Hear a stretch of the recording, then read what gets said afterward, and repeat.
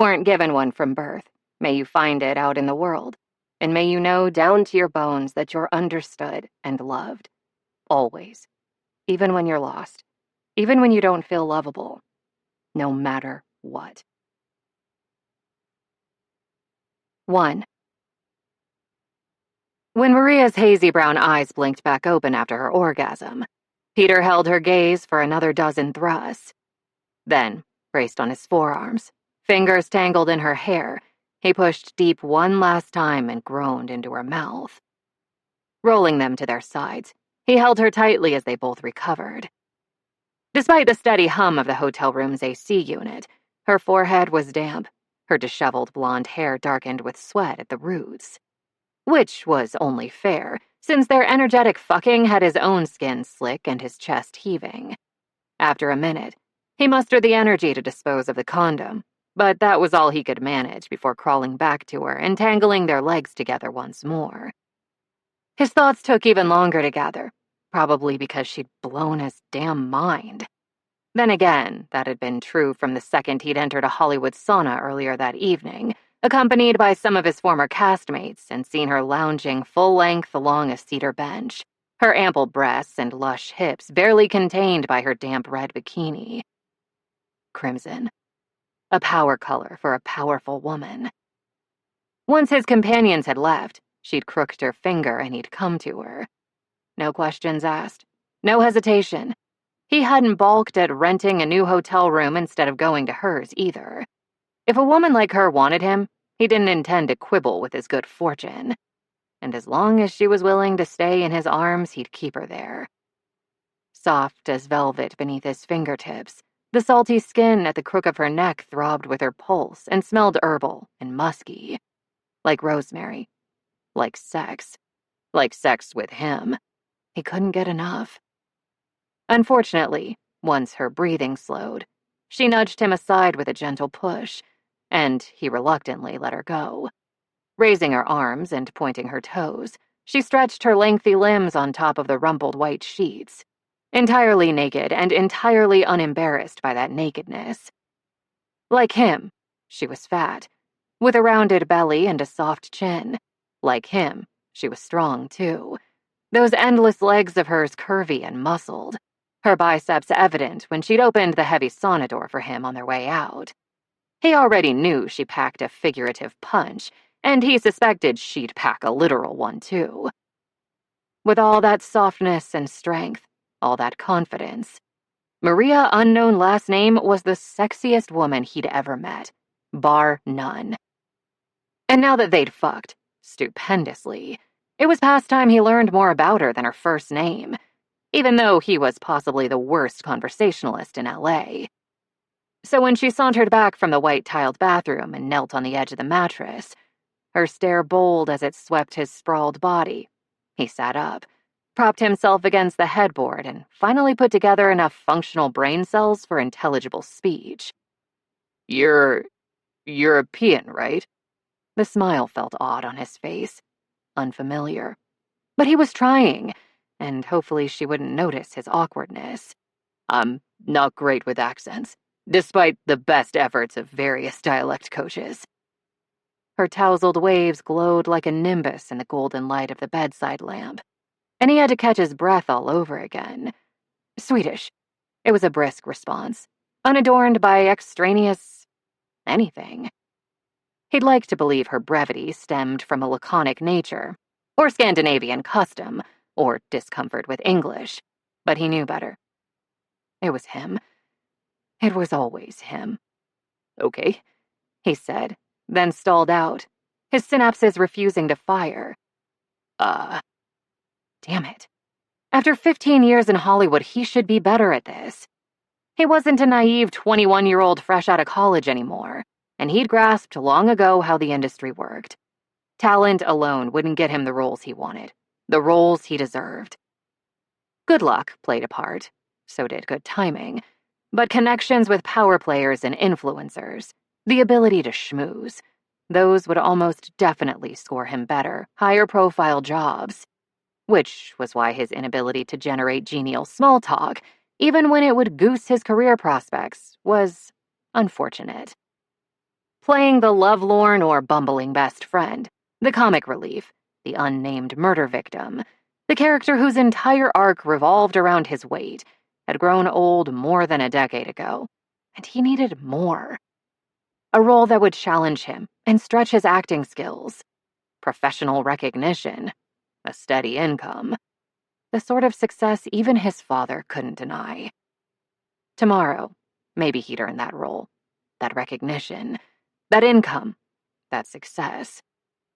Tonight, he wanted to earn more time with Maria, so he was going to have to find the right words and soon, because she'd already glanced once toward the door, and he wouldn't forgive himself if he let her leave so quickly, with no way to keep in contact. Clearing his throat, he tried again. Is that why you were at the sauna? Because you're Scandinavian? Weren't Swedes into saunas? Or was that Finns? Shit, he didn't remember. Yes, exactly. Her wide mouth curved in a smile, and an immediate surge of triumph swelled in his chest. I was curious what a faux Swedish sauna in Hollywood would look like. It is kind of an odd business to plant in the middle of sunny, palm-studded LA. His shoulders loosened as he let out a slow, relieved breath. Finally, he was gaining some conversational traction. Were you impressed? Disappointed? She considered the question for a moment. Both, I'd say. The sauna itself was lovely, although we don't use cedar much in Sweden. More aspen or alder or spruce. And of course, we're usually naked, at least in private saunas. Just as she was naked now, her breasts round and heavy and gorgeous, those plush thighs slightly parted, not wide enough so he could see between them, sadly. Is that right? Now he was smiling too, at the sight of her, at the sudden ease of their exchange. I'm sorry they didn't faithfully follow Swedish custom then. To be fair, her bikini hadn't hidden much anyway. Not how stiff her nipples got after he'd toyed with them. Not the seam of her pussy when she'd stood before him and he'd traced that tempting line with a light fingertip. The brief, teasing touch, a promise. A promise he'd made good on as soon as they locked the hotel room door and he slid his hand between her legs. When she came that first time, his fingers deep inside her, his thumb on her clit, her hair wrapped around his left fist, she'd moaned so loudly he'd expected a call from the front desk. Holy shit. At 36 years old, how was he getting hard again this quickly? At the very least, I should have been able to go topless. When he concentrated on maintaining eye contact and thus failed to respond, she elaborated. Everyone has nipples, Peter. Why only some people get to display them without police citations, I have no idea. This was entrapment. She was kneeling on the bed naked and talking about nipples, for fuck's sake. No jury of his peers would convict him for his wandering gaze. He cleared his throat. No, that's a lie. I know why. He blinked at her. Patriarchy, she declared. Well, he couldn't really argue with that. That explained a few things, including why, unlike every other woman he'd bedded, she evidently didn't shave or wax. Not that he cared. That blonde hair between her dimpled thighs, under her arms, on her legs, it hadn't turned him off. It was yet another sign of the confidence that so aroused him, and it had made the whole encounter feel primal, maybe. Honest, intimate, in a way he hadn't anticipated. Disregarding the modern conveniences of the hotel room, she could have been a woman from almost any point in time.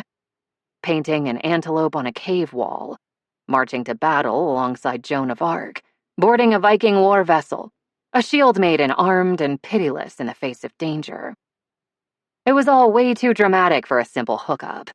Foolishly over-romantic, especially for the taciturn, plain-spoken sort of man he was.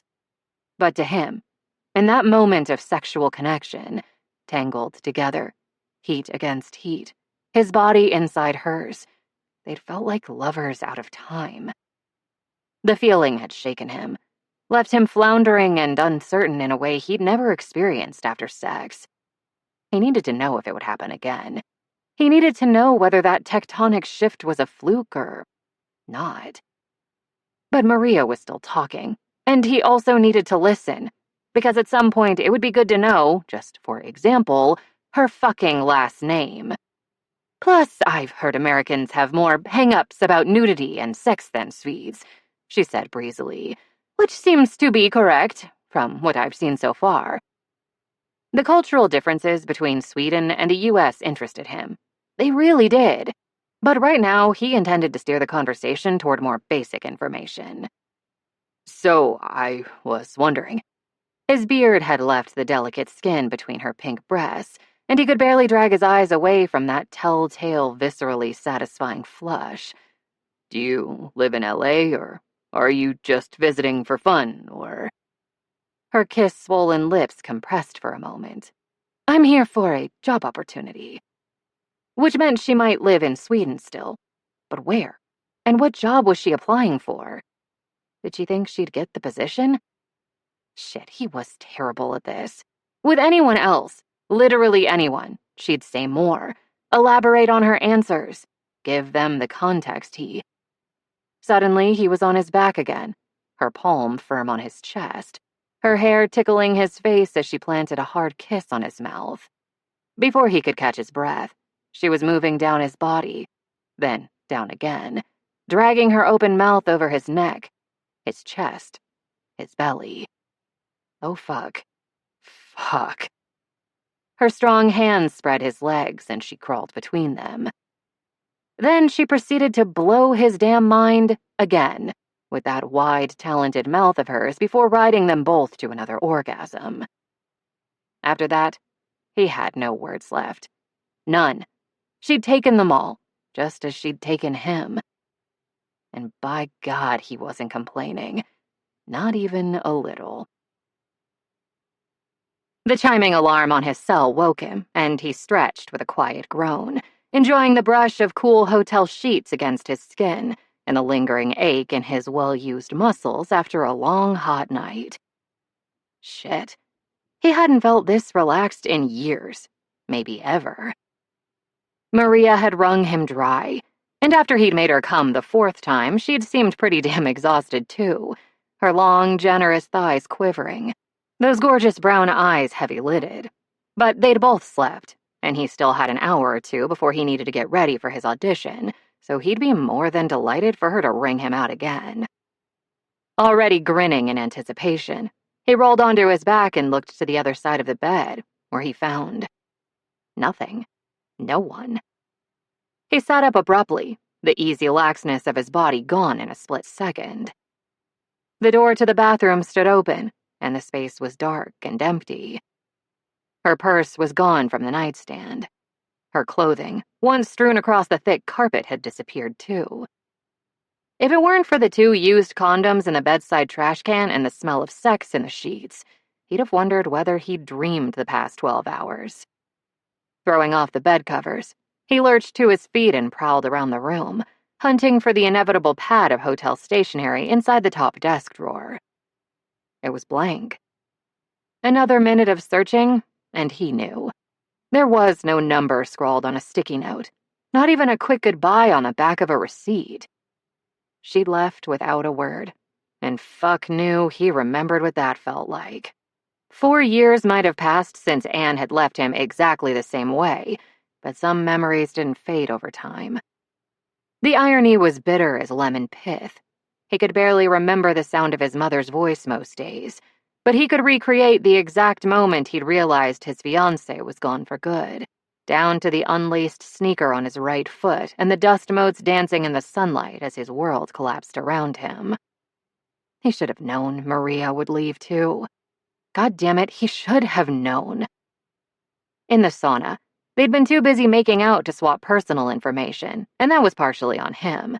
But in the hotel lobby, when he'd handed over his driver's license so she could text a friend with his full name for safety's sake, she hadn't bothered to share her own surname. And when he'd attempted to talk with her after the first time they fucked, she'd kept her answers frustratingly brief and vague. He'd blamed that on his own lack of social skills. In retrospect, though, she'd deliberately withheld any identifying information. And after their second bout of sex, He hadn't been able to gather his thoughts sufficiently for further conversation, which, again, in retrospect, she'd clearly counted on. He'd wanted to fuck her again this morning, wanted to learn more about her, because even after such limited contact, he could tell she wasn't just spectacularly confident and sexy as hell, but also sharp-witted and funny. He'd hoped to find out over a room service breakfast together how long she planned to stay in LA and whether she might move to the area. Instinctively, he'd liked her, connected with her to a foolish degree, even knowing next to nothing about her. So yeah, maybe it was stupid to feel used after a blazing hot night of no-string sex with an irresistible stranger, but he did. Used, discarded, and angry. It didn't matter. They'd had a good time together, and she was gone. He'd never see her again. Now he needed to calm the hell down and channel all that turbulent emotion into his performance later that morning. In his entire acting career, he'd never had an audition this important for a project this high profile. The role of Cyprian on Gods of the Gates, a show that was already a worldwide hit, even though the first season hadn't finished airing yet, could transform him from a character actor into something else. Something more. A leading man. Best of all, the role was meaty. Cyprian's story encompassed survival and grief, anger and fear and lust, as well as a reluctant, burgeoning romantic connection with Cassia, a shield maiden and the sole other Viking who'd survived being shipwrecked by Neptune. Why the showrunners had decided to move the story from ancient Rome to medieval Europe, but kept all the Roman gods and goddesses, he couldn't say, and he didn't care. Muddled mythology be damned. As Cyprian, he could, for once, be a love interest and a goddamn hero. But only if he performed to the satisfaction of the casting director and showrunners, as well as the other execs and creatives who'd be evaluating him today, and only if he had good chemistry with the actors they were considering for the role of Cassia. He was one of maybe 2 or 3 men still in contention to play Cyprian. In this final audition, he'd have to prove himself and outshine his competition. And he would, because in the end, Maria and her decision to leave him behind without a second glance didn't matter, not as much as his career. If he ever saw her again, and he wouldn't, he'd thank her for reminding him of that. Apparently, the casting director had a certain physical type in mind for Cyprian. Peter and the other 2 men were all white, all tall, all burly dudes with some extra heft to them, and they were all sitting in the same chilly, impersonal waiting area outside a conference room full of decision-makers. One woman had already arrived for her audition, too, and she was almost as tall as the men. Like the potential Cyprians, she was white and built along generous lines, and her long, light brown hair, glowing skin, and a crooked, charming smile made her undeniably pretty. No doubt he'd be performing with her shortly to determine whether they had sufficient chemistry, along with any other women in the final running for the character of Cassia. As they waited to be called into the conference room, all 4 of them checked their phones and tried not to fidget. And once his cell indicated 2 minutes before the hour, and no one else had arrived, Peter figured the showrunners had already decided on the pretty brunette for Cassia. Then, precisely on the hour and not a second beforehand, the door to the waiting room swung open again and... Shit. There she was, all tits, ass, belly, and long legs. She strode confidently toward the nearest empty seat, wearing some sort of expensive-looking patterned blouse, skinny jeans, and polished boots with low heels, her shoulder-length hair rippling with waves and shining under the fluorescent lights. Maria, whoever the fuck. The woman who'd fled from their hotel bed without a single word. She sat gracefully, deposited her purse in her lap, and glanced around in bright-eyed curiosity, smiling.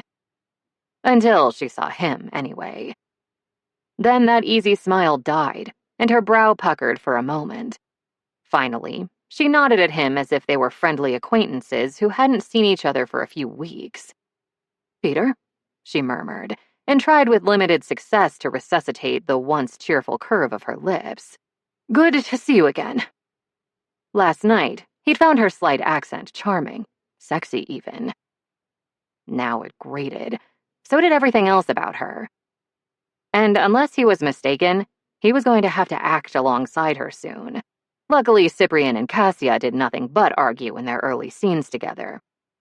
That worked for him. In response to her greeting, he simply looked at her, expressionless. She met his eyes without flinching, and held his gaze until the door to the conference room opened and the casting director poked her head out. "Peter and Maria, please join us," she said. Fuck it all. Apparently, he wouldn't have any time to reconcile himself to this clusterfuck. So he rose to his feet, offered the casting director a respectful dip of the chin, and walked through the doorway without glancing back at Maria. The conference room was large and filled with various people. Some he recognized and others he didn't. The showrunners he spotted right away, as well as a director with whom he'd worked previously. Then he and Maria were ushered toward the front of the room and given an excerpt from a script, and he immediately dismissed everything but the role. Nothing existed but the dialogue, the expressions, the gestures, the emotions he was meant to display and evoke. If he could, he'd dismiss Maria too, but in this task she was his partner. Though not a particularly accomplished one, as he soon discovered. She delivered her lines well, he'd give her that, but her expressions and gestures were too exaggerated for television or film, especially in a show like Gods of the Gates, where the cameras would pull in tight and let the audience read every subtle shift on her mobile face, every twitch of her fingers, or infinitesimal tilt of her head. After a minute or two, Ron Atchison, one of the showrunners, interrupted her in the middle of a key bit of dialogue to give feedback, and he didn't mince words. "This is your first time auditioning for a television show. Is that correct, Miss Iverson?" Ron asked, slouching back in his cushioned chair and steepling his fingers. Maria didn't hesitate before answering. "Yes." "Then let me offer some advice. This isn't a dusty stage in a small Stockholm theater, and you're not playing for the yahoos in the last row." He glanced toward his fellow showrunner, R.J. Nolman, and rolled his eyes. "Take it down a dozen notches, will you?" When it came to television and film, to Hollywood and its power players, she was an amateur. And thank fuck, she clearly wouldn't be chosen for the role of Cassia, because he wasn't wasting his best, and possibly his final, real shot at professional respect and success on someone who didn't know what the hell she was doing. Not when the actors playing Cyprian and Cassia would be performing together, one-on-one, without other cast members, and on an isolated set, potentially for years. Not when his gut churned acid at the mere sight of her. Maria didn't argue with Ron, but she also didn't appear embarrassed or cowed by his criticism. Her chin tipped high. She waited calmly for further guidance. "Fantastic work, Peter. Continue everything you're doing." In theory, RJ was complimenting Peter, but he was staring at Maria, twisting the knife a bit, maybe to see how sensitive she was, how she'd react. "Let's start again from the top." Peter had to give her credit. She didn't flinch at RJ's jab, and in their second go-round, he could tell within moments that she'd adjusted her performance in accordance with Ron's direction. In fact, she adjusted so well that Peter abruptly fell into the scene with her. "I told you to save Eric," she cried, angry and broken at the loss of her Viking lover to the roiling ocean. I told you I could swim, and he couldn't." He kept his face stony, only the merest hint of his mingled grief and relief evident in his expression. "You were tiring, and you were nearer to me than he was. I had a choice. I made it. Now we'll both live with it."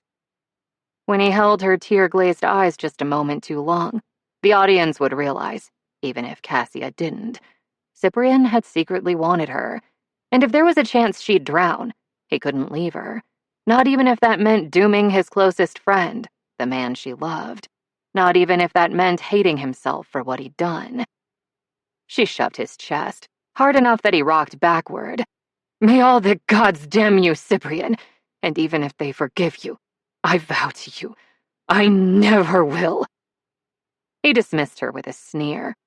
So be it. Her snarl of heartbroken rage in response was perfect. Just loud enough. Just obvious enough. Maria was no longer playing to the cheap seats. Still, this take was probably a flash in the pan.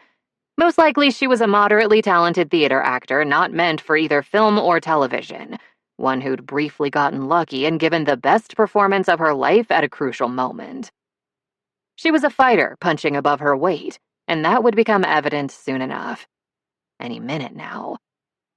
But by the time she and Peter finished their scene, then did a cold read of another script excerpt, Ron's smirk had entirely disappeared, and RJ had turned to the casting director for what appeared to be a whispered, extremely intense conversation. Various execs looked thoughtful, and a few were even smiling. It shouldn't have been a surprise, not after their pleasurable but ill-fated night together, but somehow it still stunned Peter. He and Maria had undeniable chemistry. Worse, after her disastrous start to the audition, she'd recovered. More than recovered. At least for this one morning, this one audience, she'd shone. Before the showrunners finally dismissed them back to the waiting room, RJ complimented both of them on their performances, then urged them to clear their schedules for the rest of the day and have their agents or managers on call. The decision-makers in the room still needed to put 2 alternative Cyprians and another Cassia through their paces, of course, and maybe those other actors would slay their auditions. Maybe their performances would demonstrate such towering chemistry and acting ability. Maria and/or Peter would find themselves shunted aside. That said, the showrunners weren't exactly being subtle. "I think it would behoove both of you to have your teams waiting in the wings," Ron told Maria with a wink, even Peter considered smarmy, just in case. That was the moment Peter realized. Even if he landed the role of a lifetime today, he might still have a serious problem, one he had no idea how to solve. And her name was Maria. 2. Late that afternoon, both Maria and Peter signed their contracts after due consultation with their agents, and in her case, her brother Philip, a lawyer. It was all a bit surreal, frankly. A couple of months ago, she'd sent in her audition materials on a lark, eager to get far, far away from her family's concerned scrutiny and her own wounded heart. Itching for a new professional challenge, she'd taken her shot but hadn't expected much to come of it. Because yes, despite her talent, she wasn't actually an experienced film or television actor, and no one in the United States knew her work. But now she'd somehow landed a plum role on Gods of the Gates, the biggest show on television, not just in America, but around the world, including in Sweden. She couldn't be prouder or more excited, and she couldn't wait to tell her family. Only one cloud currently darkened her delightfully sunny skies. Peter. Tall, dark, sexy, surly Peter Reedton. Her closest colleague would be the man she'd fucked and left without a word last night. It wasn't optimal, frankly. All afternoon, she'd tried to catch his eye and get him alone for long enough to smooth things over, to offer what explanations she could, whether or not he found them satisfactory, to diffuse any awkwardness between them in a private conversation, maybe even to tell him how unexpectedly hard leaving him behind had been, how often thoughts of him had entered her mind that morning, and how much she'd not only wanted him, but also liked him. Enough to frighten her. Enough to make her run. From the moment Peter walked into that sauna, she'd wanted to fuck him. But she'd seen no possible future for them, and these days, she allowed herself no intimacy of the non-sexual variety with short-term lovers. She did entirely casual or fully committed. Nothing in between. There was no point to it, and she wouldn't waste her time, her energy, or her heart. She'd learned that lesson early and well, and suffered through a refresher course on the topic only months ago. When it came to their one-night stand, liking Peter hadn't been a bonus, but a threat. So she'd insisted on a hotel room, and hadn't offered hers as an option. When they were finished, she didn't have to persuade him to leave. She could simply go, and that was exactly what she'd done. Now he was avoiding her, which was quite a trick, given her centrality to the day's proceedings. No matter. She could bide her time. Hours later, her opportunity finally came. After various rounds of congratulations and discussions about their next steps, the two of them were allowed to leave the studio. Peter didn't hesitate, and he didn't offer her a single unnecessary moment of his attention before heading toward the parking lot. He wasn't an especially chatty soul. That had been evident from almost the first moment she'd spotted him across a steam-hazed sauna. She hadn't cared. The other men in his group, she could take her leave. They were tall and tanned and impeccably groomed. Lean, ripped. Their bodies were hard, top to toe, and good for them. But that wasn't what she most wanted in her eyes and in her bed.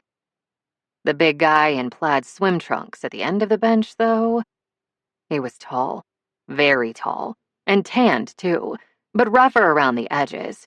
Maybe mid-30s, about a decade older than her, with intriguing little lines fanning out from the corners of his eyes. His wavy, near-black hair, slicked back from his face, fell to his broad shoulders. His beard was thick and well-maintained, but just a little too long for the cover of GQ, unless they had an annual Big Hottie Lumberjacks issue she hadn't yet encountered on newsstands.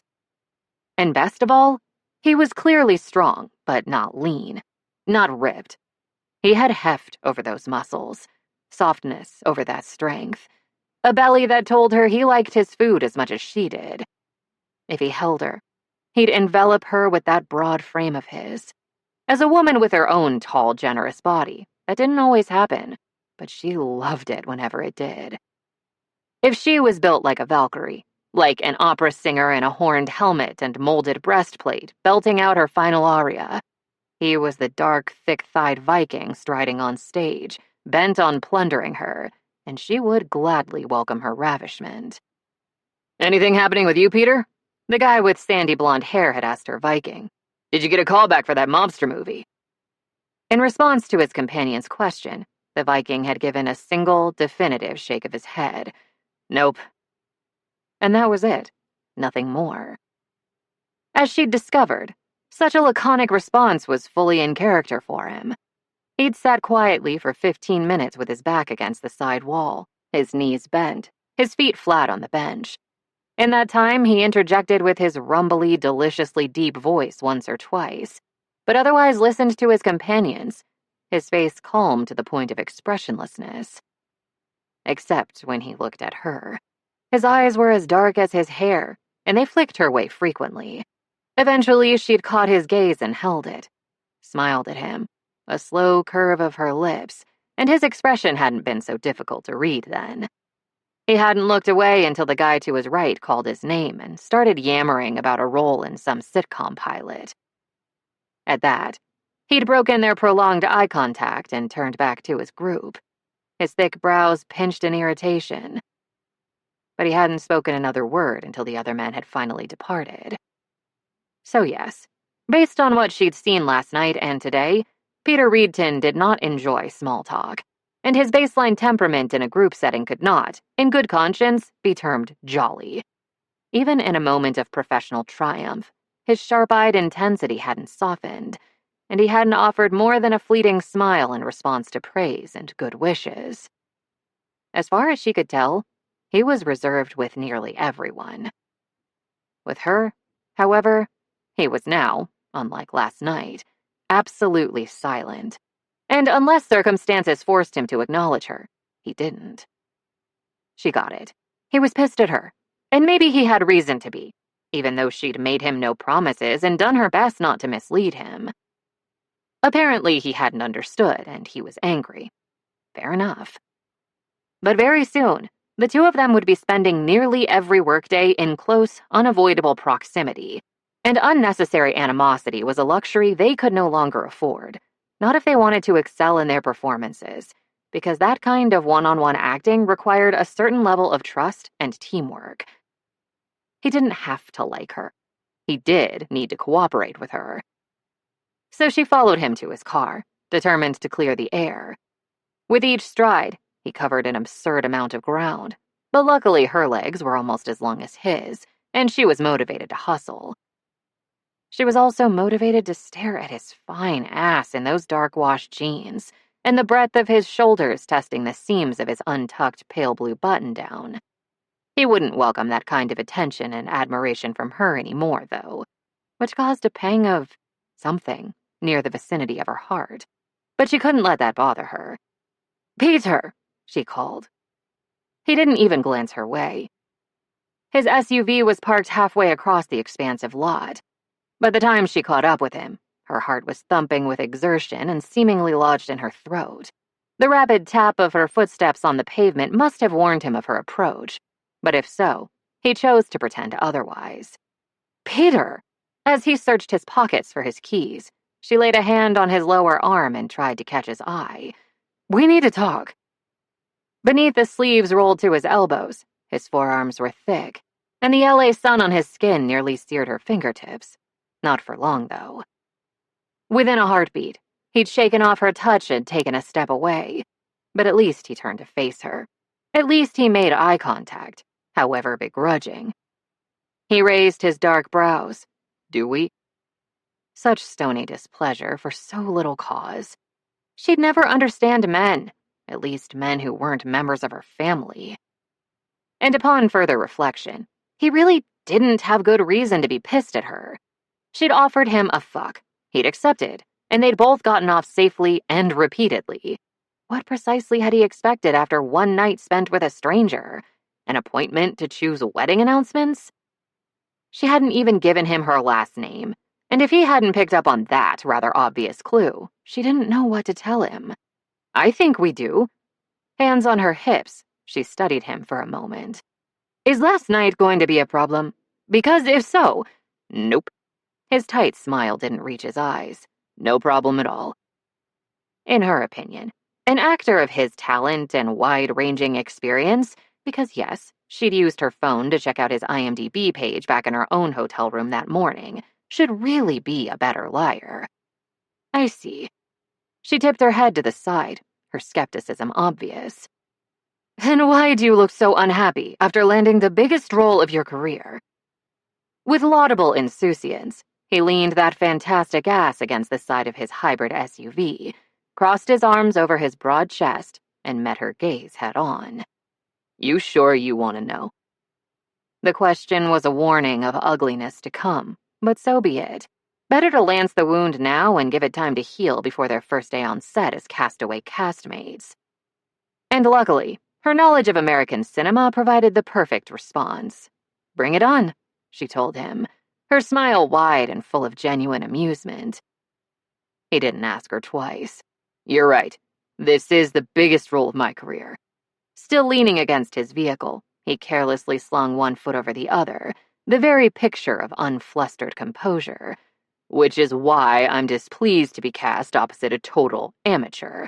One who's likely to drag down my performance and stop me from getting the recognition I deserve." Wow. Wow. Once more, she'd proven her inability to choose men who weren't assholes. Which was why, when her friends had asked why she wasn't dating again months after the breakup, or hurrying to move out of her parents' home, she told them men would come and go, but family was forever. Her brow furrowed in feigned confusion. "I hadn't realized one could still remain an amateur after years of performing on stage in one of Europe's most sophisticated cities and earning the most prestigious theater awards offered by her country." "Ah," he nodded thoughtfully. "Out of curiosity, what's Sweden's population?" Oh, she knew where he was going with this. "A little over 10 million. His chest shook with his laughter. "That's even less than I thought. Shit, it's about the same population as Los Angeles County. Still, congratulations on your very prestigious awards. I'm sure your family is extremely proud." Her hands on her hips curled into fists, but she bit back the vicious swipe tingling at the tip of her tongue. "At least I've won acting awards, unlike my new castmate. His roles were never prominent enough to garner that sort of attention." Instead of lashing out, she told him the simple truth. They are proud. For some reason, that was when his fake little smile died. "I'm sure Stockholm's great, honey, but it's no Broadway." The endearment was so acidic, it should have stripped the finish from his vehicle. His condescension so thick it could choke them both. And theater experience doesn't always serve film and television actors well, as I believe you learned during our first go-round today. True. Her own smile was sweet enough to give him a toothache. But one thing theater experience teaches you is how to adjust your performance quickly, as needed, so the production can shine, as I believe you learned during our second go-round today. He didn't argue that point, probably because he couldn't without outright lying. Again. After one long, slow breath from the depths of her diaphragm, then another, she softened her tone and offered him the best olive branch she could. I may not have much experience in film or television, but I'm a talented, hard-working actor, and I'm excited about this role. I don't want to fuck up your career or my own, and I won't. He regarded her silently, his narrowed gaze guarded. Then he sighed and dropped his arms to his sides. I guess that's something. Maybe it wasn't the sturdiest of olive branches to get in return, but she'd take it. Take it and run with it, especially since she had a question for him. I was wondering. She paused, waiting him out, forcing him to engage. It took him a minute, but he finally sighed and grunted. What?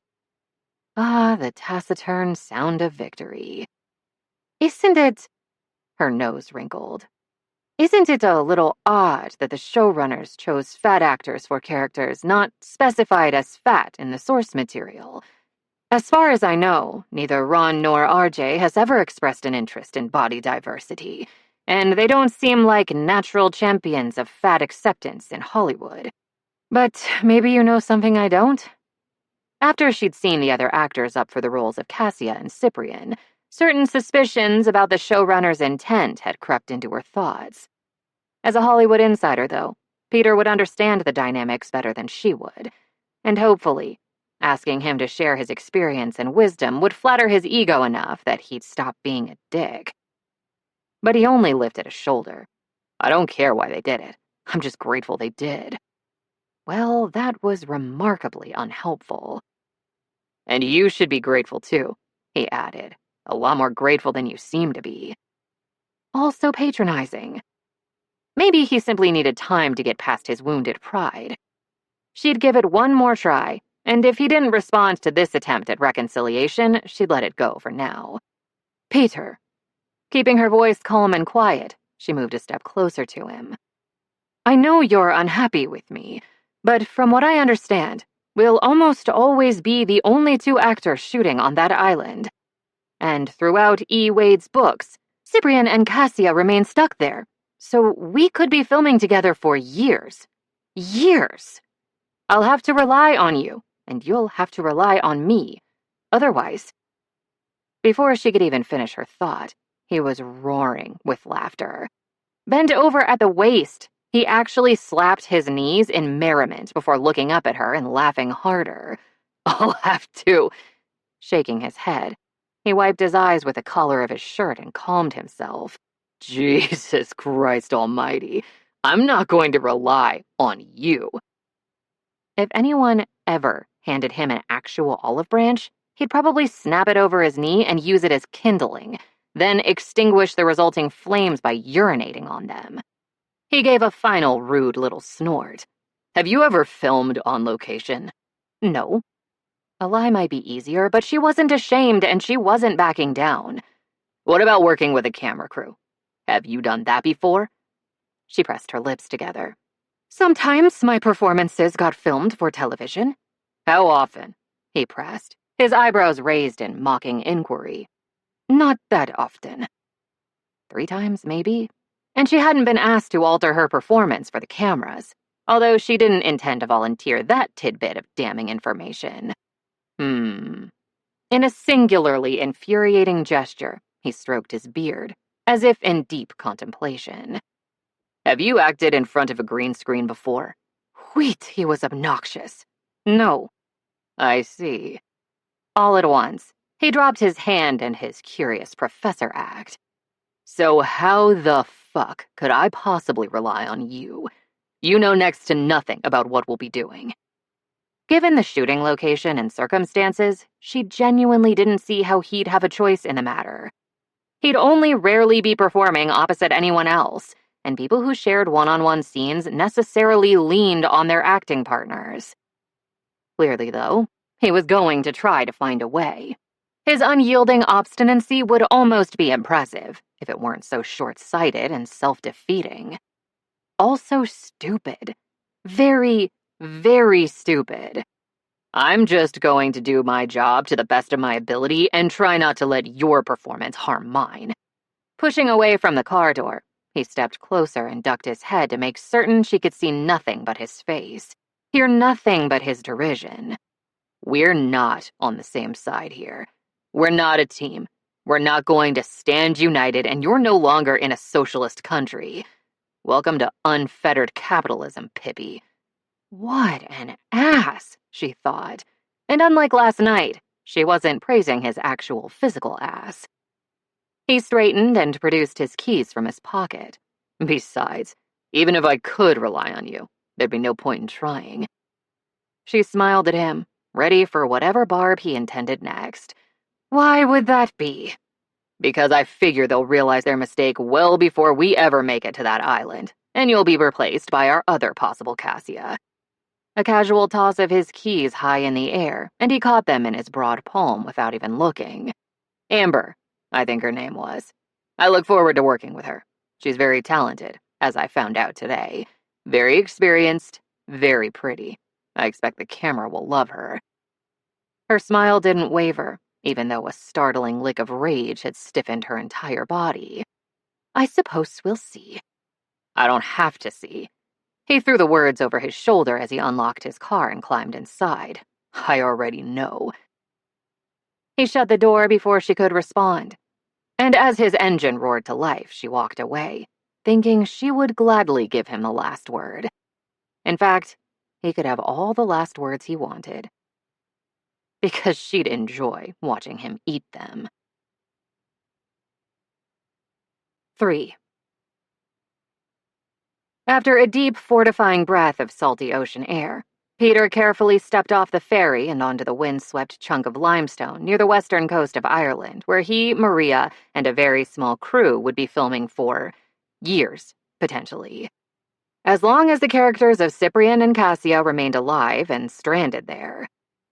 After slinging his huge duffel over his shoulder, he walked to the end of the pier and waited while everyone else disembarked. The assistant director, line producer, boom op, camera op, hair and makeup artist, Grip, and a handful of other crew members, one by one, they ventured off the wave-rocked boat and took a moment to look around and get their bearings. Maria was one of the last to disembark, probably due to her truly absurd number of huge suitcases. To be fair, although fairness wasn't generally something he cared all that much about, she did wrestle them onto the pier with a startling amount of vigor and without complaint, so at least she had that going for her. Daryl, their production assistant, well-muscled and lean in his low-slung jeans and long-sleeved tee, gave her a big, gleaming smile and leaned in. Way too close, in Peter's opinion. "Need some help with your bags, Maria?" the PA asked. Did the kid even have enough experience to participate in such an important shoot? He looked like he was 25 max, barely old enough to rent a... Wait, wasn't Maria 25 too? Peter scowled, then immediately cleared his expression in order to prevent further wrinkling across his forehead and at the corners of his eyes. Damn it, 36 was not old. I wouldn't say I need help. Her wide grin plumped her cheeks and lit the cloudy afternoon, but I'll certainly accept some, especially when it's offered so kindly. Thank you, Daryl. After she rolled 2 of her suitcases closer to him, she briefly touched his shoulder in seeming gratitude. Within seconds, he was capably wheeling those bags alongside his own suitcase and matching his stride to hers as they easily chatted about whatever other people chatted about. The colony of 20-odd seals they might spot on shore, evidently. Also, a cranky local dolphin known, for whatever bizarre reason, as Dolphy McBlowholeface. Not that Peter was listening that closely. She apparently slaps away overfamiliar tourists with her fins, Daryl noted with another obnoxiously bright smile. Or sprays blowhole water in their faces. Maria's snort was audible. even over the constant swoosh of wind. I've met actors like that. Peter refused to check whether she glanced in his direction after saying that. Refused. Anyway, I'll bet the island's year-round residents enjoy the show, she said as she easily rolled her remaining bags off the pier and onto the flat, fissured pavement-like slabs of limestone that covered much of the island. Clints, those grass-edged slabs were called. Freaking Daryl wasn't the only one who'd done his damn research. Yup, the PA nodded. Especially since visitors are warned to leave her alone. If they get slapped around by a disgruntled dolphin, they're just getting what they deserve for disturbing local wildlife. So what you're saying is that she beats up importunate, handsy admirers and drives them away without mercy or consequence. She tapped her chin thoughtfully, her lips twitching. I think Dolphy McBlowhole-Face should be my new life coach, or possibly my future waterlogged wife. When Maria and Daryl chortled together, Peter turned away to hide his frown before hurrying toward one of several horse-drawn carts waiting by the harbor. Jaunties, the locals called them. Passenger cars weren't allowed on the hilly, startlingly green island's few roads. The production had received special dispensation to use transport vehicles for necessary equipment, but otherwise, everyone would be walking, riding a bike, or taking a jaunty wherever they went. Unlike his agile triathlete of a father, Peter didn't have a great sense of balance. And he couldn't see himself forcing beleaguered equines to cart him everywhere, so he figured he'd mostly be hoofing it. Which he didn't mind, honestly. He enjoyed walking, and exploring the sparsely inhabited island on foot might distract him from potential boredom and other issues. When Maria's voice came from too close behind him, I'm issuing a seaweed-eating challenge to you and the entire crew, Daryl, because if I'm dying of iodine poisoning as we film this season, I'm taking all you bastards out with me.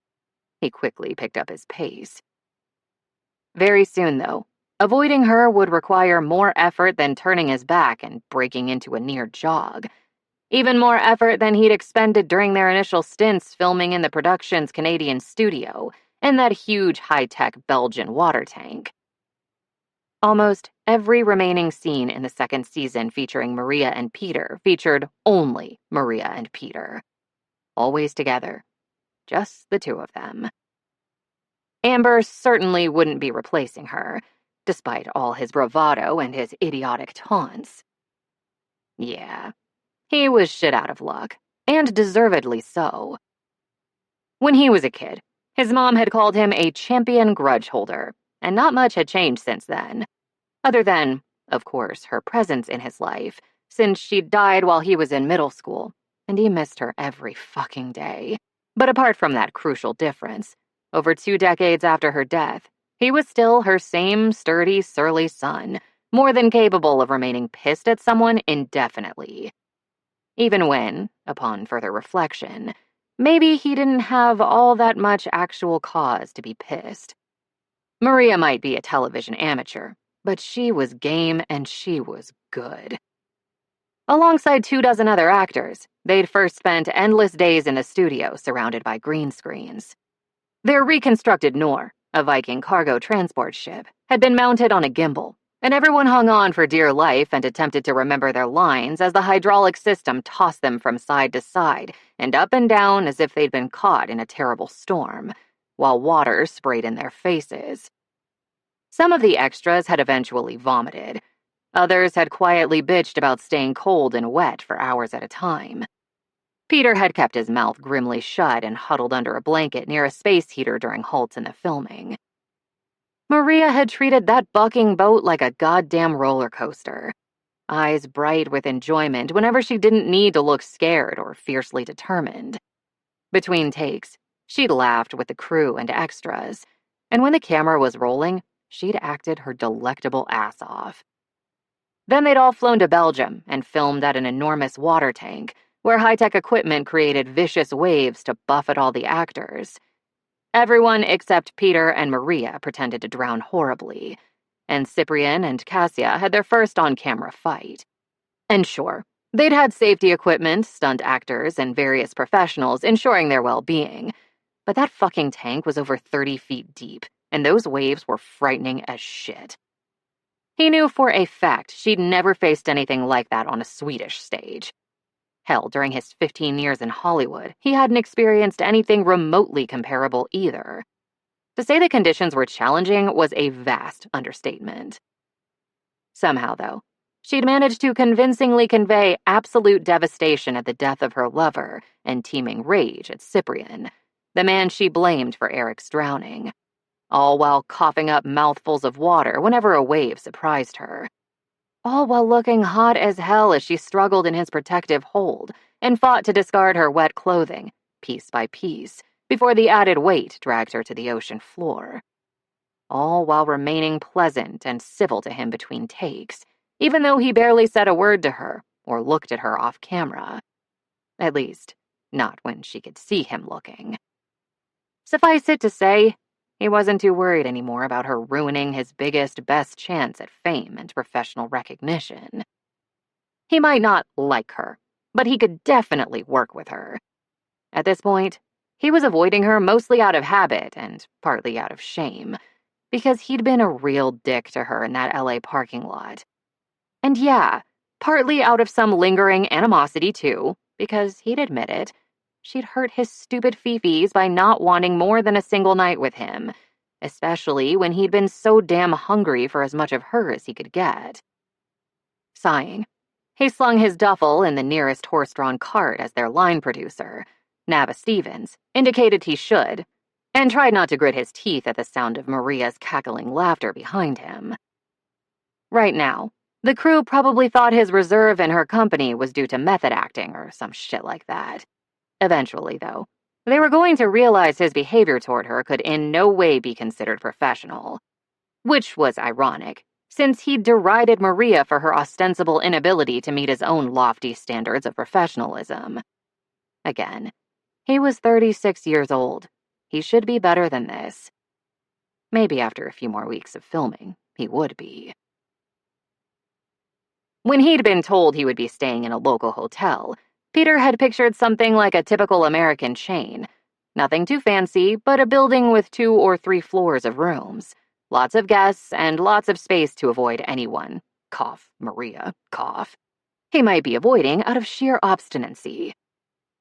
Turned out, very few tourists stayed overnight on the island, and the local fishing community didn't require turn-down service. The only actual hotel on the island, as opposed to a few rented rooms in private homes and a handful of small inns, usually stayed open only from April through September. It was now June, but filming would take place during the winter too, and the couple who owned the place had been persuaded to return anytime filming did. Upon first glance, the All Suites Hotel was nicer than Peter had anticipated. Elegant in its simplicity and not at all generic. 1-story constructed of local stone, with panoramic windows everywhere. Gleaming wooden floors and thick rugs. Fireplaces. King beds. Granite bathrooms. A private outdoor seating area for each spacious suite. Living there, even for months at a time, shouldn't prove a hardship. The older half of the couple, a 50-something black man named Fionn, had cooked for Michelin-starred restaurants around Europe before coming home to run the hotel's small, well-regarded restaurant. His pale, freckled husband Connor dealt with their guests' other needs, so far with impeccable politeness and easygoing charm. But the damn place boasted 5 suites. Total. 5. Those suites went to him, Maria, the director, the producer, and the cinematographer. Everyone else was scattered around the island, staying in those tiny inns and rented rooms. Maria had been given the suite right next to his. Fuck it all. And all 5 of them would be eating the included breakfast together every morning in the hotel's small dining area, just like one big happy family. Speaking of which, Maria apparently spoke to her family daily. Even now, she was chatting with them in rapid Swedish as she began to haul her luggage to her door one-handed, piece by piece, her other hand occupied in clamping her cell to her ear. From all indications, she and her family got along great, and today's call proved no exception. "Ja, Mama," she said, then unsuccessfully tried to drag a particularly heavy suitcase over the threshold to her suite as she laughed. "Fem! Fem!"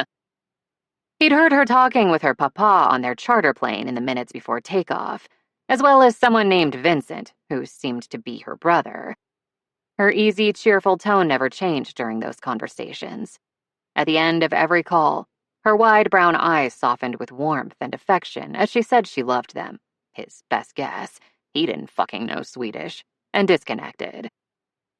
He had no idea how it would feel, being in a family like that. He did know that watching it from the outside hurt. Her one hand clearly wasn't up to the task of wrangling such oversized luggage. She'd paused in her attempts to hoist her bags over the threshold, probably intending to wait until her call ended. But she needed to get inside her suite and away from him ASAP, and he knew exactly how to hurry things along. He set his enormous duffel along one side of the hall, then, placing his hand on her shoulder, using the least possible pressure and dropping the contact as soon as he could, he nudged Maria out of her doorway. Her rapid flow of words faltered for a moment, and her confused stare licked at his skin like a flame, but he kept his own eyes elsewhere. With 2 hands and 1 heave, he deposited her largest suitcase 5 feet within her suite, then the next largest, and so on, until all her luggage was resting on that pale wooden floor against the wall. For good measure, he wrestled the heaviest suitcase, one she'd evidently filled with bricks, or possibly lead weights, onto the waiting luggage rack. It wasn't an apology, but at least it was something. And fucking hell, he didn't want to hear those fond family farewells again, even in a foreign language. So without a word, he urged her into her suite using the same glancing, minimal contact with her shoulder as before, paying no attention to her sudden silence. Then he shut the door firmly behind her and set out for a walk that would last until their team's first official on-location meeting later that afternoon.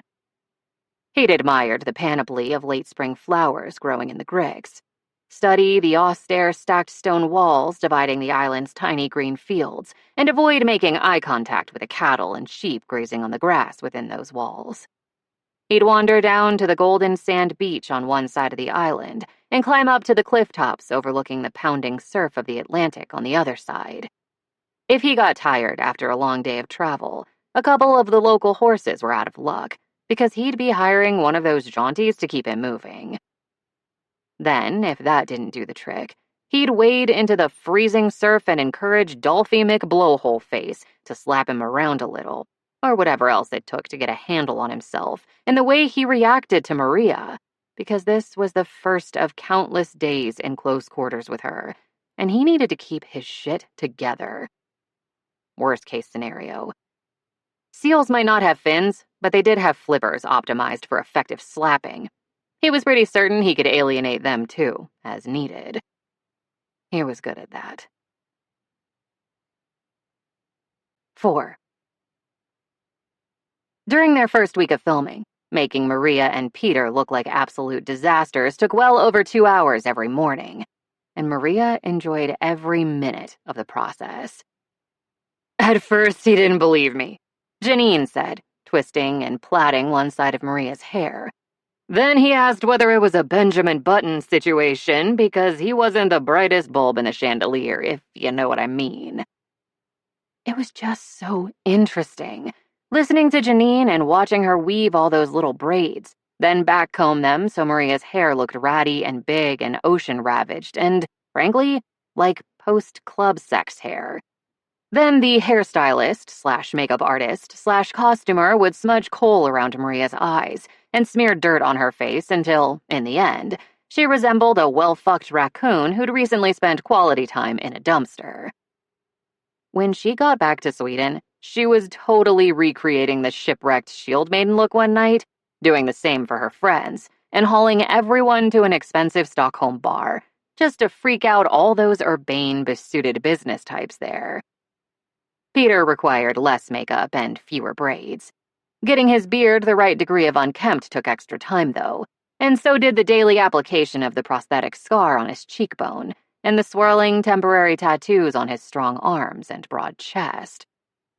Those tattoos, while slightly blurry and monochromatic, suited him far too well, as did his costume, or rather his lack thereof, because he spent those early days of filming shirtless, his chest bare, his shredded leather pants exposing more than a hint of his powerful thighs.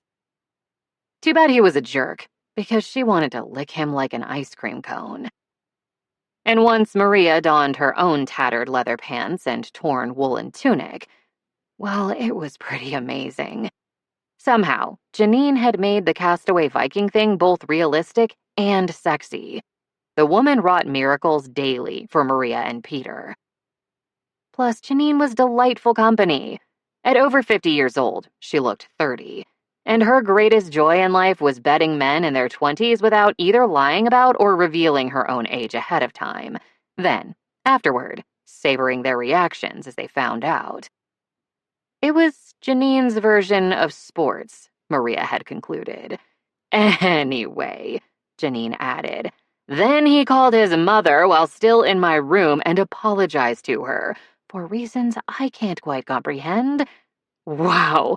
Maria didn't want to consider the Freudian implications too deeply. Awkward.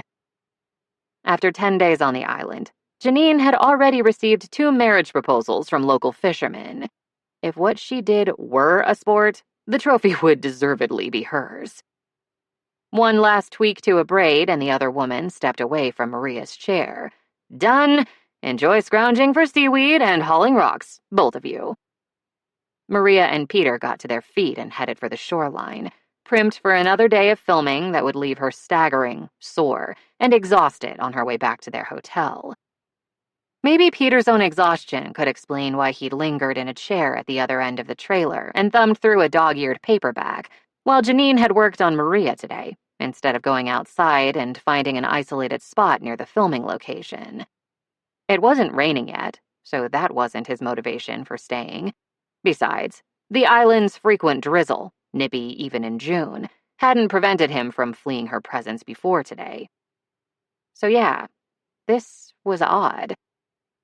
She and Peter had made it through their first week of on-location proximity without further hostilities, although the chill between them remained. Before today, he'd still avoided her whenever possible, and she'd remained civil but hadn't pushed her company on him. To be fair, he kept his distance from everyone, but with the crew, as opposed to her, that distance seemed more due to blanket awkwardness than specific dislike. He might appear unfriendly in their presence, but she'd come to suspect he simply didn't know how to make casual conversation or find common ground with people he didn't know, both of which she would gladly help him with, if he'd only thaw enough to let her.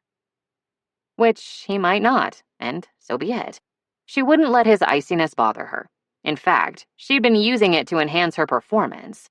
Because the unspoken tension that coalesced between them, thicker than the island's frequent fog, it helped her get into character.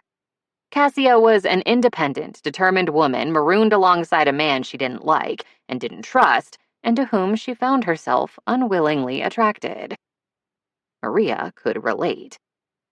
They'd almost reached the semicircle of crew surrounding the area, where Cassia and Cyprian were hauling rocks from the shore and stacking them into an initial shelter. More a wall than anything else, really. A windbreak that would suffice for the summer, as they built more permanent shelter and preserved food in preparation for the long, dark winter ahead.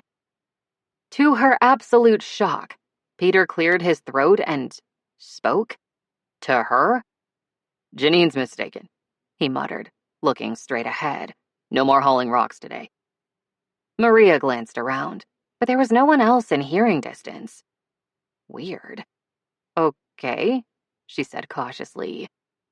He tilted his head toward Ramon, their director, who was studying something near the shore. This morning at breakfast, Ramon said we were moving on to the food gathering scene. Even before he'd hated her, during their one night together, she wasn't certain Peter had strung this many words together in a row. Had an Irish witch cast a chattiness spell on him?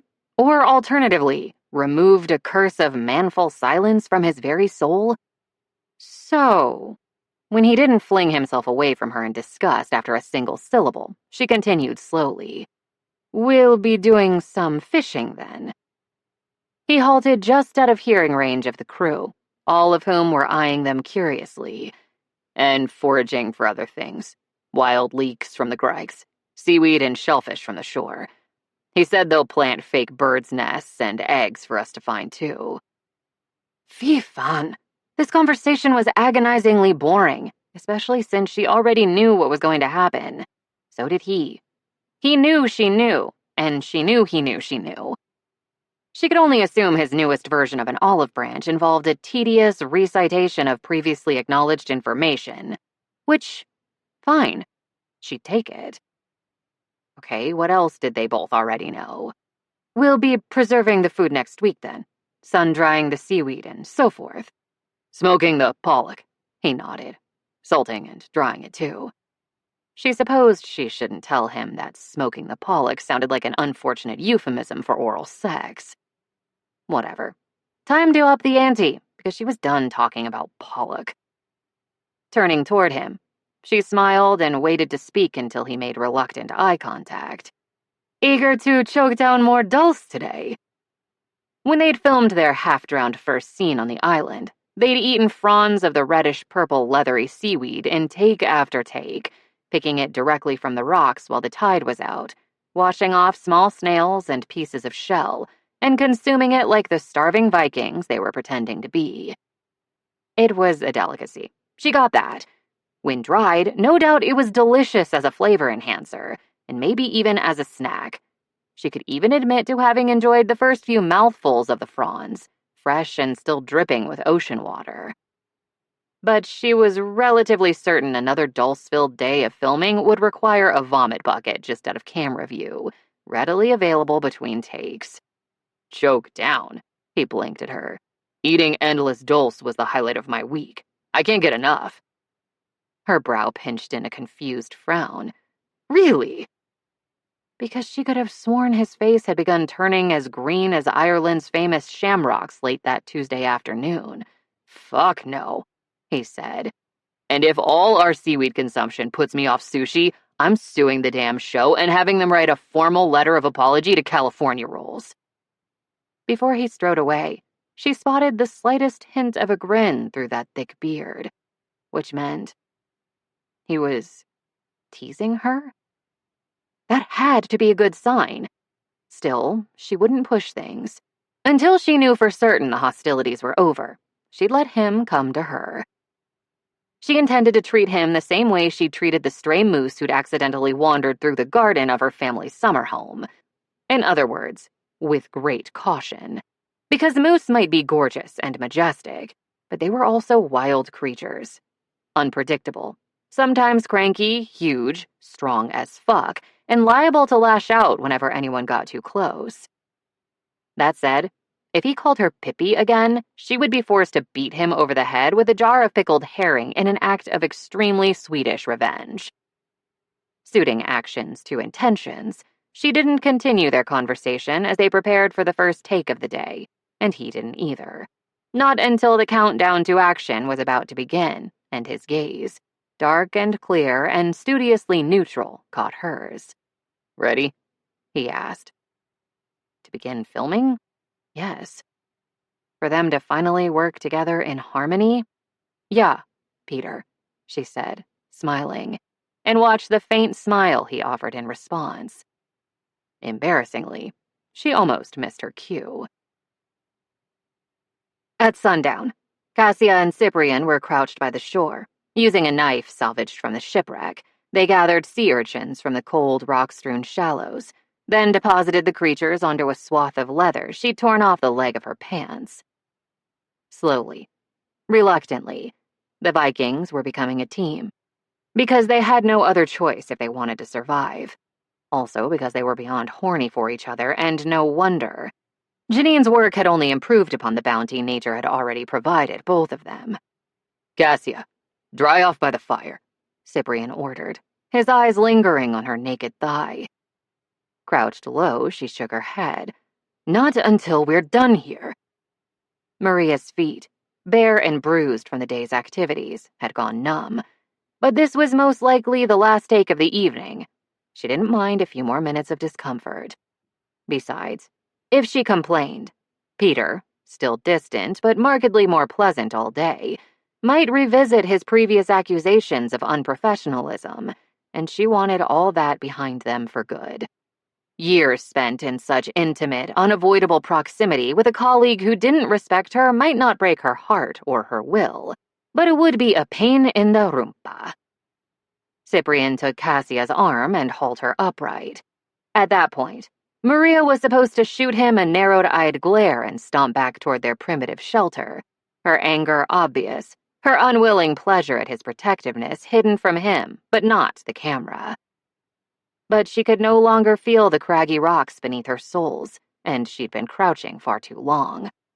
As soon as he released her arm, she lost her balance, slipped on a seaweed-slick chunk of limestone, flailed, and began to fall, only to find herself slammed against Peter's chest, her breath squeezed from her lungs by the unforgiving pressure of his arms around her.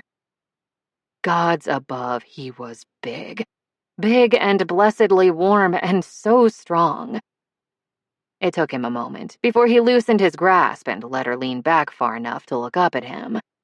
Far enough to see the severe line of his mouth, the angry concern in his gaze, and the stony set of his jaw as he held her tight and safe in his embrace.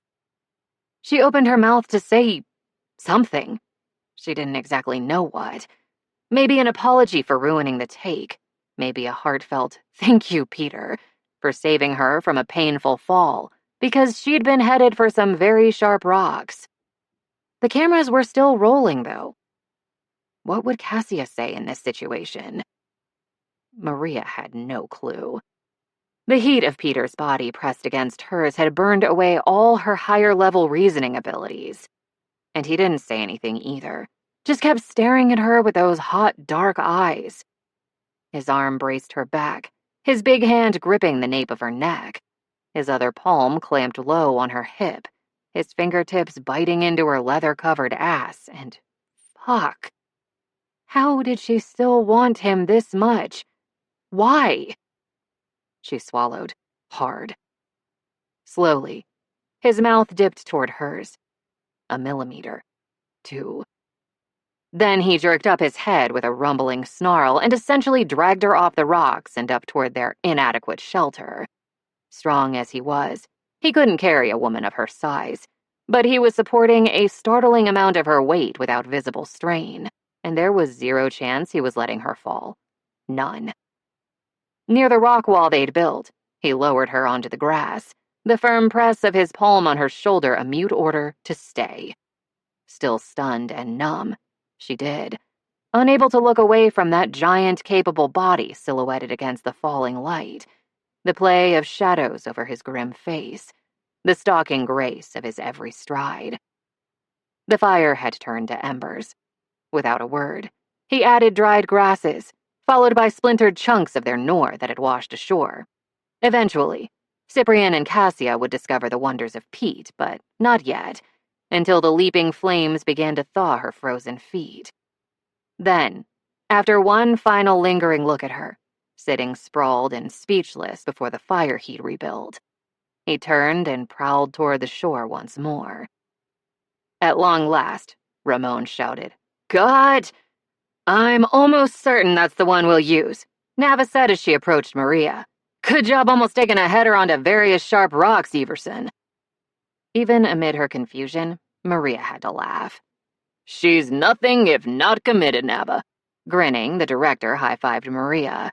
"Great work, everyone. We're done for the day." It took a long, long time before Peter returned from the water and rejoined the group. For the rest of that night, he avoided her again, sat as far away from her as possible at dinner. He didn't speak to her. He didn't even glance her way. And if she claimed not to know why, she'd be lying. What lay between them, the undeniable chemistry, the brief but fraught history, was inconvenient. Much as it might sting, maybe avoidance truly was the smartest path forward. Still, the next morning, when he talked to her again, the relief almost brought her to her knees. Gods of the Gates Cast Chat, Sunday night. Summer. Maria and Peter, welcome to the chat. You probably already know this, but I play Lavinia. I'm so glad you're part of our Gates cast now. Heart emoji. Mackenzie. Yes, Whiskers is so excited. I knew that even before he said so because he cleaned himself with unusual vigor after we got the email. Just went to town down there. Didn't you, Whiskers? Didn't you? Oh, and I play Venus. Ian. Christ. More co-stars. Just what we needed. Some episodes, Jupiter is barely on screen as it is, which is a travesty. Kara. Ian, I'm fucking warning you. Ian. I'm Jupiter, obviously king of the gods. Alex. No, you play Jupiter, which is not the same thing. And don't be a dick to our new castmates, or I'll find your main tuna stash and donate it to local sushi places. Every last goddamn morsel. Ian. You wouldn't dare. Asha. He definitely would. And if he didn't, I would. So either be kind or be quiet, Ian. Welcome, Maria and Peter. I'll say more later when I'm back from Ibiza, but I'm delighted you're part of our group. And I play Psyche, the mortal who's way too good for Cupid. No offense, Alex. He plays Cupid. Alex. Offense. Offense, I say. Kara. Maria motherfucking Evershone. You gorgeous Swedish bitch. Welcome. Peter, never met a role I couldn't fucking slay, read tin. Welcome, you tall goddamn drink of Viking goodness. I play Dido, the Felix Regina herself, who's also way too fucking good for her boy toy du jour. Marcus. I would dispute that, but we both know it's true. I play Aeneas, BTW, the boy toy in question. Alex. Zip it, everyone, it's my turn to offer gracious greetings. Just letting you know, Peter, if you end up dethroning me in fan thirst celebrity beard we most want to ride poll, revenge will be mine. And it'll be a dish served piping hot because I'm an impatient son of a bitch. Marcus. Dude, you realize he doesn't know you and doesn't know you're joking, so that could be construed as a serious threat, right? Alex. Whatever. He'll eventually learn to appreciate all the glory that is moi. Ian. Don't count on that, newbies. After almost 2 years working together, Jupiter still thinks he's an asshole. Kara. Ian, don't you have gross tuna smoothies to make somewhere way the fuck away from your phone? Ian. Yep, my 2-hour tuna timer just went off. Jupiter out. Alex. I will never forgive that smelly bastard for ruining Poke for me. Anyway, glad you're with us, Peter. You're an amazing actor. Just work on making that beard a bit less lush and enticing. Thanks in advance. And Maria, I Googled the living hell out of you after we got the announcement, and the casting director scored huge when she found you. Also, all that body positivity and fat acceptance stuff, love it. Anything I can do to help, let me know. My vast array of scintillating talents is at your disposal. Also my beard. My very thick and soft and lustrous and pole-topping beard. Maria. Thank you, Alex, and everyone else too. Marcus. I'm happy you're part of our cast now. Both of you. Maria, I watched your performance as Nina in The Seagull on YouTube. Your acting was masterful and heartrending. Maria. Thank you. That's very kind. Marcus.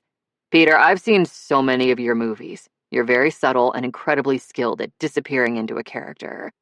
Maria. Marcus. Didn't Peter guest star on a series of yours years ago? Marcus. Oh, Lord. Which one? Peter. Maria, I have no idea how you knew this, but Creekwatch. Marcus. Oh, Lord. Peter. I played Drowning Guy number 2. Clearly a key character on the show. You ran into the creek in your Speedo to save me after making a speech about avenging your murdered sister. Marcus. Oh, fuck, I remember that now. You were great, unsurprisingly. The script was less great. Peter. Hey, the paycheck cleared, right? Good enough. Marcus. Exactly. Exactly. Maria. I'll bet you both appeared on the same show other times, too. Marcus. Yeah, maybe even shows that weren't terrible. But probably not, given my acting CV. Maria's right. We should grab a meal and compare roles at some point, Peter. Next time you're in LA? Peter. I'd like that. Thank you. all of you, for being so kind. Alex, with one exception. Kara, fucking Ian. Maria, please don't put that image in my mind, Kara. I don't need sexual nightmares involving tuna. Kara, oh shit, I love you already. We're going to be best bitches for life, aren't we? Maria, smiley face emoji. 5. She made it look so effortless. Peter didn't want to be watching Maria from across their plate-choked dinner table at the hotel, but he couldn't help himself. Seated between Nava and Daryl, on the long upholstered booth lining one wall of the hotel's small but elegant restaurant, she glowed in a way that owed nothing to the candlelight and very little to her undeniable beauty. No, that glow was her charm, her vivacity, her humor, her interest in others. They'd only been on the island for 3 weeks, but from her easy chatter and seeming comfort in the crew's presence, she might have known everyone for years. Right now, for instance, she was speaking to Nava as if the two women had attended elementary school together, helped each other move into their first apartments, and recently reunited after a too-long separation. So, how did Carly survive her first year of college? After swallowing a healthy bite of butter-drenched local lobster, Maria took a sip of white wine. Back in Belgium, you said she was worried about how she'd done on her finals. Nava smiled. She aced them, to the surprise of absolutely no one but her. Now she's already fretting about her fall classes, even though it's only July, and Dade took her to the Wisconsin Dells for a week to help the poor kid relax. Before his parents separated, his family used to visit the Dells, at least once a year. Until this moment, he'd had no clue Nava was from Wisconsin, too. And who the hell was Dade? A friend? A partner? He pinched the bridge of his nose, frustrated with himself. Why couldn't he do this? Why hadn't he somehow managed to get past his social awkwardness after more than 3.5 decades of suffering for it? She's attending the University of Wisconsin, right? When Fionn came to collect their plates, Maria patted him on the arm. I meant to tell you, Fee, that scallop tartare is going to be starring in my dreams. There may well be a ménage à trois with a lobster, so please ignore any sounds of ecstasy coming from the sweets tonight.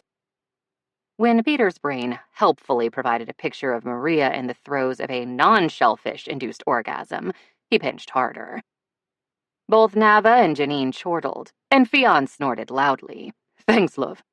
Thank you for all the incredible food, Fee. I can't wait for dessert. Maria turned back to Nava. Sorry, Nava. What were you saying? You're right. Carly's going to college in Madison, just like Dottie and I did. She made a show of mumbling, years ago? Although I suspect Carly consumes way less beer than we did, probably because she'd never think of getting a fake ID. I truly have no idea how we ended up with such a sweet, responsible kid, Maria. It's bizarre. Unexpectedly, Maria turned her head and made direct eye contact with Peter, and he flinched a little in surprise. Had she caught him staring?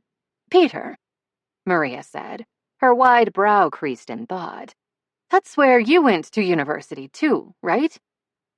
He cleared his throat. Yeah, theater major. Born and raised in Madison. I had no idea. Nava leaned toward him. I grew up in Janesville. I was a theater major at Madison too, although there's no way our times there overlapped. You're way too young for that. Most days he didn't feel like it, but saying so wouldn't keep the conversation going, so he needed to find something else to discuss, something to ask. But what? He pleated the napkin in his lap, let it flatten, then folded it again. Did you raise your daughter in Wisconsin? Nah. Nava's nose wrinkled. Dottie and I fled to LA as soon as we graduated. But after the divorce, she moved back to Janesville.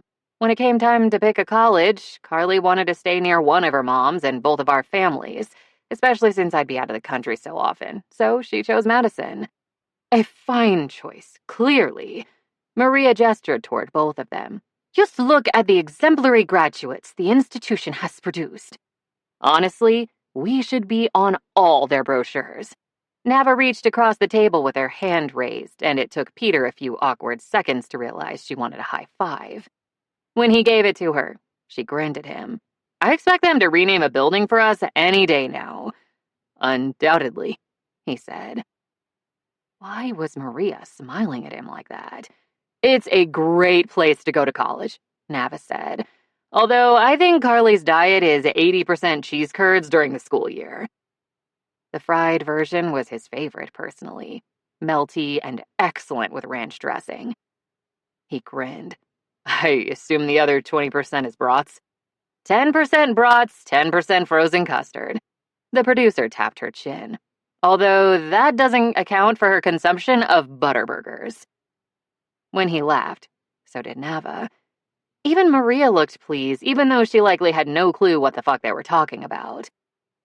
Without warning, Daryl and the other crew members erupted in loud laughter of their own, and both Nava and Maria turned their attention to the PA. Peter sipped at his water, still smiling to himself. There, that hadn't been so hard. He'd had a friendly conversation with a colleague, and now he knew a lot more about her, which would make later conversations easier.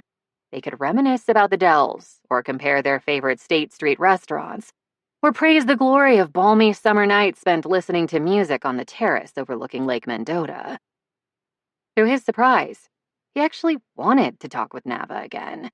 She was interesting and funny and good at her job, and she seemed warmer than he'd expected. He liked her? Yes, he liked her, which was good since they'd be working together for years to come. I put up my 5th video last week, Daryl was saying. Some people still haven't realized I'm trolling them, even after I enthusiastically praised the innocent romanticism of Every Breath You Take and said Sting intended it as a guide to healthy relationships. Peter choked on his water amid more cackling. Somehow, Ramon managed to groan and laugh at the same time. Jesus. From across the table, Janine leaned toward Daryl, her bright gaze trained unwaveringly on the younger man. Despite my best efforts, one of my closest friends danced to that song at her wedding.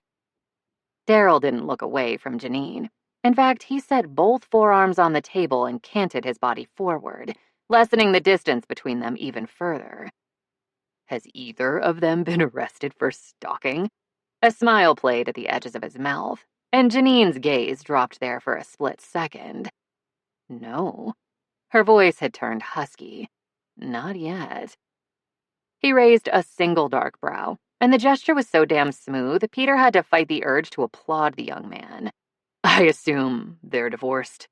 Yep, she said, and they both snickered.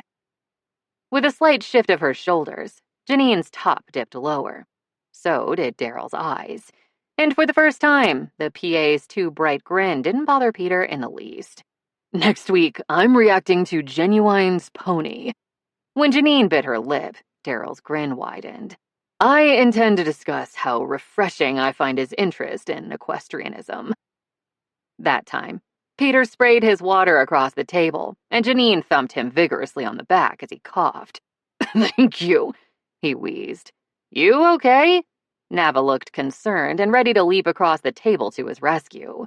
Do you need more water? I'm fine. Another couple of coughs and he could breathe again. Just took a drink at the wrong moment. At Janine's urging, Daryl was talking about his ideas for future videos. I have a whole bit planned about how Down Under extols the merits of cunnilingus, also why I believe the phrase Vegemite sandwich is a filthy metaphor. But after that, I'm not sure what song to do.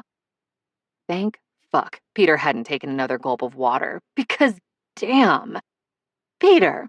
Maria's voice wasn't overly loud, but it carried clearly across all the chit-chat. I know you listen to music between takes. Do you have any suggestions for Daryl? He did, in fact, listen to music between takes, mostly because it gave him a valid reason for not interacting with everyone else. With earbuds affixed and his cell in his hand, no one expected him to demonstrate sparkling wit or even basic sociability. And once more, Maria had put him on the spot. Damn it. With everyone turned toward him, his mind emptied of all musical knowledge. But he tried his best to push past the blankness because there was something. Ah, perfect. Have you already done a video about the unabashed Go America patriotism of Born in the USA? Daryl nodded approvingly. A classic of lyrical misinterpretation. That's a great suggestion, Peter. Thanks. If I come up with anything else, I'll let you know, he offered. For the first time, Daryl's absurdly charming smile was directed at Peter, and it nearly blinded him, but in a good way. Absently, he touched his belly. He hadn't had any wine, so he couldn't explain that odd sensation of warmth in his gut. It was pleasant, though. When Janine captured the PA's attention once more, Peter picked up his fork and prepared to address the delicious-looking apple crumble in front of him, which was when Ramon nudged his arm. The director stretched his neck to whisper near Peter's ear. Do you see what's happening? That was vague, but Peter was pretty sure he knew what Ramon meant. Between Janine and Daryl. When the other man nodded, Peter pressed his lips together, unsure what to say. It's their business, of course. I just hope Daryl doesn't get hurt. He's so damn young. Because Janine was fantastic.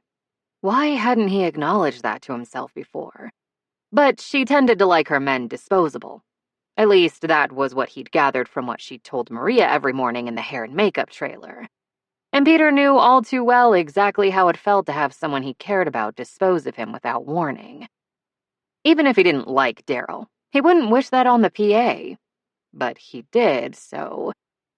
Peter frowned down at the crisp streusel atop the steaming tart sweet apples. Huh. He did like the kid. Not something he would have said before tonight. Don't worry. Daryl knows exactly what he's doing. Ramon offered him a sly smile.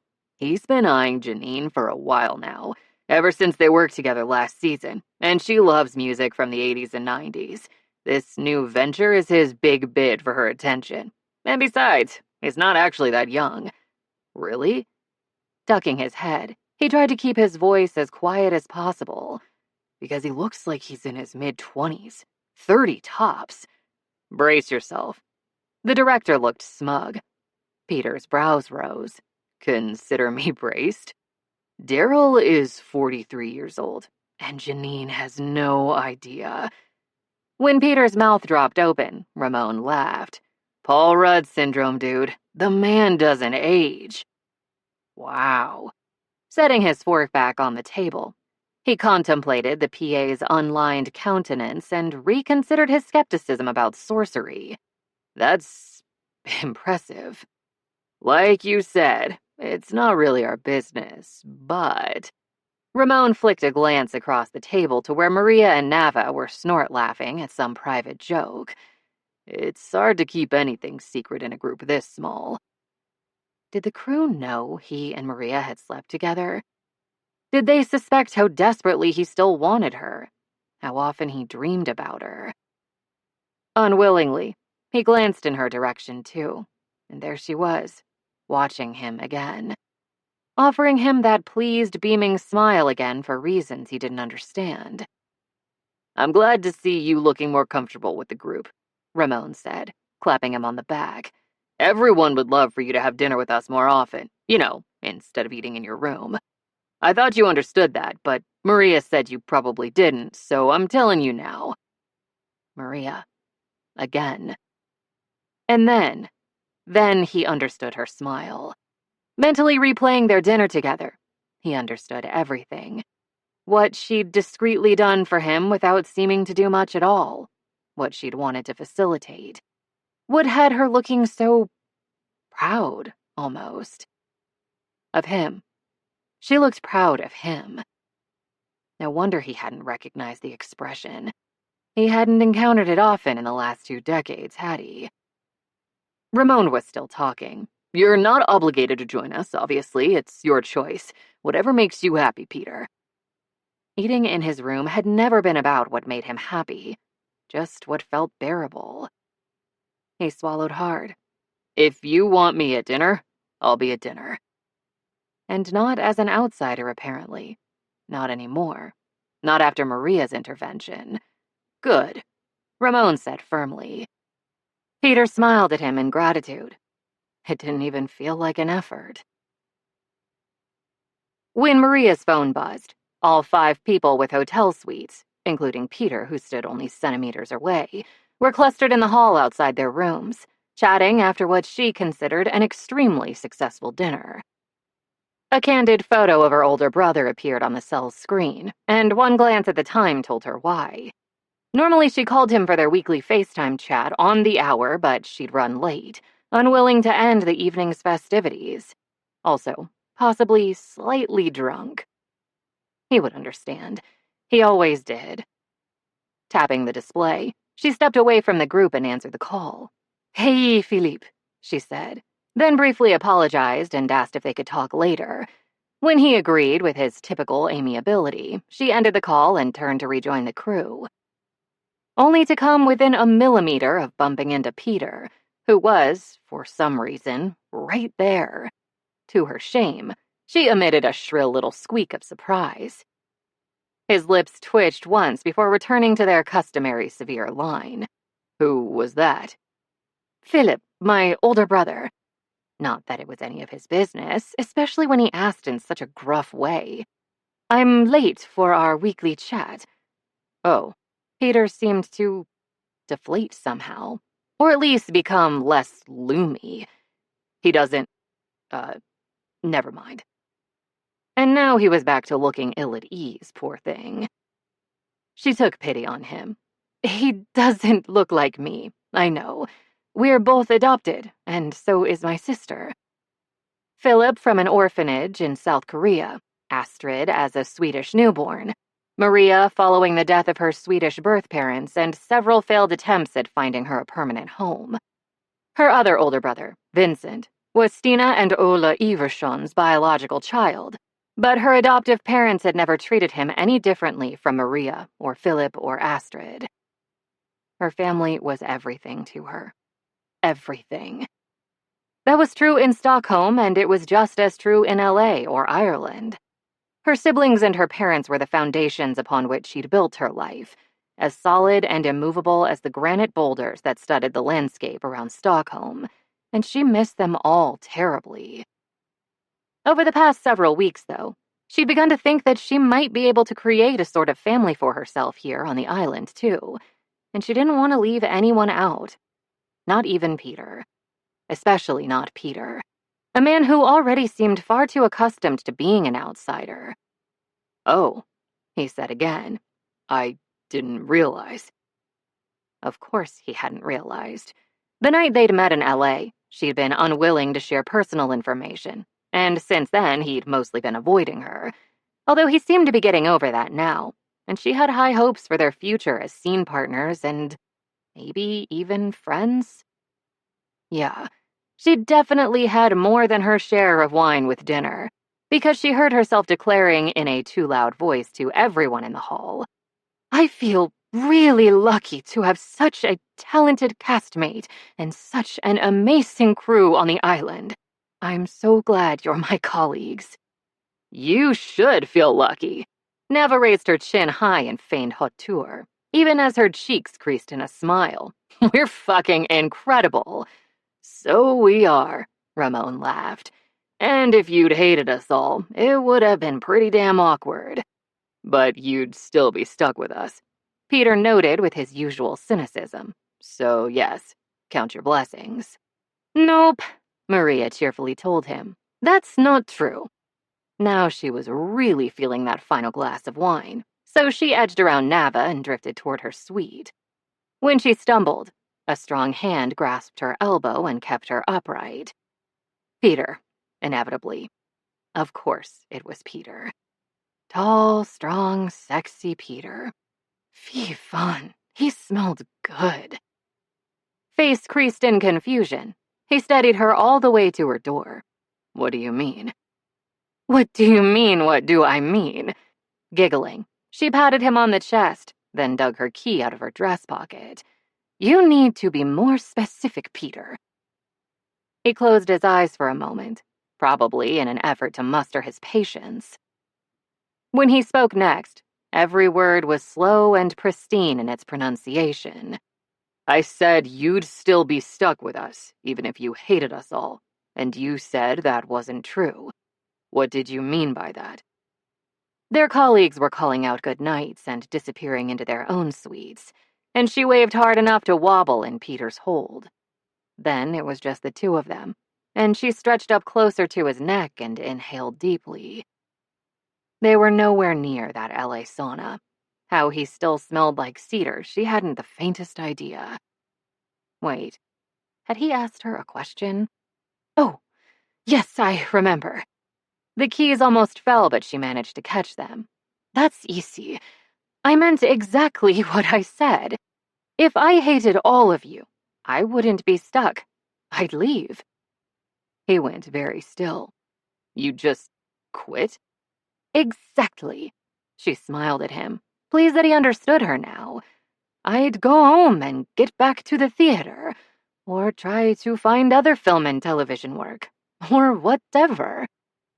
You just quit, he repeated quietly to himself. When she waved a dismissive hand, she came very close to smacking him in the face. Luckily, he managed to dodge in time. It's a job, Peter. Only a job. Not worth my happiness. It was past time to call Philip back, wash up and get to bed, but the lock was being terribly uncooperative tonight. She gave it a second attempt, then a third, before that same strong hand, gods above, she'd loved Peter's hands between her legs, leaned her against the wall by the door and took her keys. For some reason, the lock worked for him right away, which was very unfair. He swung open the door but didn't move out of her way for a long time. Why are you looking at me like that? She finally asked. He shook his head, jaw stony. You wouldn't understand. She swallowed. Are you mad at me? Again?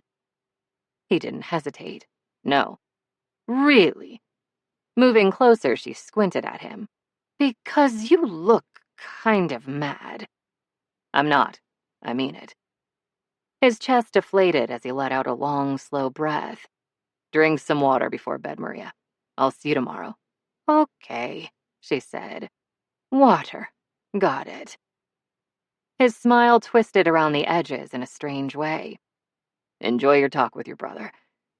Gently but implacably, he steered her into her room, and before she could gather her thoughts enough to say her own goodnight, he was gone, the door firmly closed behind him. Texts with Peter, Friday night. Maria, we're streaming a movie in Nava's room, so get over here, Peter. Peter, what movie? Maria, Australia. Peter, what? Maria, the Baz Luhrmann film from 2008 with Kidman and Jackman. Nava worked on it, so she can tell us any sordid behind-the-scenes gossip. Peter, oh, yeah. Didn't that movie have a lot of... Maria, a lot of what? Peter, cows? Maria, I guess? I mean, the story's apparently about a cattle station and a cattle drive, so I'd assume a certain number of cows are on screen. Why? Peter, maybe I'll skip this one. Maria, do you have an issue with cows? Peter, of course not. Don't be ridiculous. Maria, let's explore this, shall we? Peter, no. Maria, did cows kidnap your daughter, and you had to track her down using your very particular set of skills, which make you a nightmare for cattle like them? Peter, Maria, really? Maria, maybe a bovine temptress left you at the altar, heartbroken and heiferless. Peter, Maria. Maria, perhaps a bull wrongfully accused you of a crime you didn't commit, when the murderer was really the one-hoofed Holstein all along. Peter, I knew we shouldn't have watched The Fugitive last week. Taken was bad enough. Maria, Did you lose your life savings because you invested in a cow's pyramid scheme? Bernie Moodoff. Peter. Are you done now? Maria.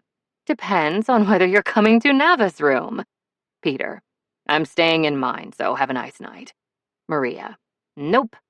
Peter. Nope. Maria. You owe me, Reedton. Peter. Oh, really? Maria. Really? Enlighten me, Evershon. Maria. Today, when Cassia and Cyprian stripped down to wash their clothing in the shallows, I rescued you from that big wave before it dragged you under, and you were forced to meet Ariel's entire dysfunctional family and sing songs with talking crabs. I basically saved your life, even though it meant flashing the crew. Not that I really care who sees my nipples, but still. You were so into the scene you didn't notice the wave coming, so yes, you owe me. Peter. Yes, that's why I didn't notice the wave. I was just completely into the scene. You're right. Fine. I'll watch the damn movie as long as you never bring up today's incident again. I'm trying very hard to forget it. Maria. Really? The wave traumatized you that much? Peter. Make like Elsa and let it go, Maria. Maria. Fine, but only if you get here in the next 2 minutes. Peter. On my way. Maria. Smiley face emoji. 6. The thatch is looking a little thin there, Reeton. Maria pointed toward a particularly sparse spot on the roof. I thought you were all about professionalism and doing the job right. Ha ha fucking ha. Peter's scowl didn't noticeably discomfit her, but maybe further exposure would do the trick. He'd persevere. I didn't see you perched on top of that wall and wrestling straw, Evershon, so shut it. He pinched his thumb and forefinger and mimed zipping his mouth closed. That scene was a pain in the ass. In fact, anyone in their right mind would find the entire roof thatching process miserable. Ye old thatchery enthusiasts might resent that conclusion, but they'd be fucking wrong. Exhibit A. The endless goddamn threshing with a primitive flail to remove grain from the straw. Exhibit B. The afternoon spent twisting grass and straw into ropes, ones that would secure the roof to the stones of the permanent shelter they'd built. The task left Maria's hands blistered and so stiff she'd barely been able to hold a fork at dinner that night. But Maria hadn't bemoaned those blisters, and she didn't mind physical labor. He didn't either. The weather maintained enough coolness and cloud cover, even in the middle of summer, that they didn't sweat to death. And working side by side with her was... Anyway, yeah, those parts weren't so bad. They were actually kind of enjoyable. But they shouldn't have been. If, to reiterate, he'd been in his right mind, rather than trapped in Maria's tractor beam of charm and fun. Which brought him to Exhibit C, because attempting to attach various dried grains and grasses to a layer of sod while perched high in the air on a famously windswept island, yeah, that did blow. Literally and figuratively. He could only hope the locals' various horses, cows, sheep, and goats appreciated the free all-you-can-eat straw buffet that descended on them from the heavens for an entire fucking week. You've been bitching about your stupid wind-blown straw for days, Peter. She shook her head at him, a bemused smile curving her wide mouth. I don't understand why that part of things got under your skin so badly. He knew one thing for certain. His displeasure had nothing to do with how he and Maria had filmed separately all that week. In the script, while Cyprian struggled with the damn roof, Cassia walked the perimeter of the island in search of more salvageable goods washed ashore from their shipwrecked vessel. They hadn't needed to be on camera together, and that was fine. A welcome break from several months of close proximity, actually, and some much-needed time off from work when the crew tackled her scenes. So her absence during filming definitely wasn't the issue. His ill-fated attempts at installing the roof were simply frustrating, and that would have been true even if she'd helped him. Very, very true. So true. The truest. Lying to himself had grown easier over time, what with all his recent practice, but he'd never gotten better at believing the lies. A shame, that. He crossed his arms over his chest, eyeing her balefully. Keep taunting me about the roof and I'll force-feed you seaweed, Pippi. Maintaining a threatening demeanor became significantly more difficult at that point, since Maria produced a glass jar of herring seemingly from mid-air and shook it approximately an inch from his nose. No closer, though, because she didn't touch him off camera and he returned that favor. So help me, Huitstovel. If you call me Pippi one more time, shake, shake, shake. After 3 months with Maria, he knew what Huitstovel meant. Shitboot. Swedish insults were fucking bizarre. He bit his lip, then regained his composure. You'll do what? Dye your hair red, sling it into 2 weird braids that defy the laws of physics, and sleep with your feet on your pillow? There wasn't much to do at night on the island, so revisiting Astrid Lindgren's stories hadn't proven a hardship, not when Maria's irritation rewarded his efforts so handsomely. I will brain you with herring and dethatch the shit out of that roof, Peter. Her eyes had gone squinty, but her cheeks were quivering as she tried not to laugh. Don't test me. Too late. He swept an arm around them, indicating the day's setup. We're past the point where Thatchery hooliganism would cause problems for me. And if you give me a concussion now, with the last day of filming incomplete, you'll keep the crew away from their families for longer than necessary. She fake glared at him, which he found very enjoyable. Not too enjoyable, though. Not unusually enjoyable. Just a normal amount. Fine. Her jar of herring, still, she called it, disappeared once more into whatever convenient black hole she concealed on her person. But sooner or later, I'll have my vengeance wreaked. I'm all a quiver. He stated in tones of unmitigated boredom, then yawned widely. She couldn't hold back any longer. Her inimitable cackle nearly deafened him, and he couldn't help but laugh, too.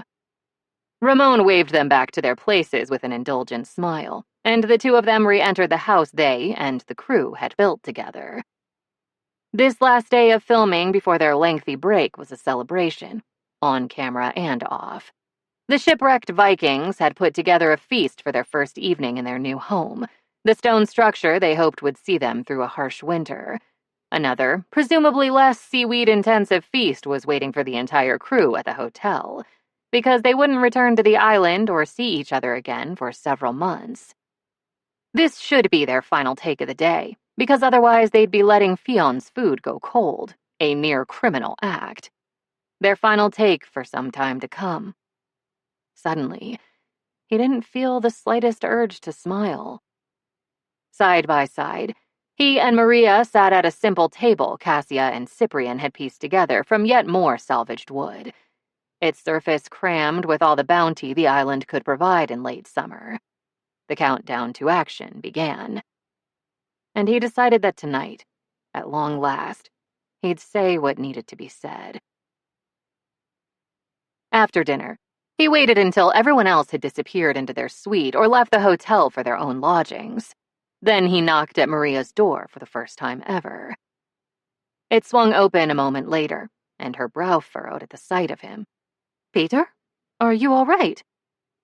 He had no idea how to answer that question. May I come in? Without hesitation, she ushered him inside her suite, where he could immediately see she'd been packing for her return to Sweden the next day. Half-filled suitcases littered the floor, including one with... Damn it. He did not need a reminder of what her panties looked like. If you're thirsty, I have sparkling water in the mini-fridge, she said, waving him toward her low-slung couch. Or, I'm sorry. There it was. Finally. She closed her mouth and blinked up at him. He shifted his weight, but forced himself to maintain eye contact. I said a lot of shitty things to you in that LA parking lot, and I want you to know that I was wrong, and I apologize. A slow smile of malicious glee dawned on her expressive face. Even though he'd remained standing, She lowered herself onto the sofa and stretched out lazily, like a satisfied cat. Or, more aptly, like a queen claiming her space, confident of her own power. Her chin tipped high to watch him. Wrong how? Please be specific. Yep. She intended to milk every last drop of penitence out of his long overdue apology. And he couldn't even blame her. He'd been an asswipe. You might have been new to television when you got this role, but you weren't an amateur when it came to acting. There is no conceivable way filming alongside you could ever hurt my career, and I knew that by the end of our first day in the studio together. He sighed, then told her the rest. I looked up the theaters in Stockholm where you worked before, and they're impressive. So were the recordings of your performances available online, although I obviously didn't understand all the Swedish. That was more evidence of his obsession with her than he'd wanted to share, but she deserved to hear it. Propping her elbow on the sofa's arm, she rested her cheek in her hand and raised her brows. You cyberstalked me. How flattering. He wouldn't say cyberstalked exactly. He'd simply researched her extensively via her website, all extant YouTube clips of her work and interviews, and her social media accounts from 5 years ago until the present. Which was clearly very different from cyberstalking. With enough practice, surely he'd believe his own lies someday. Today, however, was not that day. Whatever. Better to abandon the topic of cyberstalking and cover the last bit of the speech he'd been mentally rehearsing all evening. Your talent is undeniable, and you work hard. He swallowed over a dry throat, suddenly longing for that sparkling water. You make the set a better, happier place every day. Her face softened at that, her smile gentling. That's a lovely thing to say. Thank you. He firmly believed he was an asset to any production that cast him. That said, on most sets, when the camera stopped rolling, he remained entirely himself, in the worst of ways. Quiet to the point of surliness, unable to fit into the group, on the outside looking in, and so used to the view that he didn't bother trying anymore. Maria, though, she was a midnight sun, drawing everyone into her orbit. She shone. She brightened everything around her, including him. Maybe because she was entirely comfortable in her own skin. She seemed to enjoy herself so damn much, always. And with her casual ease and good cheer, her inexorable magnetism, she'd repeatedly drawn him into conversations with the crew. And she'd been doing it for months. So now those conversations didn't feel like small talk anymore. Even if he was chatting about the fucking weather, because he knew the people involved. He liked the people involved. And he could almost... No. He would swear that they liked him too. That they'd become not just friendly acquaintances or professional contacts, but his friends? Even without Maria present, he spoke to them now, and he did so easily and often. She'd cheerfully bullied him into joining the cast chat as well, which was sometimes an absolute shit show. Ian Drom was a total asshole and apparently reeked of tuna, but also entirely hilarious. He was actually looking forward to meeting his co-stars in person during various press junkets and at cons. She'd made it impossible for him to remain petty or distant with her, and impossible to deny her the heartfelt apology she should have received months ago. And now he'd given that apology, so he could take an easy breath in her presence for the first time in a long, long while. Fortunately, that lovely thing to say is the truth. He offered her a faint but genuine smile. The show is lucky to have you. Her brown gaze watched him closely. Even if I'm not grateful enough for the role? Well, damn. For all her good cheer and social ease, Maria was as sharp as sea urchin spines and as relentless as the tides. She forgot nothing. And as always, she was right. He admired her talent and her hard work, and he was unequivocally glad to be her co-star, but... She wasn't hungry in the same way he was. She didn't need this job. or maybe any job the way he did. From what she'd said that night in the hotel hallway, she would walk away from the show if she decided the role no longer worked for her, without a backward glance or a single regret. Even without Gods of the Gates, even without an acting career, her life would remain full and happy. Her loving family and loyal friends would surround and embrace her. Her government would financially support her until she found different work, and he suspected she'd be good at whatever she chose to do. But this show, this opportunity, was everything to him. The showrunners were lucky to have her, yes, definitely. But even so, being cast on a big-budget blockbuster show was a privilege the vast majority of talented actors would never receive, and one she didn't seem to appreciate sufficiently. Not the opportunity, not the professional recognition, not the money, not the fame. So, no, she wasn't grateful enough. About that, he hadn't budged. Which meant he wasn't answering her question, because he wasn't a fool. You certainly seem to take your packing seriously. He glanced around the room. Have you somehow acquired more suitcases since we arrived? Or did they simply procreate in the depths of your closet? Her narrow-eyed stare told him she'd noticed his subject change. But after a moment, her shoulders dropped a fraction and she let it go. Since you were the one who hauled my suitcases over the threshold of this room, you know very well that I have the same number now as I did then, she smirked.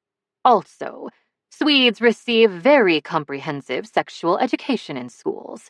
I wholeheartedly believe in luggage control and always practice safe packing. He pointedly glanced at the nearest suitcase. If you believe in luggage control, why the hell did you bring so many bags? Snacks, she told him, unembarrassed. Lots and lots of snacks. 3 suitcases worth. What the fuck?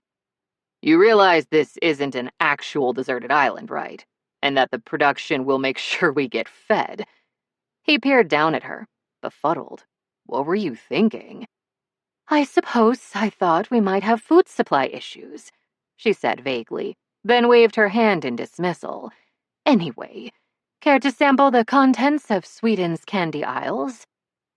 He'd prefer to taste other things belonging to Maria, but snacks were certainly safer. Sure.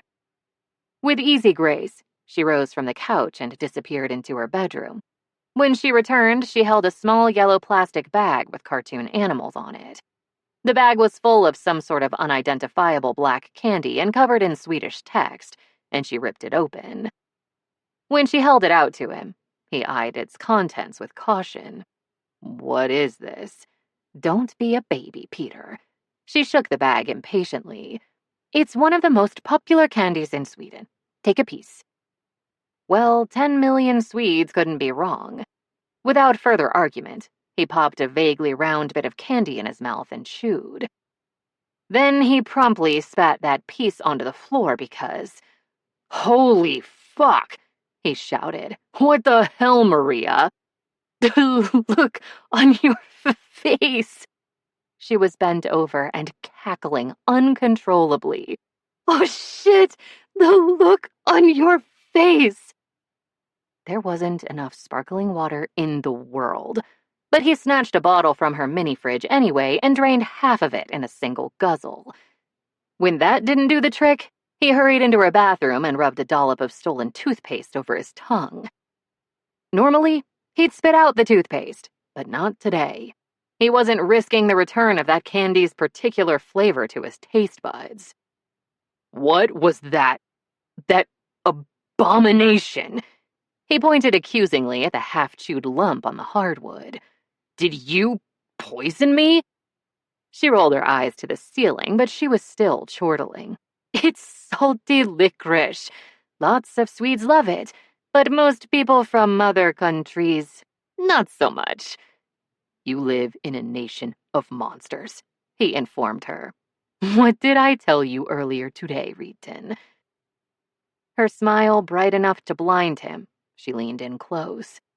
So close he could smell a hint of the raspberry dessert she'd savored at dinner and count the golden flecks in her brown eyes. He stared, too swamped by fierce, damnable need to answer her. "Vengeance is mine," she whispered, then chucked him under the chin. "As you Americans say, mess with the Pippi bowl, you get the Pippi horns. Wheat stovel." She was insane. Adorable, but insane. And it didn't matter how much he wanted to touch her. He couldn't. Even disregarding his other very serious concerns, she'd already rejected him once, and once was enough. So before she could further decimate his self-control, he gathered up the disgusting wad of candy from the floor with a stray tissue and headed for the door. "I'd better get packing myself, especially since my flight leaves so early," he said. "I imagine I won't see you tomorrow, so..." He didn't reach out for a hug or a handshake, because he wasn't stupid enough to touch her. Not when they were alone at night in her hotel room. "Goodbye, Maria." Exiting her suite with all due haste, he stopped a generous distance outside her door. "Safe travels.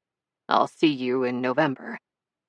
Her knuckles bulged white where she gripped her doorframe, but her smile was as cheerful as ever. "Same to you, Peter. Hey, do." Farewells safely accomplished, he turned and left without another word. He'd managed not to say that he'd miss her terribly. Good. She didn't need to know that. He'd rather not know it himself. Fan Thirst. The hottest magazine about the hottest celebrities.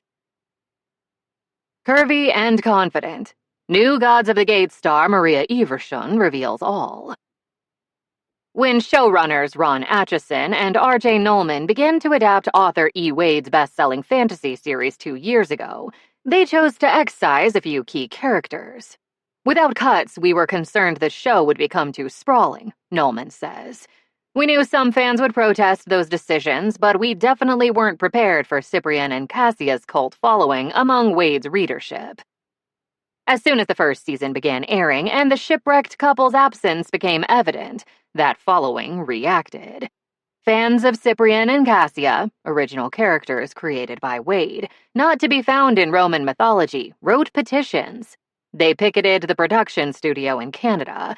They started very popular social media campaigns calling for the inclusion of the book's series' favorite enemies to lovers storyline. In response, Atchison and Nolman added 2 more cast members for the show's 2nd season, longtime character actor Peter Reedton and Swedish theater ingenue Maria Eversson.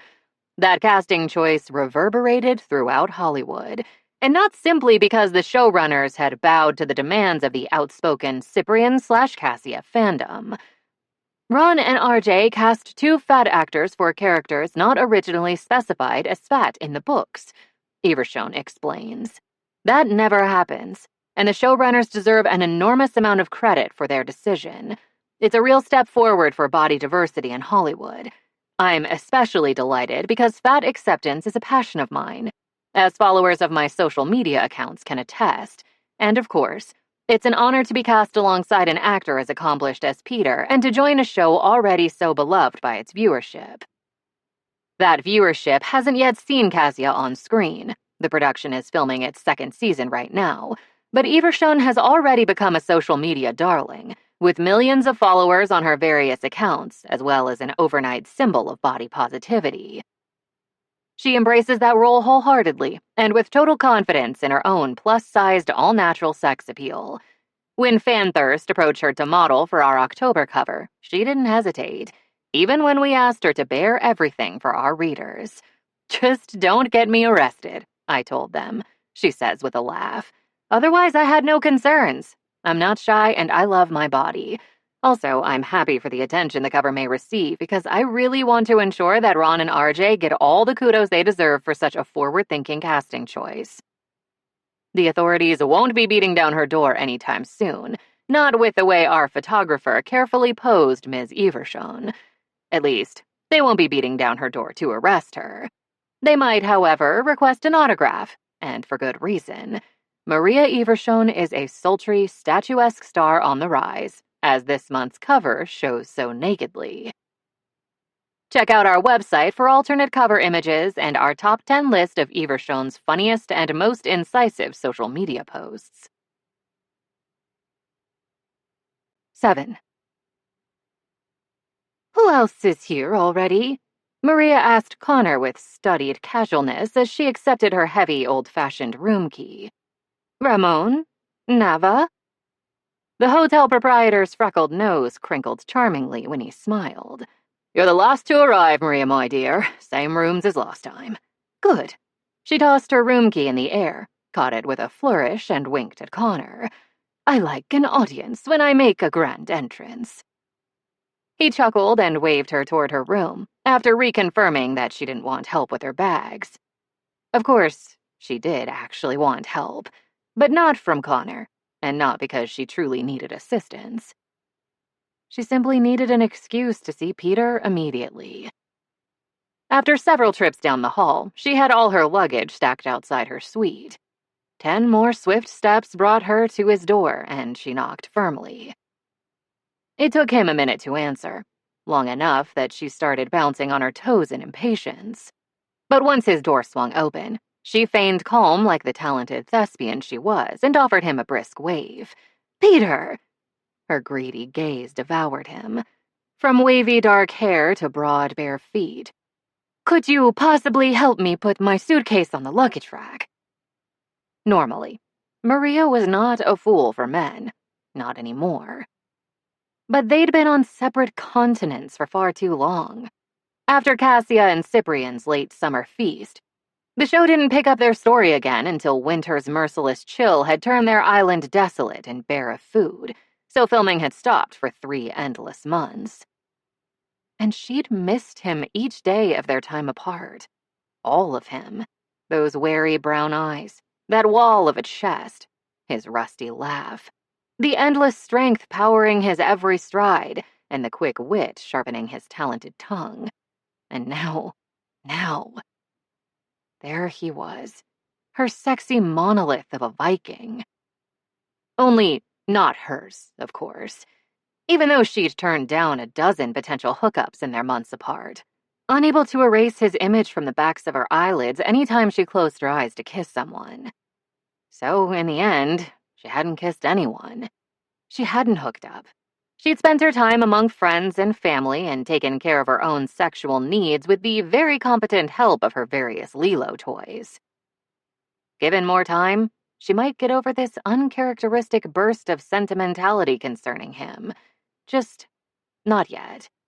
Well, hello to you too, Maria. He leaned against the doorway with a lazy smile, feet and arms both crossed. I'm doing great. Thanks for asking. She raised her brows. So you're a fan of small talk now. Good to know. In your absence, I've become a paragon of politeness and good manners. His brows beetled in feigned confusion. For some reason, it's much easier to be nice to people when you're not around. In deliberate provocation, she snapped her fingers. Less chit-chat, more lifting of my luggage, quit stovel. Brat. He pushed off from the doorframe, shaking his head. Let me rephrase. For some reason, it's much easier to be nice to people who don't call you a shitboot. But his shoulders were shaking with suppressed laughter as he brushed past her, so close she could sense the heat of his skin, and he gripped the handles of her 2 largest bags. She unlocked her door with a grin, the exhaustion from a day of travel suddenly gone. I miss you too, Peter. After testing the weight of the heaviest suitcase, he sighed. More disgusting snacks? You know it, she told him cheerfully. With a sort of grunting noise, he heaved the suitcases over the threshold. After she rolled her carry-ons inside, he brought in the final bag and placed all the suitcases on the couch and the luggage rack, so everything would be within easy reach as she unpacked. He held out his hand, palm up, and she stared at it in confusion. Do you... She tilted her head. Do you want a handshake? Or a low five? His fingers wiggled in mute demand. I'm waiting for my tip. She snorted. Here's my tip, then. Always ask for the money up front. Otherwise, unscrupulous foreigners will take advantage of your unparalleled politeness and good manners." That did it. His laughter filled her suite. She watched his face crease in mirth and wondered, as she had repeatedly during their filming break, whether he might be able to offer her a real future together someday. If not now, then next month or even next year. From what she could tell, he'd devoted his life almost entirely to his profession before now. That could change, though. He could change, and so could his priorities. A career was all well and good, but it couldn't make him laugh like she did. And if he let her, she intended to show him that, starting now. Their first day back on set was a blast. Everyone seemed fresh, eager to return to work, and delighted to coalesce once more into their tight-knit little crew of friends and colleagues. They quickly fell into a familiar rhythm, even as they shot at a new location, one they'd likely revisit often over the years. In this episode's script, Cassia and Cyprian finally encountered the island's gate to the underworld, and they did so while perched on a craggy cliff more than 100 meters above the pounding Atlantic waves. The late November wind howled, the cold rain lashed. Sure, shooting there was uncomfortable as hell, but it was a pivotal moment. Dramatic. Maria's favorite type of scene. In reality, the ostensible gate to Tartarus was a small blowhole that tunneled all the way from the top of the cliff to the ocean below, and it sprayed a new puff of shiver-inducing water with every vicious crash of surf against the towering limestone. After the SFX people got through with the scene, though, that hole would be larger and more ominous. The puffs of ocean water would become steam. She imagined there would be a spooky-as-fuck soundtrack accompanying Cyprian and Cassia's discovery. And despite their shivers, she and Peter were acting the hell out of their script. By the time Ramon and Nava were satisfied, everyone was shaking with cold but bright-eyed with accomplishment. Given the weather conditions, they'd even gotten permission to use a van to return to their various lodgings, and they were basking in the vehicle's warmth as they made idle conversation and dropped crew members off one by one. Then Ramon got a call on his cell. After a few seconds, his smile died. "Are you certain?" he began, but whoever was on the other end cut him off. Discreetly, Peter caught Maria's eye and gestured toward their director in mute question, and she shrugged and spread her hands. After another minute, Ramon nodded, his forehead deeply furrowed. "Okay." He disconnected the call, then studied the van's nubby carpet for a moment as the vehicle trundled toward their hotel. Finally, jaw tight, he looked at Maria and then Peter. "When we get back to our suites, the two of you have a virtual meeting with Ron, as soon as you arrive." With a sigh, he raked a hand through his dark wet hair. "I would accompany you, but I can't." Peter frowned. "What's going on?" "I'm not supposed to tell you this, but..." Ramon trailed off, lips thin and white around the edges. "You should be prepared." That wasn't ominous at all. "I thought Ron and RJ had dropped the idea. For the record, I argued against it, and so did Nava." The director and line producer made eye contact, and her chin fell to her chest as she sucked her lips between her teeth. "The showrunners want to dramatize how Cyprian and Cassia would have starved over the winter." Oh. So that was what this meeting was about. Not a huge surprise, really. Part of her had understood it was coming from the day she was cast. And when Peter inhaled sharply a moment later, she knew he'd worked it out, too. He'd once told her he didn't care why the show had chosen to cast fat actors as Cassia and Cyprian. Then, only moments later, he'd said they weren't a team and wouldn't stand united on the set. Well, if she'd wanted to learn whether Peter's priorities had shifted since that venomous conversation in an LA parking lot, she was in luck. "I would say more, I really would." Ramon pinched the bridge of his nose. "It's just that Ron ordered..." "It's okay." She reached over to give him a consoling pat on the arm. "We get it. That makes two of you." Nava muttered, her face hard. Fuck. The rest of the ride, Peter didn't speak or look at her, but that was fine. The decision ahead should make him think hard. She was thinking hard too, marshaling her various arguments and reviewing the groundwork she'd been laying for months to prepare for today. Any battle she chose to enter, she intended to win. When they entered the hotel, Ramon put his hand on her shoulder, squeezed and gave it a little shake, then did the same to Peter before disappearing into his suite. Nonverbal support, and she appreciated the gesture. Halfway down the hotel hallway, Peter unlocked his own suite door and shoved it open so hard it thumped against the wall. "We can use my phone," he said brusquely and held the door for her without making eye contact. "I'll bring you a towel and start a fire." Did he actually intend to talk to Ron right now? Was he really trotting to obey the showrunner's unreasonable edict like a whipped dog summoned by its master? Peter. Her short bark of laughter contained no humor. "Peter, we should talk before we meet with Ron. Besides, we were outside all day, and I need a hot shower before we do anything else." His jaw ticked, and he didn't move from his doorway. "Ramon said we had to call right away." "I am literally shaking with cold right now." She spoke clearly, enunciating every syllable. "So are you. And we both know this meeting can wait 20 minutes. When he didn't respond, didn't budge or concede her point, something in her withered. She closed her eyes for a moment, then nodded. "Fine then, I won't shower, but we still have to talk first." They entered his room, and she sat on his sofa and waited as he built the world's speediest, most inadequate fire. When he offered her a towel, she dried off as best she could. Almost immediately, though, her wet hair resumed dripping down onto her quilted parka, and she gathered the sopping strands into a single rope with unsteady fingers. He sighed and sat next to her.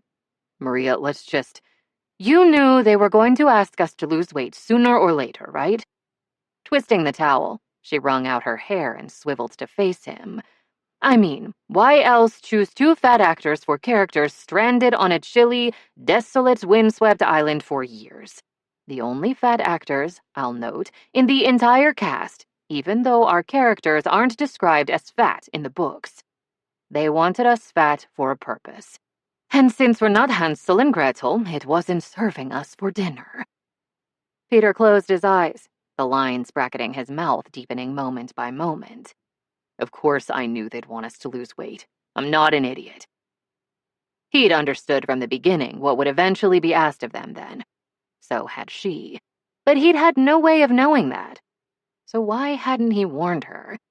If not in LA, then later, when he'd gotten over his animosity toward her, once they'd become friends.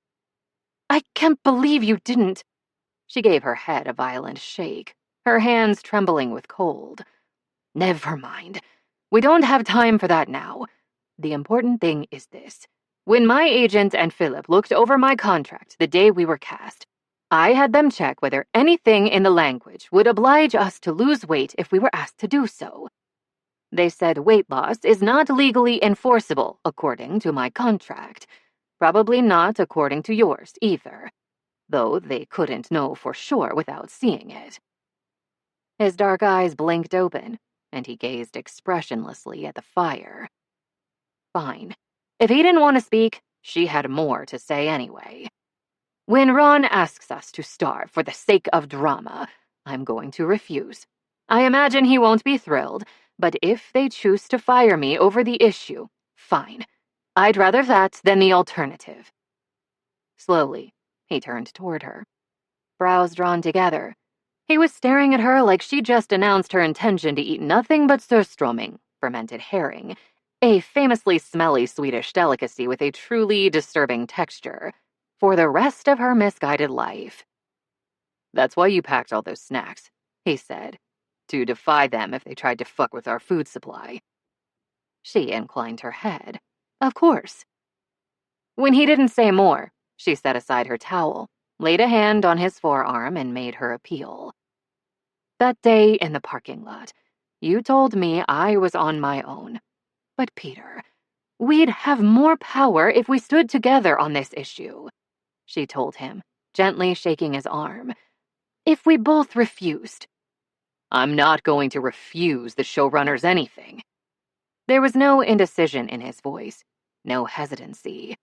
I need this role, and I'm willing to make sacrifices to keep it. Astounded, she opened her mouth but found herself speechless.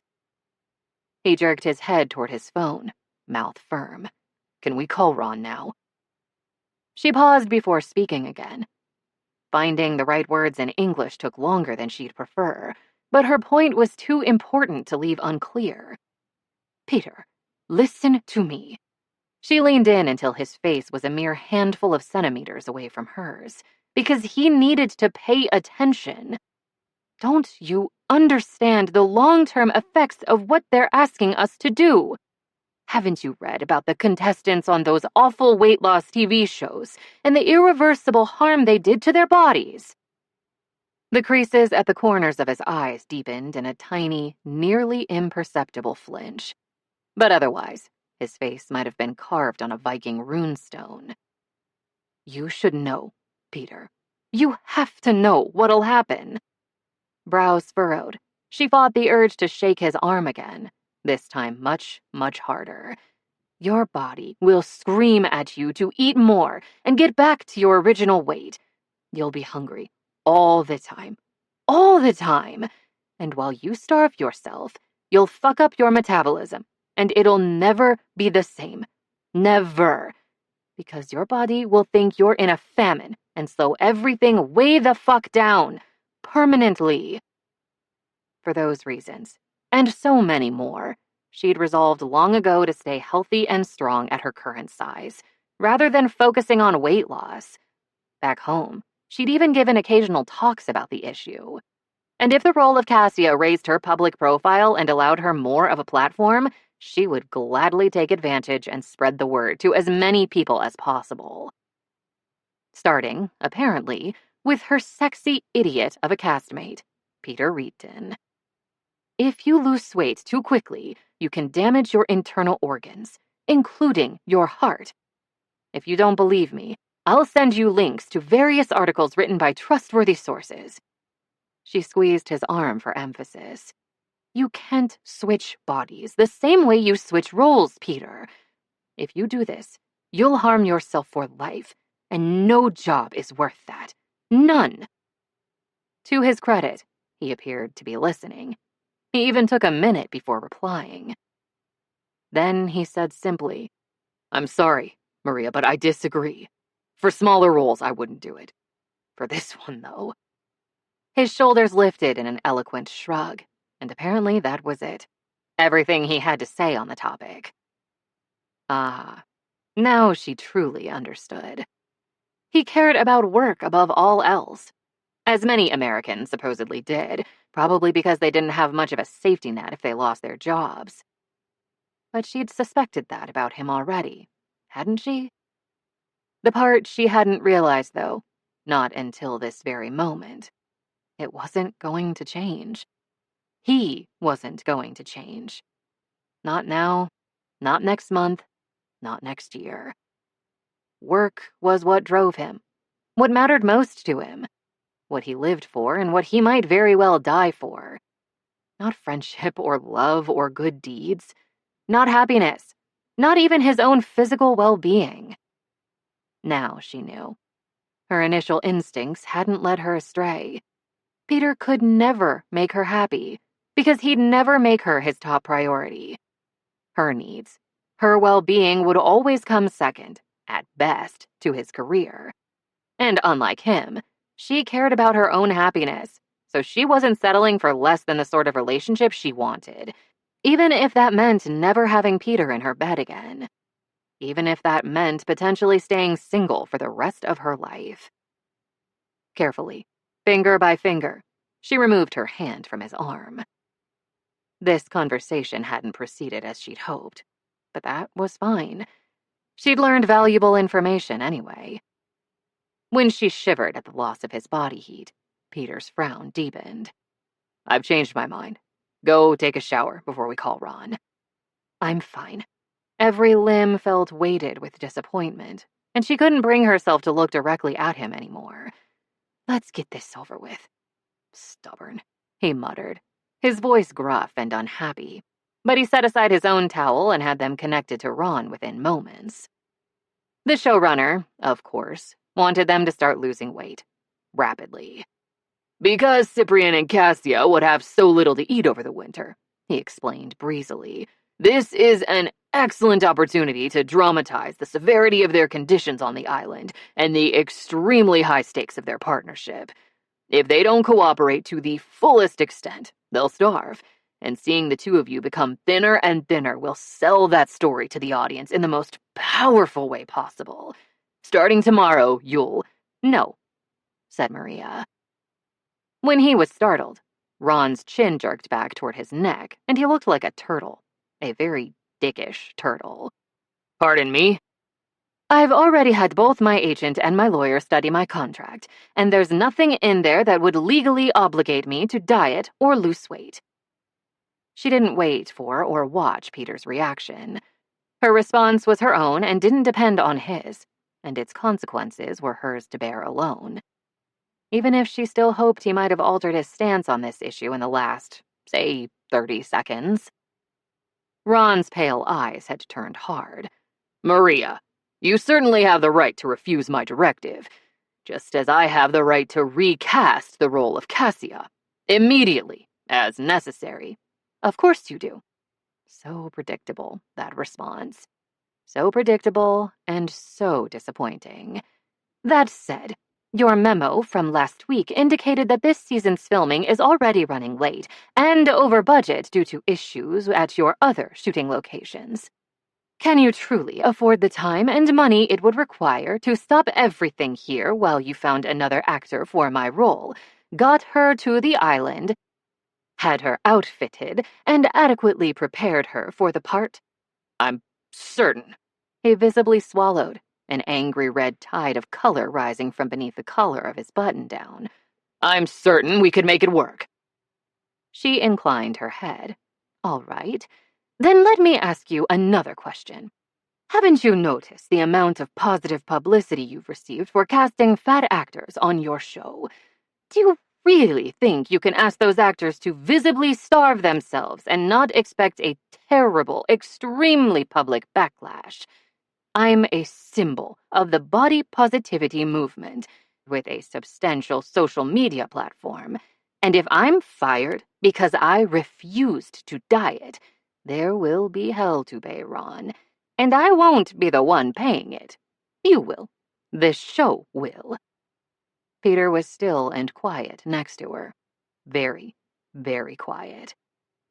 If he was going to speak on her behalf and his own, this would be an excellent time. A vein began visibly throbbing at Ron's temple. "It would make no fucking sense for you and Peter to remain your current size, Maria. Cassia and Cyprian are on a fucking deserted island with almost no vegetation, and it's winter. They'd lose weight. They'd have to lose weight. If they don't lose weight, our show will lose all credibility." Gods of the Gates is a fantasy television series that features Roman gods, fishers to the underworld, and, if what I'm hearing is correct, a Pegasus. The cast chat had been chortling over that upcoming episode for weeks now, actually. The story already doesn't adhere to reality, and the fantasy aspect of the show gives you a great deal of freedom to explain away the choices you make.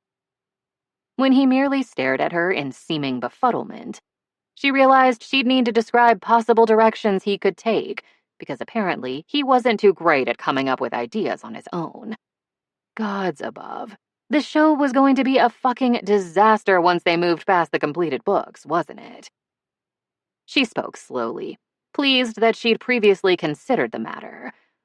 Neptune already cast them ashore with a violent storm so they could guard the gate to the underworld. Why couldn't he intervene again to keep them fed and prevent them from dying and leaving the gate unattended? Cyprian and Cassia could find some sort of enchanted fruit, that would magically keep them fed all winter. An apple, maybe, given the importance of apples in both Roman and Norse mythology. Any time now, Reedton. Feel free to speak up whenever you'd like. But she knew. She knew. He wasn't going to advocate for her.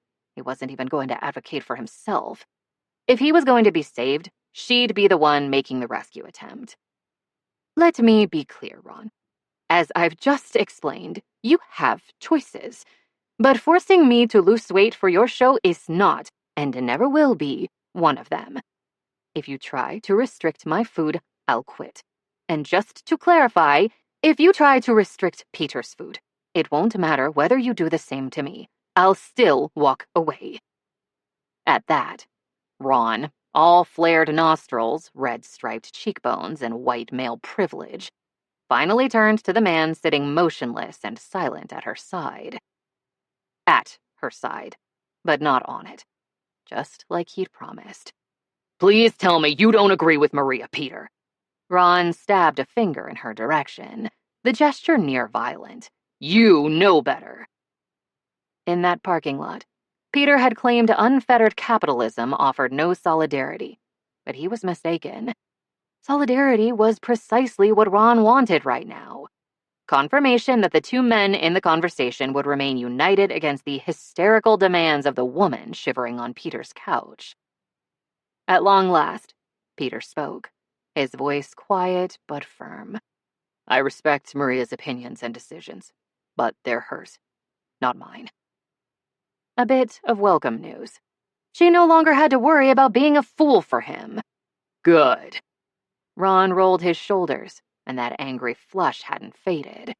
Probably because he knew she was going to win this particular battle, but his injured ego wouldn't allow him to admit it yet. I'll discuss the issue with RJ and get back to both of you shortly. Peter dipped his chin in acknowledgement, and she did the same. One more thing, Maria. The showrunner's lips curved, but it wasn't a smile. Let me be clear. You're right that replacing you now would be difficult. Replacing you between seasons, however, would be much, much easier. Then he immediately ended the virtual meeting because, just like Peter, he needed the last word. She took one slow, deep breath. Another. All her adrenaline began to dissipate, leaving her exhausted and so fucking cold she could cry. But she didn't, because there was no reason for tears, and no one in this suite she trusted with that kind of vulnerability. They're going to cave. She stood without looking at Peter. And since I threatened to walk if either of us lost weight, you should be safe too. When she took her first step toward the door, he wrapped a hand around her upper arm. Think about it, Maria. He's right. They could replace you between seasons really easily, and that would be a huge loss to everyone involved. If you call him back right now, maybe... She stopped listening. He sounded worried, and his voice was all gentle reason and persuasion. The skin of her cheek prickled under the intensity of his stare, but she didn't turn her head, didn't meet his eyes. When it came to Ron and Peter, she was done for the night. Beyond done. With one fierce shake of her arm, she threw off his touch. As long as I maintain my popularity and keep bringing the show so much positive publicity, they won't kick me off. And even if they did, I'd be fine. I could find other parts or go back home and return to the theater.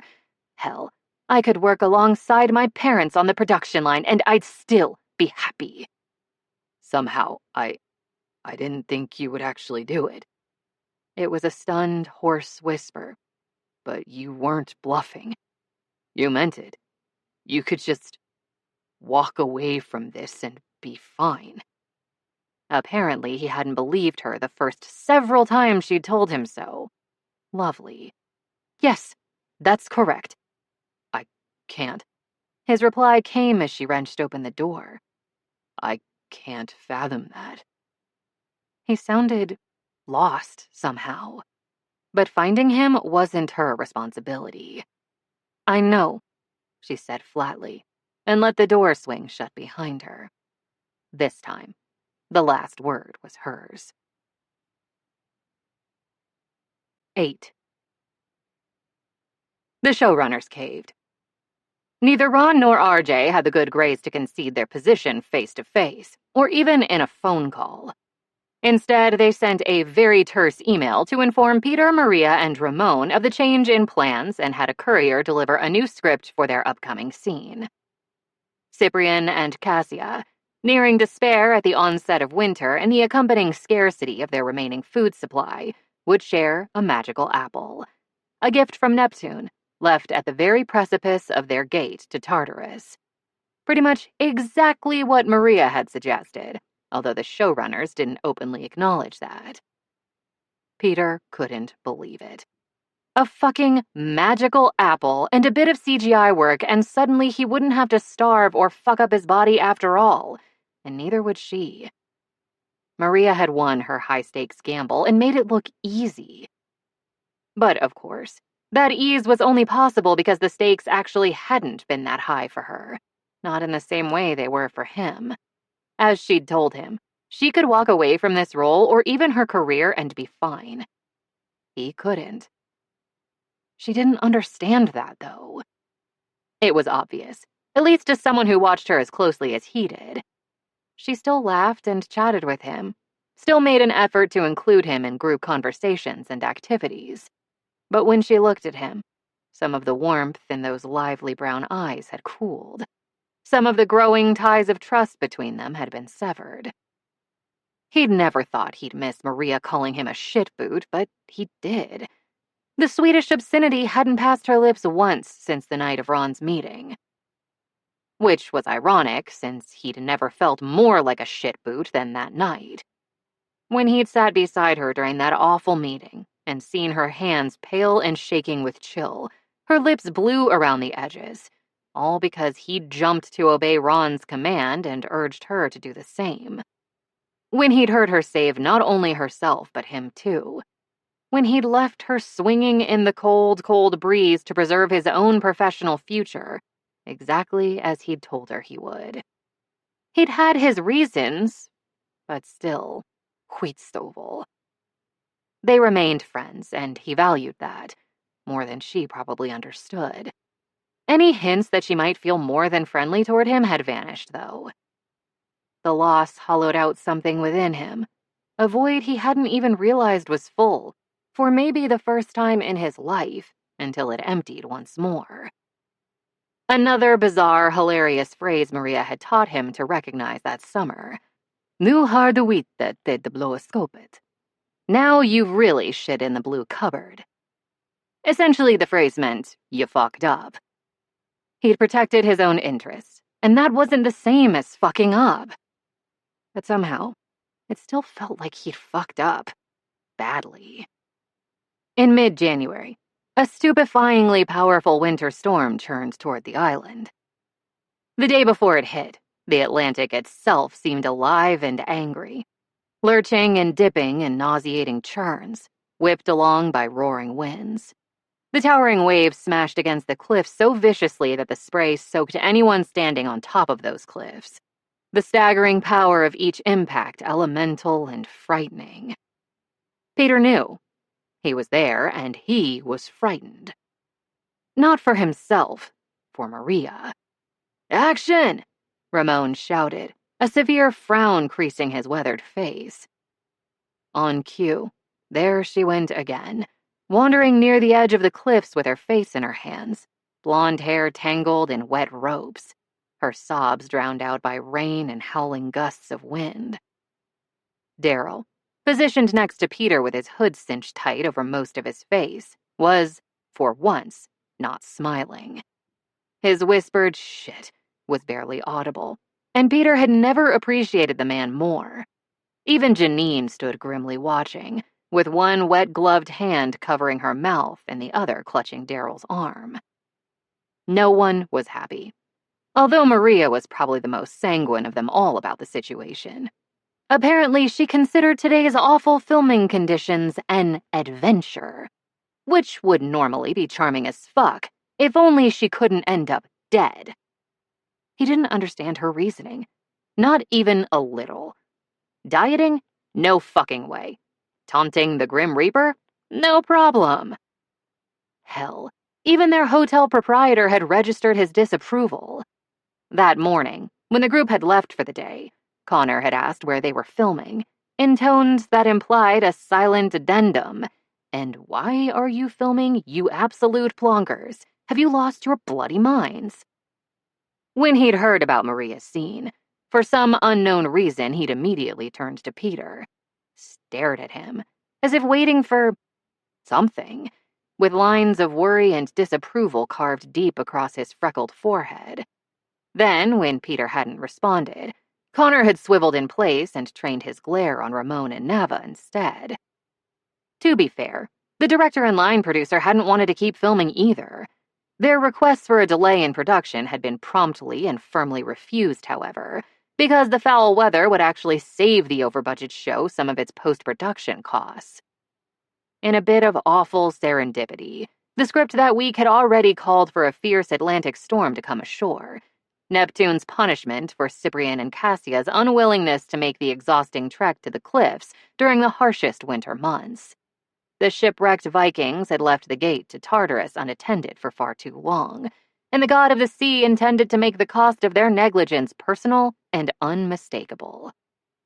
The wind would destroy part of their home, and Cassia would despair. As Cyprian restlessly dozed after a sleepless, miserable night, she'd travel to the gate on her own, unwilling to risk him as well as herself and beg for mercy. And when the storm continued unabated, she'd contemplate ending her misery for good in one leap from those unforgiving heights. Cyprian would wake and find her gone.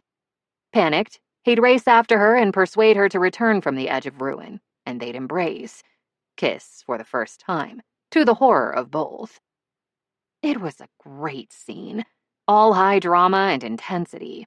Peter had been looking forward to it for weeks, and not only because he'd get to kiss Maria again without having to justify it to himself. But the storm was supposed to be the creation of post-production and the skilled efforts of the VFX supervisor, not an extremely pissed-off Mother Nature. It wasn't supposed to be real, and it wasn't supposed to be dangerous to the cast or crew. Above all else, Maria wasn't supposed to be standing that close to a fucking cliff's edge when a stray gust of 50-mile-per-hour wind could send her hurtling 300 feet down and plunge her into the merciless, agitated ocean. The ocean where, if she somehow managed not to die on impact or drown, and to be clear, she'd definitely die on impact or drown, the pounding waves would simply crush her body against the cliffs and grind her to pieces. A single moment of carelessness, a single misstep, and no more Maria. The storm hadn't even officially arrived yet, which was maybe the most terrifying thing of all. Current forecast called for torrential rain and wind gusts of up to 90 miles per hour the next day, and Fionn had told them what to expect afterward. Flooding, washed-out roads, scattered stone walls, and possibly no phone service or electricity. And yet, filming was scheduled for tomorrow, too. Unlike today, Peter and Maria would be acting together. Cassia would remain near the cliff's edge for a long, long time while Cyprian pleaded for her to stay with him, to stay among the living.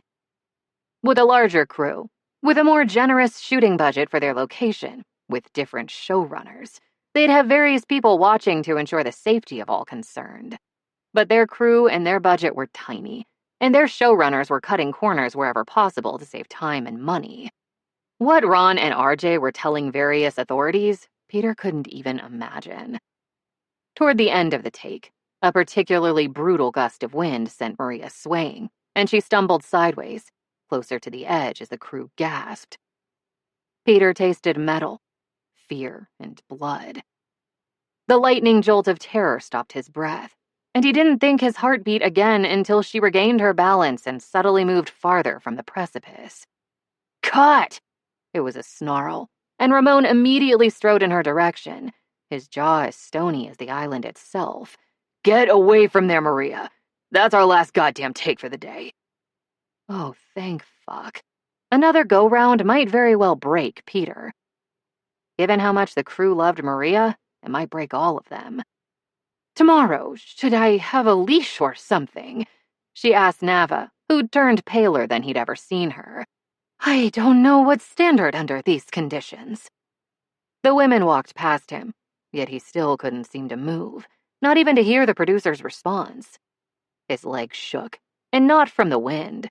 He kept swallowing, kept dragging his trembling hands through his hair. In the end, Daryl had to set him in motion and steer him away from the set. The PA's hand on his shoulder was firm but supportive, his eyes full of more understanding than Peter was comfortable with. On their miserable trek back to the van, Ramon continued muttering under his breath. Peter couldn't make out most of it, except for the word OSHA. And that was when he knew what to do. After they'd arrived back at the hotel, while everyone else trudged silently down the hall toward their suites and hot showers, Peter lingered near the front desk. When the hallway had cleared, he leaned close to Connor. The proprietor looked up from his computer monitor and jumped a little at the sight of his waterlogged guest looming over him. "Sorry, didn't mean to startle you," Peter whispered, recalling the teasing affection in the other man's voice whenever he spoke to Maria, my dear. Yes, Connor was definitely the right person for the job. "I have a big favor to ask." "Tell me," Connor said quietly, and Peter did. The weather was swiftly turning from ugly to hideous, so the local doctor evaluated Peter's condition via a virtual appointment that evening. The determination of his ill health required a startlingly short amount of time. Or at least it would have been startling, under other circumstances than these. "It's good Connor sent you my way," Dr. Fitzgerald cheerily said, tapping out a few quick notes on her tablet. "Otherwise, the consequences might have been disastrous. Deadly, even." Should he cough again? It wasn't strictly necessary, but was he or was he not an actor committed to his role? One racking cough later, he nodded at the physician. "I appreciate your time and help. From what I understand, I'll need to share my findings with your director and producer." The doctor rearranged her round, lively face to convey the appropriate solemnity. "Why don't you call them in, or rather text them so as not to tax your limited strength?" A quick message, and both Ramon and Nava arrived outside his door. He greeted them with a wan smile and a limp wave toward his couch. "Thanks for coming." Mouth in elbow. Hack, hack, hack. "I had the hotel contact their doctor on call when we got back this afternoon, and she wanted to talk to you about my illness." "I'm so sorry, Peter." Nava's broad brow had puckered, and she shook her head. "I had no idea you were sick. Why on earth did you come to the set this afternoon if you weren't feeling well?" Ramon scanned Peter from head to toe, paused, then looked down at the thick rug for a moment. "Oh, I'm sure he had his reasons, Nava. But anyway, we should listen to what the doctor has to say. You don't want to risk the health of our cast member, do you?" "Of course not," Nava snapped, running an agitated hand over her buzz cut. "That's why we were both so damn angry when they forced us to—" Enlightenment dawned mid-sentence. She bit her lip. "Ah, yes, right you are, Ramon. We should definitely listen to the doctor, who so kindly took time out of her busy schedule to help our endangered star." "Step one towards sainthood, check," Dr. Fitzgerald murmured. Without further ado, Ramon and Nava perched on the edge of Peter's couch and positioned his phone screen so the doctor could see both of them. Without seeing Peter in person, it's hard to make a definitive diagnosis, but all the symptoms he described to me correspond with the flu. A severe enough case to prohibit working for several days, but not so severe that he needs to seek medical attention elsewhere. The doctor phrased each sentence delicately, word by careful word. "I don't see any reason why someone with those symptoms shouldn't be able to recover at the hotel. Unless his health were to take a very sudden, very steep downward turn, I'd recommend that he simply rest. Drink lots of fluids, eat nourishing foods, take over-the-counter fever-reducing medicines if his temperature were to spike. Once the storm is safely past, if his symptoms haven't lessened in severity, I'd be delighted to see him in person. But otherwise, in another—" she tapped her chin thoughtfully. Oh, let's say 3 days. He should be just fine. That is excellent news. Nava gave her own little cough. That he should be better soon, I mean. Sadly, the rest of this episode's scenes feature Peter, so we'll have to stop shooting entirely until he recovers. But we certainly wouldn't want to risk our stars by forcing them to film when they shouldn't be on set. No, of course not, Dr. Fitzgerald said soothingly. Luckily, you don't have to. Thank you, Doctor. Ramon's voice was low and fervent, and he let out a slow breath. Thank you. It was my pleasure. Her smile was wide and impish. Trust me on that. After offering a few cheerful goodbyes, as well as a promise that the production would receive her bill in due course, she ended the virtual appointment. The silence in the hotel suite suddenly seemed very, very loud. Peter sneezed lustily, if dryly, into a convenient tissue. Reedton. Ramon stood, stretching his arms upward with a satisfied yawn. I can't tell you how delighted I am that you sought medical intervention. Sagging into the back of his chair, Peter rasped out, Anything for actor's safety and good health. Indeed. Once she'd risen from the sofa, Nava walked to him, bent down and kissed him on the cheek. We'll check on you tomorrow. Hopefully you'll feel well enough for our usual breakfast, even if your health takes a sudden downturn immediately afterward. Hack. I heard some weird rumors earlier, by the way. Just around the internet. Don't remember exactly where.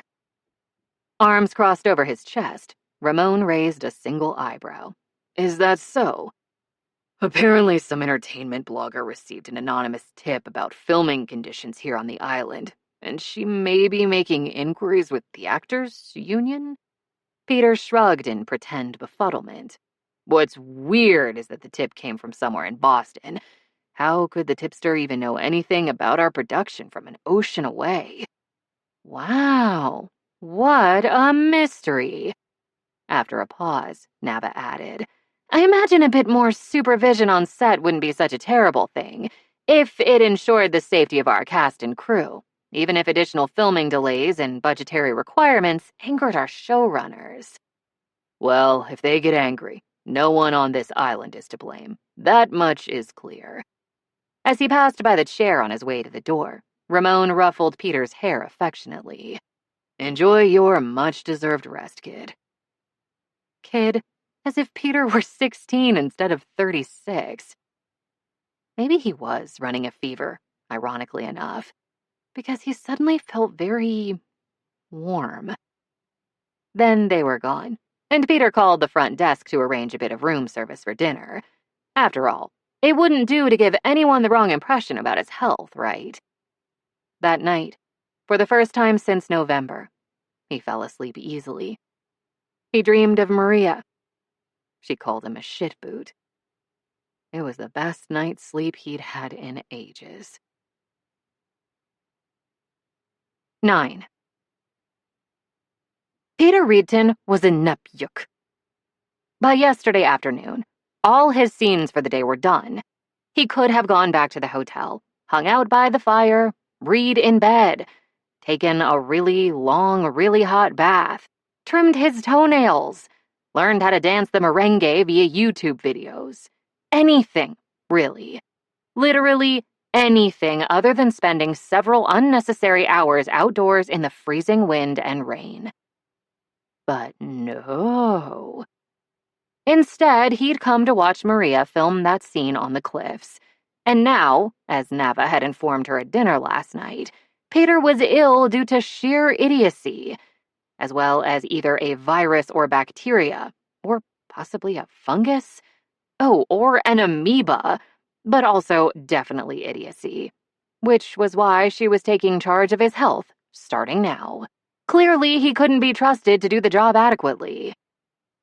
By the time dinner had ended, it was too late to yell at him. If he'd gone to bed early, as he should have, as she'd make certain he did tonight, she'd only have disturbed his much-needed rest. But it was morning now, even though everything outside the windows was extremely dark and apocalyptic. and she intended to lecture him before she ate a late breakfast in the dining room. She hoped Peter wasn't napping, because she needed to explain her newfound authority over his immune system and the protection thereof without further delay. He could nap later, after she bullied him into good health once more, by, say, forcing him to nap. And if that didn't entirely make logical sense, who cared? Neither did spending all fucking day outside in a fucking Atlantic storm for no fucking reason. If ever someone had literally shit in a blowscopet, he was the obvious culprit. Her knock on his door could have woken the dead, and according to Connor, Peter was halfway there already. He answered her summons with surprising swiftness. Oddly, he didn't look half dead, and when she hooked an arm around his waist and hauled him back to bed, his body against hers didn't feel any warmer than normal. He also wasn't staggering or miserably infirm in the way Connor and Nava's descriptions of his condition had led her to expect. Turning his head away from hers, he coughed as she sat him down on the mattress. She paused, crouched by his bedside and listened to him hack and hack. And after she straightened, she studied him for a minute. Hard. That cough she recognized. She'd heard it in late November, when Cyprian had fallen terribly ill from hunger and his makeshift home's inexorable chill, and Cassia had cared for him with reluctant tenderness. The big Viking had hacked and wheezed and groaned, his voice hoarse as he reassured her he was fine. She didn't need to fret. Peter's current cough had the same sound, the same cadence. Maybe his actual cough exactly matched his fake cough. Or maybe... Show me. Bending down until he had no choice but to meet her eyes, she stared at him in open challenge. Show me what medicines you've been taking. Given the weather, I can't go to a pharmacy, so I intend to collect whatever you need from everyone at the hotel, and I don't want to grab duplicates. If he was faking, if he'd cost her a night's sleep due to needless worry over his health, she was going to make certain a moose trampled him whenever he visited Sweden for publicity purposes. His gaze briefly dropped and his brow, which was, yes, cool against her palm, as she'd suspected, furrowed. I forgot where I put them. Maria, thank you for checking on me, but maybe you could come back later. I can tell you then what I've been No need. I'll look myself. About facing, she scanned the room. No medication or crumpled tissues on his bedside table. A half-dozen strides put her in the bathroom, where, again, she found nothing to indicate illness, not even a thermometer. Same with his coffee table and the little nook that held his coffee maker and mini-fridge. Another turn on her heel, and she marched back to the bed, where he appeared to be cringing, for good reason. She stabbed a finger into his perfectly healthy chest. Faker! The wind's roar, the slight rattling of his windows, the near violent lash of that endless downpour against the glass were the only sounds in the room for a long, long time. Let it be, Maria. With a sigh, he nudged her accusing forefinger aside. I don't want you involved in this. Involved in what? She frowned at him, fists braced on her hips. Why are you pretending to be ill? Did you not want to film our scene today, given the conditions? But that wasn't like Peter at all, was it? His health, his body, and his convenience meant nothing to him, not when weighed against the dictates of the showrunners and his desire for professional success. So if this damnable farce wasn't about his own comfort and safety, then what in the world would prompt such an underhanded, secretive... Fy fan. She knew. She knew precisely what he was doing and why. And the source of that anonymous tip about shooting conditions on the island. The one various media outlets had already emailed her agent about in a request for her commentary. Wasn't such a mystery anymore. She preferred face-to-face confrontation, and she didn't mind risk. Peter, though, He would want to minimize any threat to his future, and he had, but he'd still taken a risk, however contained. And he'd taken it for her. Whether he knew it or not, she'd glimpsed his expression after that scary little bobble at the cliff's edge yesterday, seen him white-faced and frozen with horror at the end of the take. She never wanted to see that expression again. It hurt to witness, almost as much as it seemingly hurt him to watch that near miss on camera. So, yes, she'd known he cared about her safety, cared about her. What she hadn't known, he cared enough to actually do something about it. Not as she would have, but in his own extremely cautious but undeniably effective way. He'd made certain her next cliffside adventure wouldn't involve wind gusts of 150 kilometers per hour. He'd ensured that the set would have increased scrutiny from now on, so she'd never be put in a similarly precarious position again. And he didn't want her to know what he'd done, because her ignorance meant plausible deniability if everything went to shit despite his precautions. Even his lies were an attempt to protect her. His fingers plucked at the fluffy duvet on the bed. If I don't seem ill right now, the doctor said my condition might, vary from moment to moment, so... He paused, still fumbling for an explanation. After licking his lips, he started to say something else, no doubt another lie, and she didn't care what it was. She didn't care whether he ever told her the truth, because she understood now. "Come here, Wheatstovel," she said. Then she ducked down again, cupped his bristly cheeks, and kissed him, hard. His lips were already parted, so she teased his tongue with hers, then delved deep and reclaimed her territory after far too long an absence. He responded like a starved man at a feast, a low groan rumbling deep in his chest as he seized control of the kiss, and of her.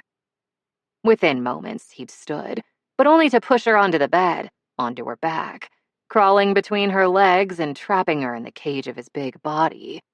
The bruising pressure of his lips against hers eased, but only so he could nip and suck a hot, open-mouthed trail along her jaw and down her throat. His hands delved under her sweater, and then her bra loosened, and her breasts were cupped in his hot palms. She rounded his hips with her legs and slid her own hands beneath his jeans, beneath the soft material of his boxer briefs, to squeeze his ass greedily. Gods above, she loved his body. No man had ever made her this hungry to stare, to touch, to take. Shoving her sweater up to her neck, he dove down to suck her nipple, while he plucked and twisted and rubbed the other, and she was done with foreplay. Unbuttoning his jeans took a heartbeat, and her fingers moved swiftly to his zipper. At that moment, his entire body shuddered against hers, shuddered and stilled. No, he ground out hoarsely, lifting his head from her breast. No. Her knuckles pressed against his sizable erection. She immediately stopped unzipping him. "Peter? We're not doing this." His face flushed, his gaze still devouring every inch of her bare flesh. He slowly tugged her sweater down. "We can't." Removing her hands entirely from his body, she laid them flat by her sides as he clambered off her, his jaw like stone. Nostrils flared, breathing ragged. He sat at the edge of the bed, his jeans still unbuttoned, and gripped white-knuckled fistfuls of the duvet. He stared across the room blankly. She was lost, frustrated and bewildered. "I thought..." After a pause, she sat up. "You don't want to fuck me?" It certainly looked like he did, at least on the most basic physical level. She was surprised his zipper was holding up so well under the strain, frankly. But desire wasn't consent, and neither was a hard dick.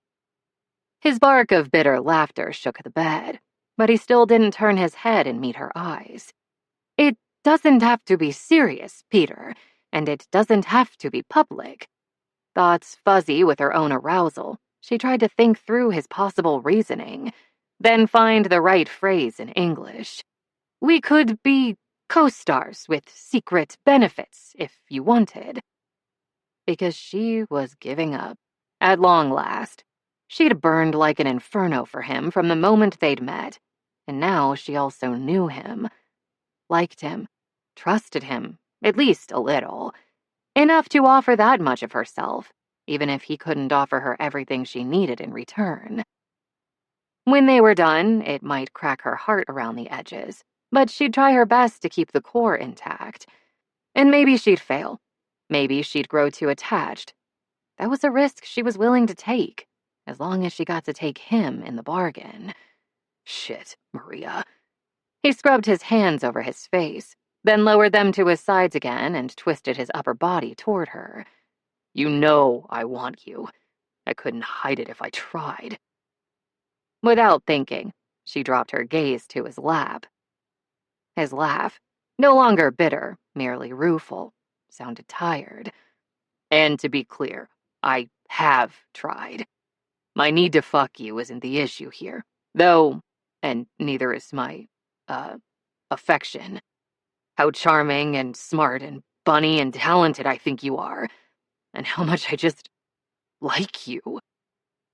Absently, she rubbed at her chest, which seemed to be melting somehow. Okay. After such lovely compliments, now she really didn't understand. So what is the issue then? Those dark eyes of his were solemn and steady. If we got involved that way, and things went sour between us, we'd have nowhere to hide. Nowhere we could lick our wounds until we got over whatever happened. Instead, we'd be forced to confront each other day after day, week after week, no matter how angry or hurt we were. It would be terrible for us, and it would be terrible for everyone on the crew forced to endure the awkwardness and tension alongside us. He wasn't wrong, of course, but wasn't it worth a gamble? She opened her mouth to ask that very question, but he wasn't finished. Maria, we may spend years together on this island. Years. We're the only two actors on the set, and we both know you're the center of everything here. You've made us a team. Hell, you've made us a goddamn family, and you're what holds our family together. But if things went bad between us, the community you've built, all the camaraderie you've nurtured, could disappear. He snapped his fingers. Like that. He'd never strung so many words together at one time in her presence. Funny. After months of wishing he would talk more, express his thoughts and feelings more clearly, she now wanted him to shut the hell up, because his words hurt. It would be unbearable. Gods above, he was still fucking talking. And the work would suffer too. You know it would. All the strain off camera would bleed into the footage, and I'd have ruined this once-in-a-career opportunity for what? Sex? For me, she wanted to tell him. You'd have risked everything for me. Instead, she swallowed past the burn in her throat and pointed out the obvious. Peter, you've already endangered your career for me. Today, as a matter of fact. That was potentially a matter of life and death. With a decisive shake of his head, he dismissed the only good argument she had left. The state of my dick isn't. If this was just about his dick, he probably wouldn't be so worried. But that didn't really matter, did it? He'd said no. And despite the faint prickling in her sinuses, everything was fine. She and Peter might have fucked, but they'd never been lovers. Now, she guessed they never would be. That was fine too, or at least it would be, once her stupid chest stopped aching. After all, she'd still have him as a valued friend and colleague, and nothing he'd said changed what he'd done for her today. For a man like him, risking his career even that much was a testament to how deeply he truly cared about her. So she would make things easy on him. She would make things easy on them both. Very well, she said. Friends? Her hand rocked steady. She extended it toward Peter. But because he truly was a fucking wheat stovel, he didn't shake it. Instead, He raised it to his mouth and brushed a kiss over her knuckles before letting go. The brief, glancing contact might as well have blistered her. She needed to get the hell out of his suite. The soft curve of his lips was bittersweet. Good friends. The best of friends. She confirmed with an answering smile that stretched her cheeks painfully, then hopped off his bed. Just as she was set to leave as quickly as possible, the silver-framed photo on his nightstand caught her attention. Unable to stop herself, she paused and studied the only real decoration he'd added to his suite. The picture's colors had faded slightly, and no wonder. It had to be over 2 decades old.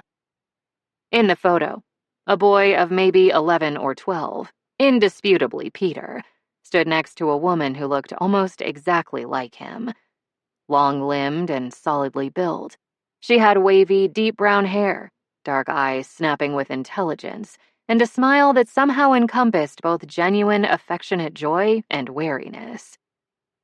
A blue expanse of water sparkled in the background, and fiery autumn leaves on the trees bracketing them seemed to rustle in an invisible breeze. She had her arm wrapped around his shoulders, his smile echoing hers with eerie similarity. He'd cuddled close to her side. There was no mistaking the photo. This is you and your mom. Any trace of softness in his expression, however conflicted, disappeared in an instant. He grunted out an affirmative sound, mouth now grimly shut. I suppose I don't have to ask whether you're adopted too, because maybe a little ironic humor would help relax that now stony jaw. She's lovely. Not delicate or ethereal, but undeniably striking. If Maria fully understood Nava's explanation of the term a few weeks back, handsome. Another low, rough sound of agreement as he stared at his childhood self, at his mother. When he finally responded with actual words, though, they were bland, stripped of any inflection or emphasis. She was. Oh, fuck. She'd hoped it was simply a favored photo among many others taken over their years together, not a memento of a parent gone too soon. Peter, she began. She died the next year. Each carefully neutral word landed in her heart like an anvil. She bit her lip. I'm so sorry. What else could she say, really? The pain of death, of loss, wouldn't be eased by any facile words she might offer. Only time and love could do that, and he'd had plenty of the former and wouldn't let her offer the latter. It's fine, he told her in casual dismissal, and it wasn't just a brush-off and an obvious falsehood. It was an impenetrable wall constructed between them in the space of a heartbeat, tall and solid and entirely unnecessary. If he didn't want to talk about his childhood, she, of all people, understood. She certainly wouldn't force him. Okay. With firm resolve, she turned away from the photo. From him. Well, I'd better get going, friend. It's time for breakfast. And, of course, I shouldn't linger in your suite. I wouldn't want to catch your terrible illness, would I? After directing a breezy wink in his general direction, she put a bounce in her step as she headed for his door and offered a jaunty wave before leaving. See you. He started to say, but the door shut behind her before he could finish. As she started down the hall, she kept smiling until the expression didn't feel forced anymore, and she could greet Connor and Fionn and her crew with the good cheer they deserved from her. Honestly, she couldn't imagine why she felt so unsettled. Because really, all was well, and nothing much had altered between her and Peter. Even good friends didn't share everything, and even close friendship and mutual attraction didn't guarantee a romantic or sexual relationship. He was a good friend, and those didn't come along every day. That was definitely something to appreciate. Nay, to cultivate. Also, the next time someone tempting offered a potential hookup, she knew not to turn them down, which was certainly useful knowledge to have. As he'd noted, they had years ahead of them. She'd make the best of those years, in a variety of fun ways.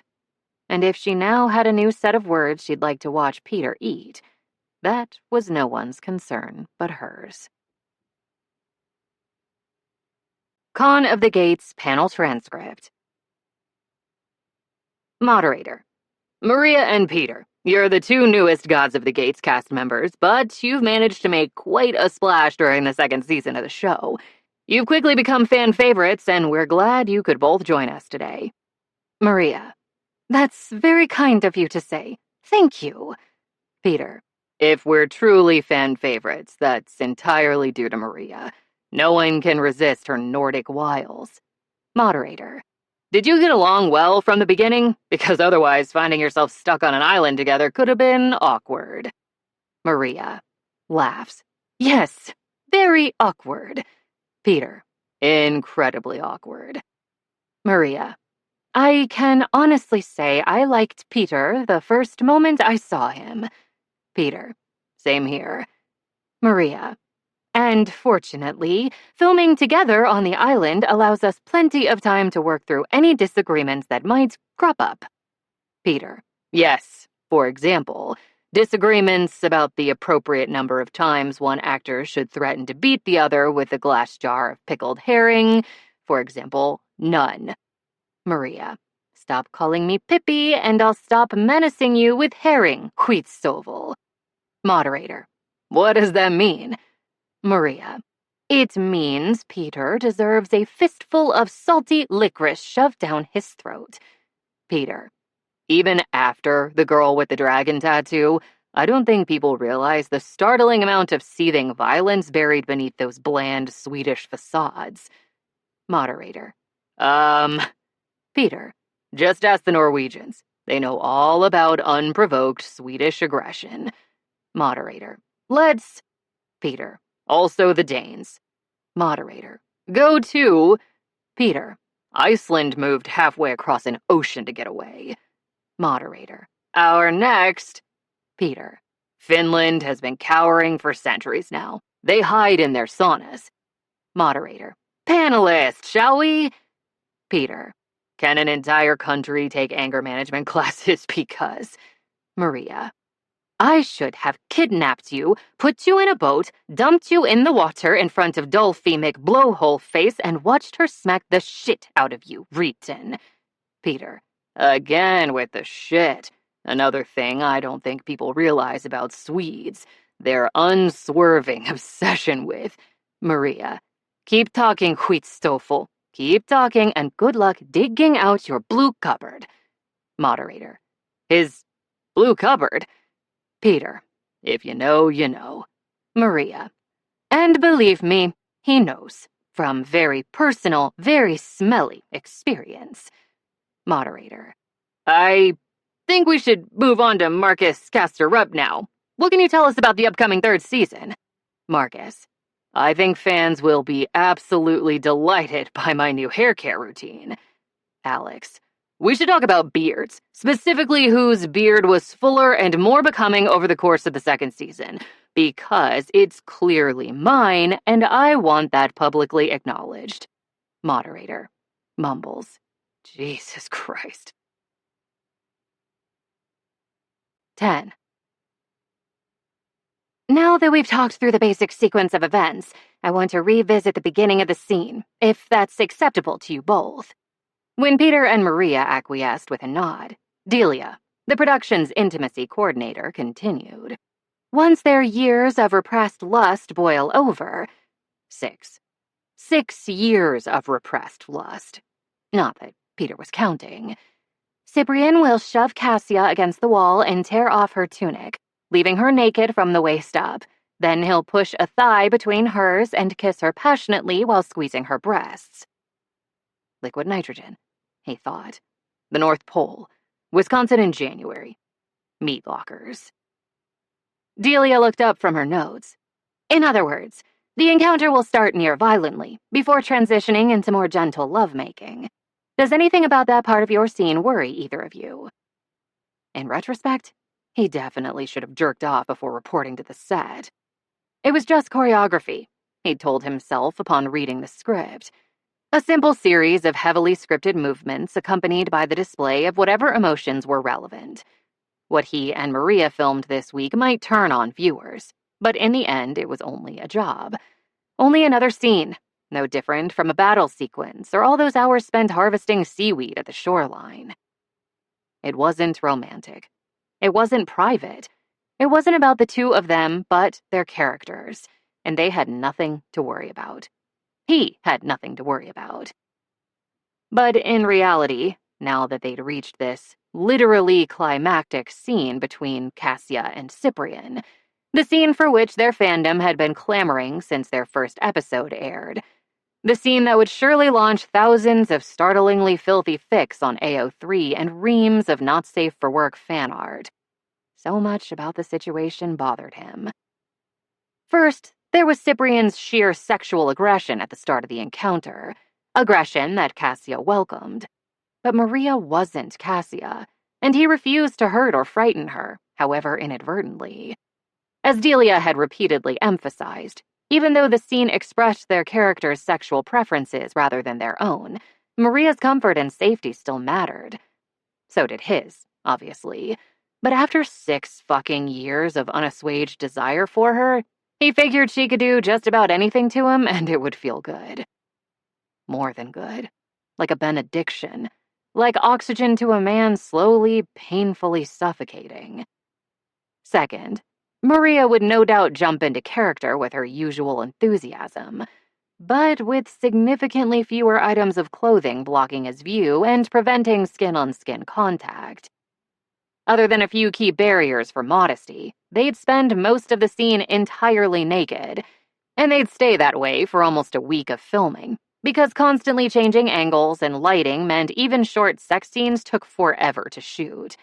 And this was not a short sex scene. Maybe that still wouldn't have been an issue, except that he hadn't bedded another woman after meeting Maria, even knowing she'd had occasional dalliances between seasons, as various tabloids eagerly documented. The knowledge had stung. Of course it stung. It more than stung. It burned. But she'd offered herself to him and he'd said no. And he was a bastard, but not enough of a bastard to expect her to remain celibate for over half a decade, to spare the feelings of a man who'd refused a sexual relationship with her. Over time, he'd expected to find consolation in someone else's arms too. Since that fateful day in an LA sauna, though, even flirting with someone else felt like cheating, for some asinine reason. So now, primed by 6 endless years with only the dubious consolation of his left hand, he was essentially an SFX fireball ready to explode, only hotter and less controlled. Fuck. If even this relatively dry conversation was making him hard, the actual scene itself might very well kill them all in some sort of boner-induced cataclysm. And third, shit. He tried not to think about it. He'd been trying not to think about it for weeks now, possibly months, but he couldn't avoid it any longer. This was his last scene with Maria. Ever. Last week, they'd separately filmed their deaths, because, of course, Ron and RJ couldn't abide the thought of a hopeful ending for anyone. After Cyprian and Cassia's lovemaking, the triumphant roar of the undead told them their gate had been breached, and their destiny was upon them. They both knew they wouldn't survive the battle ahead, not as mere humans. So he sent her away for her safety, although she initially refused to leave him. But when he reminded her that she could, even then, be carrying his child, his legacy in the living world, and the only proof of their love that might survive, she agreed to go, sobbing broken-heartedly all the while.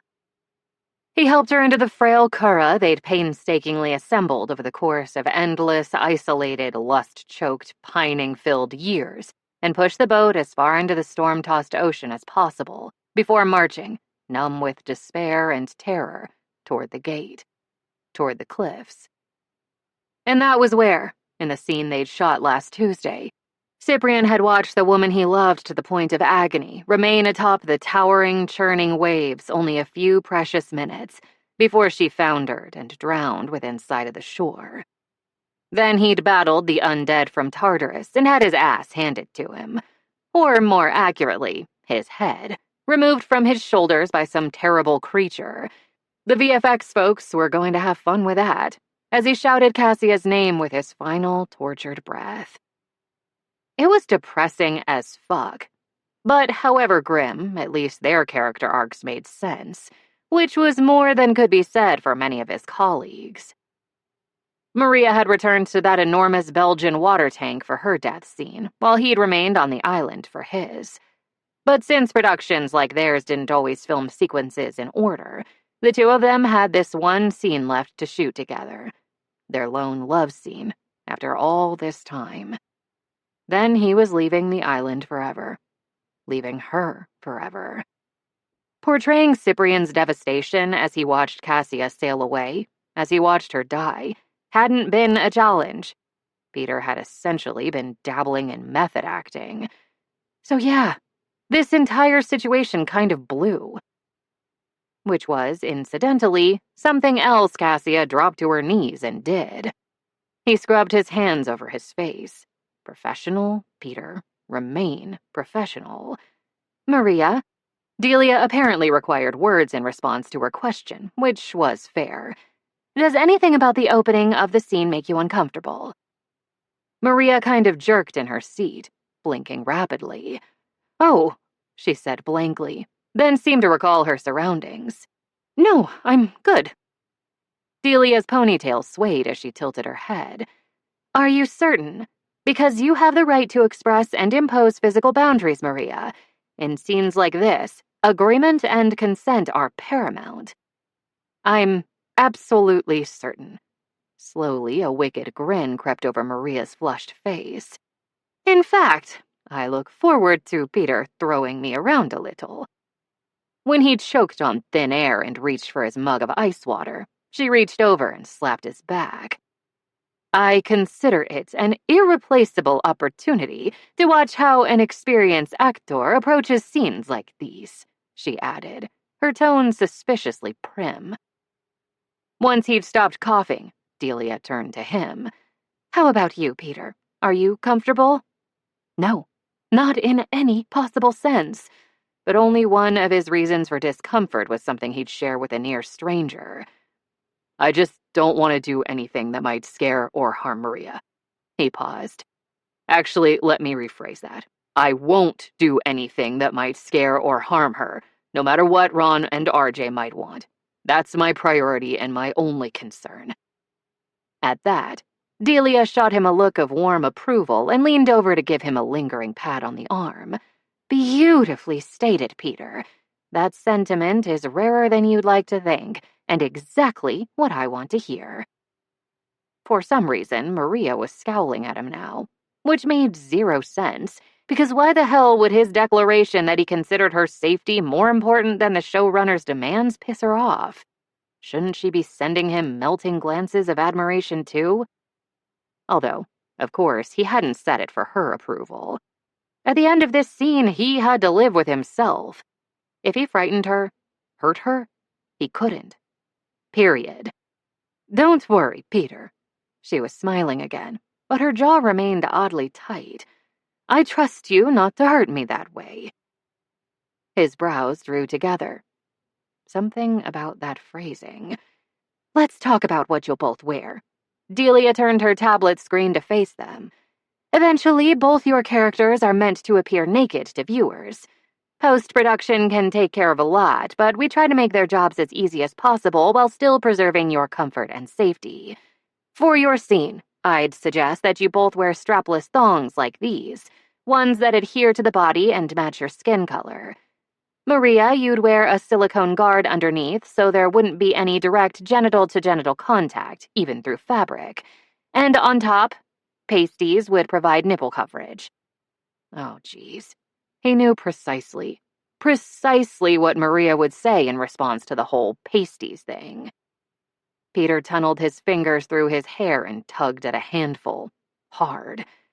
Oh, I don't need pasties, Maria breezily, predictably proclaimed. I don't care who sees my nipples. After all, Peter won't be wearing pasties, will he? She paused. On screen, I mean. What he does on his own time for recreational purposes is none of my concern.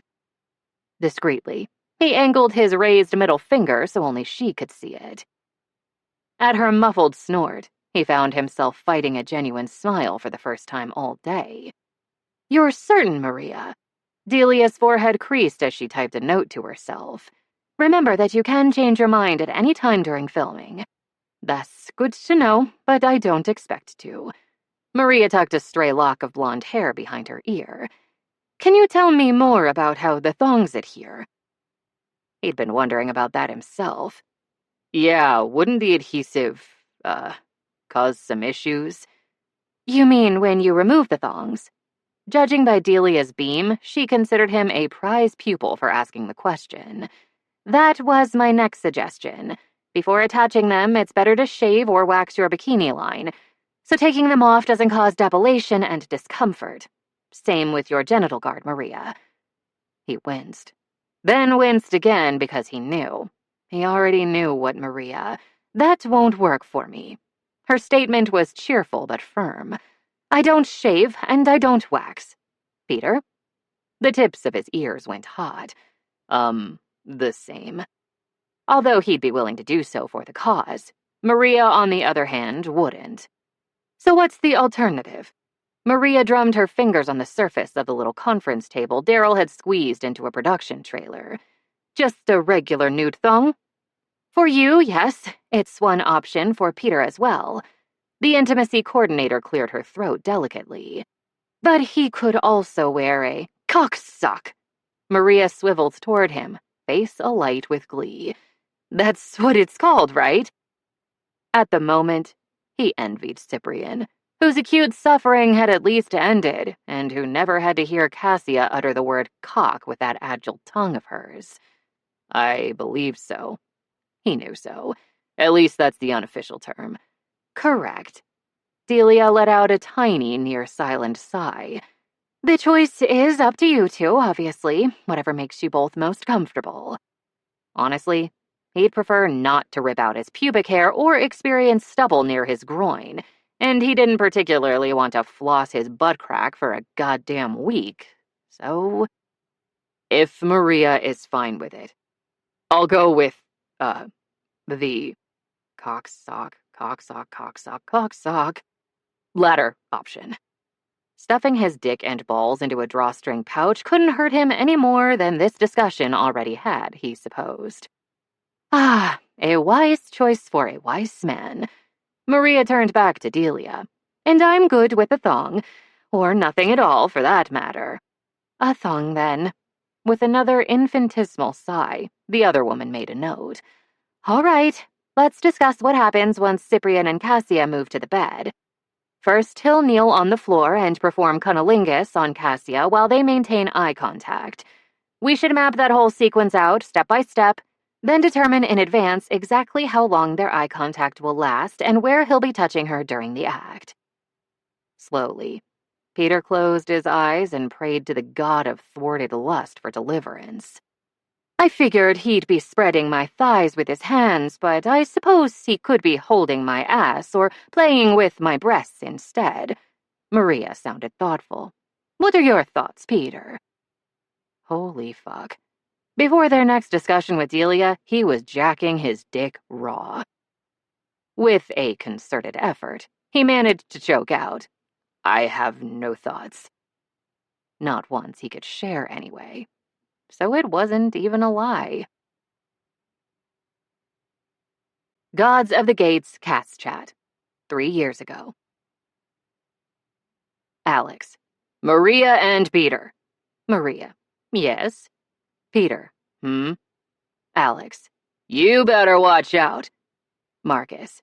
"Dude, I have no idea what you're doing, and I can't count how many times I've already told you this, but you realize that can be construed as a threat, right?" Alex. "You better not cry." Kara.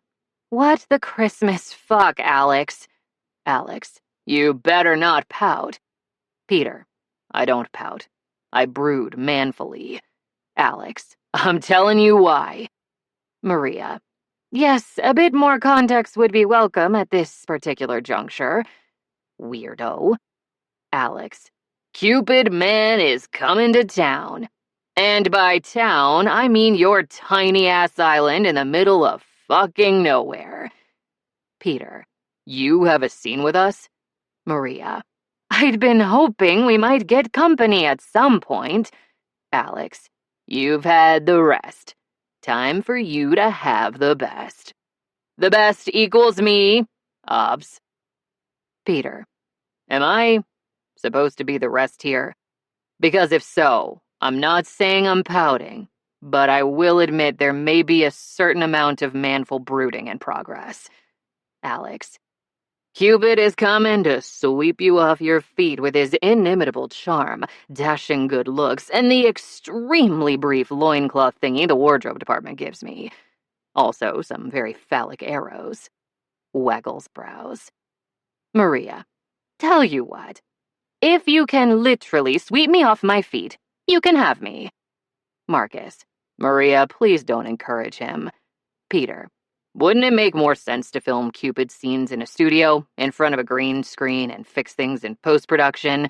Because travel is very expensive, and this season is already over budget, so... Maria. But only if you can manage to stop talking for an entire night, Alex, because I'd prefer not to wear noise-canceling headphones in bed. Alex. Unfair. We both know I can't do that. Maria. And we also both know we don't feel that way about one another. Alex. I don't brood manfully. I fucking pout. Pouts. Peter. Anyway, Maria's right. It'll be great to have company. Couldn't be happier you'll be here with us, dude. Can't wait. Kara. Forget our show. This is fucking entertainment right here. Maria. What? Peter. What? Alex. Continues pouting. Marcus. Fine, we can listen to Motley Crue on our way to the studio if you'll stop pouting. Alex. Best day ever! Marcus. Just FYI, I don't brood manfully or otherwise. And I don't pout. I sigh. Sighs. Alex. Don't sigh, or I'll sing along to Dr. Feelgood. To be fair, I'll do that anyway. Marcus. Sighs again. 11. Cut! Ramon peered down at his cell. Good work, you two. Let's take a half-hour break while Ron and RJ glance over some of today's footage. And for our next take, unless they have a different suggestion, we'll start at the point where Cyprian rolls Cassia onto her back and kisses her neck, okay? Peter nodded his agreement, then carefully, oh so carefully, removed his hips from the cradle of Maria's thighs without dislodging the pillow placed there. The blessed pillow that had prevented utter disaster and epic embarrassment on his part, as they humped away at each other for what seemed like millennia, even though it had only been 2 days so far. 2 days of glorious torture, all caught on camera. With a quiet thank you, he shrugged on the robe Janine handed him, shoved his feet into flip-flops, and directed his gaze somewhere, anywhere other than Maria's gleaming near-naked body as she got up and donned her own robe and slippers. Don't look at her bare breasts. Do not, Reedton. It wasn't as if they weren't already burned into his retinas anyway. For life, most likely. At various points, the scene had called for him to stare at those stupendous tits, to cup them as they shone in the firelight, slickened by the rosewater glycerin spray meant to simulate coital sweat. After 6 years, they were maybe a little fuller than they had been, a little lower on her ribs, and more gorgeous than ever. Seeing them again was a gift. So was seeing the rest of her long, curvy body. Their first night together. Their only night together. He hadn't known. He hadn't known that would be his one time in Maria's bed. He hadn't known to slow the fuck down and savor the sight of her beneath him, her hair tangled around his fist, her cheeks flushed, her body naked and open. Due to his newly rigorous masturbation schedule, he'd kept things professional on set. But that didn't mean he couldn't admire her in those moments when the script directed him to look at her, to touch her. That didn't mean he couldn't draw from his own passion and tenderness to fuel Cyprian's, and find a bittersweet joy in doing so. And since the filming was drawn out over a long week, since he wasn't lost in a haze of mindless lust as he'd been there one night together, he'd had ample opportunity to imprint every moment in her arms on his memory, which he'd done gratefully. But seeing her again, near bare and unashamed, wasn't only a gift. It was also a torment. For 6 years, he hadn't had her in his bed, and after this week, he never would again. Unless she still wanted him. Because yes, the show was almost over for the two of them, and the pain of that realization practically leveled him every time he let himself consider it. And yes, no future role would ever offer him the sort of extended time in her company this one had. But once they'd finished shooting their last scene, they were free. He was free. From that moment on, their relationship couldn't endanger the set's camaraderie or put his career at risk in any way, which meant, if she longed for him the way he pined for her, and sometimes he could swear she did, they could be together. Finally. In all the ways those dirty, dirty fics on AO3 had envisioned, and also as a committed couple. Not yet, though. Not until they were entirely done filming, which they weren't. So he really needed a snack and some water before their next take. The early spring air remained nippy, both inside and outside Cyprian and Cassia's little stone home. So he grabbed what he needed from the craft services table and retreated to his usual seat in Janine's trailer. Maria followed him inside, closing the door behind them with a muffled thud. "This is Ron and RJ's first time actually checking the footage, right?" Plopping down onto the mesh-backed chair at Janine's workstation, she peeled a banana. "I'm curious what they're going to say.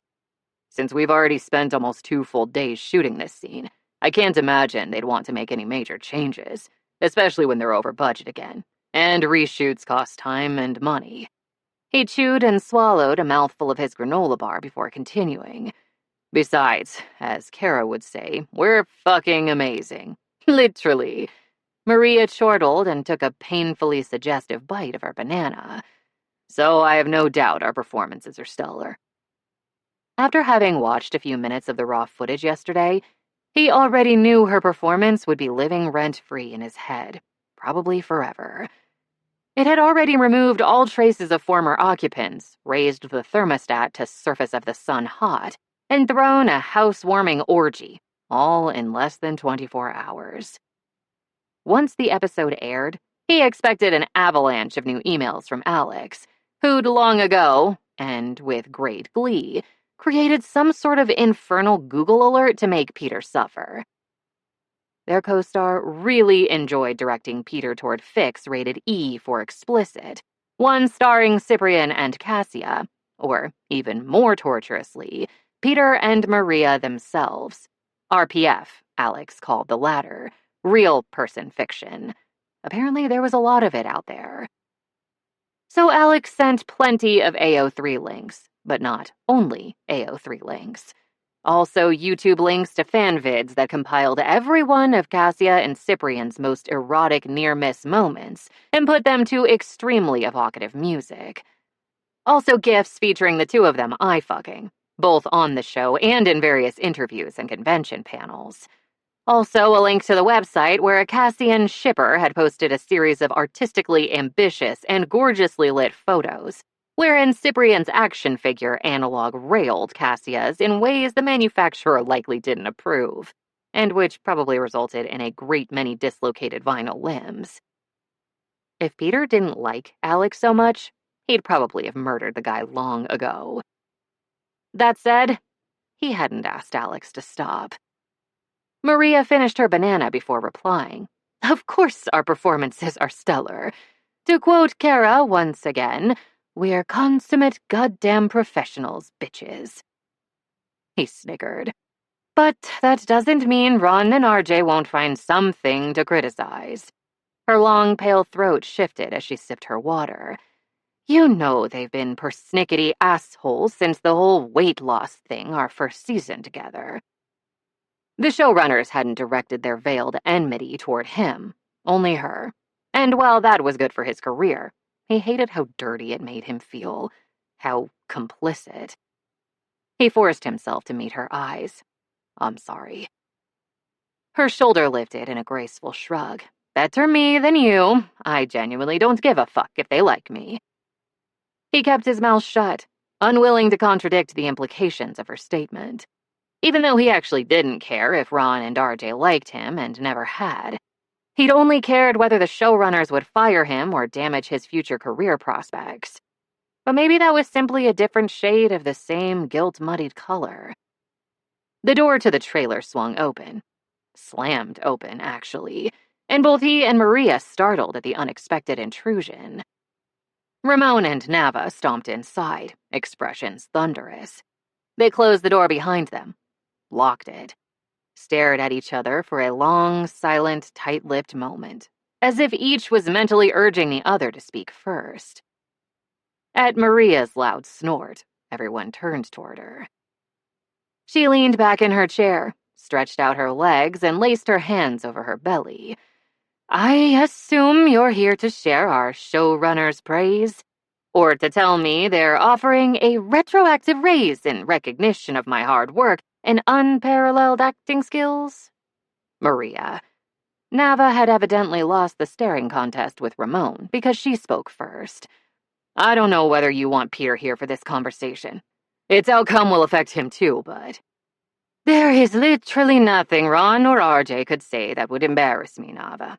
Nothing about my performance, nothing about my personality, nothing about my body. With a flick of her wrist, Maria dismissed that concern. Go ahead. I don't care if Peter hears their critique. The producer scrubbed a hand over her buzz cut. All right, if you're sure. Just to be clear, neither Nava nor I agree with their feedback. The lines bracketing Ramon's mouth deepened. We'll support whatever response you choose to make. Anything short of nuclear warfare, Nava added with a weak smile. Shit. What the fuck had Ron and RJ said? Peter squeezed his nape, anxiety roiling in his gut. I love you both, but quit stalling. Maria's gaze turned shrewd, and she paused. Actually, never mind. I'll bet you €100 I know exactly what they told you. Suddenly, he knew too. It was the only thing that made sense, given who Ron and RJ were, how they likely perceived women's bodies, what they'd believed about women's core vulnerabilities, and the means they'd accordingly employ to humble Maria. Or rather, attempt to humble her. Because even after 6 years, they hadn't diminished her or dimmed her shine, not even a little. They don't think women with body hair are sexy or appealing to viewers, so they want me to shave or wax and reshoot the part of the scene where I'm naked. Maria outright laughed then, and the sound wasn't sharp or bitter, but genuinely amused. Because clearly, a medieval Viking shield maiden shipwrecked on a deserted island would make hair removal a priority. Well, Ramon's mouth twitched in reluctant humor. Here's the good news. I didn't take your bet just now. There it was. Ron and RJ's final bid to cow Maria, and do so by telling her. Jesus, now that he'd taken a moment, it made him want to laugh too. She wasn't sexy enough. Their final bit of revenge for stymieing their big starvation plans. Their final attempt to control her body. During 6 years of working with her, had they learned nothing? Perhaps Cassia took a pre-sex jaunt over to her local day spa, Nava suggested, sarcasm limbing every syllable. No doubt. Still grinning, Maria tapped her chin with a long forefinger. If Cassia asked nicely, I bet Venus would bedazzle her sneepa too. I'm certain sequence would please viewers. That Swedish word he didn't know. But he had a really, really good guess. After a quiet snicker, Nava sobered. What do you want us to say to them? You already know. Maria cast an apologetic glance at the producer and director. They won't be happy, and I'm sorry you'll have to deal with that. As long as you're fine, we are too. Ramon didn't appear bothered by the prospect of the showrunner's ire. We'll gladly tell them you refuse their request. Only it wasn't really a request. It was an order. They all knew it. That said, Ron and RJ didn't have much power over her at this point. In reality, Peter wasn't sure they'd ever had any power over her. If they want to fire me, locate a last-minute body double, transport her to a desolate Irish island, teach her the choreography, and reshoot a good chunk of a crucial scene with her, they can have at it. Maria tipped her head in faux contemplation. They're already running late and over budget, though, as usual, and this is the final scene in the entire show that involves me, so doing all that for a bit of anachronistic armpit waxing seems kind of self-defeating, doesn't it? It was just hair. It would regrow. Literally every other actor he'd met over the course of 2 decades in Hollywood would promptly break out a razor in this situation, and most of the women would be waxed smooth already, no instructions necessary.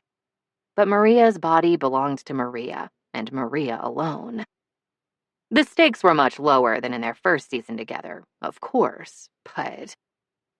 Peter cleared his throat. If Pippi walks, I walk. Ramon and Nava turned to him in unison. The warmth in their eyes flooded him from the chest outward. And Maria's smile. Fuck Maria's smile. Really? A jar of Sil suddenly appeared in her palm, and she brandished it an inch from his nose.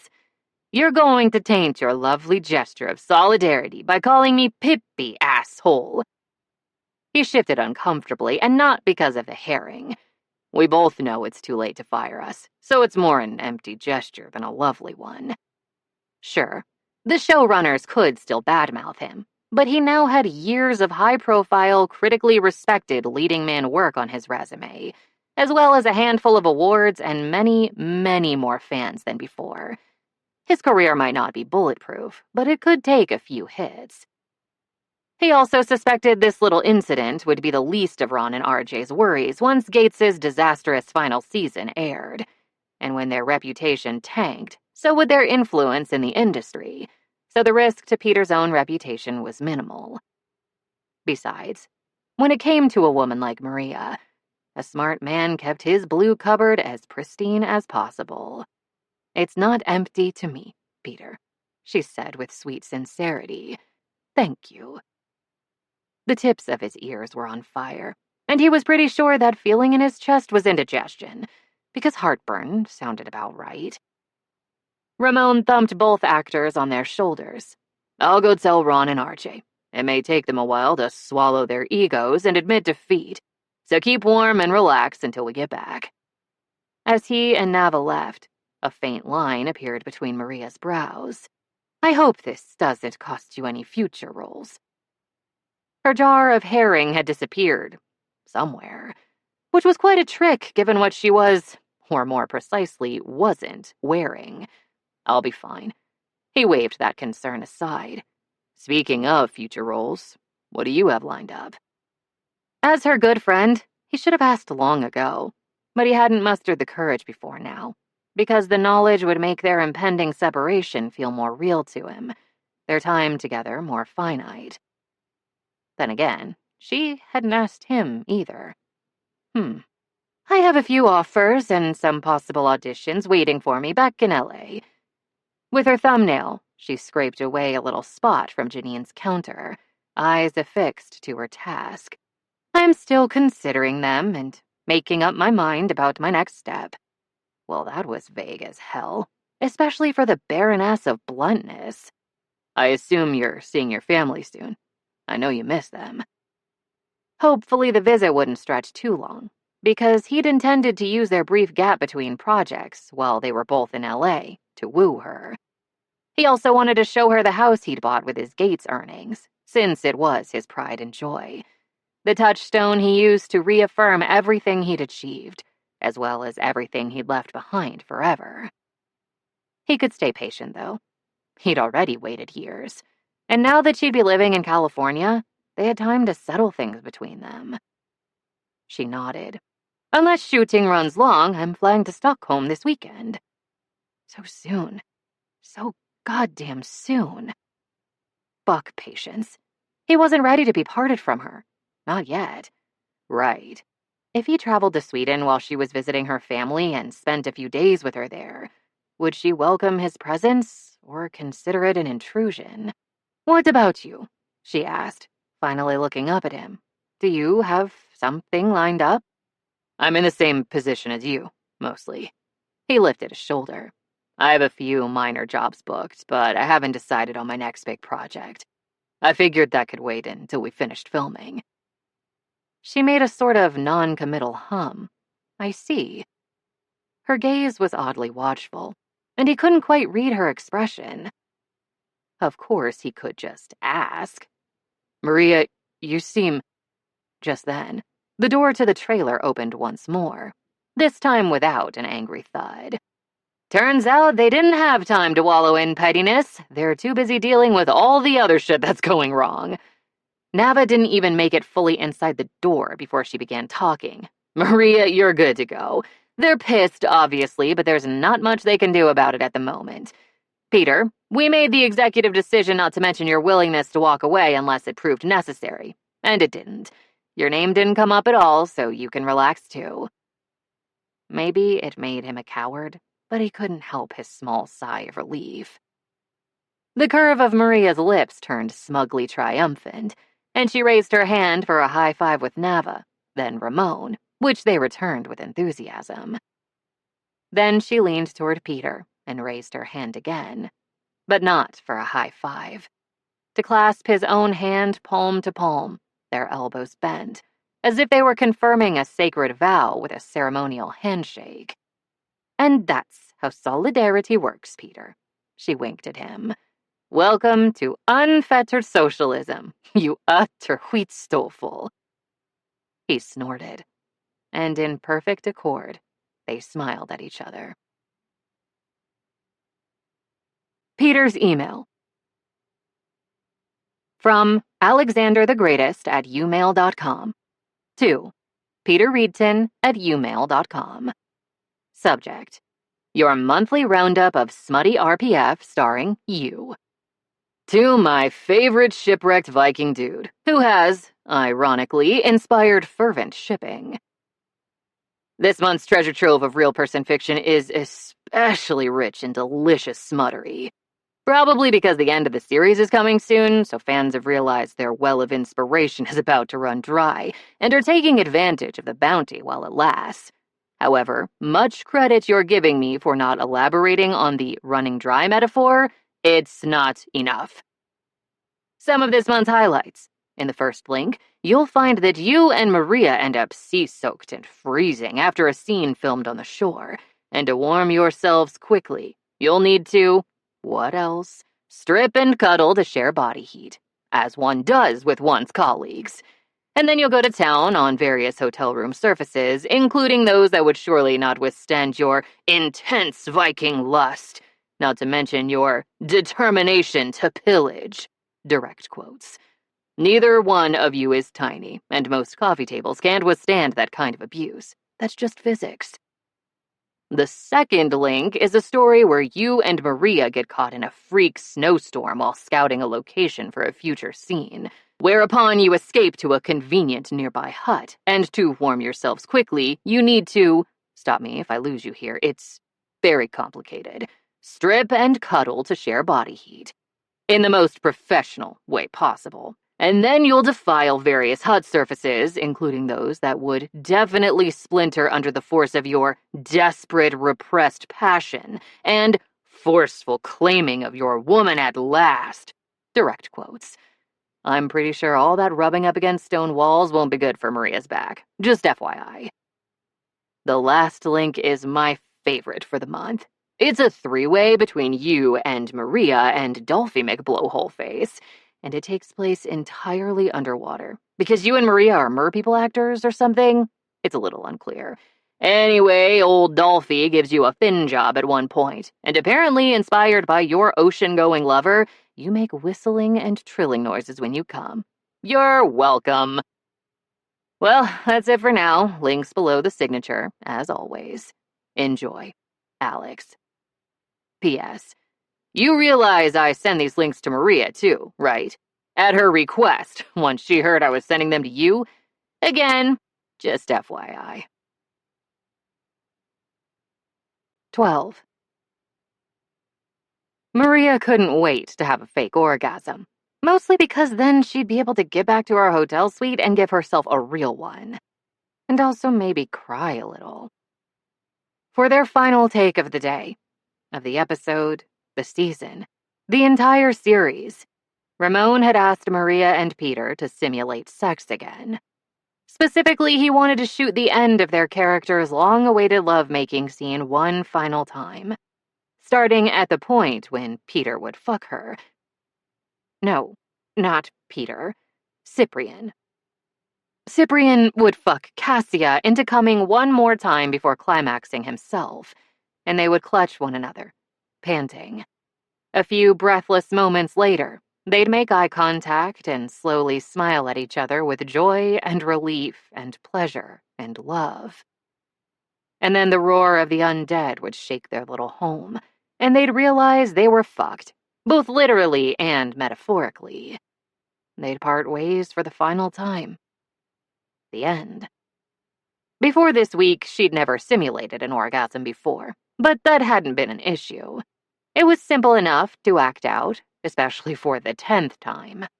Only she couldn't seem to get a handle on either her body or her emotions, despite the cameras, the crew, and her determination to keep both her desolation and her horniness to herself. So she lay beneath Peter, legs wide open and wrapped around his hips, almost entirely naked. She watched him labor mightily above her, and the pillow between her thighs absorbed most, but not all. Heaven help her, not all, of the power behind each thrust. But it didn't stop her belly from rubbing against his, or prevent her stiff nipples from poking into his chest. It didn't do anything to protect her from the sweet savagery of his kiss, the possessive sweep of his tongue in her mouth as they gasped and moaned against each other's lips. It didn't stop his fingers from biting into her thigh as he shoved it higher, or his other hand from cupping her cheek with a tenderness that would break her heart if she wasn't careful. He was slick with sweat, and so was she. Real sweat, not just glycerin. His heart thundered against hers, his pupils had blown wide, and stripes of odd color painted his cheekbones. As they'd positioned for this take, as she'd spread her legs and welcomed him between them one final time, his nostrils had flared, and she was pretty sure he could smell how hot he'd made her, how wet.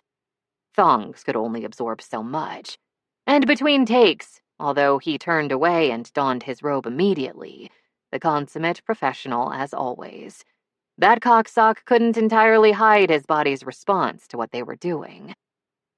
Not all her moans were fake. The tears in her eyes weren't fake either. She blinked hard, and his brows furrowed a millimeter. In an unscripted movement, he tore his mouth from hers, slid kisses across her cheek to her ear, and murmured so quietly it was more a vibration than an actual word. So quietly even the boom mic couldn't catch it. He said her name. Not Cassia, Maria. It was comfort, and it was a question. He wanted to know if she was okay. The answer was no. But she extracted her nails from his shoulder, sank a fist into his hair, and dragged his mouth back to hers anyway. Because this was it. This was their last scene, and she wanted to kiss him as long as she possibly could. Because it might never happen again. Soon they might not see each other for weeks or months at a time. Years. The rest of her life. He kissed her back, but his lips against hers had turned gentle. Too fucking gentle. and it was intolerable. So she ended it. She panted and moaned and shuddered against him in feigned orgasm, and he followed her moments later. They made eye contact. Her eyes were dry, because she was a fucking professional. They smiled. Nava made a weird, squeaking attempt at a roar from just off camera. Post-production would fill in a much scarier sound, and Cassia and Cyprian jerked apart, threw on some clothing, said a few final lines, and prepared to face their futures. Their separate futures. "Cut!" Ramon called, and they were done. It was over. Robes, slippers, thumps on the back, and congratulations and cheering. She grinned and laughed as she returned hugs, and it was the best acting of her life. Finally, she managed to slip toward the door unnoticed, or so she thought. A split second ago, she could have sworn Peter was standing across the room, chatting with Daryl, but somehow there he was, right in front of her, clasping her upper arm in one big warm hand, his hold careful but inescapable, studying her face with sharp, intent brown eyes, bending down, his mouth brushing her earlobe once more. "I'll see you tonight, Maria," he said quietly, then released her arm and stalked back across the room. It didn't sound like a casual comment. It sounded like a vow. And suddenly, she didn't feel like crying anymore. She could still use an orgasm, though. Now more than ever. "You're flying out first thing in the morning, right?" Ramon sipped his wine. "Are you packed already?" Her attention engaged elsewhere. Maria barely heard him. Delia's more than professional interest in Peter had been evident from their first meeting in the production trailer. But because the other woman was, in fact, very attentive to power dynamics and issues of consent, she'd waited until the end of filming to make her move. They'd shot their final take early that afternoon, and now their intimacy coordinator was doing her best to coordinate intimacy with Peter. Since the moment he'd walked into the party, a cast and crew celebration of both their professional achievements and the family they'd created together on this island, Delia had been fluttering around him, touching his shoulder, laying a hand on his arm, getting up on tiptoes to whisper into his... well, not his ear. She was too short for that. More like his collarbone. "Maria?" Ramon prompted from somewhere nearby. "Are you ready for your flight tomorrow?" Maria wasn't a jealous woman. Not even the discovery of her ex's other life in London, complete with a pregnant wife and a mortgage, had elicited that particular emotion. Grief? Yes. Rage? Most definitely. Hurt and bitterness? Undoubtedly. But not jealousy. Not ever. Not once in her life. Until now. It wasn't a comfortable emotion, as it turned out. In fact, it caused the same sort of feeling in her stomach that eating dulce for all those endless takes had so long ago. But since she didn't have a vomit bucket handy, she supposed she'd have to swallow hard and endure. And who could blame Delia for wanting Peter? Not Maria, certainly. She'd wanted him for over half a decade now. Having spent the last week surrounded by his woodsy scent, encased in his strong arms, spread open by his broad hands and thick thighs, and brought to the brink of madness by his talented mouth, she knew exactly why Delia was panting after him. In fact, she should salute the woman for her excellent taste in men. And good for him, really. It wasn't as if she'd remained sexless since their one night in bed together either, although she'd come closer to celibacy in recent years than she cared to admit. She couldn't, in all fairness, begrudge him a night, or even a lifetime in Delia's arms. She wouldn't. Sure, she thought maybe, after filming was done, they might finally... But it didn't matter what she thought. It didn't matter what had prompted her to put off making definite commitments after the end of filming. It didn't even matter how close she was to losing her excellent dinner in a convenient potted plant. If she could stop looking at the two of them, that would probably help her nausea. Sorry, I was trying to remember whether I'd already arranged for a cab from the ferry to the airport. Turning back to Ramon, she offered him a cheerful, self-deprecating smile. As long as you don't consider whether I've packed a single item in my suitcases, I'm totally set to leave. How about you? Are you heading out tomorrow too? No. A small, happy smile creased his tanned cheeks. Nava and I intend to stay for another 2 weeks after everyone else is gone. Then her daughter's coming to visit us here, and the three of us will knock around Ireland for a while. Maria's mouth dropped open. Fee fan. How in the world had she missed that? Shaking her head in delighted shock, she hauled her director into a congratulatory hug. You sly thing! I had no idea. None. His smile widened into a grin. Good. That was the goal. Across the small dining room, Daryl traced a finger down Janine's exposed arm as the longtime couple sipped wine and chatted with Connor, who, even as she watched, found himself wrapped in Fion's embrace when the chef emerged from his kitchen and leaned against his husband from behind. And at the half-cleared table, their camera op and cinematographer were sitting remarkably close together, the two women whispering quietly and playing with each other's fingers. Carefully, she kept Peter and Delia in her peripheral vision. No need to look directly at them again, not even to confirm her newfound theory. Ramon. Perhaps it was a tad indelicate, but the question had to be asked. Is literally everyone in this room fucking except for me? He barked out a startled laugh, expression lit by more open joy than she'd ever seen from him before. We are a particularly incestuous bunch, now that I think about it. Even as Ramon spoke, Daryl coaxed Janine into a shadowy corner, no doubt to do something Maria had not experienced in many, many endlessly horny months. You're not kidding, Maria muttered. I thought you and Peter? Ramon trailed off, raising a meaningful brow. She shook her head, and the director blinked at her in seeming shock. I heard you laughing, even from inside the suite. Nava appeared at his side, cuddling close as he wrapped his arm around her shoulders. What's so funny, babe? Your timing is impeccable, mi cielo, as always. His gaze tender, he ran a caressing hand over her short, spiky hair.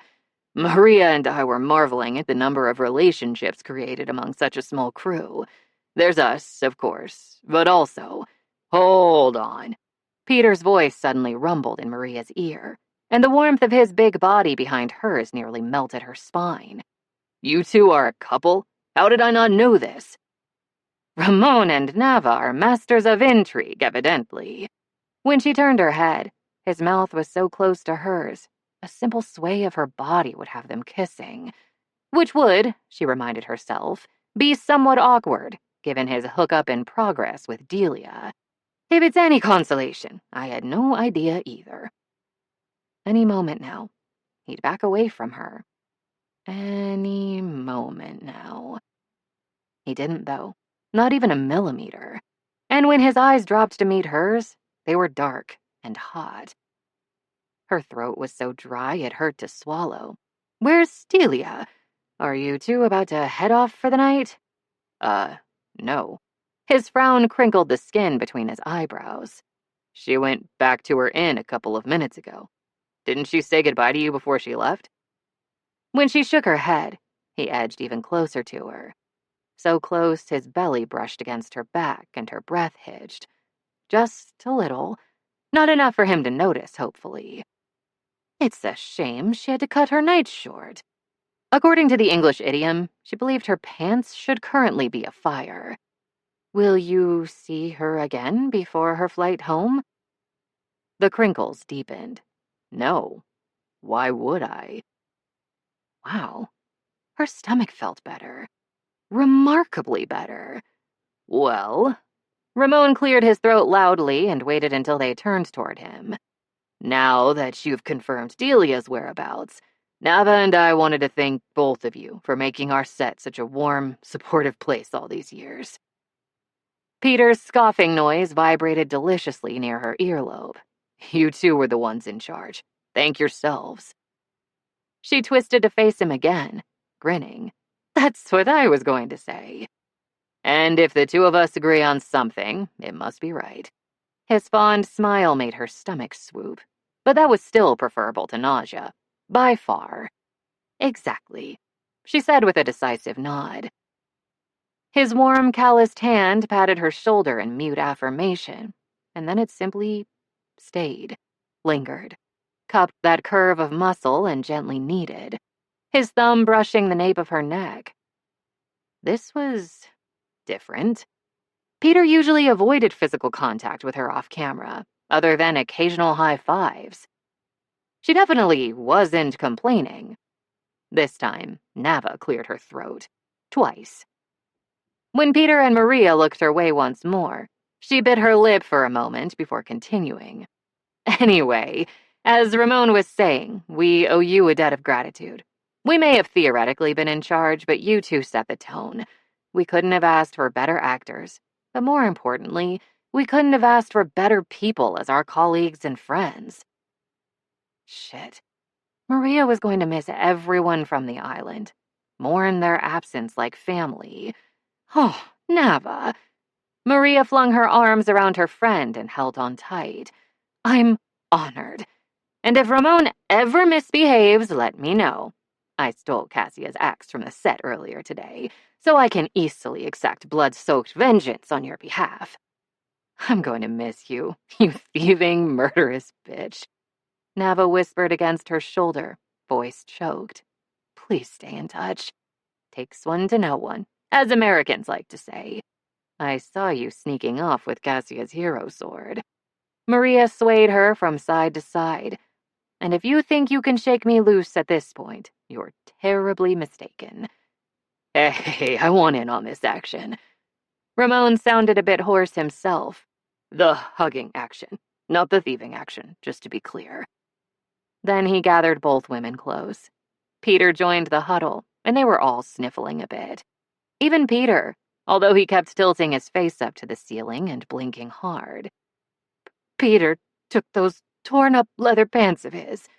Maria's nose was starting to run, and she discreetly blotted it against his button-down. They're essentially chaps at this point. I can only assume he's joining a troupe of male strippers. Snitches get stitches, Pippi. It was a pained grunt from her neck, where he'd buried his face at some point. Again, not complaining. Nava huffed out a laugh. Ramon took a rock from the original wall you two built. It's shaped like a heart because he's secretly sentimental as hell. Untrue. I have a soul of flint, stony and cold, he protested. You have a soul of marshmallow fluff. After one final breath-stealing hug, Nava let go and directed a watery grin at Maria. I'm pretty sure he's going to make everyone a scrapbook commemorating our years on this island. A mixtape, too. He'll force you to listen to it while he watches your reaction on FaceTime, and when Green Day's Time of Your Life starts playing, he'll sob into a pillow. Maria shook her head. Old people. After she planted a kiss on Ramon's cheek, she somehow found herself in Peter's embrace again. He hugged her from behind, one arm circling her upper chest, the other her belly, while he pressed up tight against her back. I think...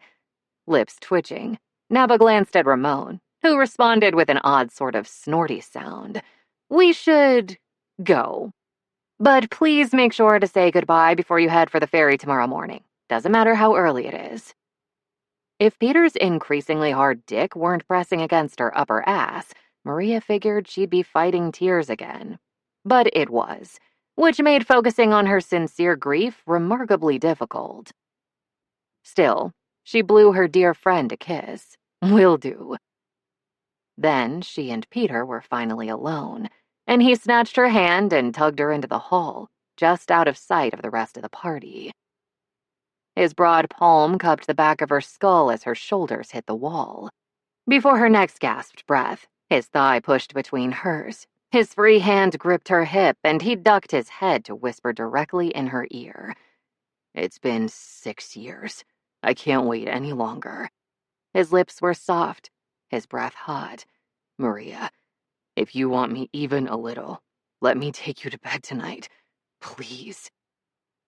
She could ride that thick thigh, grind against him until she came. It wouldn't take long, not after the way he'd pushed her against the wall, surrounded her, claimed her with sure, hard hands. But she had to think first. Think. Sex. He was asking for sex, not a commitment, not a romantic relationship. And foolishly, she was going to say yes, because she wanted him to, and not just a little. Even though it was probably a mistake, and it would definitely blur that strict line she'd maintained for so long. That stalwart barrier separating quick fucks from lovers who could offer the sort of future she needed. Not that she'd come across any of the latter for some time now. Sex with Peter wouldn't be a quick fuck, and it couldn't truly be casual for her, not after so many years of close friendship. Their connection had long ago encompassed much more than physical desire. With the exception of her family members, she trusted him more than any man on the planet. With her body, anyway. Her devoted friendship, too. Her heart.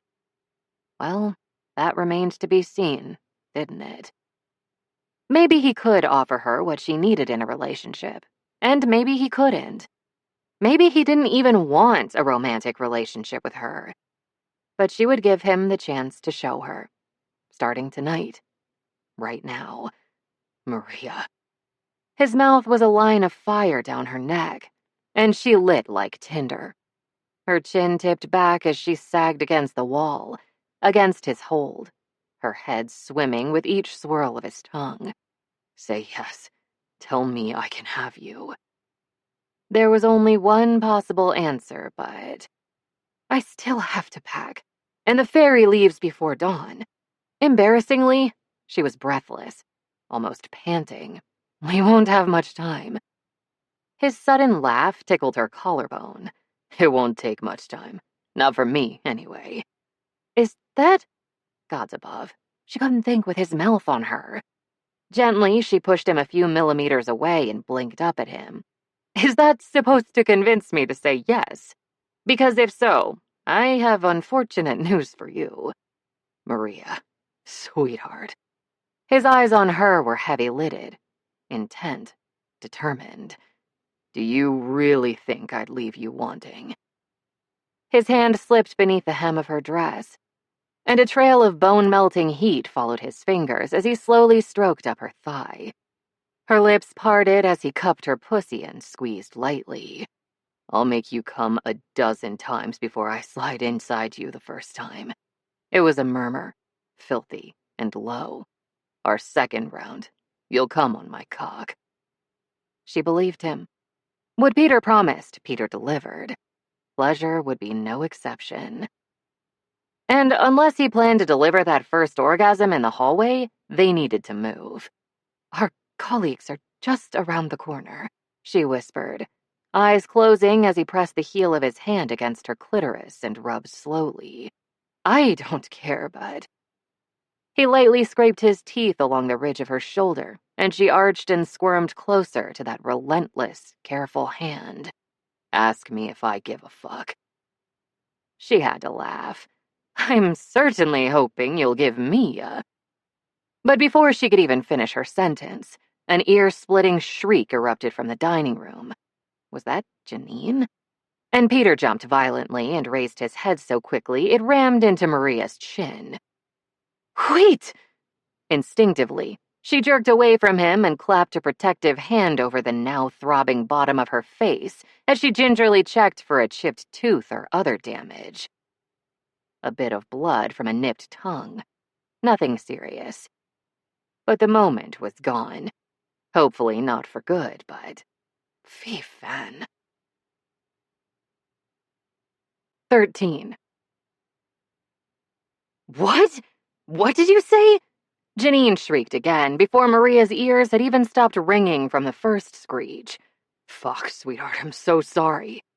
Peter cupped Maria's face tenderly. eyes roving her features to check for damage.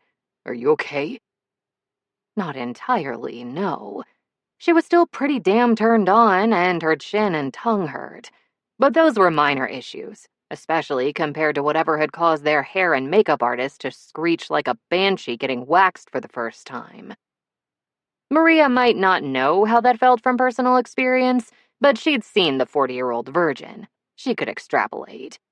"I'm fine, but I don't know if Janine is," she said, tugging Peter away from the wall.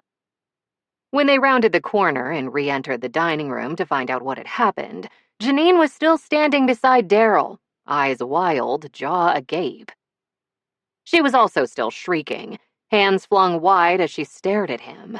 "You're 40-fucking-9? How the fuck is that possible? You don't even use moisturizer, for fuck's sake." "Well," he began tentatively, "are you sacrificing goats or bathing in the blood of fucking virgins?" Contradiction in terms, Peter muttered, brow creased as he studied the other couple. Maria nodded. "And good luck finding a virgin around here." Janine clutched a fistful of Daryl's sweater and shook him a little. "And you let me think you were in your 20s all this time? Are you angry at me?" He was looking anxious now. "I never actually said I was in my 20s, honey, but I'm so sorry if..." "Angry?" Janine pursed her lips. "Angry isn't the word for how I feel." Oh, no. Poor Daryl. Frankly, Maria had expected better of Janine than such flagrant hypocrisy. The big muscular PA seemed to be shrinking moment by moment, hunching in on himself in worry and the beginnings of grief. What is the word for it, then? Flabbergasted? Confused?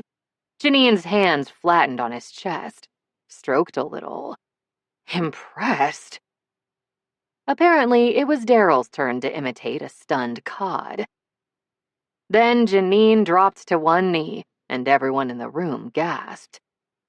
"Daryl Watkins, you are the only man who's ever beaten me at my own game." She took his hands in hers. "I loved you when I thought you were in your 20s, and I love you even more now that I know you're a geezer." Oh, thank goodness. They didn't have to watch Daryl get his heart broken after all. In fact, a slow, beaming smile was creeping across that bafflingly youthful face of his. "You're still older than me, Neens," he noted fondly. "If I'm a geezer, you've got one foot in the grave and the other on a banana peel." Her eyes rolled to the ceiling. "Shut it, Gramps, I'm trying to propose." More gasps. At the table, Ramon snatched up a napkin to blot his tears as Nava patted his back and directed a satisfied look Maria's way. "Told you," she mouthed. "Marshmallow fluff." "I believed you," Maria mouthed back. Daryl was grinning down at Janine now, his eyes wet.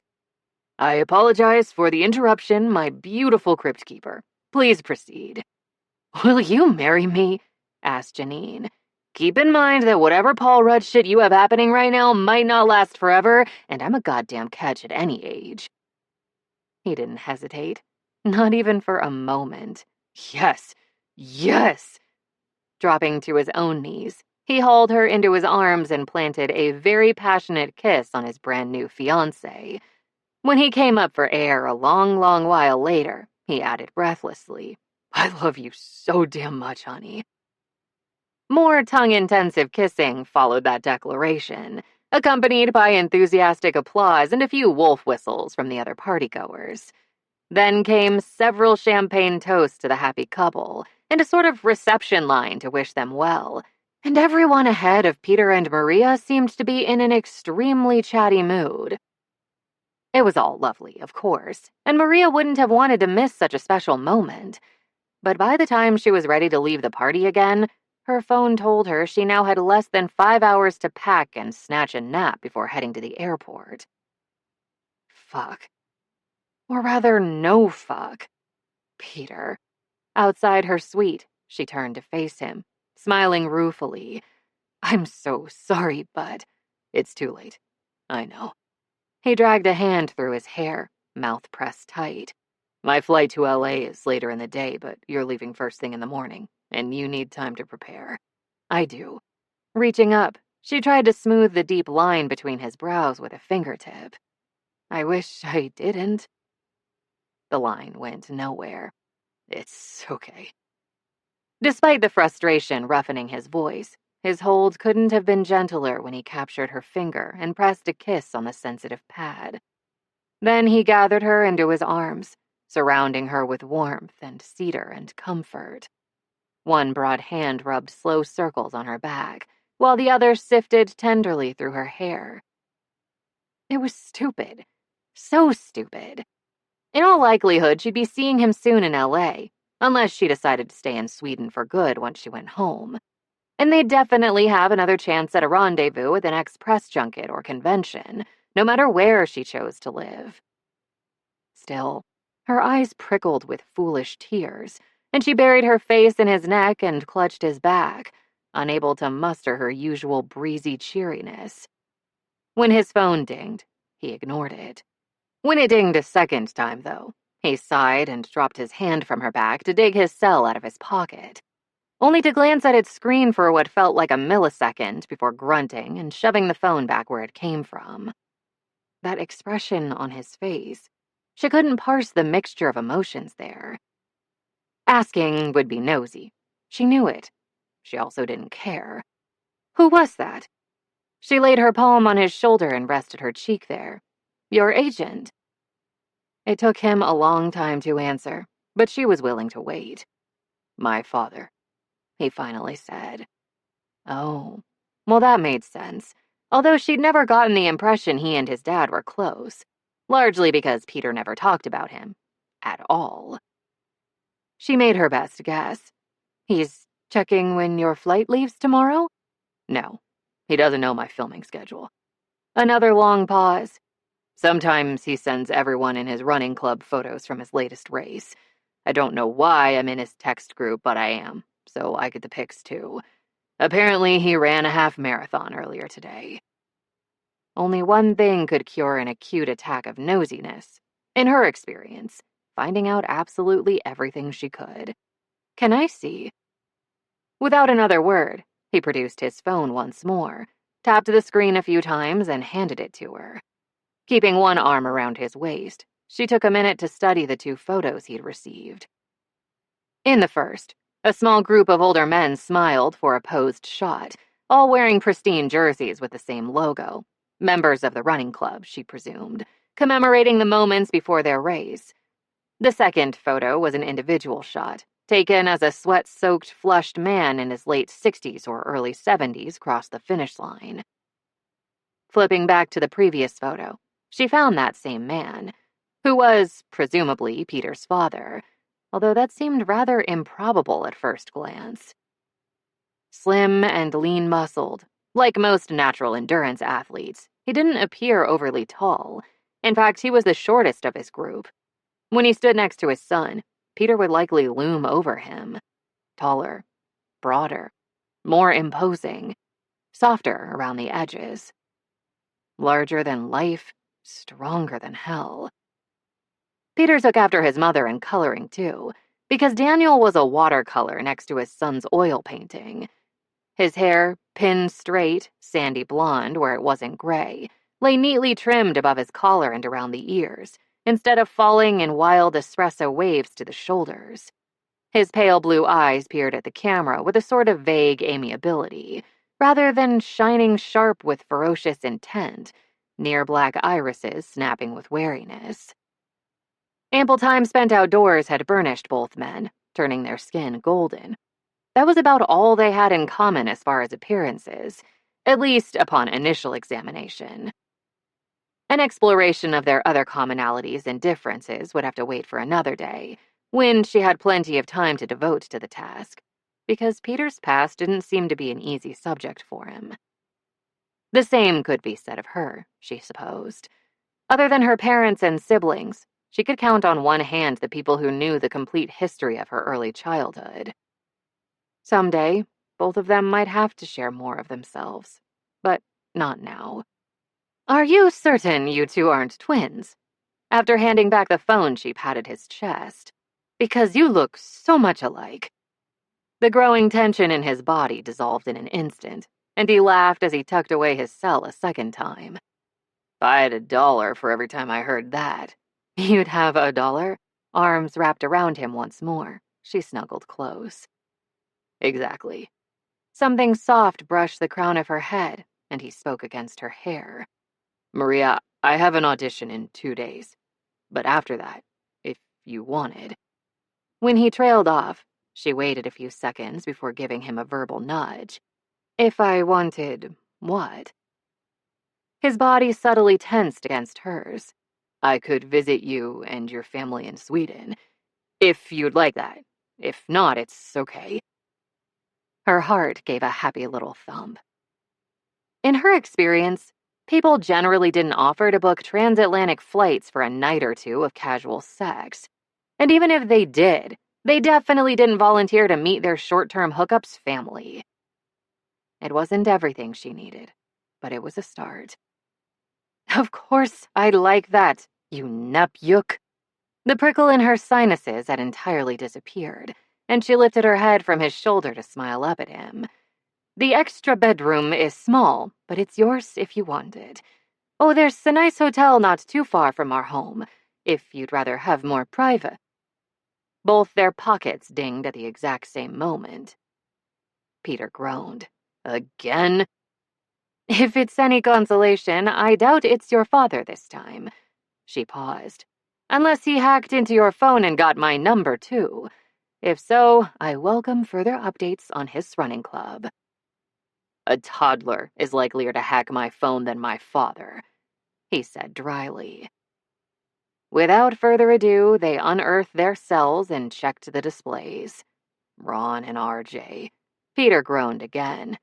Holy fuck, what now? She didn't want to look. Hadn't she suffered enough already? "I swear, Peter, if this is another critique of my body and its attractiveness to young male viewers, I'm going to sit beside one of the showrunners at each and every damn panel and award show, wear sleeveless dresses, and keep my arms raised the entire time just to fuck with them." After he scrolled through their message for a few seconds, Peter's scowl faded. "Hold on, Pippi.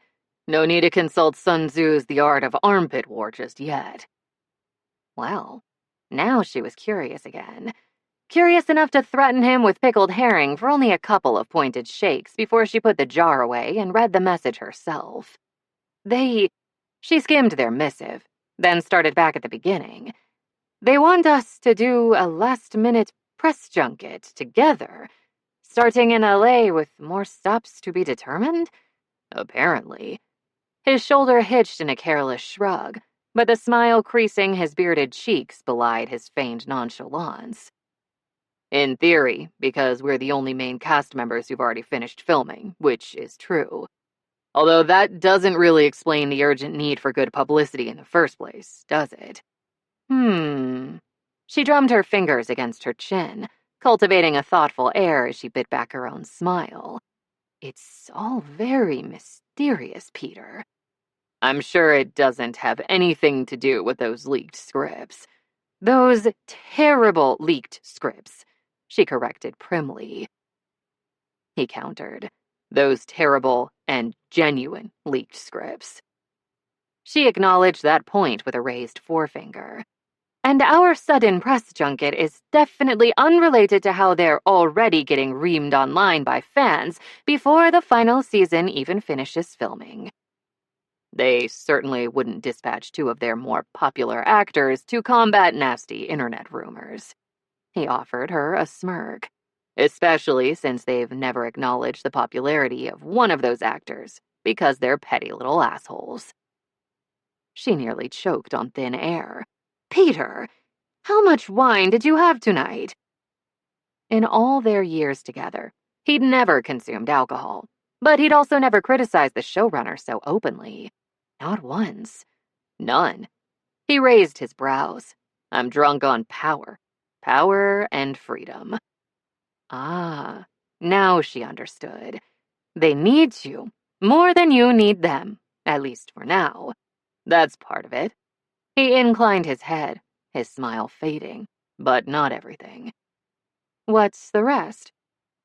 His knuckles lightly stroked the curve of her cheek, leaving heat in their wake. I'm finally free to be with you, Maria, after 6 years. They weren't touching anywhere else, and it didn't matter. Gods above, those strong, careful hands could persuade her into any amount of foolishness. Part of her must have understood that since their first night together. No wonder she'd run. But if she now intended to let him catch her, if she wanted him to see her for who she truly was, if she was willing to risk being a fool and breaking her own heart, yes, he definitely needed to come to Sweden and meet her family. And it was past time she knew more about his, too. In fact, she had a brilliant way to make that happen. When she edged back a half step from him, his brows drew together. Holding up a finger in a mute request for his patience, she bent her head over her cell, typed out a reply to Ron and RJ's message, and tapped send. Peter's phone immediately dinged. What did you... He paused, forehead still furrowed. Oh. She beamed up at him. Smart, yes? Yeah.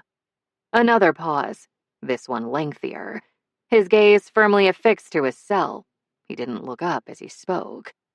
Maria, I don't think Ron and RJ will pay for us to visit each other's hometowns as part of the press junket, even if we shoot some footage for a bonus feature while we're there. And while I'm happy to see Sweden, I'm not sure a trip to Wisconsin. For the second time in 10 minutes, both their phones dinged. With a sigh, Peter abandoned whatever he'd planned to say. Reading the newest message from their showrunners didn't take long. Apparently, Ron and RJ wanted to get the matter settled quickly. They were even desperate enough for good publicity to take a suggestion from her. Kind of. So we'll apparently be going to Sweden and Wisconsin after our stint in LA, she said, smug satisfaction suffusing every syllable, to film a bonus feature and do more press interviews.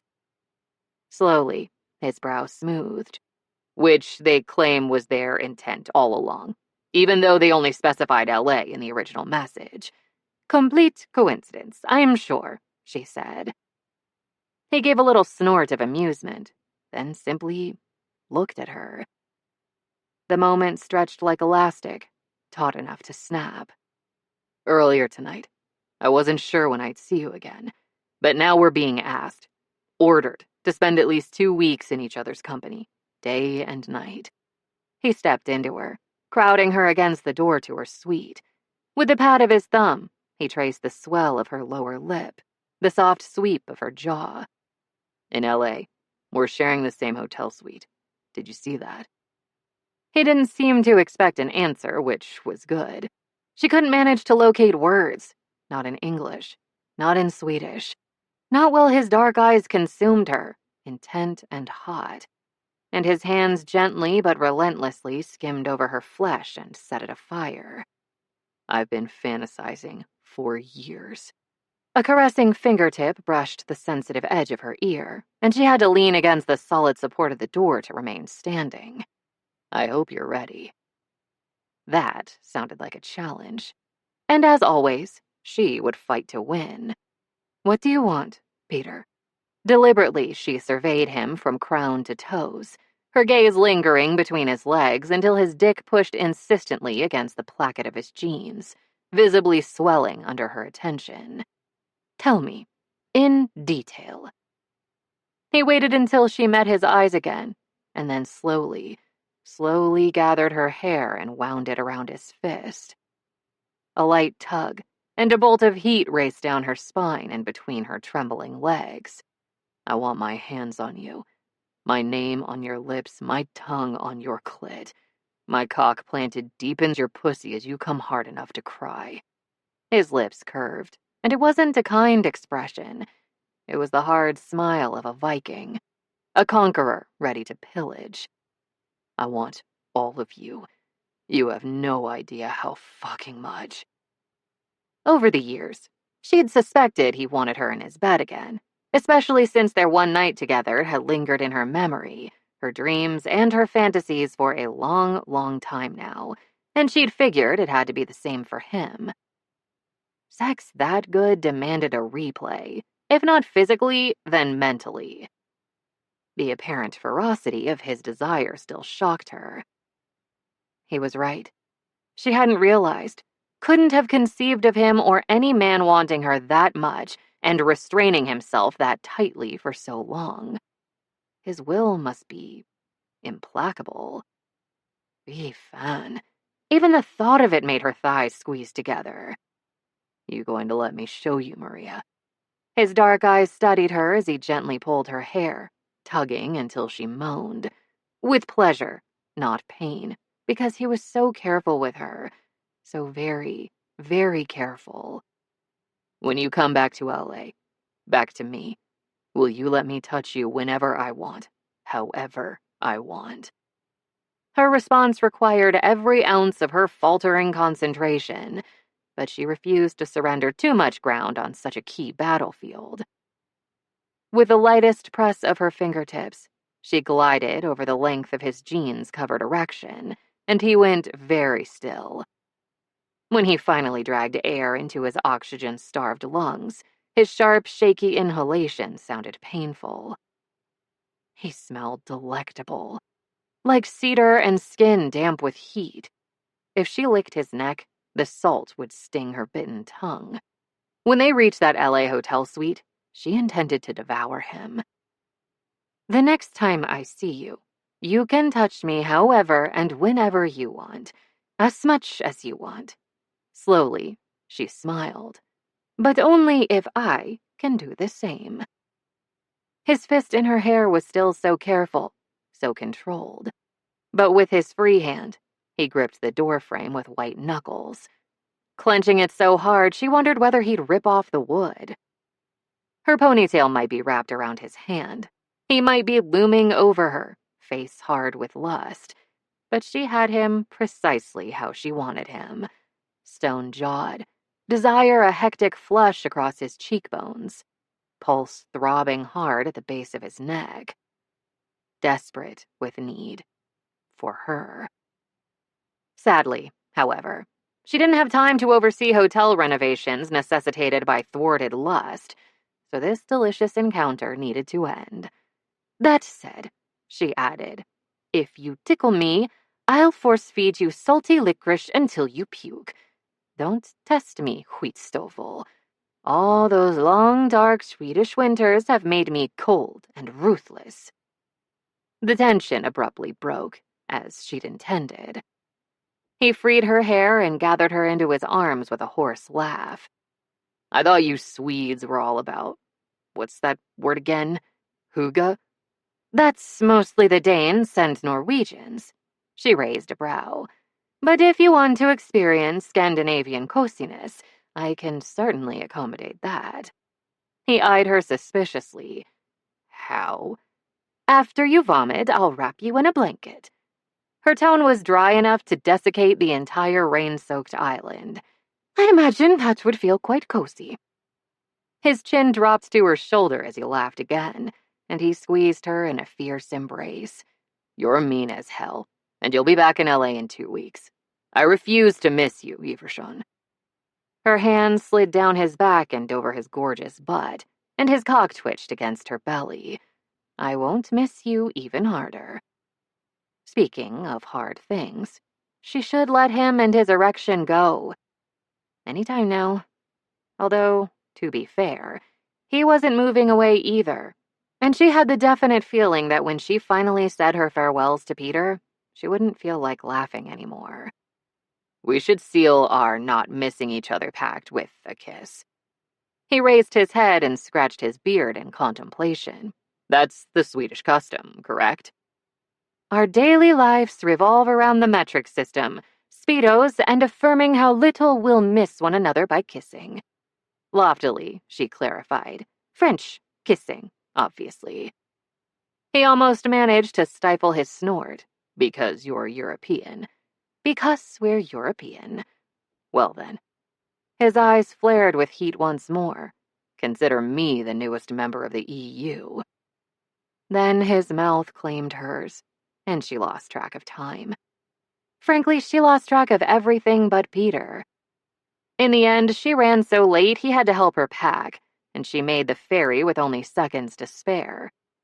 There was no time for even a hurried final embrace on the dock. But as long as she could see the horizon, there he was, immovable, patient in ways she was only beginning to understand, watchful, waiting. Rating: explicit. Fandoms: Gods of the Gates, E. Wade, Gods of the Gates TV. Relationships: Cassia, Cyprian.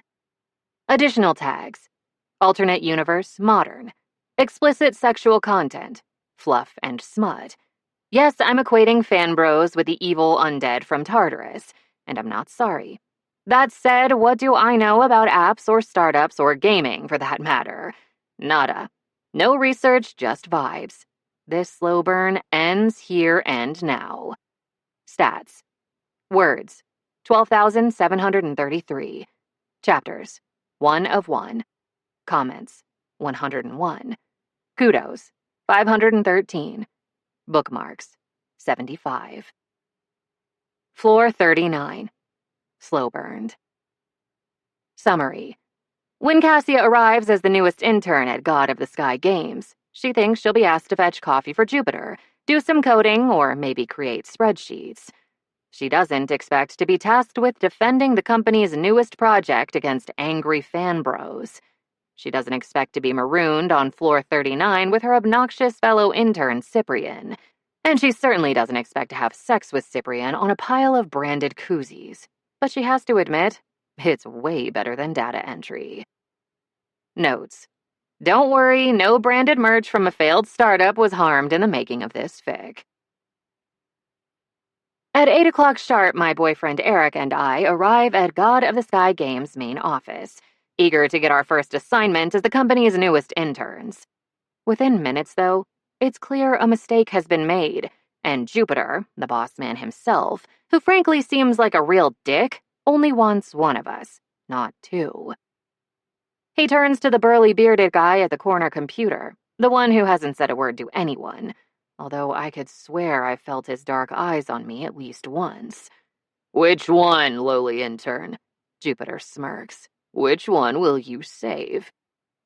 Apparently Burly Beardo is an intern too, but for some reason he's deciding which one of us has a professional future. My guess is that Jupiter wants to fuck with his head and force a powerless underling to hurt someone, because the CEO seems like that kind of guy. Her. Burly Beardo says curtly, then turns back to his monitor. I was offered another internship, though, at a rival company, and Eric wasn't. He should stay, not me. But, I begin. Her. He repeats without letting me finish or even looking up, because evidently he too is a dick. And that's that. Eric is escorted from the premises immediately, red-faced and eyeing me angrily, even though I had nothing to do with the decision. Great. And then the hammer drops. Again. "Cyprian, you and..." Jupiter looks to his long-suffering administrative assistant, who mouths, "Cassie," which isn't right, but close enough. "Lassie will monitor the online response to our newest project, The Island. You're our first line of defense against fans angry that their favorite movie hero is a woman in our game." He pauses, looking pained. "I don't blame them, but it was the only way Juno would forgive me." What does the company's CFO have to do with anything? Is she the woman who looks like she's trying to set fire to Jupiter using only the power of her mind? "Anyway," Jupiter continues, "you're assigned to floor 39. Countless gasps echo around the room, and I hear mutterings. I can only make out a few words. Failed startup headquarters. Abandoned. Ghost floor. They won't survive it. A guy with an ironic mustache mutters under his breath. Jupiter's voice booms, full of arrogant command. "You'll work there, eat there, sleep there. Until we know the game is safe, you won't leave that floor. Starting now." He gestures imperiously toward the door. The order is draconian and definitely against OSHA regulations, but gaming is a cutthroat industry and it's dominated by men. If I leave now, word will spread and no one will want to hire me. Not tough enough, they'll say. Didn't have the balls. So I gather my purse, take the laptop the administrative assistant offers me, and head for the door, followed silently by a brooding Cyprian, who's carrying his own laptop. We're taken up in an elevator to floor 39, where a set of smoked glass doors awaits us, leading to darkened offices. Taped to the glass is a yellowed paper with curled edges reading, inexplicably, Elephant Time. The doors are unlocked for us with a rusted key.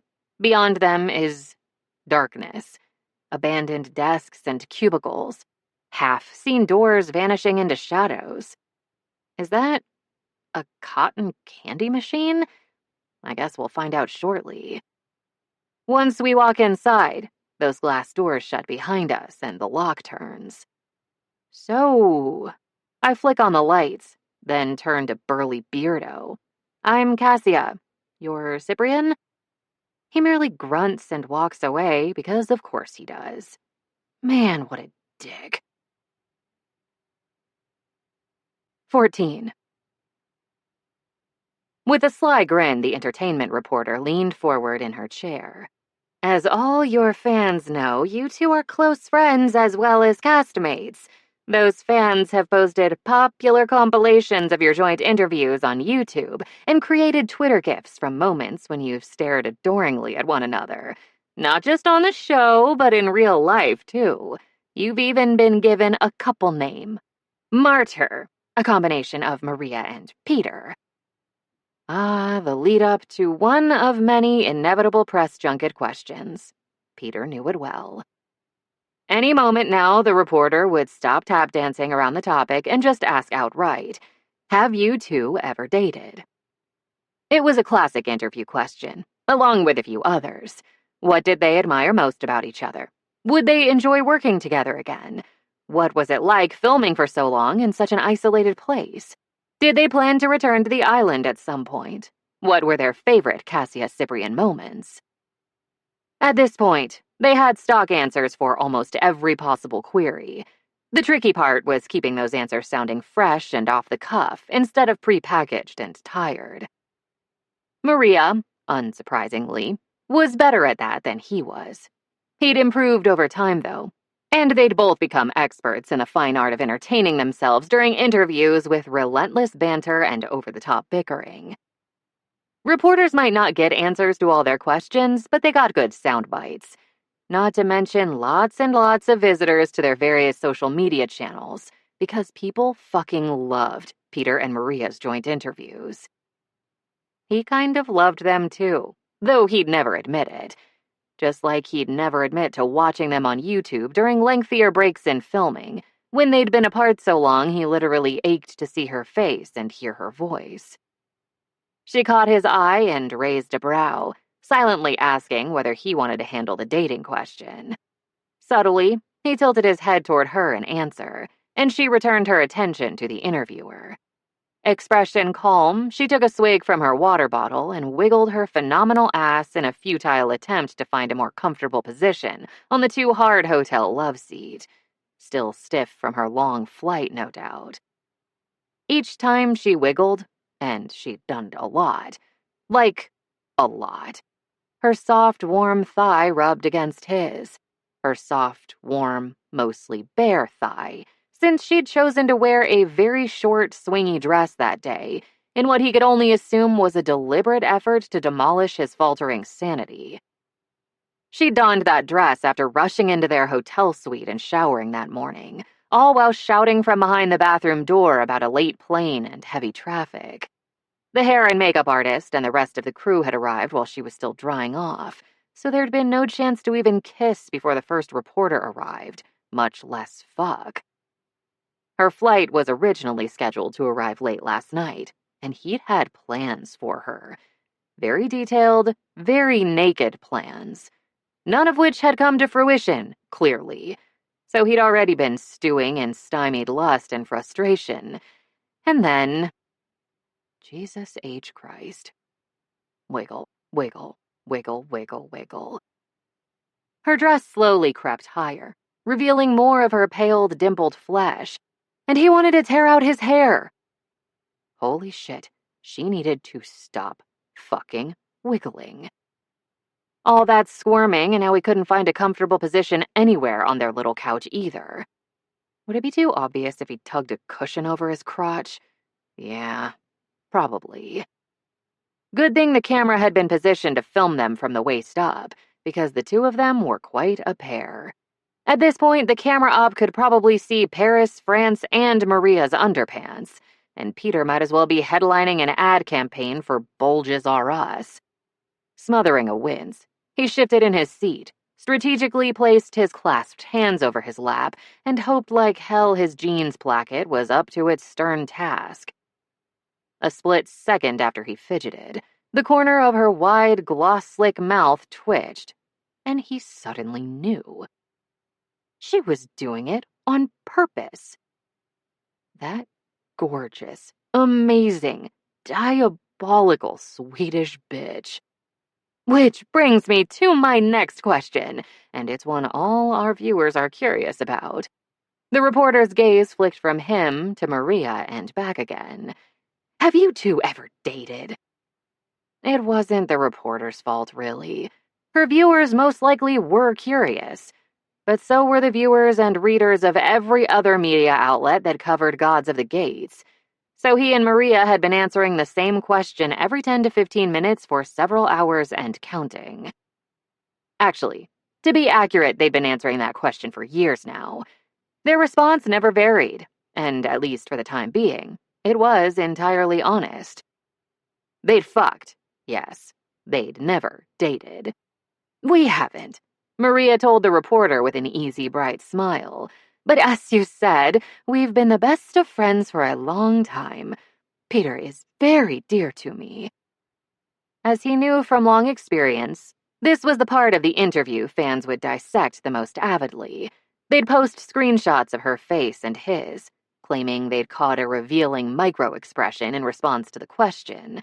They'd point out the exact moment in the clip when one member of their OTP inadvertently displayed their true feelings for the other, and whip up some celebratory gifs. Then they'd write some very creative and extremely filthy fanfic about what he and Maria did immediately after the interview ended. Namely, each other. Although, Maria added, fingertip lightly tapping her chin, can you truly be dear friends with someone you've basically carried for 5 entire seasons of a blockbuster television show? Sometimes I wonder. Minx. I assume you mean physically carried, because as far as acting... Hiking a thumb in Maria's direction, he grimaced at the interviewer and mouthed, delusional. Oh, she was going to pay for that insult to his considerable acting prowess, sooner rather than later. The reporter chuckled. Have you ever visited her in Sweden, Peter? Maybe watched one of her theater productions during your off-season? I haven't, unfortunately. As he settled back against the tufted love seat cushions, his elbow nudged Maria's ribs, in the exact spot where he'd discovered she was most ticklish. When she squeaked and jerked away, he pretended not to notice.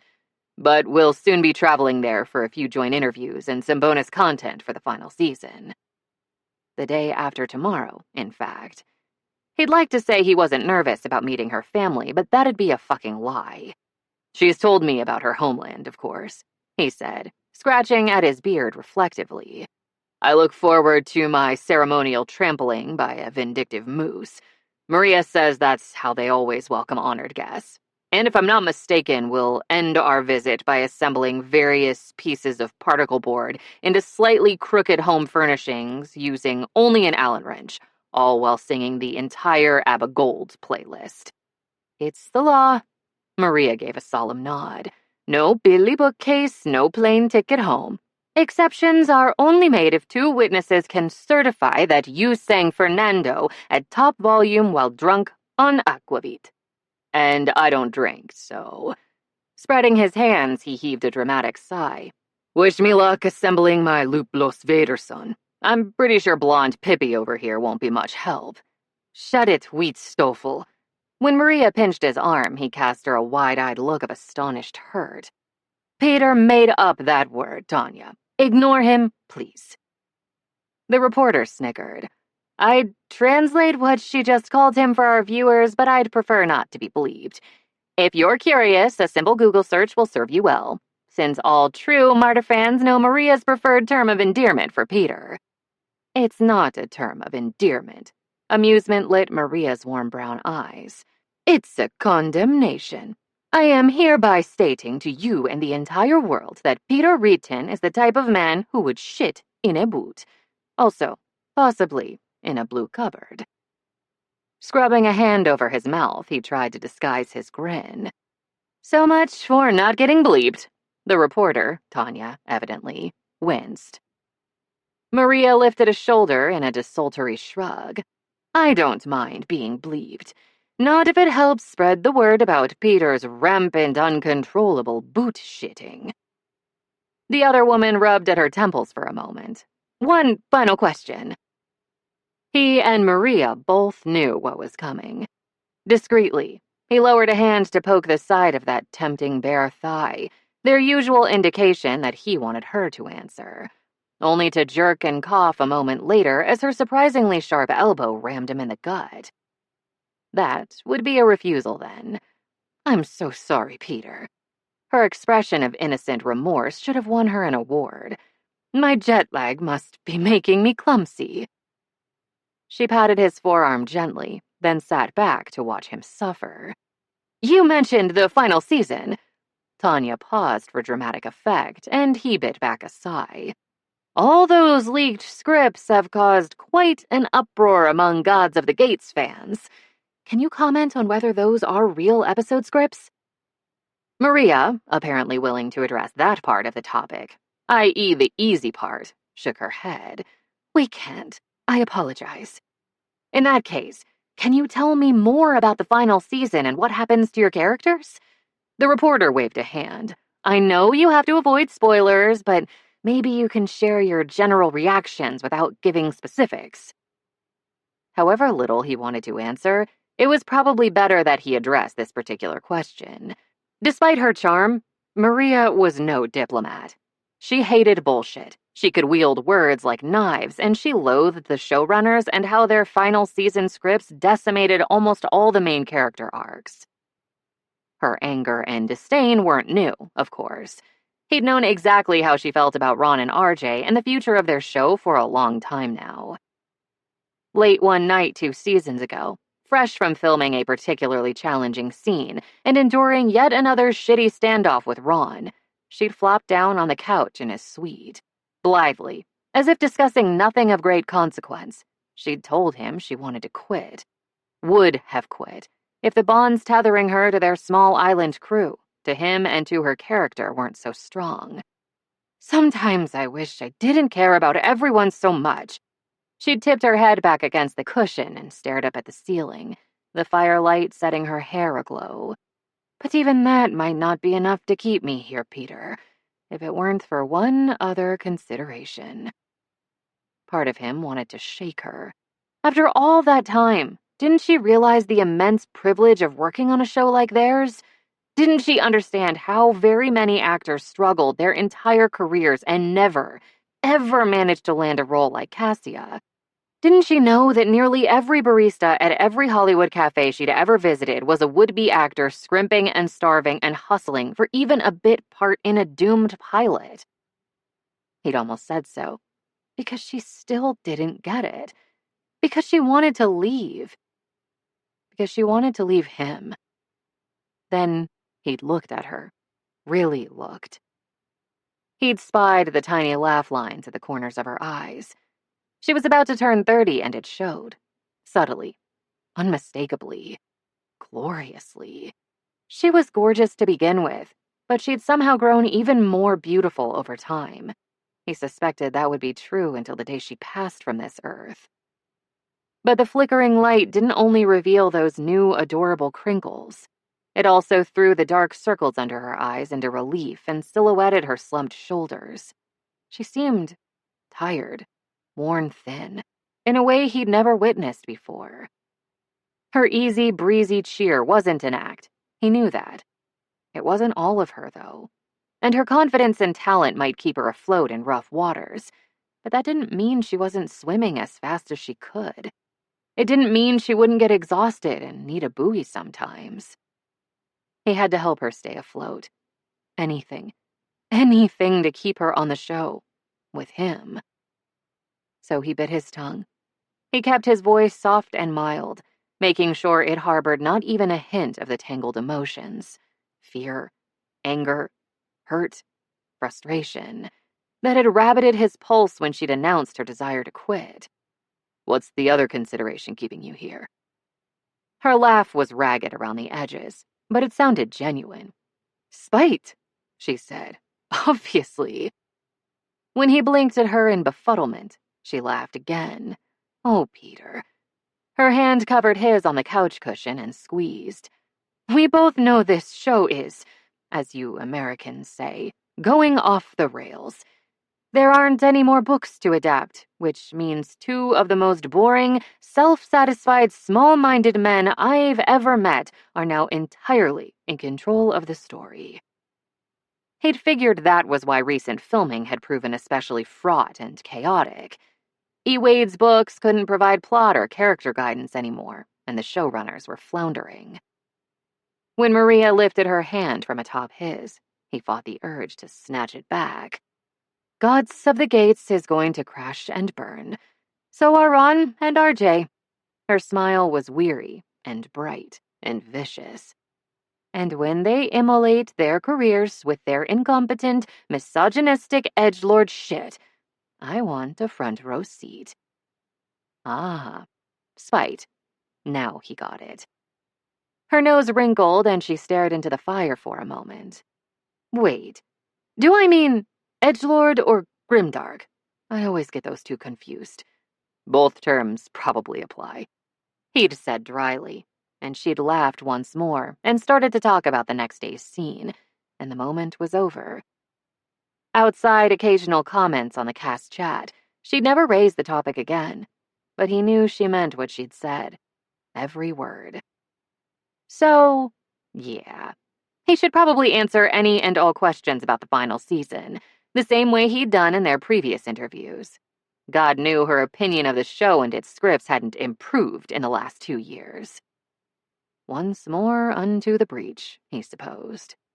The final season includes some of the most expensive and spectacular action sequences ever filmed for television, and I can't say enough about the talent and hard work of the Gods of the Gates crew as we shot those scenes. There. That was honest enough. And I think Cassian fans will be very satisfied with some of the developments in their relationship. There. A little harmless insinuation, a rakish wink, and done. Tanya had run out of time, and none too soon. Follow-up questions about the final season were the worst. The PR rep ushered the reporter out, only to immediately usher in the interviewer scheduled for the next time slot. The guy wore glasses, a graphic tee, and squeaky sneakers. A blogger, maybe, or a representative from an online-only media outlet. My, the 20-something dude shook both their hands, then settled into his chair. I'm Carl Lee, and I run the Gaze of the Gates blog. It's lovely to meet you both. Likewise, Maria said with a warm smile. I've seen your blog, and I appreciate the thoughtfulness of your posts, even those critical of the show. Representation matters, and when that representation is harmful, it needs to get called out. The tips of Carl's ears turned ruddy. Thank you so much, Ms. Evershon. Please, call me Maria, she told him, and he beamed back at her. Peter was pretty sure Carl would now kill for Maria if necessary, or at least provide a solid alibi while she did the deed herself. The blogger glanced down at his notebook. I have quite a few questions. Hopefully we can get through most of them. Peter gulped down some ice water and waited for it. As you may have seen, the two of you came in first and second in our recent reader poll. When Maria gave him a blank look, he hurried to explain. It was a fun break from our more serious coverage. The poll asked, if you had to choose, which one actor would you most want guarding your special gate? My gait really is quite special, Maria murmured. Everyone says so. Peter choked on his water, and she thumped his back while he coughed and tried not to consider the implications of her statement. He couldn't argue her point, though. Her particular gait was the best he'd ever guarded, by far. Having apparently missed Maria's interjection, Carl was still talking when Peter managed to catch his breath and de-gutter his mind once more. Reluctant consensus in the comments was that whether you were straight or not didn't really matter. The blogger peered at them over the top of his glasses, cheeks dimpled in a knowing grin. Because you're secretly a couple and off the market anyway. Here it came at last. Inevitable as death, taxes, and the fridging of female characters in action films. Are you two dating one another? If not, have you ever dated in the past? At that fraught moment, as Peter attempted to muster the energy necessary to answer the question pleasantly and with sufficient verve, Maria, damn her, wiggled. Her thigh rubbed against his and her dress hitched upward again, to the point where he could easily see that little constellation of freckles he'd licked long ago, mere moments before he'd licked her very special, very slippery gait. He remembered those freckles fondly. Too fondly. So fondly his dick tried its very hardest to merge with the zipper of his jeans. And that was when he knew for certain. He wouldn't survive this. The coroner would declare death by press junket. At the funeral, his father would note that Peter's tragic death would never have occurred if he'd attended business school, as was expected of him, instead of becoming a theater major. By his graveside, his castmates would toss roses upon his casket, sniff back tears, and tell each other, he's in a better place now. And by God, they wouldn't be wrong. Text with Maria, 2 years ago. Peter, what's wrong? Maria, nothing's wrong. I'm fine. Peter, that's a lie. You haven't been yourself all day. I don't think I've seen you smile once. You don't have your usual shine. Maria, my usual shine.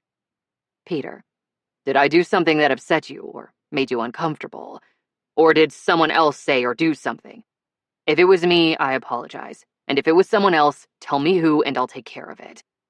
Maria, when someone upsets me, I'm more than capable of handling it myself.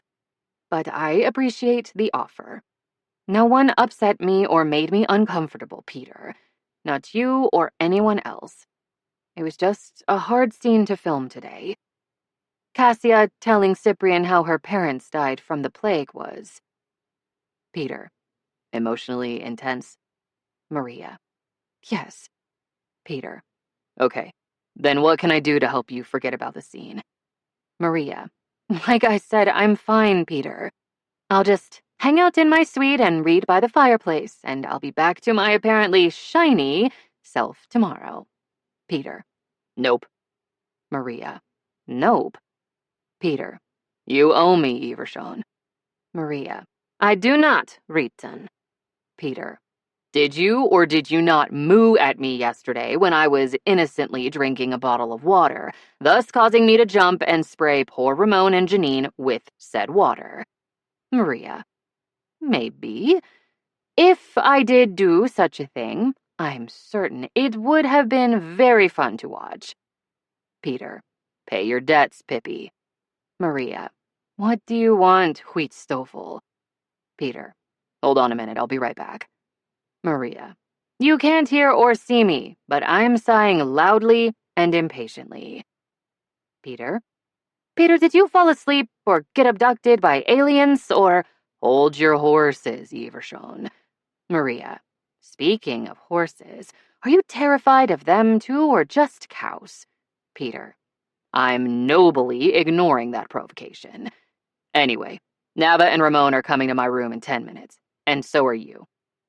We're all going to watch that Tarzan remake so you can ogle Alexander Skarsgård shirtless to your heart's content. Maria, Starsgård, not Starsgard. Peter, Whatever, come to my room and objectify your oddly voweled countryman among friends. Maria. I don't know, Peter. Peter. Hold on a minute, I'll be right back. Maria. Again? Gods above, you're a pain in my very delightful ass. Peter. Okay, Connor and Fionn are coming too. Fion's making caramel popcorn and bringing enough for everyone, with a special bowl just for you. I'm literally sweetening the pot, Pippi. How can you resist? Maria. Damn it, Reedton. You know caramel popcorn is my fatal weakness. Peter. Of course I know. So you're coming to my room, correct? Maria. Yes. But if we sit together, you'd better not hog my throw blanket this time, or else. Peter. As a good socialist, you should be willing to share the blanket's wealth. Maria. Ah, but I've been influenced by my capitalist co-star. Now I no longer see a need to address blanket inequality, however egregious. Blanket greed is good, is it not? Peter. Just get your very delightful ass over here before I spank it. Maria. What? Peter. Maria. Yes? Peter. Please forget I said that. It was inappropriate. Maria. I'll do my best. Why don't I ask Connor to get you an extra blanket too? No need to share. Peter. Probably a good idea. Maria. Yeah. Peter. Yeah. 15. Yes, I suppose I do look rather affectionate. Maria peered down at the blogger's tablet, where a particularly popular gif of her smiling at Peter during a con panel played over and over. He is quite a good person, if you don't consider the various ways in which he's actually a terrible person. In all the Gates press junkets the two of them had endured, they'd never been asked to watch and provide commentary on gifts that theoretically revealed their undying devotion to each other. Not until this very special moment, during their last interview of the day. Even for her, this was awkward. Peter looked ready to chew metal, despite that stiff smile splitting his dark beard. From the audible rumbling of his stomach, the chicken Caesar wraps they'd wolfed down during a hurried lunch were now a distant memory. He kept rubbing his forehead in what appeared to be an unconscious gesture, so she figured he had a killer headache, too. Not to mention his poor dick. It had to really, really hurt by now. Late in the afternoon, in an act of gracious goodwill, she'd stopped readjusting her position on the love seat, for fear his head, either of them, would literally explode. I'm a terrible person. His poke of her ribs was half-hearted at best. Which one of us intimidated our entire crew by threatening to beat everyone with glass jars of pickled herring? Because I can assure you, Pippi, if I were to choose a bottled food product for bludgeoning purposes, I'd find something less smelly. He was the only one she menaced with jarred seal, and they both knew it. Threats of herring-assisted violence were her love language. Not that she loved him, obviously. His brow creased as he turned to face her. And where do you even store those jars anyway? They appear out of, freaking nowhere. Like this. Promptly, she produced a jar from her usual spot.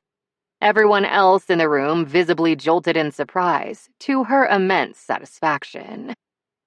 She shook the sill maybe a millimeter from Peter's nose. I could tell you, Wheatstoffel, but then I'd have to kill you by thwacking you over the head with an extremely heavy glass jar of tasty herring, naturally, in accordance with ancient Swedish tradition. A blatant lie. She was never telling Peter where she kept the jar. It was too much fun to terrorize him. Then I'd eat the herring. It would taste like victory. She paused, then smiled slowly, delightedly. And murder. Delicious, fishy murder. From across the room and behind a camera, the PR rep stared at her. Hard. Maria waved. That did the trick. Peter started laughing. Those deep furrows between his brows disappeared, and if she was reading the clock in the distance correctly, "I'm afraid we're out of time," the PR rep told the blogger, then began politely but firmly steering him toward the door of the hotel suite. "Thank you so much for coming. You should receive the footage by the end of the week. If you don't, please contact us and we'll make sure you get it." After it was strategically edited, no doubt. Or maybe not, since Murder fans loved it when she and Peter went off script, which the very competent PR team had surely recognized by now. "Thank you," the blogger managed to get out. "Nice to meet you both." Then he was gone, and in a matter of minutes, during which Peter devoured a leftover wrap or two and brushed his teeth before returning to the little sofa, the very small, very efficient crew was gone too, as was their long-suffering PR rep. The camera and a few other pieces of equipment remained in place, ready for the next day's gauntlet of interviews. The door slammed shut behind the boom-op, leaving the suite in absolute silence. Peter said nothing. She said nothing. They simply sagged against the inadequately cushioned love seat as they gathered the energy for speech and/or movement. He might still be hungry. His head hurt, and cheerful chattiness with strangers wasn't exactly his default setting, so he had to be exhausted. And while she was a more social creature than Peter, she'd also spent the previous night at the Stockholm airport, waiting impatiently for a flight that got delayed 3 separate times, then flown almost halfway across the world and raced to the hotel, where she'd had only 10 minutes to shower, dress, and ready herself for an entire day of interviews. Fy fan, she was tired. Also horny, but mostly tired. She had deployed strategic squirming to work him up all day, with the full intention of tackling him like a rugby player the minute they were alone. But now, a nap sounded really, really good. Peter sort of flopped onto his side so he could face her. Expression guarded, he studied her for a long moment, his gaze skimming from her comfy flats to her high ponytail, then returning to linger on her bare legs. His forefinger grazed the hem of her dress. "You fucked with me all day." "I did." No point in denial. She'd wanted him to know, hoping the realization that her wiggling was entirely deliberate, a taunt intended just for him, would turn him on even more. And gods above, all that teasing had kept her flushed and tingling for hours. He palmed her right leg and his thumb slipped beneath her hem, skimming in slow arcs over the sensitive skin of her inner thigh. Her breath shuddered. Her bones turned liquid. Her desire for a nap disappeared. Now that they were alone, his restless lust seemed to have dissipated too, along with his headache and any lingering hunger for food. He was a man with all the time in the world, all the patience. He watched himself touch her and said nothing. That tiny arc of flesh under his thumb never widened, never drifted higher, but each sweep prickled and burned, the heat burrowing beneath her skin and lapping upward with every passing moment, until it settled between her legs. Her thigh began to tremble. The rhythm of his thumb didn't alter. His face remained hard and still, bent to his work. After another minute, his other hand clasped her left knee. As he guided that leg a hair's breadth wider, he flicked her a single upward glance. "You going to let me fuck with you?" It was a rumble, deep and quiet, meant for her and her alone. Her eyelids drifted shut. Yes. When his thumb stilled, she managed to lift them again. He held her gaze, his eyes dark and implacable. "Yes." "Please," she whispered. His jaw ticked. "Then open up." She spread her legs and he exhaled slowly. Without another word, he slipped off her panties and shoes with impersonal efficiency, then stood and arranged her exactly how he wanted, his hands firm and steady and hot. In moments, she was propped in the corner of the love seat, her left foot on the floor. The right he lifted and placed with exquisite care flat on the seat, her knee bent high and pressed against the sofa's back cushions. Sprawled, flushed, and entirely open to him, she waited. He stared, and his throat worked in a hard swallow. Then he dropped to his knees. His palm glided up the length of her left leg in a leisurely, torturous exploration, from ankle to calf to knee, then higher. At her upper thigh, though, he paused, ran his thumb over a spot she couldn't see, again and again. Freckles, he murmured, then looked up at her. Lift that skirt, Maria. She did, centimeter by centimeter, watching his face the entire time. When the cool hotel air washed over her pussy, high color streaked across his cheekbones and his chest heaved. Once, twice. She didn't stop until she was bare to the waist in front. Then she stretched her left leg out wider and smiled at him. A cat smile, pleased and provocative. He made a sound deep in his throat. Fuck. Tipping his chin back, he squeezed his eyes shut. You're the most... Christ, how do you do it? How do you unravel me like this? It was mutual. Gods above, he could undo her so easily. So quickly, it was terrifying. His eyes were still closed, his expression pained, and her patience abruptly ran out. She slid a hand between her legs and stroked. If he wasn't going to satisfy her, she could take care of herself, gladly. She was beyond wet, so slick her fingertips slipped over her clit with zero effort, and she dragged in a harsh breath at the bolt of pleasure.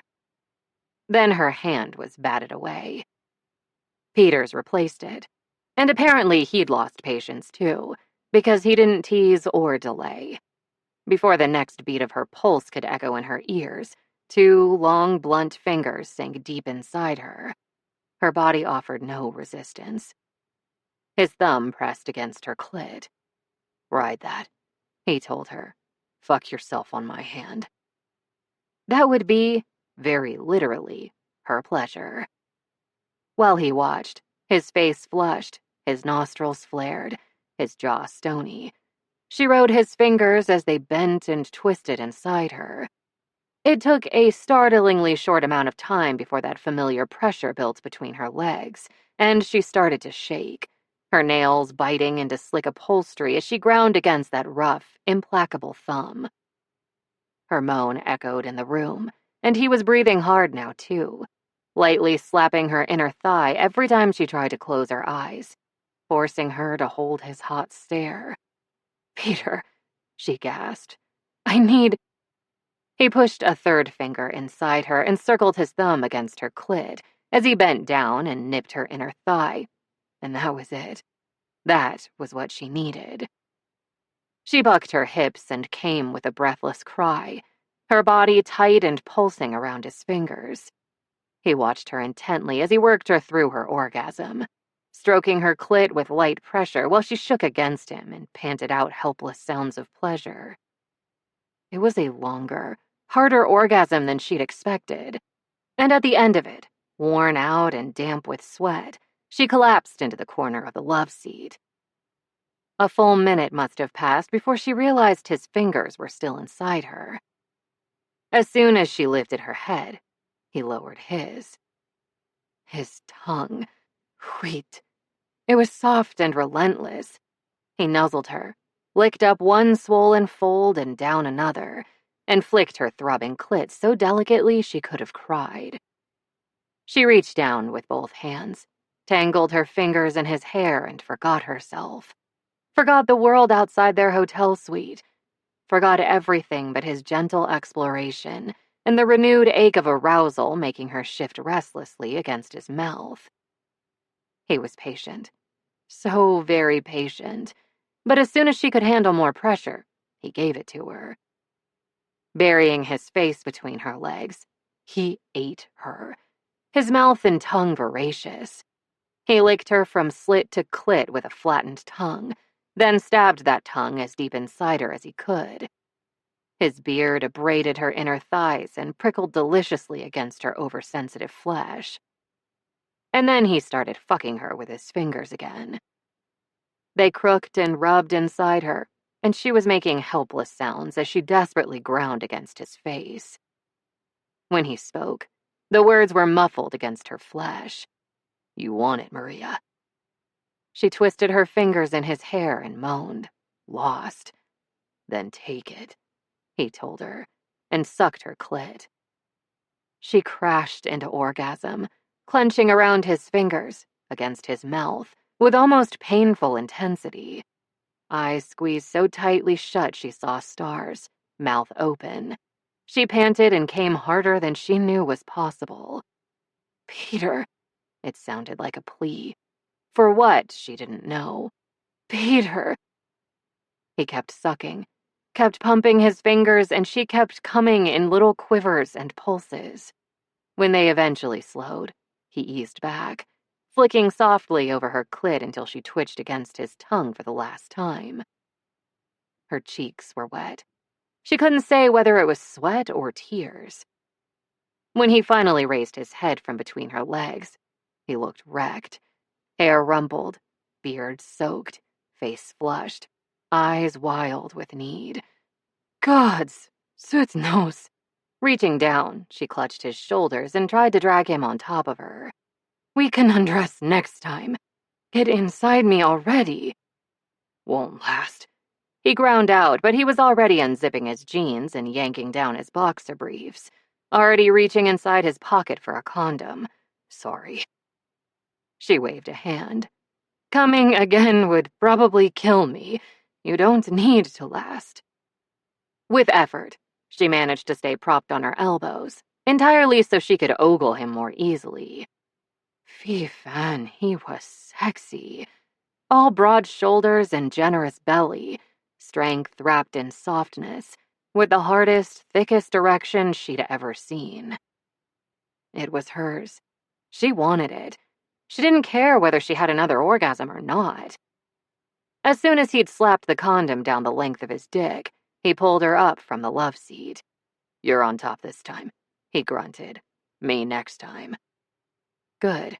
She wanted that big body over hers, just as much as she wanted to ride his cock until he shouted her name. He sat, then gripped her waist and hauled her closer. "Come here."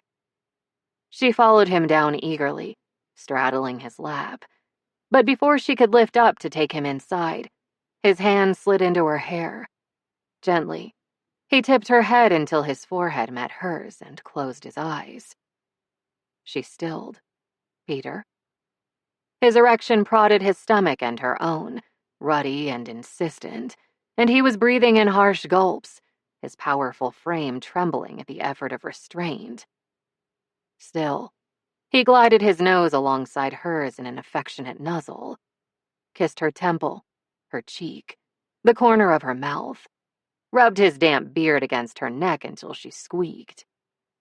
The harsh set of his jaw softened at the sound, and he opened his eyes. They were heavy-lidded, his pupils blown with desire. Hot. They were also warm. She had to swallow past a lump in her throat. Then he cupped her face and softly pressed his lips to hers, kissing her with unhurried tenderness, as if he didn't taste like her, smell like her, as if he weren't shaking with need.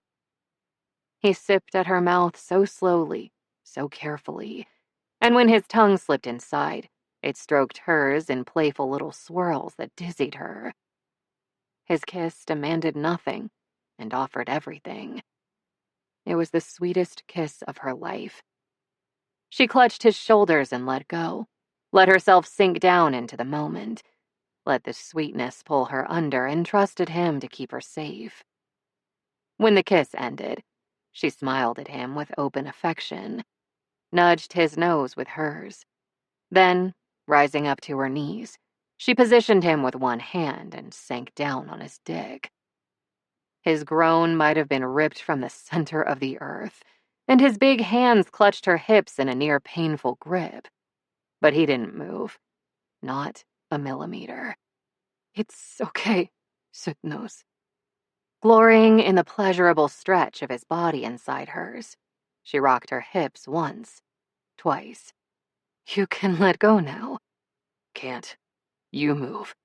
He ducked his head and buried it in the crook of her shoulder, his panting breaths hot against her neck. Don't want to hurt you. Grabbing his chin, she forced him to look at her, to see her certainty. You won't. Fuck me as hard as you like. The vein in his temple was pulsing with alarming violence, but he still didn't move. Come on, Peter, she murmured, then slid up almost the entire length of his cock until he was barely inside her. I'm a big girl. Throw me around a little. He finally lost control. His nostrils flared, his hand squeezed her ass with bruising possessiveness, and he shoved her back down on his dick with a snarl. Before she even had time to gasp in pleasure, he'd begun bucking his hips, fucking her with such ferocious power that all she could do was hold on. Each impact jolted through her like a thunderbolt. And gods above, it even felt like lightning.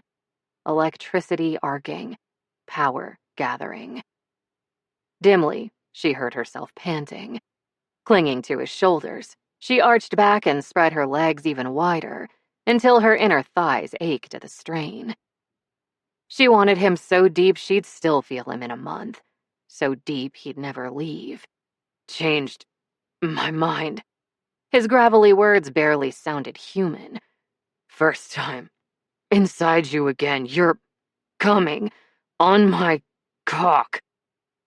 He licked his thumb and pressed it to her clit, and with each slap of flesh against flesh, the rough pad of that thumb rubbed against her. Again and again and again, mercilessly. He was thick inside her, hot beneath and around her, his hold inexorable, his thumb so fucking talented, and she let her eyes flutter shut as the pleasure built and built within her. She was panting harder now, whimpering. The hand squeezing her ass disappeared, only to land firm and heavy on her nape.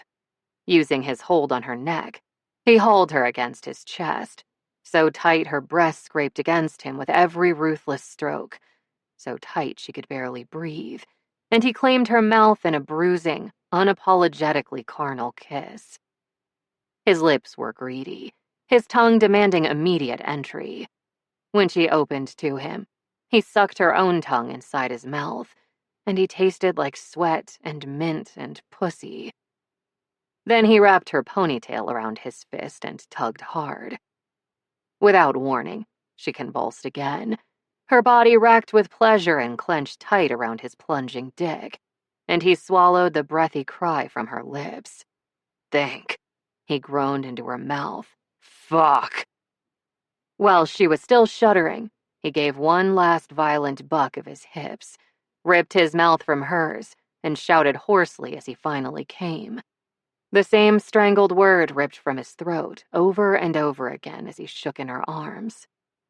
One word, her name. It sounded like a prayer. Late that night, after they'd had dinner, made love for a second time, and showered together, Maria pulled the bed covers over both of them and flopped down on his chest.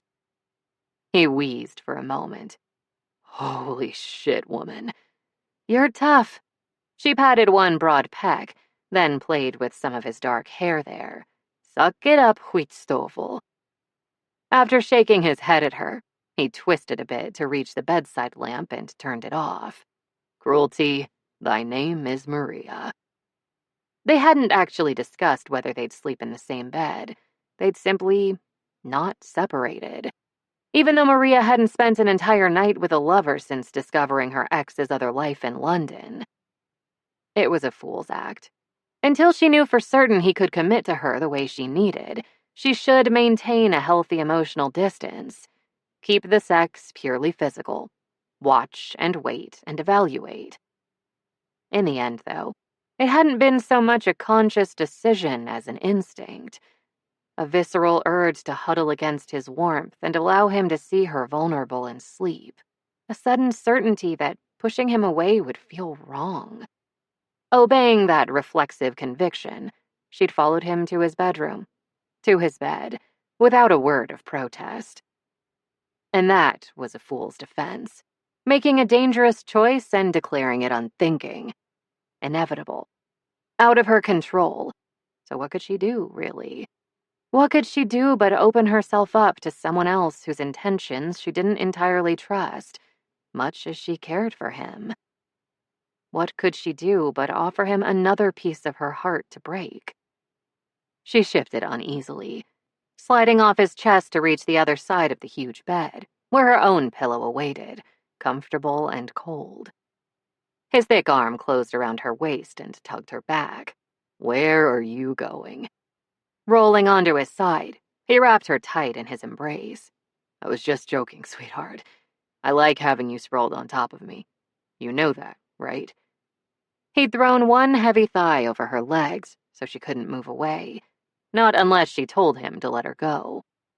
She didn't.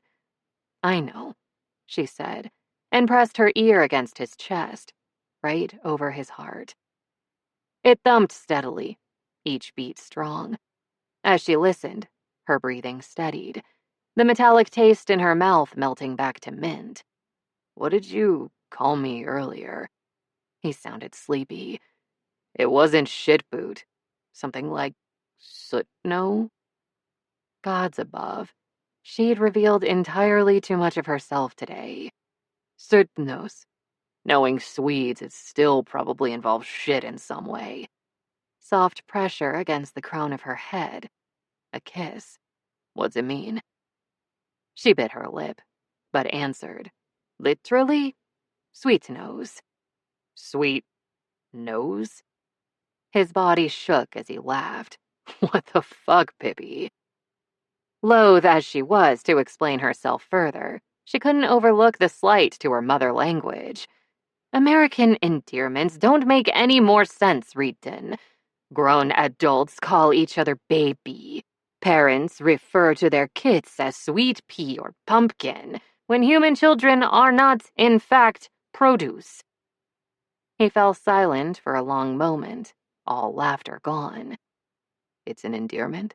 A quiet question as his arms hitched her tighter against him. "What's the closest English equivalent?" She'd answer him honestly, but then she was done with the topic. His pulse might be strong and steady, but hers was skittering unpleasantly.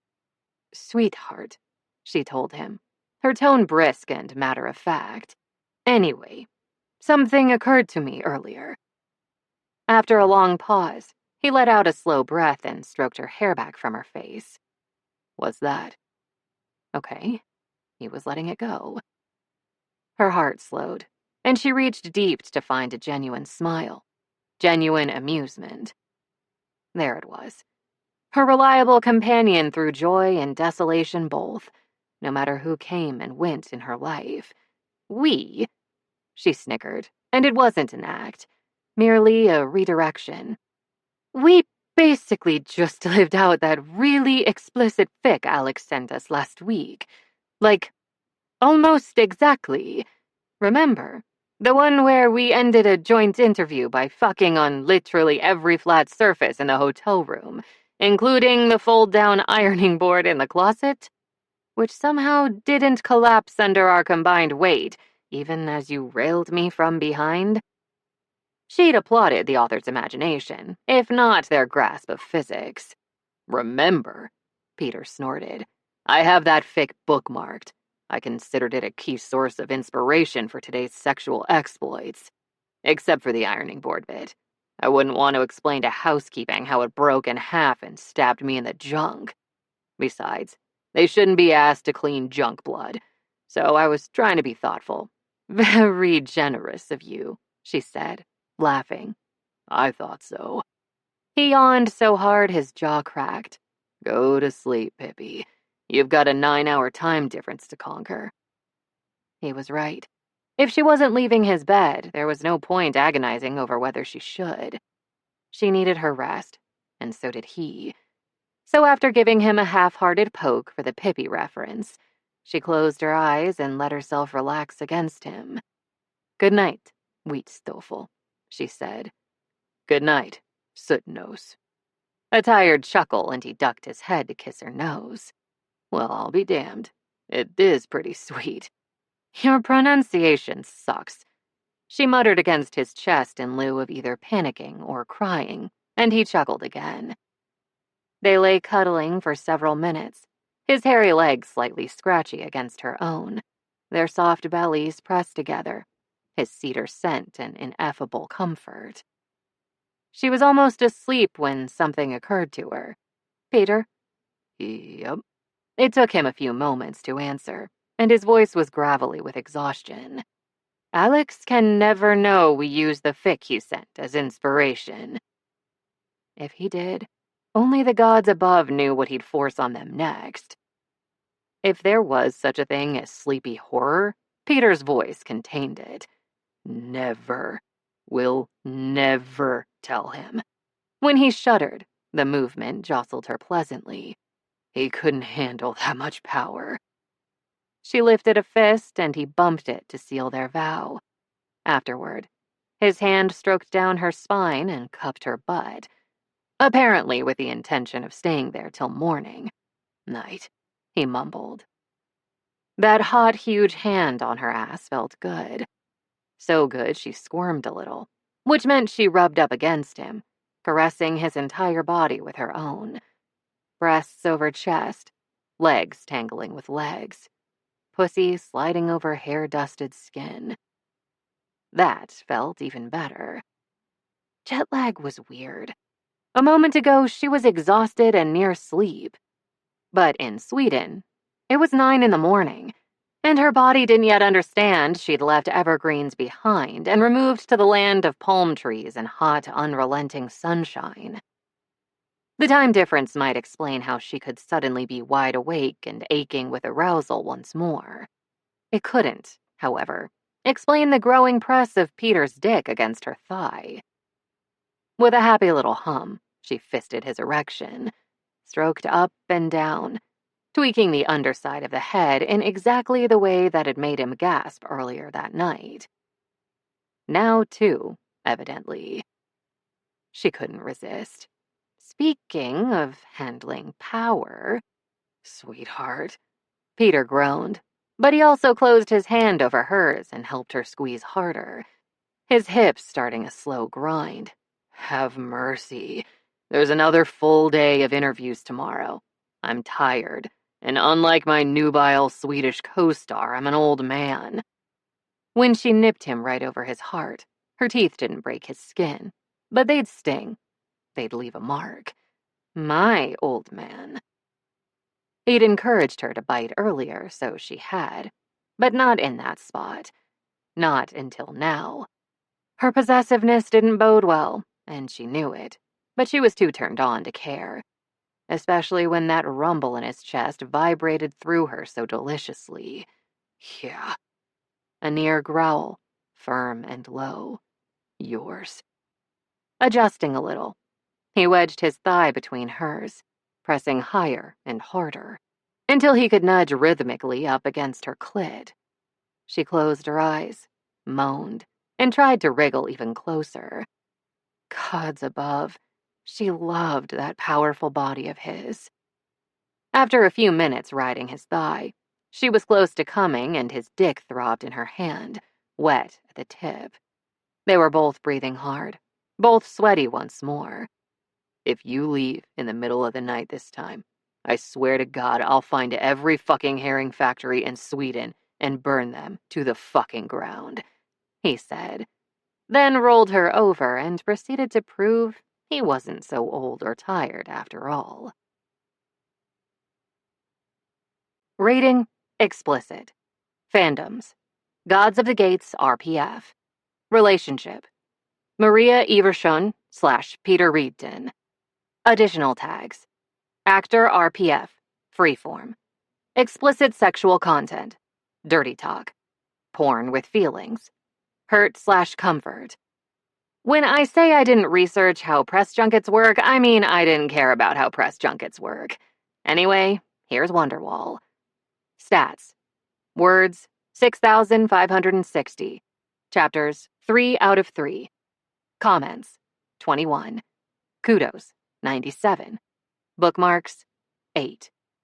One final question. Martyr for the cause. Summary. After an interviewer hurts Maria's feelings, years of suppressed lust boil over, and Peter has one last question for the woman he loves. Notes.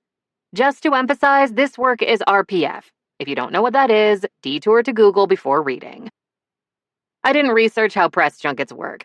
I did, however, do an image search for fancy hotel rooms to take an inventory of all available flat surfaces located therein. Priorities. He had no right to ask me that, Maria sniffles. Thank you for breaking his nose for me. He would do anything for her. Anything at all. Punching an asshole journalist is the least of it. Sure, there might be some legal hassle, but he's a star. He has people to take care of that. He pulls her tighter and tells her, "It was my pleasure." She goes very still against him. "You know, I've been thinking about your pleasure, Peter," she whispers. "A lot. For years now. This is it. The moment is here at last." "Then I guess I have one final question for you, Maria," he says. Her eyes are wide and wondering as she looks up at him. "Where do you want me to fuck you first?" he growls. "Anywhere," she breathes. "Everywhere." They're close to the closet, and he desperately searches for the nearest flat surface as he rips off his clothes. Buttons fly everywhere, but he doesn't care. He can buy 1,000,000 new shirts if he wants. Her dress comes off over her head, and there she is, naked. "You're even more beautiful than I imagined," he groans. "You're so strong and hard," she murmurs. "Please fuck me, Peter. I need you." He can't wait any longer. He won't wait any longer. He pulls down the ironing board from inside the closet, and it's good enough. "Turn around and bend over," he demands, and she obeys. "Will the ironing board hold us?" She whimpers as he positions his cock. He snarls. "I'll make it hold us. Besides, I'm supporting most of your weight with my dick." Then he's inside her at last, and practicalities don't matter anymore. Nothing does, other than fucking Maria and locating the next flat surface to drill her into for round 2. That Chippendale-style end table should work. 16. "Technically, I suppose all fish bought here are Swedish fish," Peter said to Maria as he pushed the grocery cart past the glass-fronted display of seafood. "Just like all massages are, by definition, Swedish massages." Maria snorted and nudged him toward the prepared foods section with a warm hand on his back. "How long have you been waiting to share that little gem?" "Since 3.2 seconds after I found out I was traveling to Sweden." The stupid joke shouldn't tickle him so much, but a long day of overseas travel had left him punch-drunk, as had his visceral terror at meeting her parents for the first time at the airport. Luckily, Stina and Ola seemed perfectly nice thus far. Medium height, several inches shorter than their daughter, both gone gray, both clad in neutral-colored leisure wear. Both surprisingly bland and nondescript, actually, for people who'd raised a woman like Maria, although they were undeniably loving toward her. Even now, Ola reached up to sling an arm around her shoulders with casual affection as he peered quizzically at Peter. "I'm not sure what you mean." "Swedish fish." Stina blinked up at him, wispy eyebrows drawn together. "I don't understand." Maria bit her bottom lip and offered zero help. Really, of the two of them, she was the true shitboot. He halted the cart by the deli counter and prepared to explain himself. Because the best jokes all had to be explained, right? Right. "So, there's this candy sold in the US, although I'm not sure it's manufactured in America, actually. Maybe it originally comes from here in Sweden or somewhere else in Europe? I should look that up." Stina and Ola stared at him blankly. while Maria now had both lips sandwiched between her teeth and was gazing down at the tile floor. "It's called Swedish fish, but it's not fish." He drummed his fingers on the cart handle. "Well, actually it is a fish. Sort of. Although not the ocean type of fish. It's gummy." A choked sound drifted from Maria's vicinity. Stina frowned at him, even as she reached to pluck a slip of paper with a number on it from a red dispenser on top of the deli case. "Gummy? So the fish comes from a lake or river and has a bad texture?" Resting an elbow on the edge of the cart, he closed his eyes and massaged his temple. Maybe he should have suggested a nap before going grocery shopping, instead of agreeing to stop on the way home from Arlanda. But Maria's parents had wanted him to pick breakfast items he'd enjoy, and he was trying to be as accommodating as possible. So here he was, jet-lagged and chilled, because spring had evidently not quite sprung near Stockholm, and fumbling to explain gummy fish to a pair of befuddled, bespectacled Swedes in their late 60s. So much for a good impression. Shit. He tried again. "I'm not explaining this well, I'm sorry. What I mean is, Peter." When he opened his eyes, Stina patted his upper arm and offered him a sweet, grandmotherly smile. "I should apologize. Not you. Ola and I are merely—" She turned to Maria. "What's the appropriate phrase in English?" "I believe that would be fucking with you, Mama," Maria said. "As in, Ole and I are merely fucking with you." He opened his mouth, closed it once more. "Thank you." Stina nodded, then swiveled to face him again. "Ola and I are fucking with you, as we did when we warned you against openly criticizing Alexander Skarsgård, lest you be sentenced to several years' hard labor serving meatballs in an IKEA cafeteria. In reality, that's only for repeat offenders. The first time, you'd simply be forced to assemble display shelves for a month or two. Also, when we warned you about the rampaging herd of wild Dala horses menacing the countryside outside Stockholm," Ola added, "those are mainly found in southern Sweden." At this point, Maria had staggered away from all of them, hiding her face in her hands, but he could hear her distinctive cackle down a nearby refrigerated aisle. She was losing her damn shit.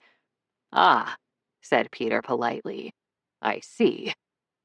As discreetly as possible, he unearthed the cheap cell he'd bought at the airport upon arrival and did 2 quick Google searches.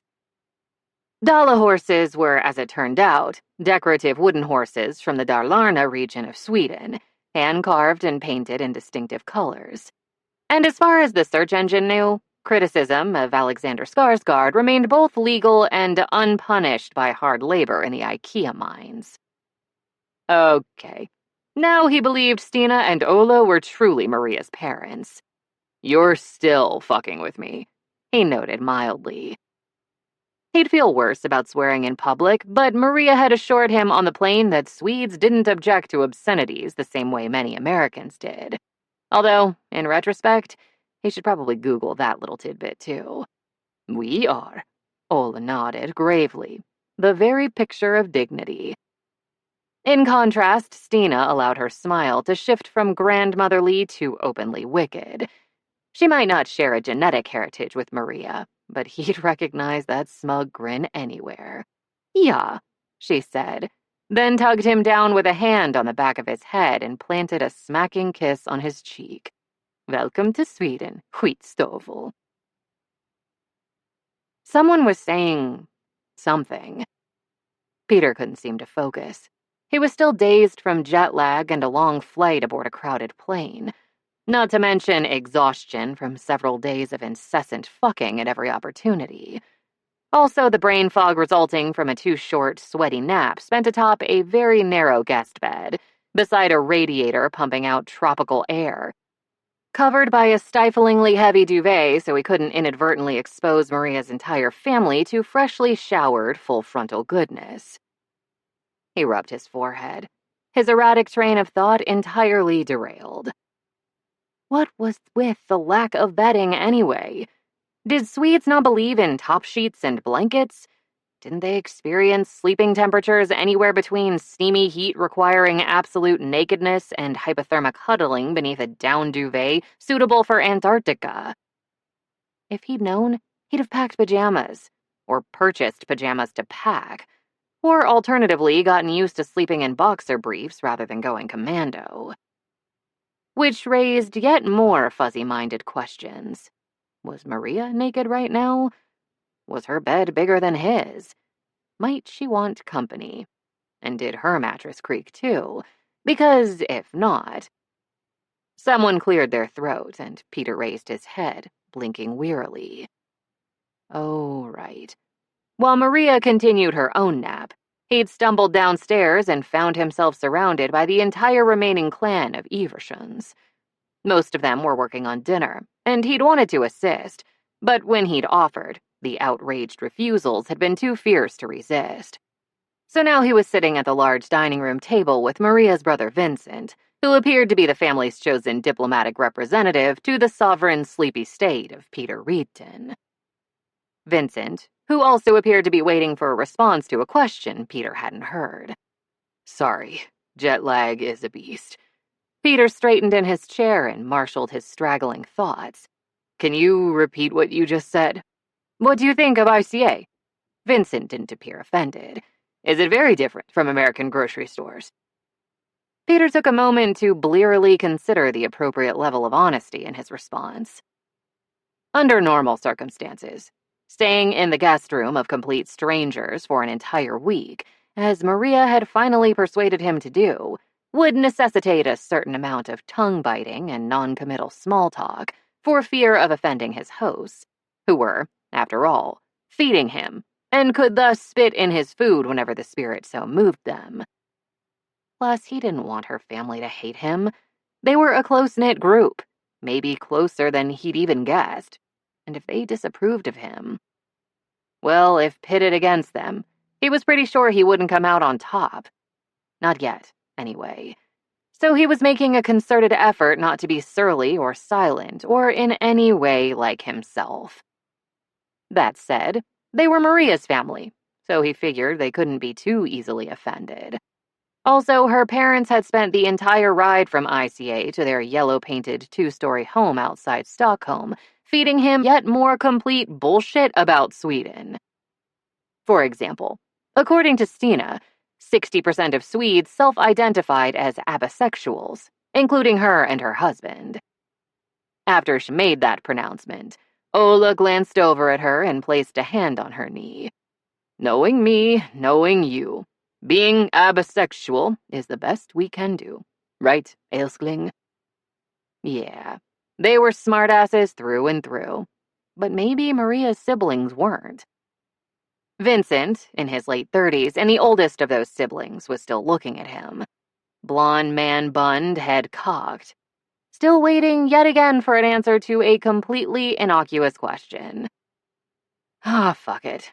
Other than a few television appearances and interviews, he and Maria would be spending a lot of time with her family, and he didn't want to pretend for 7 days.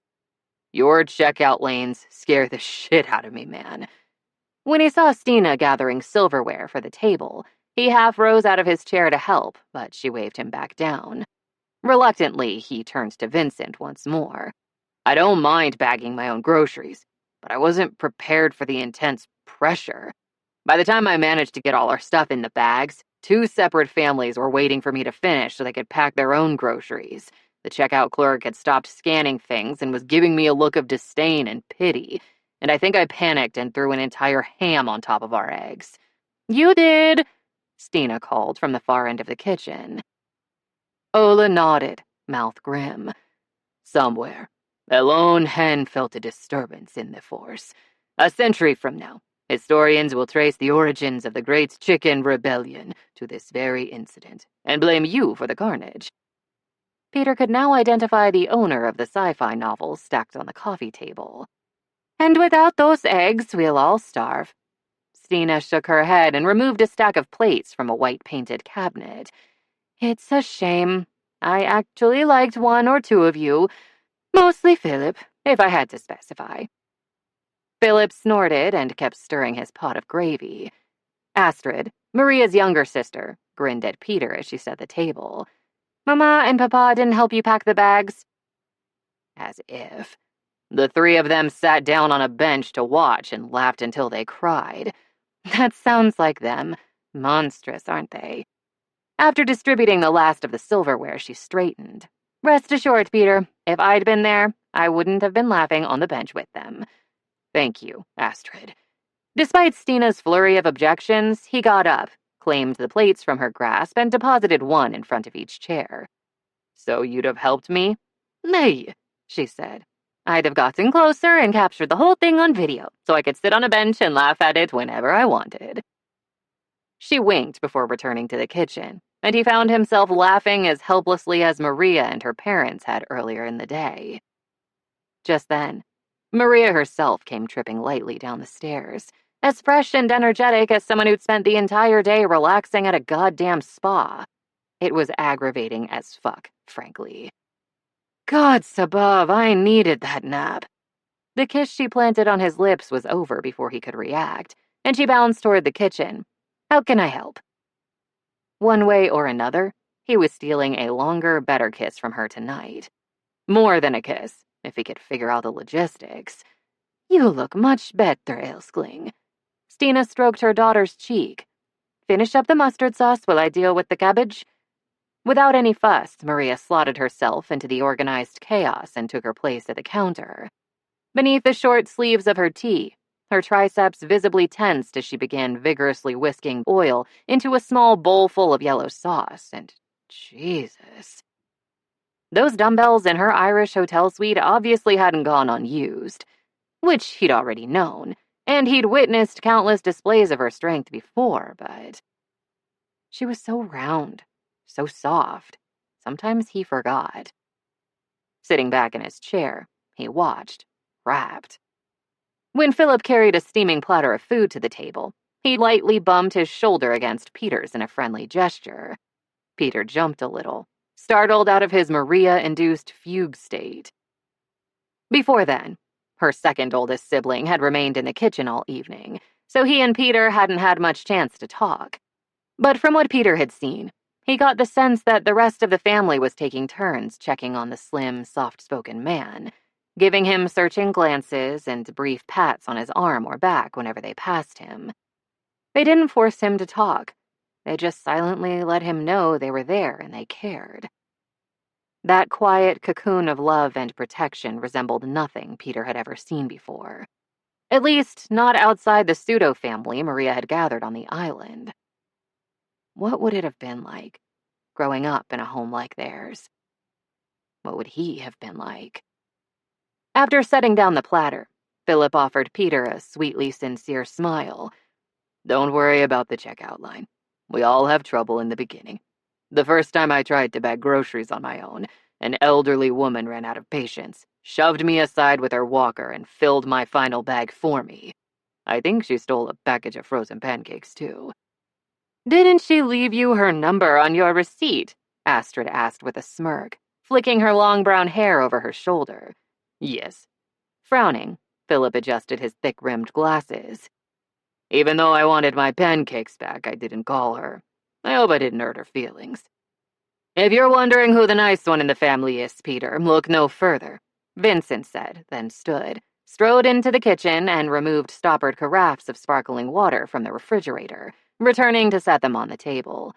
Philip carries the rest of us when it comes to human decency. Peter had his doubts. Several times in the store, he'd watched Maria's parents unobtrusively assist other customers who couldn't reach the top shelf or the farthest depths of the freezer compartments. Maria's mom had insisted on buying Peter whatever food looked good or interesting to him, although he planned to pay them back for that somehow. And in line at the deli counter, a wailing child had forgotten his misery when Stina crouched low and played peekaboo with him, while the boy's young mother nearly dissolved into grateful tears. On their way out, Ola had gathered stray carts from the parking lot and added them to a nearby covered corral.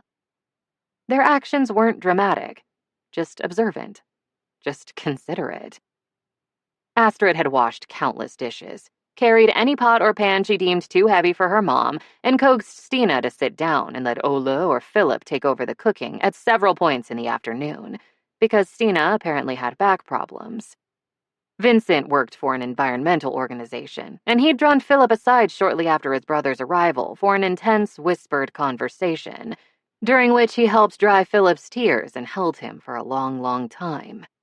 Girlfriend issues, he'd murmured quietly to Peter when he'd returned to the table. Philip had retreated to the bathroom for several minutes. When he'd returned, he'd had a freshly scrubbed face, a determined smile, and nothing but kind words for their guest. No one needed to tell Peter about Maria's inherent goodness, obviously. And he didn't intend to stand out as the only lazy, self-centered one in the crowd. So he ignored all of Stina's entreaties and helped bring out the rest of the food. In the end, the table fairly groaned with all the dishes Maria's family had brought and prepared. Smoked herbed salmon with mustard sauce, the egg-crushing ham, little oblong boiled potatoes, sautéed green beans, a sweet dish of boiled red cabbage and apples, the inevitable jar of herring, some unidentified type of pâté, meatballs, because of course meatballs, brown gravy, lingonberry jam, a huge curved cylinder of pale sausage called falukorv, sliced partway through and stuffed with mustard and cheese, a toasted baguette and butter. Shortly before they all sat down to eat, Philip tugged Maria into his arms, exactly as the other siblings had after they arrived, exactly as her parents had as soon as they saw her in the airport. Like the rest of his family, he squeezed her tight and said something affectionately, something that ended with, "Jag älskar dig," one of the few Swedish phrases Peter recognized. I love you. Maria returned the words, face tucked against her brother's shoulder, and Peter wasn't sure he'd ever seen her look so peaceful and content. And although he wanted that for her, wanted her happiness with an intensity he'd never experienced before, not even with his ex-fiancée, the open generosity of her family's love strung his chest tight, and for more than one reason. She cared about him, without question. She also had a blossoming career and several auditions waiting for her back in LA. But for the first time, he wondered whether all that, whether he, would be enough to keep her by his side. 17. Maria's long, blissful afternoon nap had been, in retrospect, a truly terrible idea. The rest of her family had already headed to bed, either in her parents' house or in their own homes. Peter had also disappeared upstairs, and the gush of water in the pipes indicated he was cleaning up for the night. In a minute or two, he'd come down, give her a kiss, then trudge back upstairs to erase those dark circles under his beautiful eyes.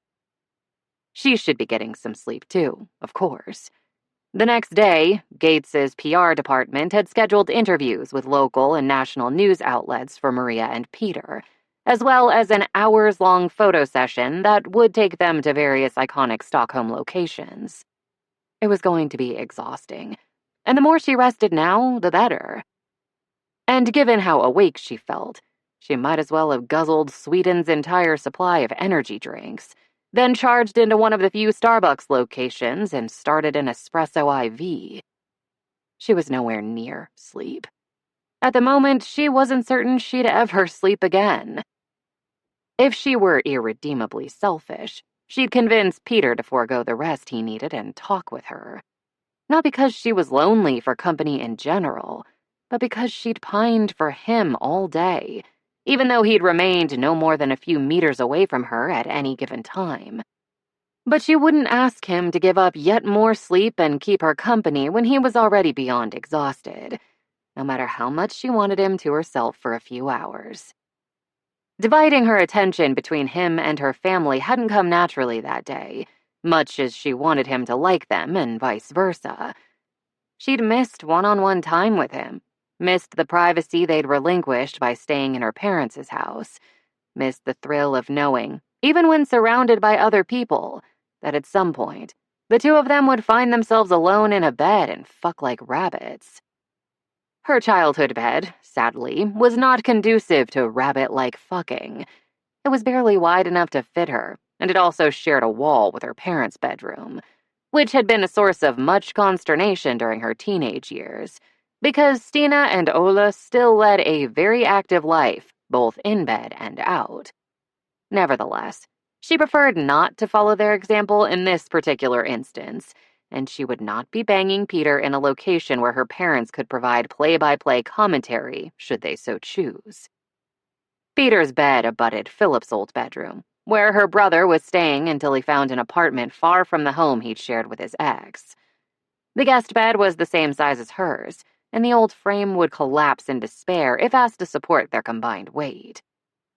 So the two of them were fucked, yet also unfucked. They would remain so until they flew to Wisconsin next week, where they'd check into a hotel. He'd rejected the idea of staying with his father with such stony finality, she hadn't even asked for an explanation. Fine then. She couldn't sleep, and she couldn't have sex, but she could still entertain herself. Uncurling from her favorite spot on the couch, the corner farthest from the television and closest to the windows, she drifted toward the built-in shelves and contemplated her options. Sci-fi paperbacks, cookbooks, noir thrillers, or childhood photo albums. Nostalgia it was. The album she removed from the shelf was a bit worn around the edges now, some of the photos inside not as bright as they once were, and that only made her cherish it more. Those scuffs and slightly bent pages meant the album had been well loved, pored over by her and her family again and again over the past 2 decades. It contained everyone she truly needed, everyone she loved. Although, that might or might not be true any longer. A heavy, warm hand landed on her hip. What's that? For such a big man, Peter could move very quietly. Without turning, she let herself lean back against him, trusting him to support some of her weight, and he wrapped his arms around her and propped his bristly chin on her shoulder. With each deep breath, she inhaled her family's usual lemongrass-scented soap and whatever product made him so deliciously cedary. The unexpected combination smelled good. It smelled right. She wished she believed in omens.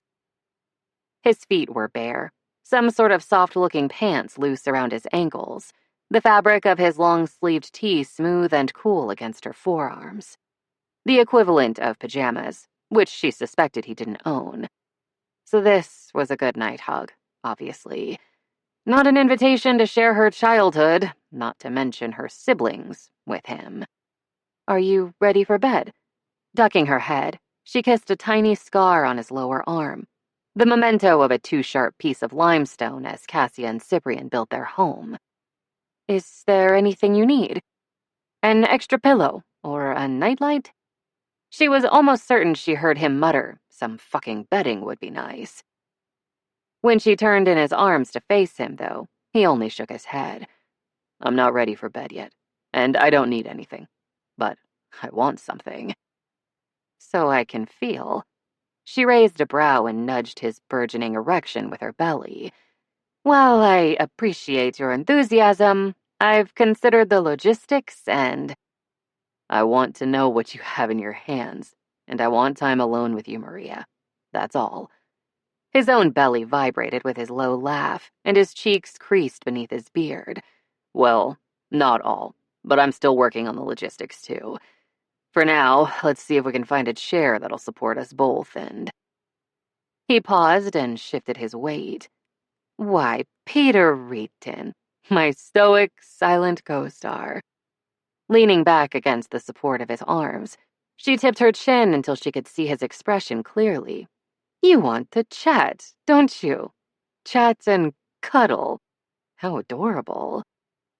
His scowl should have incinerated the album still cradled in her hand and propped against his chest. But it was too late. She knew his dirty little snuggling secret now. Tucking the album beneath one arm, she stepped out of his embrace, took his hand and led him to the chaise longue in the corner. It was another of her favorite spots in the house, perfect for reading. Wide, thickly cushioned, and upholstered with velvety teal fabric, it overlooked the small back garden, had comfortable rolled arms, and resembled an overstuffed armchair stretching out its legs. After one good look at it, Peter closed his eyes and groaned. Well, after that pained growl, she was imagining the possibilities too, and they were both delightful and legion. But let me stop you right there. Yes, fucking on the chase would be amazing, but the door doesn't lock, and Philip is a restless sleeper. She used her hold on his hand to urge him toward the enticing piece of furniture. Sit. His answering grunt brimmed with aggrievement, but he put a knee on the chase and maneuvered until the back cushion supported him, and he could extend his strong legs over the elongated seat cushion. Then he spread those legs as wide as he could get them between the rolled arms and patted the space he'd created in front of him. It was a tight fit, but with a bit of wiggling, she managed to wedge herself between his slightly raised knees and recline against his chest and stomach. His arms loosely circled her shoulders, and his chin nuzzled her cheek. His body surrounded her, braced her, enclosed her in strength and softness and warmth without demanding a thing in exchange. In the late-night stillness of her childhood home, they might have been the only two people awake in the world. Turning her head, she planted a kiss against his prickly chin, and the little hum in his throat sounded content. When he spoke, his tone was gruff but amused. You realize we're going to need a crane to get us out of this chair. Worth it, she said, and propped the thick album on her belly. To answer your question, my father made this album when Vincent went away to university. Papa was having empty nest issues, even with the rest of us still around. So he gathered photos showing how everyone became part of the family, up through the first year or so after we arrived. Over time, she'd seen each member of her family flip through the pages. The album served as a sort of touchstone for all of them, even as she and her siblings scattered to various spots around the world, only to inevitably return before scattering once more. Show me. Peter took over holding the album upright. Tell me about your family. Despite the quiet calm in his voice, new tension thrummed through his limbs, turning them from languid to slightly stiff, and she wanted to ask what was worrying him, but not if asking would distract from the conversation they were about to have, because he needed to know. He needed to understand the stakes for her in whatever sort of relationship they were creating, because his own stakes weren't nearly so high. Not when he already lived in LA, seemingly content to settle a good distance from what she'd gathered was his semi-estranged father. So instead of pressing him for answers, she simply flipped to the first page. Her mother, red hair in loose curls, in her early 30s and pregnant.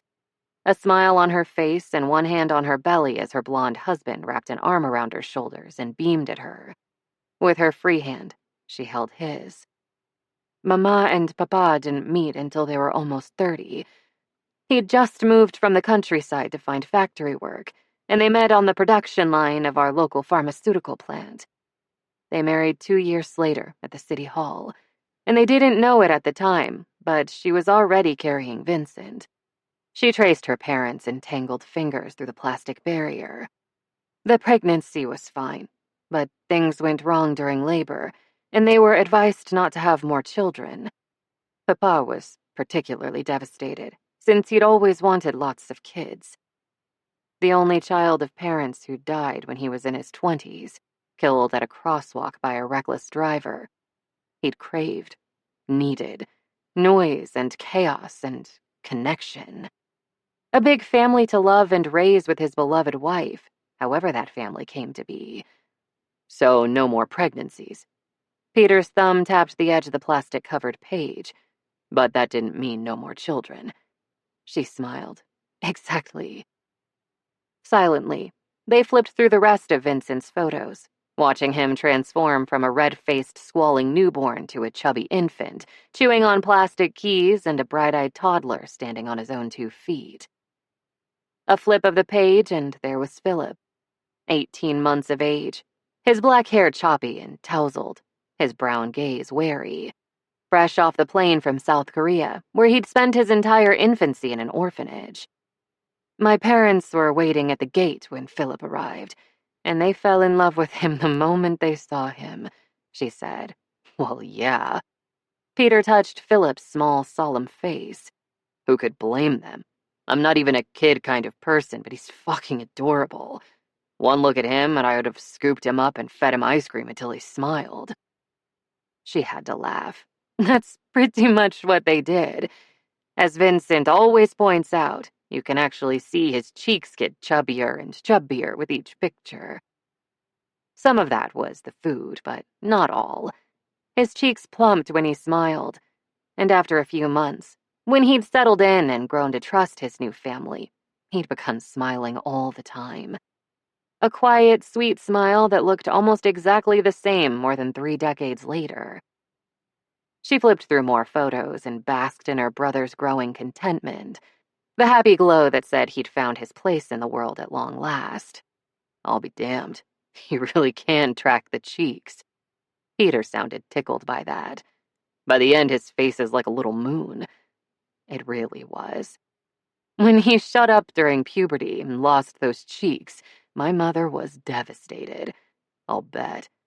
He turned to the next page and took a moment to study the photo of a sleeping infant with a surprisingly thick head of brown hair, clad in green-footed pajamas. This is Astrid, right? Why is she next? You're older than her. She was adopted as a newborn. I wasn't, so she became part of the family before me. Something she'd tried her hardest not to envy growing up, more or less successfully. And the last traces of longing and resentment had disappeared altogether when Astrid got older, and Maria finally understood. There were many ways to feel like an outsider, and not all of them involved family. Most early photos of Astrid showed her playing in the sunshine, because from what their parents said, she'd always hated being cooped up indoors. It hadn't surprised any of them when she became a hiking guide after a couple of unhappy years as a hairstylist. Astrid was an outdoor cat from the very start, Stina would say when they were growing up, then proceed to ruffle Astrid's hair until her teenage daughter squawked in outrage and ran off, generally to her treehouse. Several pages later, Peter paused. Hold on. Why did your sister get fewer photos than your brother's? A lot of the pictures taken before she transitioned make her uncomfortable.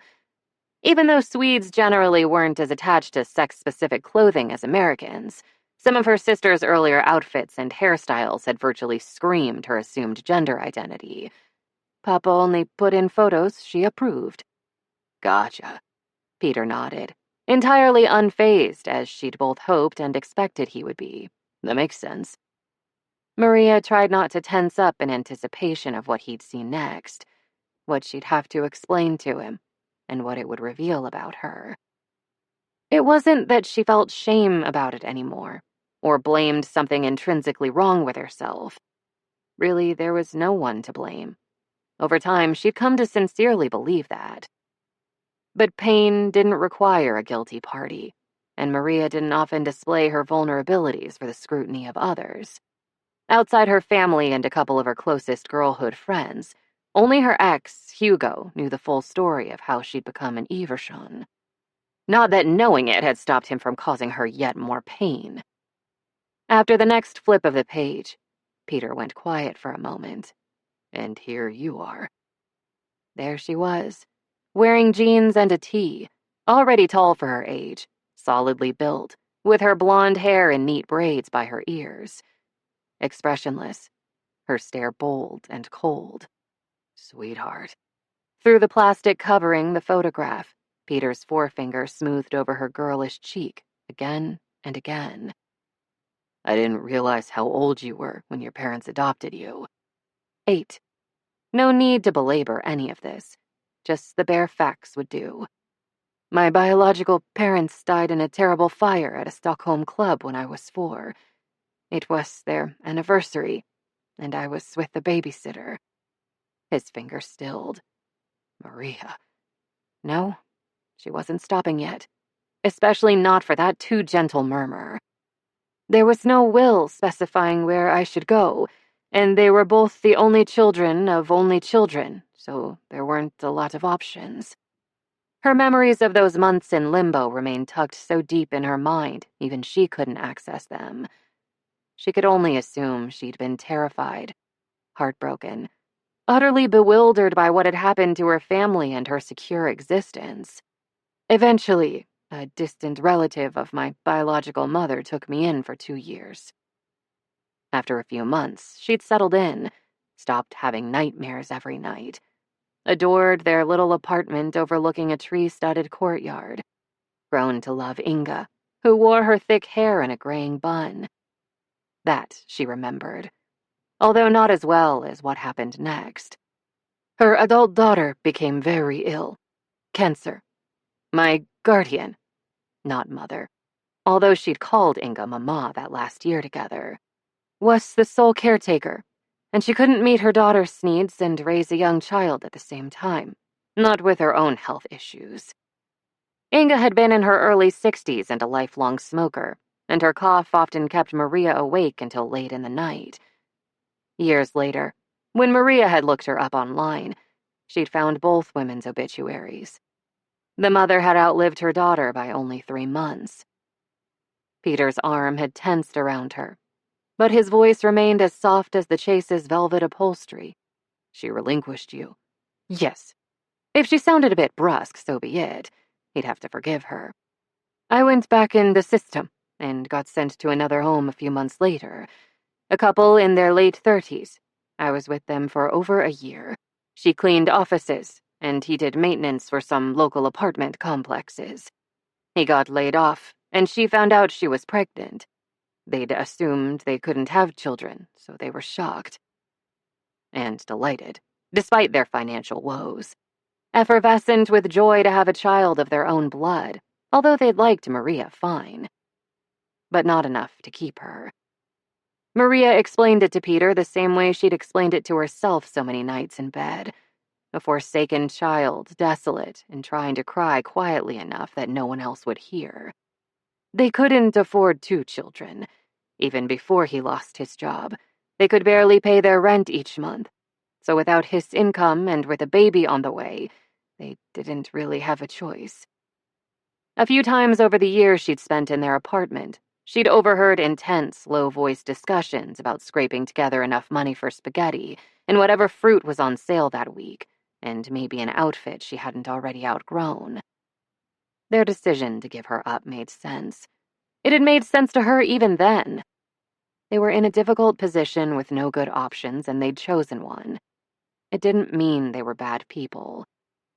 Still, when they'd called her into that tiny, cluttered kitchen and told her their big news and what it meant for her own future, she'd been fiercely glad she'd never called them Mama and Papa, as they'd said she could.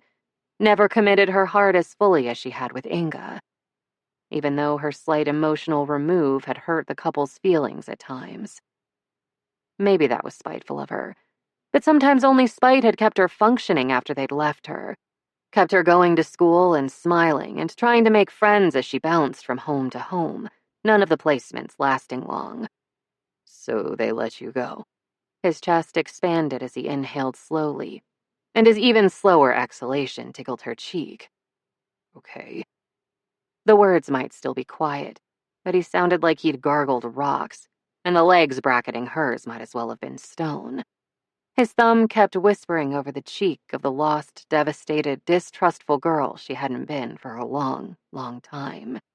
It is okay, she told him, patting that restless hand. The silence following her reassurance was absolute. So heavy it should have crashed through the chase and the wooden floorboards below them and bored a hole deep in the earth. His jaw began making a weird grinding noise she'd never heard before. Don't worry, she rushed to add. A few months later, my parents adopted me, and they didn't fuck around. They made everything permanent and legally binding as soon as they possibly could. As an adult, she'd understood why. They'd meant to declare in every conceivable way, both to her and to the authorities. This placement was forever. They were forever. Her new family would never leave her, would always want and love her, would always choose her. And in retrospect, she'd also understood how big a gamble that decision was. Because before the adoption went through, she spoke to her parents and siblings only when absolutely necessary. She didn't trust them. She didn't intend to get comfortable in their home, and she sure as hell wasn't allowing them anywhere near her heart. She was polite and uncomplaining, but chilly and distant as northernmost Lapland, a stranger in every fundamental way. When they adopted her, they didn't know her. "But we already loved you," was her father's perennial response whenever she said so. "That heart of yours was too big to hide, no matter how hard you tried. And you tried very hard, Ilskling. Frankly, we were impressed by your level of commitment. It's a shame TED Talks weren't around back then, because you could have given a lecture on how to remain stone-faced and uncommunicative in the face of blatant bribery and embarrassingly effusive displays of affection." They'd tried the ice cream trick on her, too. It hadn't worked. But that was the least of it. Gods above, Astrid had latched onto her like a tick from the beginning, and whenever her younger sister wasn't clinging to her leg, Vincent and Philip were walking Maria to school and taking her to movies on the weekends and sneaking her absurd amounts of candy. Worst of all, every one of the 5 Eversons could sense when her defenses were low and pounced immediately, like lions stalking a hapless blonde gazelle who was really trying very hard not to have her heart broken yet again. They asked if Maria would like to redecorate her bedroom, because Stina loved assembling furniture, sewing curtains, and hanging wallpaper, especially with company. If Maria wanted to learn how to bake a raspberry roll cake the same way Ola's late mother had, so he could pass on the tradition to the next generation of Eversons. If Maria was willing to have Vincent teach her some self-defense moves, so if anyone at school ever gave her a hard time, she could make them pay. If Maria would consider playing catch with Astrid in the backyard. If Maria needed a tutor for any of her classes, because Philip would be delighted to help her with whatever subject she found difficult. They were fucking relentless. Despite her best intentions and considerable stubbornness, she couldn't hold the line for longer than a few months after the adoption became final. Eventually, when they asked if they could hug her, she said yes, and hugged them back. Eventually, she started laughing again. Eventually, the nightmares ended and she no longer woke in tears. Eventually, she called Stina Mama and Ola Papa. Eventually, when they said they loved her, she said, "Jag älskar dig också," and her voice didn't even shake. Eventually, she believed them when they said they weren't going anywhere, and neither was she. Not unless and until she was ready. Which she hadn't been. Until 6 years before, when she'd boarded a plane for LA and committed to spending months of her life far away from her family for the first time since they'd become a family. 6 years before, when she'd found herself in the same sauna as the man vibrating with suppressed emotion and holding her with such tense care in her parents' dark, quiet house. All that emotion and all that care were for her, experienced and offered on behalf of the girl she once was, which felt like a different kind of embrace. Both were appreciated, but both were also needless, which he'd discover shortly. "Turn the page, Sutnos," she said, then planted a kiss on that very feature. "See what happens next." His thumb stilled on her child's face, and after a moment, he obeyed. Ola's photo choices explained more clearly than words ever could. The first page, she was cold and disconnected and lost. But a few pages later, she was smiling, posing awkwardly, giggling as Vincent tickled her, carrying Astrid on her shoulders at a midsummer celebration, and resting her head on Stina's shoulder as her mother stroked her hair. In the later pictures, she was never alone. Then came the final section of photos. A few months after Maria's arrival, Philip had fastened Stina's camera to a tripod, set a timer, and raced back for their first official Everson family portrait. A year later, he did the same thing, and now the album contained over 20 of those group photos, taken whenever all of them found themselves in one place. For a long time, looking at those photos had made Maria cry. Now it only made her smile. When Peter reached the final page, he closed the album very carefully and set it on the little table beside the chase. Next time, I'll ask for the stories behind each picture. Tonight, though, I have something else I need to do. Oh? Maybe he wanted to sleep now? When she twisted her neck to see his expression, it told her nothing, but his jaw still ticked with whatever emotion had brought high color to his face. The long muscles of his legs remained knotted with tension. He was holding her very, very tightly. Even though he'd seen the final family portraits, seen how happy she became and how happy she'd remained, his distress hadn't eased. It had only shifted in a way she didn't understand. Until his hold around her shoulders loosened, but not to let her go. Instead, he slid those big hands up her belly and cupped her breasts, unhurriedly thumbing her nipples to aching hardness. With his chin, he shifted her hair away from her right ear. The prickle of his beard, the heat of his breath, sent fire between her legs. "The guest shower is pretty generous," he murmured, and licked the rim of her ear. Resting her hands atop his, she let out a shaky breath.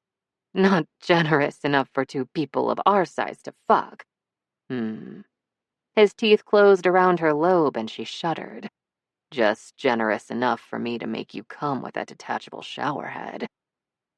Handjobs didn't require much space either, despite the impressive size of his growing erection against her lower back. Clearly, she hadn't given the matter of rabbit-like fucking sufficient consideration, and Peter had. That kind of initiative and creativity deserved a reward, did it not? When he lightly pinched her nipples between his knuckles, she pressed her leggings-clad thighs together. "We'll have to be quiet." Because the water would drown out some noise, but not the volume of sounds the two of them usually made. "I'll put a hand over your mouth," he told her. Gods above, why did the thought of that only turn her on more? As if in demonstration, he slid one hand upward until it covered her parted lips, and stroked the other lower, over her stomach and down further.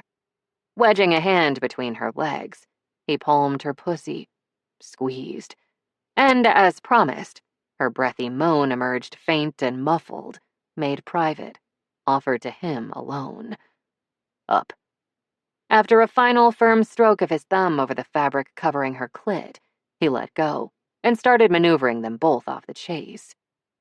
As soon as they managed to wiggle themselves free, he snatched her hand and propelled her forward, up the stairs and into the guest bathroom. Turned out, there was plenty of room for a detachable showerhead aimed at her clit and deployed at various intensities, because Peter was a fucking tease. Only, he didn't seem playful. His intensity didn't diminish, even for a moment. Not when he let the water drift away from where she needed it every time she got close to orgasm, or twisted the showerhead until the spray became too diffuse and gentle to do anything but provoke her further. Not when a relentless, targeted stream of water hit her at just the right spot, and he finally, let it remain there until she arched and came and cried out against his hard palm, nearly collapsing against the thick arm bracing her back. Not when she shoved him against the wall, covered his own mouth and gripped his dick exactly how he liked it, pumping him to a fast, hard orgasm. Not even when they held each other afterward, limp and spent and waterlogged, or when he went to his knees by the sink to dry her with his own towel. His lips remained pressed in a grim line. His intent focus on her never wavered. He kept at least one hand on her at all times until the moment they said goodnight. His mouth devoured hers outside her bedroom doorway, his fists buried deep in her hair, before he abruptly let her go and stalked away. He was trying to prove something. She could recognize that much. She wished she had the slightest idea what it was. 18. The Evershuns were a hard fucking act to follow. In hopes of delaying the inevitable, Peter had suggested flying into O'Hare and driving to his hometown instead of catching a commuter flight from Chicago to the small Madison airport. But the trip couldn't last forever. And with each mile of interstate guiding them closer and closer to his childhood home and his sole remaining family member, his hands clenched a bit tighter on the steering wheel. Even Maria's cheerful, provoking conversation from the passenger seat of the rental could no longer entirely distract him from the amorphous dread pounding at his temples. So, you don't think the Amerikansk section in ICA was a fair representation of your nation's cuisine? Reaching down for the controls, she sent her seat sliding back even farther and stretched out her legs with a relieved sigh. Because it seemed pretty accurate to me.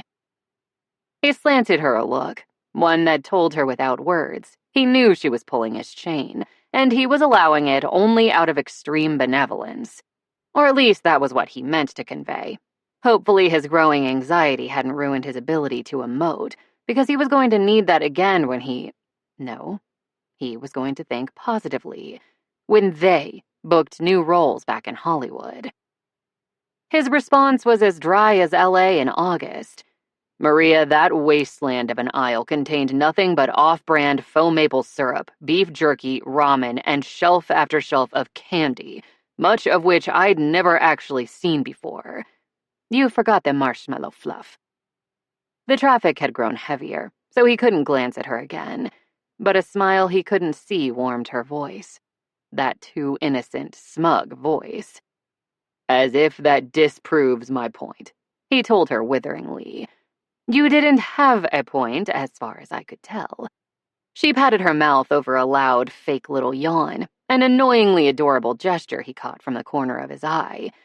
Merely a list of foodstuffs, one of which, despite all your patriotic protests, you actually purchased. Gladly. Also repeatedly, because candy deprivation could happen to anyone at any time. He sniffed, nose high in the air as he smothered his grin. My duty as an American forces me to buy Reese's peanut butter cups whenever I may find them. It's a lesser-known part of the Pledge of Allegiance, and doesn't invalidate my argument in the slightest. Fine, then. If the Amerikansk section was both inaccurate and inadequate, what would you add to it? She sounded genuinely curious. Non-perishable items? He thought for a moment. Grits, granola and cereal bars, graham crackers, cranberry sauce, stuffing mixes, canned pumpkin, not to mention pumpkin pie spice, and... Her snort cracked his stone face, and he smiled at the windshield. Now you're just naming Thanksgiving ingredients, she told him. I didn't hear you complaining about Fion's turkey feast whenever we filmed on the island in late November. In fact, she'd pretty much licked the sweet potato casserole dish clean each time. One year, the crew briefly, hilariously, nicknamed her There's Something About Maria because of the orange goop she'd unknowingly gotten in her hair and allowed to harden. I had no choice but to eat a lot. She poked his arm. I didn't want to insult either your culture or Fion's cooking. Bullshit. More like you didn't want to put down your herb-rubbed turkey drumstick, you Swedish ingrate. Her laughter filled the car, and he couldn't help laughing too. When they quieted again, his knuckles no longer ached as they gripped the wheel, and his shoulders had loosened. After so many years, he still didn't know whether she did that on purpose. At first, he thought not.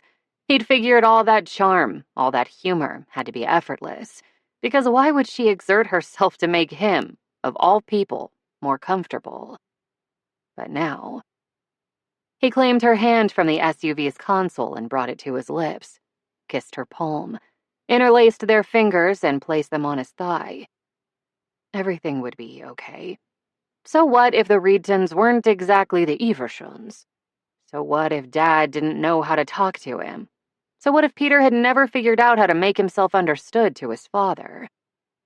His awkwardness around his dad wouldn't come as a shock to her, Not after she'd had to work for months to bridge the gap between him and their crew, him and their castmates. That awkwardness also wouldn't tip the balance and drive her away if she was still considering whether she should return to Sweden for good. Or so he hoped.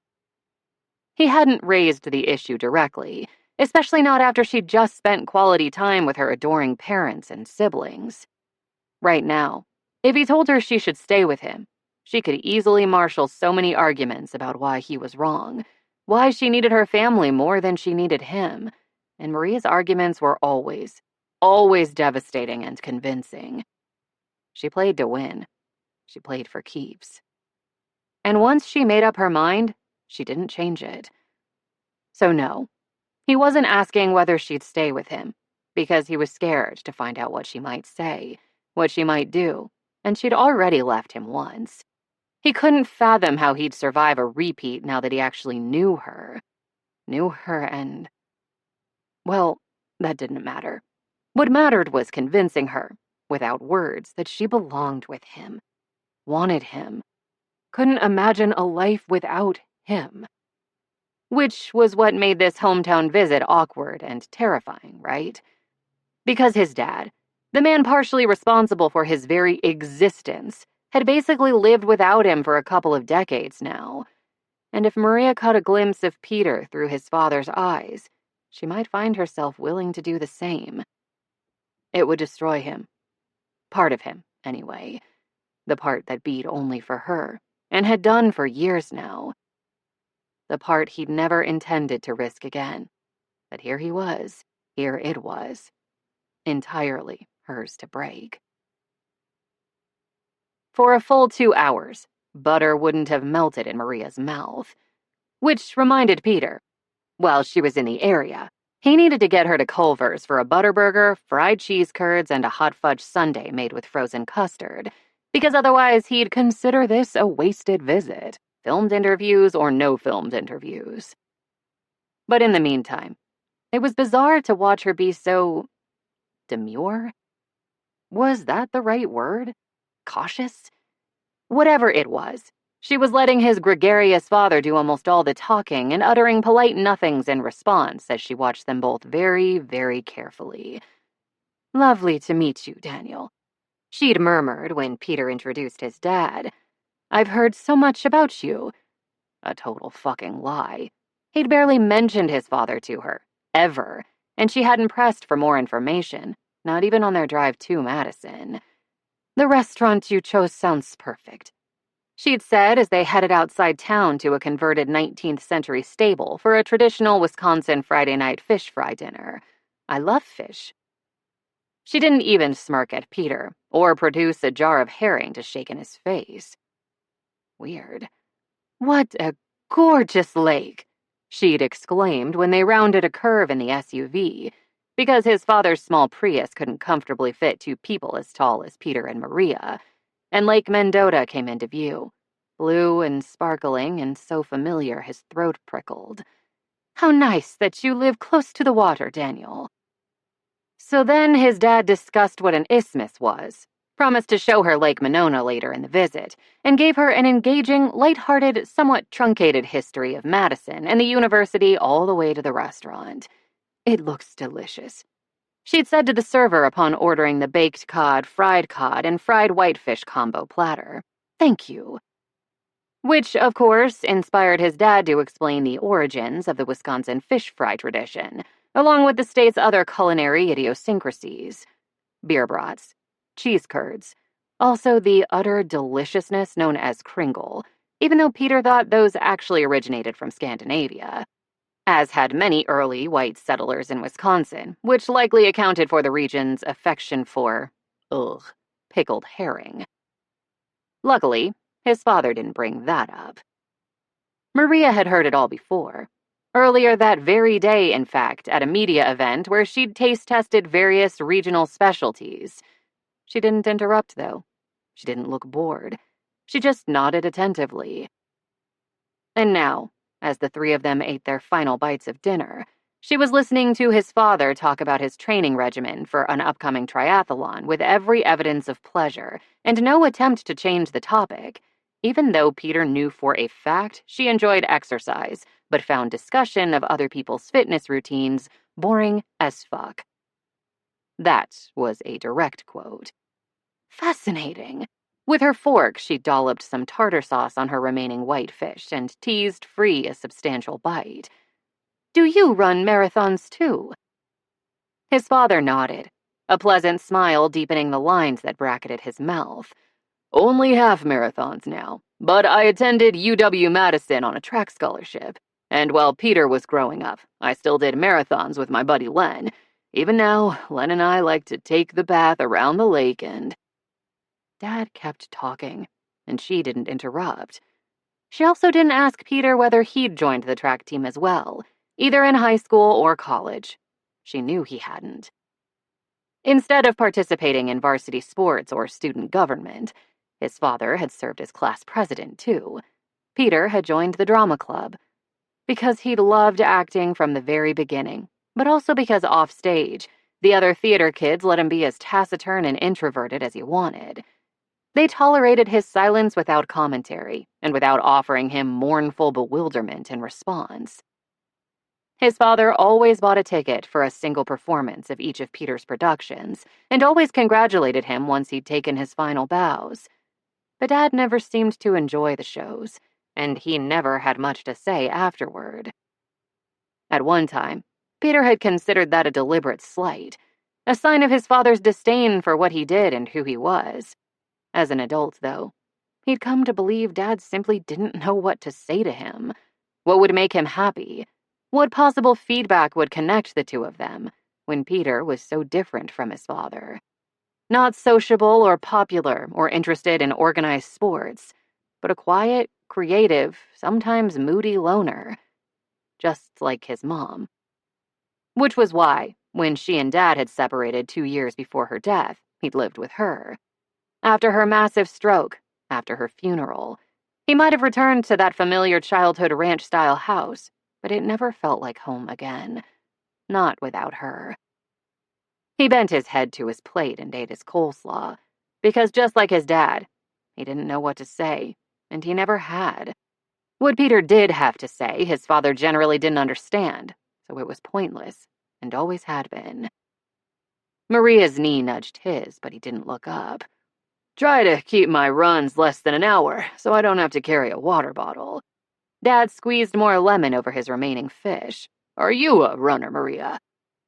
Peter had to give credit where it was due. At least his father didn't assume fat people hated or avoided exercise, unlike many others Peter had met over the years.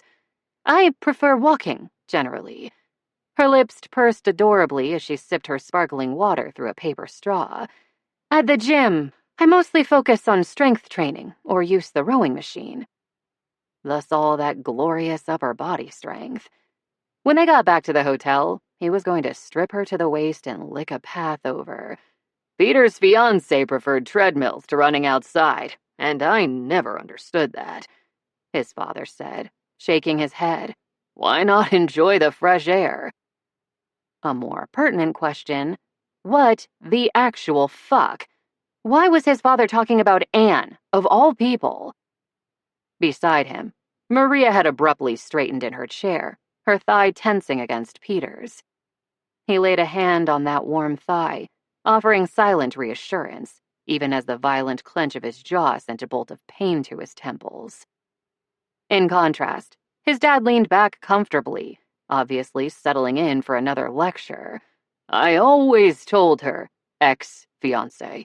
Peter interrupted without apology, temper edging the words with iron. Our engagement ended over a decade ago, Dad. She has no place at this table and no part in this conversation. And Maria should never have found out about her like this, in front of his goddamn father. But fuck it all, that was on him too, not just his dad. He should have told her about his broken engagement years ago. Wounded pride and instinctive reserve be damned. As soon as he'd begun to understand and trust her. As soon as she'd become the most important person in his life. She hadn't shifted away from his hand, but she hadn't relaxed under its weight either. Fair enough. Let this be his penance then. an offering of pain and apology for a silence that had stretched far too long. He would tell the story of the woman who'd broken his heart in front of the man who'd done the same, and hopefully Maria would forgive him. I only had one serious relationship before meeting you. He waited until Maria made eye contact and looked solely at her. Anne, an orthopedic doctor in LA. We were engaged for a few months, a little over 10 years ago. Her expression had turned opaque, her eyes guarded. But she was listening instead of walking away from him, which was more than he probably deserved. Around the time we got engaged, I was cast as the lead in a big-budget pilot. Up until the last minute, it looked like we were going to get picked up, but... His dismissive wave expressed it all. You know how it goes in our industry. Before the show fell through, I don't think she understood how precarious the life of a working actor can be. If the pilot had been picked up, I'd have been more than comfortable, financially. Without the role, I still had enough money for rent and food, but not much extra for a wedding. Maria's thigh twitched and her lips pursed. I thought doctors in the U.S. made good money. Couldn't she pay for the wedding? Of course she'd ask that. Of course she'd defend him. Maria fucking Eversson. The greatest miracle of his life. Probably. But she didn't want to. Not all of it, anyway. One day she just left. His chest rose and fell on a silent breath. No warning. No note. No explanation. I had to find out from mutual acquaintances what happened. At that, Maria winced. Probably because, as she well knew, another woman had also left his bed without a word or note. 6 years ago, to be precise. The circumstances weren't the same, obviously. A one-night stand didn't create the same obligations as an engagement. But at least she now had a bit more context for his resentment when he'd encountered her in that LA office building the next day. Some additional explanation for why he'd acted like such a dick in that damn parking lot. His bitterness wasn't simply about a wounded male ego, or at least not entirely. Her fucking run had inadvertently pressed on the exact same spot as an old injury and brought it flaring back to painful life. So he'd gotten hurt, and then he'd gotten pissy. It was that simple, and that dumb. She'd decided my career and life were too volatile for her. She wanted stability. He'd offered Anne his heart, his loyalty, and his future, but he couldn't promise what that future would entail. He'd understood that all along, and she hadn't. Not until it was far too late. She wanted a guarantee she wouldn't end up supporting us both, so she broke our engagement. A man like him couldn't meet her needs. He got that. He didn't blame her for leaving. He could and did blame her for the way she'd done it. I'm sorry, Peter, Maria said quietly, her neutral expression softening with sympathy. On her thigh, the warmth of her hand covered his, squeezed. It was a gesture of forgiveness and comfort offered privately, out of his father's sight, just for the two of them. He smiled softly at her in gratitude, in relief. Telling her about such a painful part of his past had hurt, but now the story was in her capable, gentle hands. She'd keep it safe there. She'd keep him safe. And that realization was like sinking into a hot bath after a lifetime spent wading through rocky, icy shallows. Dad cleared his throat. I told Peter he should choose a different major for a more stable career path, but... So, Daniel. This time, Maria was the one to interrupt his father, her voice bland and perfectly polite. You said you attended university here in Madison, like Peter. After a final squeeze of Peter's hand, she let him go to refill her glass with San Pellegrino, and they both resumed eating. Yes, it's where I worked, too. His father's chair creaked as he leaned back in it. Peter and I were based in 2 different parts of campus, though. I majored in accounting and worked in the bursar's office, and Peter got his bachelor's in theater, so our paths didn't cross much, even when we were there at the same time, especially since he chose to live on campus instead of at home. Another choice his dad had found inexplicable and argued against. although seeing Peter caused him nothing but consternation and pain. They both knew it. Neither of them had ever said it, not even his father, for all his facility with words. Maria placed her fork on her plate so carefully it didn't clink. He graduated summa cum laude, correct?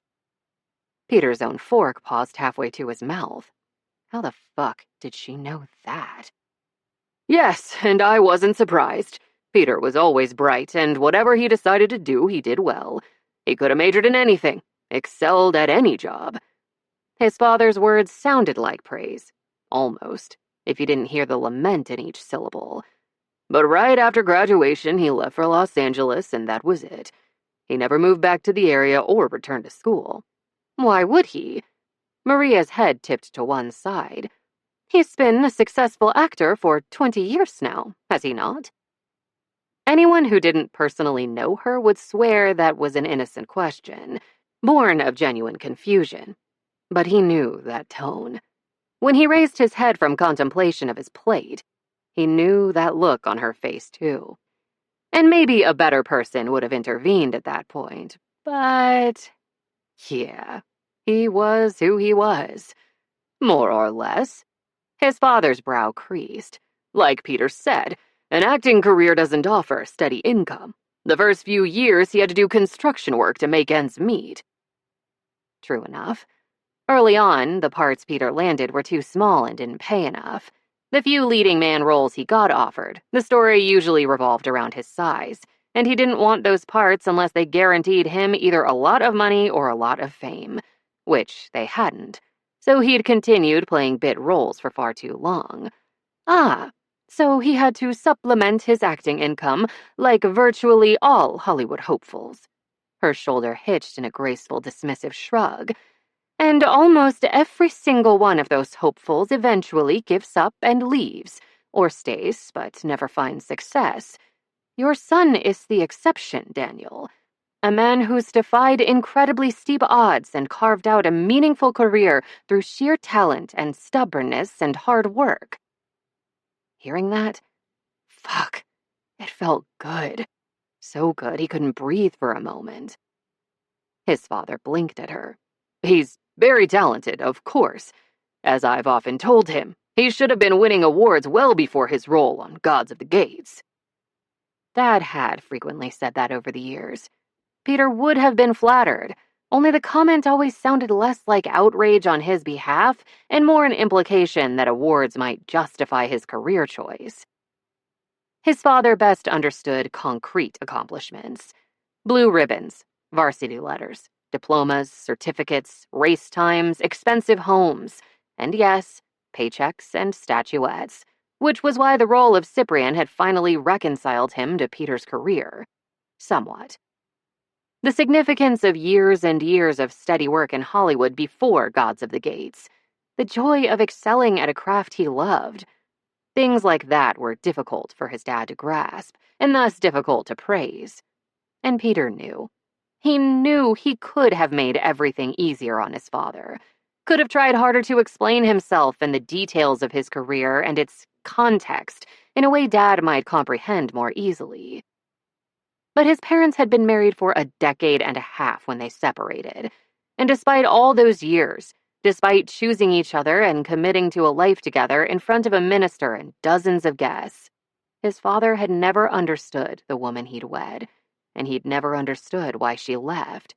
If she, his fucking wife, hadn't managed to make herself known in all that time, what chance did Peter have?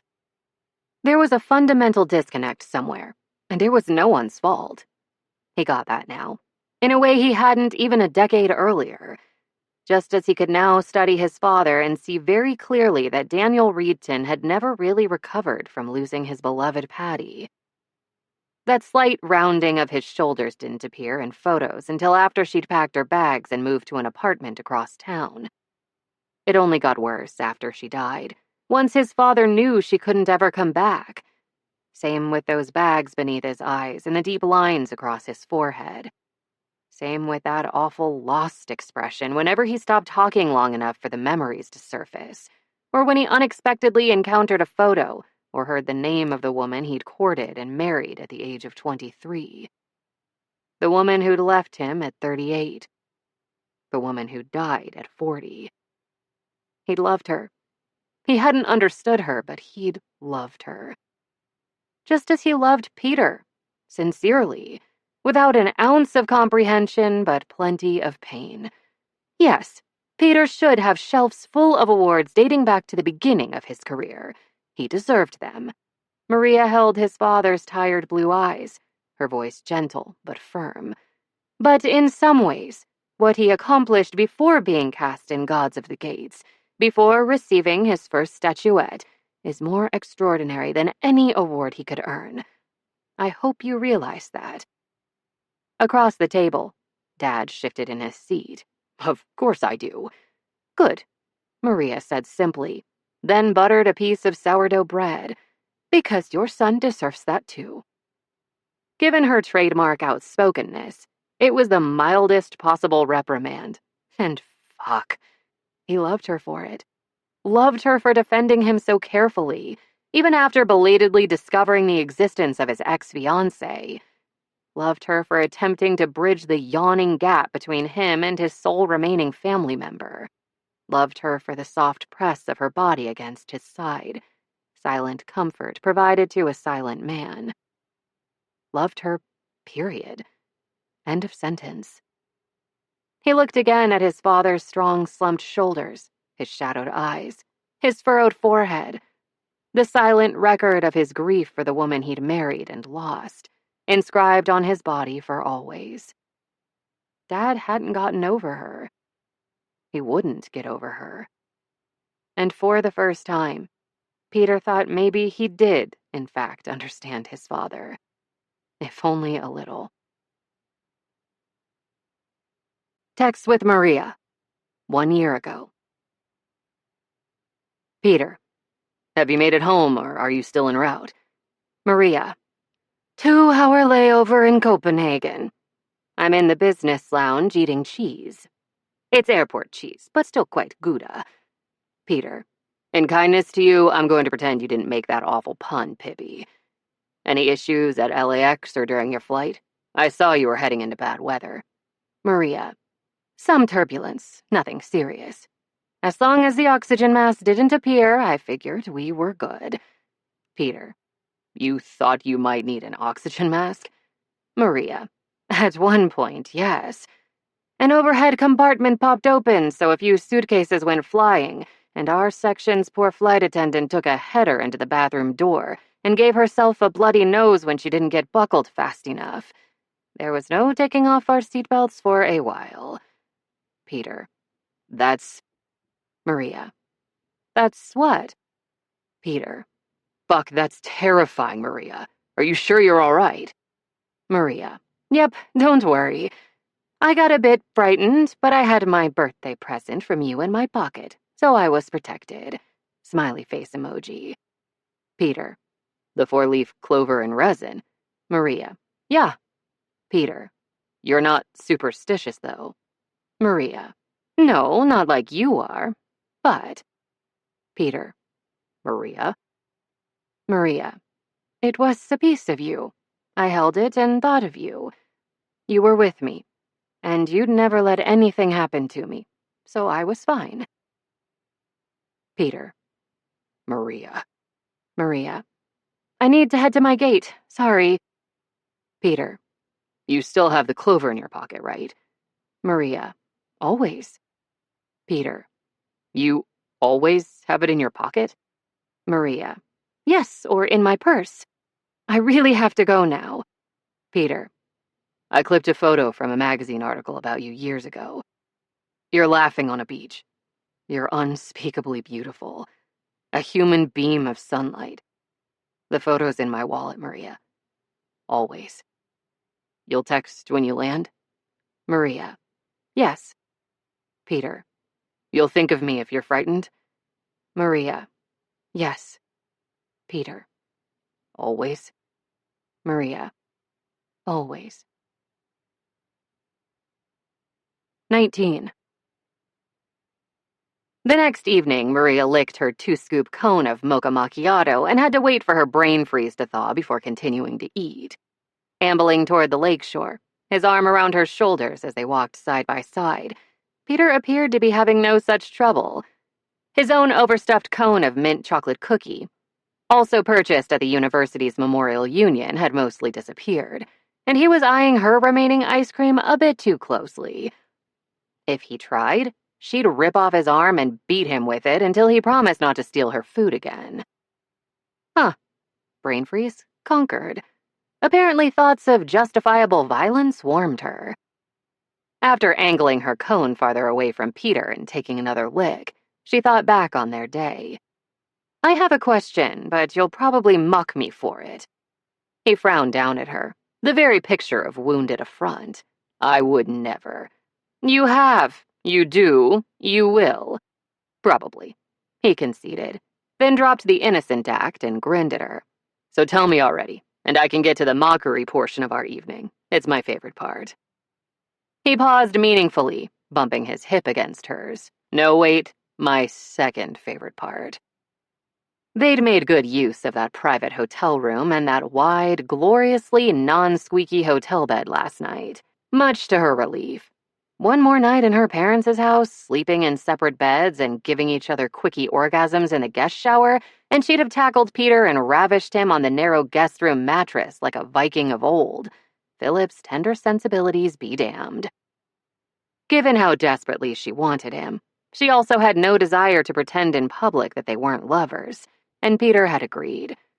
Whenever the media and/or fans discovered the changed nature of their relationship was fine by them. She was hoping for soon, so everyone would know he was hers. What about our frozen custard outing last night? Dairy products were, she now understood, Wisconsin's main claim to culinary fame. She approved wholeheartedly.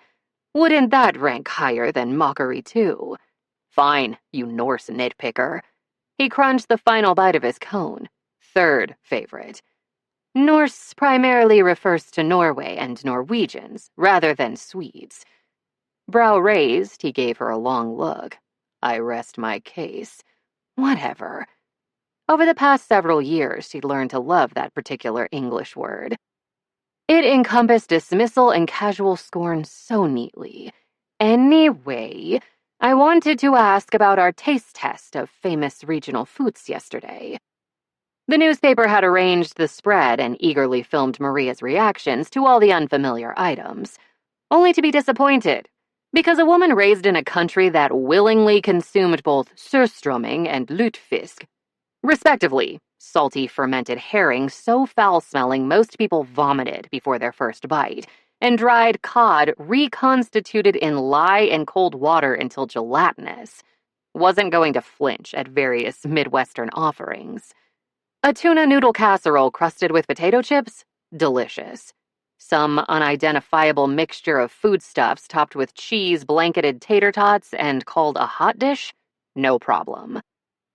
An ostensible salad that contained no actual lettuce, but rather pineapple chunks, tiny orange slices, coconut, marshmallows, and sour cream? Sure, why not? Welcome to America. Chocolate cheese? Well, the less said about that, the better. Still, it was relatively inoffensive, all things considered. Oddly enough, the food that had baffled her was possibly the most straightforward of the newspaper's offerings. It tasted fine, but were those cheese curds supposed to squeak against my teeth? She couldn't hold back a tiny shudder, because the sound was incredibly disturbing. He stopped in his tracks and scowled at her. Yes, they're supposed to squeak. That's how you know they're good. I see, she said with what she considered exemplary diplomacy. Then those were excellent cheese curds, clearly. Very noisy. His eyes narrowed. Don't patronize me, Pippi. No. Her long, unhurried lick of her ice cream was a taunt, and they both knew it. Who doesn't want to eat a food product that, when chewed, sounds like distressed mice were set loose in your mouth? God damn it, woman. Don't insult the jewel in the crown of Wisconsin cuisine. His attempted glare kept faltering as his lips twitched. Besides, you'll like them fried, especially dipped in ranch. No squeaking, just melty goodness. Whatever you say, Peter. Popping the remainder of her cone in her mouth, she chewed and swallowed. By the way, you were right. The mockery portion of the evening is fun. When he made an actual growling noise, she laughed, then tugged at his arm and set them back into motion. After muttering for a while about condescending foreigners, he looped his arm around her shoulders again and tugged her close as they walked. She let the silence play out, content to enjoy the scenery and the man beside her. After an early, extremely tasty dinner at a Nepalese restaurant located near the university campus, he'd taken her hand and led her to the Memorial Union building for ice cream, then to the shore of Lake Mendota. The sun was beginning to set, splashing the horizon with pink and orange. Clusters of people sat on steps leading down to the water, earbuds in place, backpacks and purses by their sides. Others sprawled on the countless colorful chairs surrounding tables on a large patio overlooking the lake, chatting and eating and drinking beer. The faint sound of live music drifted their way whenever someone opened a door to the building, but Peter drew her past the doors, past the crowds, and toward a spot on the steps where the lake lapped the shore only an arm's length away. They sat side by side, so close their hips and thighs pressed warmly together. I love this place. Peter's words were abrupt, his eyes trained on the water rather than her. Mom and I would take walks here. There's a path around the lake. She kept her voice gentle. Maybe we could do that before we leave. Yeah. His fingers played with the ends of her hair, but he still didn't look her way. We'd come whenever I was upset. She knew I found the water. He waved a hand. Soothing, I guess. We'd walk until I was tired, and whether I told her what was wrong or not, she'd hug me and take me for ice cream on the way home, even in the middle of winter. Either way, I'd feel better afterward, more settled. Gods above, she knew so little about his past. There was the memory he'd just shared, of course, and she knew his mom had died while he was still relatively young, somehow. He'd reluctantly told her that years ago, and she hadn't pushed him to tell her more. Yesterday, his father had essentially forced him to disclose his broken engagement, and Peter's revelations had explained a lot. Before then, she'd never fully understood his obvious hostility toward her after their one-night stand. Yeah, she probably should have left a note, but why so much anger when he didn't even know her? It hadn't made sense. Now it did. So she knew a few things. A very few things.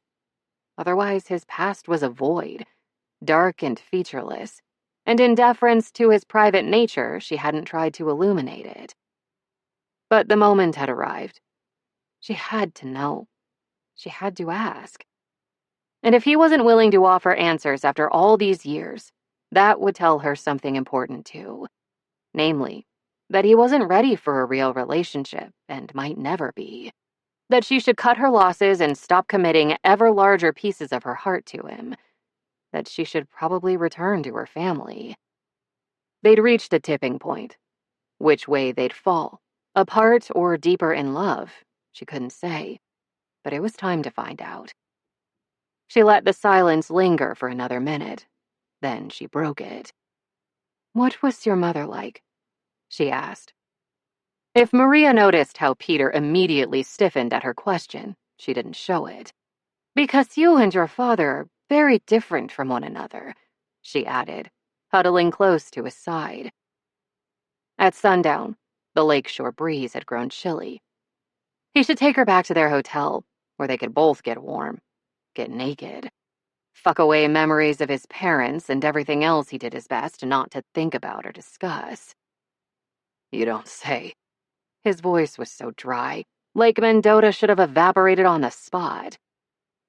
When she shivered a little at the next gust of wind, he tightened his arm over her shoulders, hauled her even closer, and braced himself. Talking about his mother felt like swallowing glass, but he loved Maria, loved her, and if he didn't tell her now, when would he? Mom was soft." The words were gruff, forced out syllable by syllable from the depths of his battered heart. "She gave the best hugs in the world." Maria took his hand in hers, her hold heartbreakingly gentle. "Her name was Patricia. Patty." He kept his eyes on the water. "She was kind, creative, hardworking, even quieter than I am and stubborn as hell. Dad always said she was smarter than both of us, and he was right. What else to say? She hated parties and public speaking, and she loved us, but she always needed a lot of alone time too." God, he was fucking this up. But how the hell could he adequately explain his mom to someone who'd never met her and never would, when his memories would always be those of a child, when he'd only rarely attempted to encompass her in words before, even in his own mind? She was an introvert then.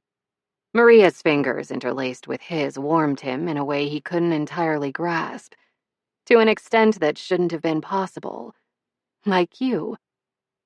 He nodded, still unsure what needed to be said and what could remain his alone for now, what he was even able to say, and what would stick in his throat. She worked as a medical transcriptionist, and she was good at it, even though the job bored her. Some nights across the dinner table, she'd eat in seeming slow motion, drained and dead-eyed, with nothing to say about her day. When I was born, she took a few years off, but she went back to her old position once I reached school age. Even though it was killing something inside her, a child could see that. He'd seen that. Looking back, she was probably depressed, but it wasn't diagnosed at the time. Suddenly restless, he lifted his arm from around Maria's shoulders and dragged a hand through his hair, gripping a fistful at the back of his neck. Maybe she was just generally frustrated with her life.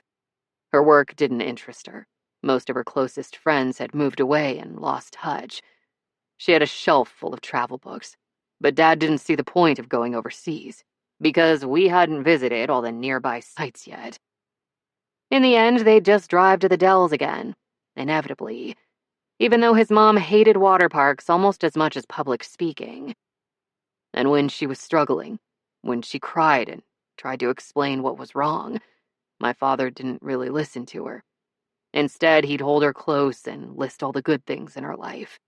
The story was coming more easily now, spilling from him in a flood, unfiltered and uncontrolled and full of uprooted ugliness.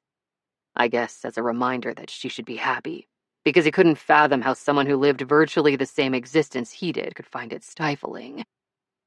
"Transcription work is so easy for you," he'd tell her. "And just last week you went to lunch with Janelle, remember? You can always redecorate our house if you get bored, and we can go to the Dells next month if you need a vacation. Everything's fine, Patty. Why are you so upset?" He loved her with all his heart, Maria. I mean that. He added when she looked at him with open skepticism. But empathy requires imagination, and he didn't have enough of either. Her little nod didn't necessarily indicate agreement, but she didn't argue. Dad got a promotion when I was in 3rd grade. With one last tug, he let his hair go. With his new salary, he made just enough to support all 3 of us. So she quit her job and used the remaining funds from her parents' estate to start an interior decorating business. Maria's smile was wide and bright with relief. Good for her. She'd always been artsy, creative. Coordinating fabrics and paints and furniture satisfied that part of her. In his LA home, some of her design sketches were hanging framed on his walls. One of them, the one he found most beautiful, the one he loved the most. He even remembered watching her draw at the kitchen table. And if she was good at transcription work, she excelled at interior decoration. Maria tipped her head to the side. Did she love it? That first year, she was happier than I'd ever seen her before. Smiling, energetic. At the time, he'd thought, it's like someone turned up her volume. Over their late evening family dinners, she suddenly had so many stories to tell, and when she spoke, her voice rang with laughter and quivered with annoyance and brimmed with professional pride. Her eyes were bright, her appetite fierce, And when he occasionally offered his own stories from school, it felt like she listened more carefully than before. What was the right word? She was present with us anytime she was home, even though she was working longer hours than she used to. What did your father think of her new business? Her voice was carefully neutral. Dad didn't get why anyone would leave a steady job with a regular salary to fuss with curtains and wallpaper, as he put it. But he didn't quibble with her decision. Not. Swallowing hard, he forced himself to continue. Not until the economy tanked her second year in business, and she stopped getting new clients. Fifan, Maria mumbled under her breath. She managed for a while, but once she'd operated in the red for a few months in a row. He lifted a shoulder, as if the end of his mom's business were no big deal. As if it weren't. In such painful, terrible ways. The end of absolutely everything else, too. To Dad, there was only one reasonable solution. And that solution was returning to her old job. It wasn't a question, but a statement. And she was right, of course. He didn't browbeat her, Maria. But he has this way of framing things where it's so hard to argue with him, because everything he says makes perfect sense. You leave the conversation convinced that what he'd do in your position is the only safe, sane thing to do, and what kind of fool wouldn't choose the safest, sanest path? Her brows had drawn together in a pained wince. So she went back to medical transcription work. Yes. Scrubbing his face with his hands, he sighed. It was awful. For a time, his mother became a ghost that drifted through their lives. Mournful, unsettled, rattling emotional chains only she could hear. Cold, untouchable, even with him. There was no more mistaking her depression. That was the good news, such as it was. She finally got diagnosed, found a therapist, and started meds. And one day she came home from work, packed a suitcase, and asked where I wanted to be, which one of them I wanted to live with. You chose her. Another non-question. Dad always said we were two peas in a pod. He had no idea how to deal with either one of us at that point, especially when I was a surly little shit. He snorted. And Maria, I was frequently a surly little shit. Her laugh rang with genuine amusement, and he found himself smiling too. I believe you, Wheatstovel, she said, patting him on the arm. How did your father take you and your mom leaving? And suddenly, he was back to feeling he might never smile again. When she left, it broke him, Maria. He was desperate to win her back. He gave her birthday and anniversary gifts, hung a Christmas stocking for her on the mantle, just in case she decided to come home. He'd call and beg her to talk, beg her to tell him what he needed to do for her to move back to the house, and she tried once or twice. She really did. But what she said made no sense to him, and eventually she started screening his calls. What about you? Maria's frown pinched her forehead. Didn't he care that you were gone too? I guess.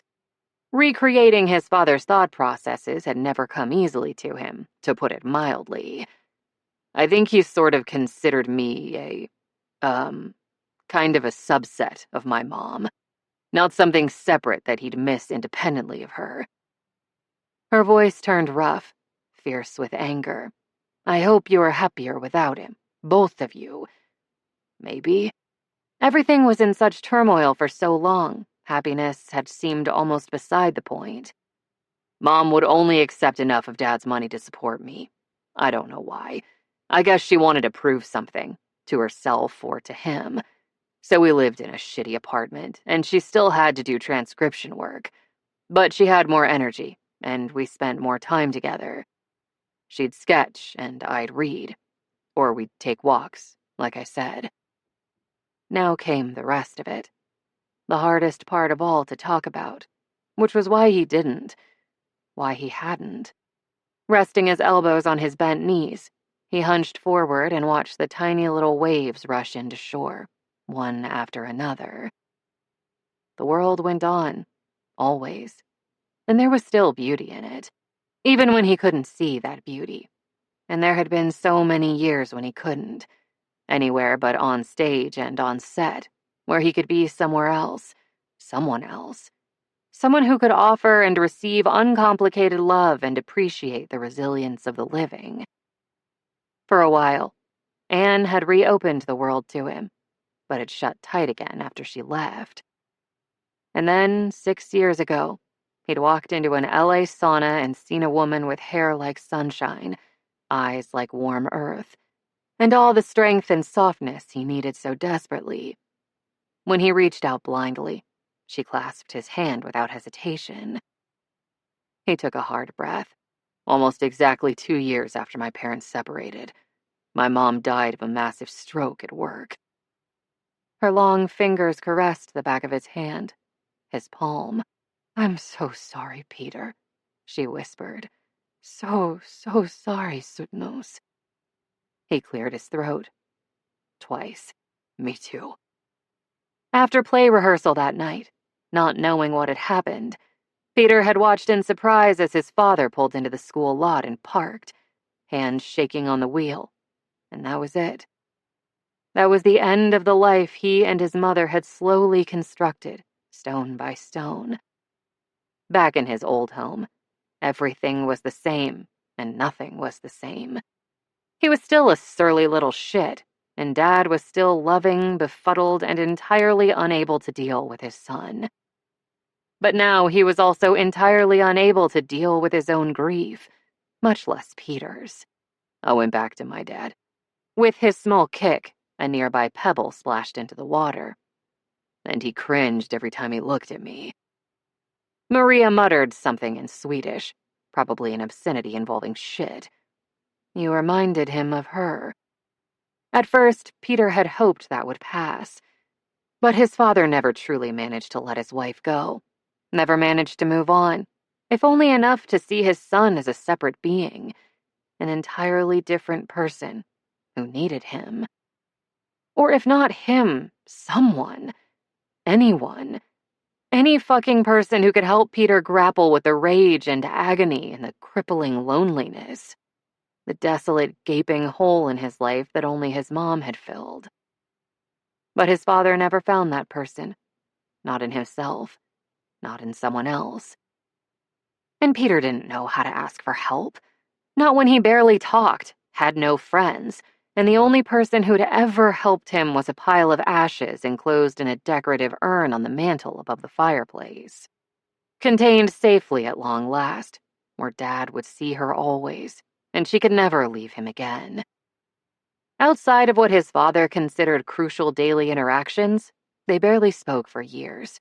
Dad took care of meals, herded him to the bus stop on time, and made certain all homework got completed before dinner, mandated showers and toothbrushing. And that was it. That was everything. When he looked at me, he saw her. He couldn't stand to be around me. He laced his fingers behind his neck, gaze fixed between his feet in the growing darkness. But he couldn't stand the thought of my moving away either. She let out a long breath. Maybe he didn't want to lose you too, even in the very limited way he had you in his life. Yeah, after all, Peter was his father's strongest connection to Patty that still existed in the world, outside that enameled urn. He wanted me orbiting him at a safe distance, where he could still check on me regularly and ensure I made the right choices, Peter said flatly. This discussion couldn't last much longer. It was fucking cold by the water now that the last sunset colors had faded and allowed a few hardy stars to battle the local light pollution. His throat ached from all this talking, and his fucking head ached from all the memories. All the effort of finding the right words so Maria could understand him in a way even he himself hadn't for so long. Not until he hauled his ass to therapy after Gates's first season of filming, his bank account finally healthy enough for him to get the help he'd needed decades before. Maria's lips brushed his cheek, and suddenly the evening's chill receded again. He'd only release my college funds if I stayed here. Admittedly, UW-Madison was a world-class university, but Peter had wanted to leave Madison, leave Wisconsin, go anywhere he could escape the boy he'd been and the family that had fractured around him. And he didn't agree to let me live in a dorm until I threatened to skip college entirely. It had been Peter's first real victory, his first taste of independence, the first time in years he'd lived somewhere not haunted by ghosts that remained unacknowledged and undiscussed. It was fucking amazing. Maria sighed. When you told him you were moving to LA after graduation, I'm certain he told you other professions would offer you steadier employment, and you should stay with him while you trained for a more reasonable career path. He had to laugh. Are you sure you didn't read a transcript of our conversation? From the start, his father couldn't fathom why he wanted to pursue acting as his profession, and when he'd heard Peter was leaving for Hollywood, possibly for good, well, Dad had made eye contact then. Panicked, uncomprehending eye contact as he listed all the very logical reasons Peter was ruining his own life and sacrificing his future. His departure had devastated his father, or whatever word was stronger than that, because Peter would never forget that look on his face. You'd have thought I kicked him in the stomach. Finally, he unlaced his fingers and lowered his hands to his lap, but only after he'd captured both of hers. But I couldn't stay, Maria. I wanted to act more than I wanted anything else in my life, and I couldn't do that in Madison, not as my career. And he'd wanted out. Finally, definitively out from under the shadows of his father's grief and the knee-buckling weight of his own memories. When I got on the bus for California, I kept remembering the day Mom left Dad. I kept wondering how it felt to drive away from our house, from him, with nothing but our suitcases in the trunk, and I thought maybe I was feeling the same way right then. He swallowed. I dropped my bags by the side of that Greyhound, walked up the steps and took my seat, and it was like she was walking beside me, sitting beside me. I hadn't felt that close to her in years. Ducking down, he leaned his forehead against the backs of those strong, familiar hands, the same hands that carefully cradled sea urchins in the shallows of an Irish shore, the same hands that bled hauling stones and gleamed with nail polish at conventions, the same hands that had cupped his face last night as she gazed at him with such fondness, such knowing affection, like she understood him inside and out but cared about him anyway. The same hands that now contained the entirety of his troubled, stubborn, adoring heart. It was time to finish this story, so he could start another. This one, he hoped, had a happy ending, although he hadn't allowed himself to believe in those. Not ever. Like Mom, I was striking out for the unknown. Like Mom, I had something to prove to him and to myself and to the world. He kissed her knuckles, each fingertip, her palms, once they opened like a flower under the gentle stroke of his thumb. But unlike Mom, I had enough time on this earth to find the partner I needed. Someone who's not just my lover, but my friend, too. Someone who can understand me, as well as... It was too soon. Despite all their years together, it was too soon, and he wouldn't presume to tell her the contents of her own heart, even if he hoped he knew what they were. But she didn't hesitate, because she was Maria, and she was everything. She didn't hesitate for even a moment. "Love you," she said, her voice steady and sure. "Someone who can understand you and love you." When she met his eyes, he couldn't look away. She smiled, and the sun might as well have reappeared on the horizon. Someone like me. 20. Maria hadn't intended to commit herself so soon. During this press junket, she'd meant to offer sex and companionship to Peter, but not her heart. Not until she knew for certain he'd finally put them, first in his life, above even work, and could give her what she actually needed, not just what he found easiest to offer. If he could, she'd take some of the Hollywood roles being offered to her and stay in LA with him. If not, well, she hadn't wanted to think about it. But she always had another life waiting for her back in Sweden, with family and satisfying work and sex whenever that particular itch presented itself for scratching. Not romantic love, though. Not Peter. Until now, she'd been unsure what to do, because over the years he had occasionally put his professional reputation at mild risk for her sake. But when he discussed his future, work still seemed to be the organizing principle, the central, immovable obstacle around which everything else had to bend, including the people he cared about. But the longer Peter spoke tonight, the more her remaining qualms faded. Here were the corner pieces of his puzzle, at long last. And now that he'd finally given them to her, she could put everything else together without much trouble. Of course, Peter instinctively gravitated to the edges of every group, no matter how desperately he needed companionship and affection. He'd been installed on the outskirts of even his own goddamn father's life. He was used to isolation, used to not belonging, used to being misunderstood. So what would be the point of speaking anyway? Why even try to find friends? As if that weren't bad enough, Daniel had then proceeded to make the same fucking mistakes a second time, prioritizing his own needs, his own desire for security, above helping his family get what they actually wanted. What would make his son happy, as nothing in Peter's life had since the day his mother died. A chance to live outside his father's orbit, a profession that fulfilled him. No wonder Peter hadn't been willing to risk the role of Cyprian. It wasn't only a long overdue triumphant rebuke to Anne, who hadn't been willing to risk a future with him. It was also the final best proof he could offer his father, and maybe even himself, that he hadn't made a mistake when he climbed on that LA-bound bus so long ago.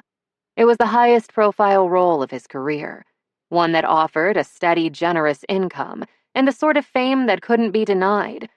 Not by his ex-fiancée. Not even by a man who wanted to deny it with all his heart. If only so his son would move back home at last and help fill part of the gaping, decades-old hole his wife's death had left in his life. If Peter's work had been absolutely everything to him, tonight's revelations told her why. But now he had genuine friends among his Gates colleagues. People who sought his company and would do almost anything for him. He had the critical respect, fan following, and financial security he'd been chasing his entire career. He had her. Gods above, did he have her. In time, he'd have her family, too, because they adored him. After such extensive experience, it hadn't taken them long to recognize another lost, lonely soul bursting with love to give. One who'd gone far too long without someone in his life to take that love and return it in kind. They'd adopt him, emotionally if not legally, and she wouldn't even put the latter past them. Philip was a lawyer, after all. Peter's life had changed in the past 6 years, and he'd changed with it. Work would always remain important to him, because he loved acting, but it wasn't his entire existence anymore. His world and its possibilities had expanded spectacularly since that terrible conversation in a sun-baked LA parking lot. He had room for her now. She could be the new center of that world. So here she was, sitting by a lake shore on a clear spring evening in Wisconsin, her hands cradled in his, the quiet shush of waves a reassurance, his warm body beside hers a bulwark against any cold that might come her way. She now knew his past. She'd been at his side for much of his present, and she could take an informed guess as to what his future might hold. And with that new understanding in mind, she also knew what to do. Finally. She loved him. Of course she loved him. If she'd believed she could offer her closest friend and most trusted colleague her body and all her time without handing him her heart too, she was just as much a nepyuk as he was. Luckily for them both, she now trusted him with that heart, which meant she had nothing left to conceal, and everything to share with him. Because he loved her too, whether he'd admitted it to himself or not. Her doubts were gone. It was time to celebrate. Someone like me, she repeated. I love you, Peter. You're my beloved Huitstovel. Do you want me to find a house in Hollywood, or would you rather I stay with you? Celebrations and logistics weren't mutually exclusive, right? Because in approximately 5 days, their whirlwind press junket would be over. Then they'd be flying into LA, the city where she intended to remain for the foreseeable future. Also, the city where she currently had nowhere to stay, since there'd been no point in arranging for a hotel or a rental there when she might be returning to Sweden instead. If Peter wasn't ready to live together, fine. But either way, she needed a home. One not located near Stockholm. His lips still pressed to her hands. The man of the hour appeared to have frozen as solid as Lake Mendota evidently did in winter. He was blinking rather rapidly, though, so she hadn't killed him with her pronouncement of love. She considered that a good omen. After a few moments, he sort of gasped against her knuckles, inhaling sharply, which was when she realized he'd actually stopped breathing for a while. Fy fan, what a drama queen. Carefully, he lowered their hands to his lap and angled himself to stare at her. Rather blankly, it must be said. Also, his mouth was open more than a little. The word gaping might go too far, but the phrase parted lips didn't go nearly far enough. English could be a very imprecise language, she'd found. You, more staring. You want to move in with me? Because you, love me and plan to move to LA? All pronounced in the same tones one would use to say, for example, you want to smother me with jewels and then cook me a gourmet meal before giving me 1,000 orgasms? Really intense, long-lasting ones, like you'd been edging me for hours? Only she was the jewels, the meal, and the edging heightened orgasms. It was all very flattering. And as long as they were having this conversation, they might as well get everything out in the open, because who knew how long it would take Peter to say it without prompting? Correct. Leaning forward, she planted a smacking kiss on his still somewhat gaping mouth. Do you love me? There he went again. Frozen solid, other than that blinking. Or maybe that wasn't blinking, but an eye twitch? Well, either way, it was proof of life. His lips shaped the word yes, although no sound emerged. She'd been confident that would be his answer, completely, utterly certain. But now that she'd seen it mouth silently, she could admit that her pulse had skyrocketed in that fraught gap between her question and his response, her blood pounding so hard against her temples she'd seen sparks in the dark night.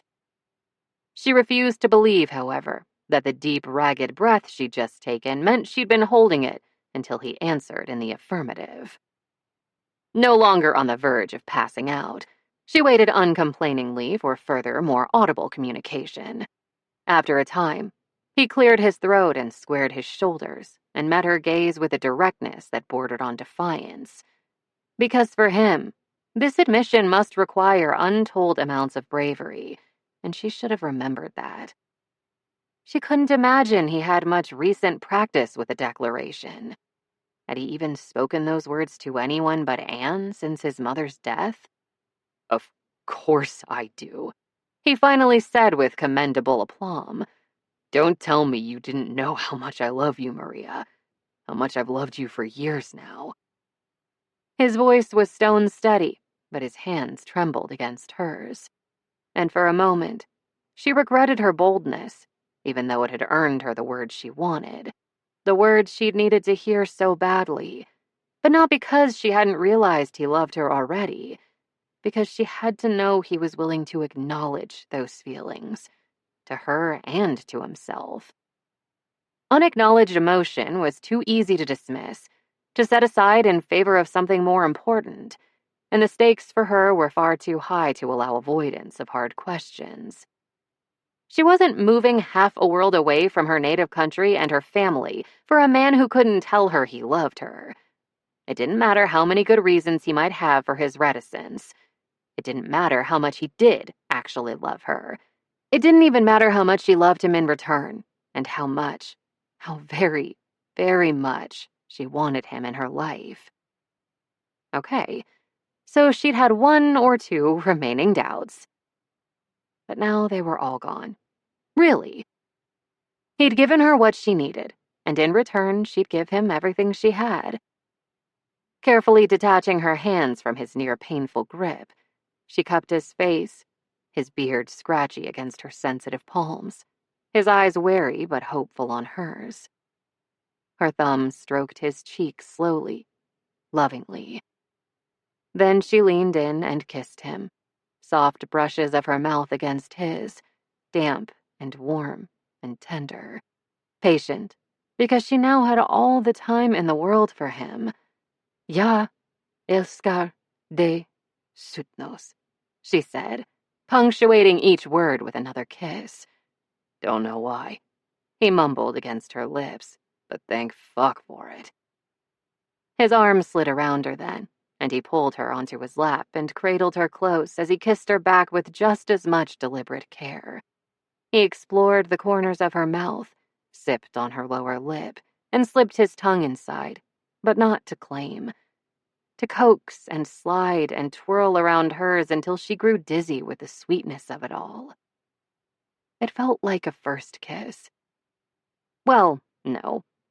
Her first kiss had been with Arna Gustafsson in middle school, and he'd eaten garlic salami earlier that day, and his tongue had slithered like an eel.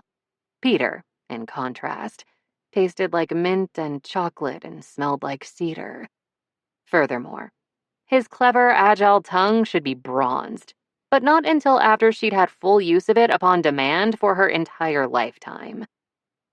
So this didn't feel like her first kiss. But it was the first kiss that had offered her a future in a long, long time. When it was over, his big, warm hand on her hip supported her as she got to her feet. Immediately, she turned around and extended her own hand, a mute offer of assistance. He took it and gave her some of his weight as he rose, because he trusted her strength, trusted her enough to relinquish some of his independence and let her help. Because he wasn't alone anymore, and he wouldn't be again. When they made it back to the hotel room, they reached for each other as soon as the door thumped shut behind them.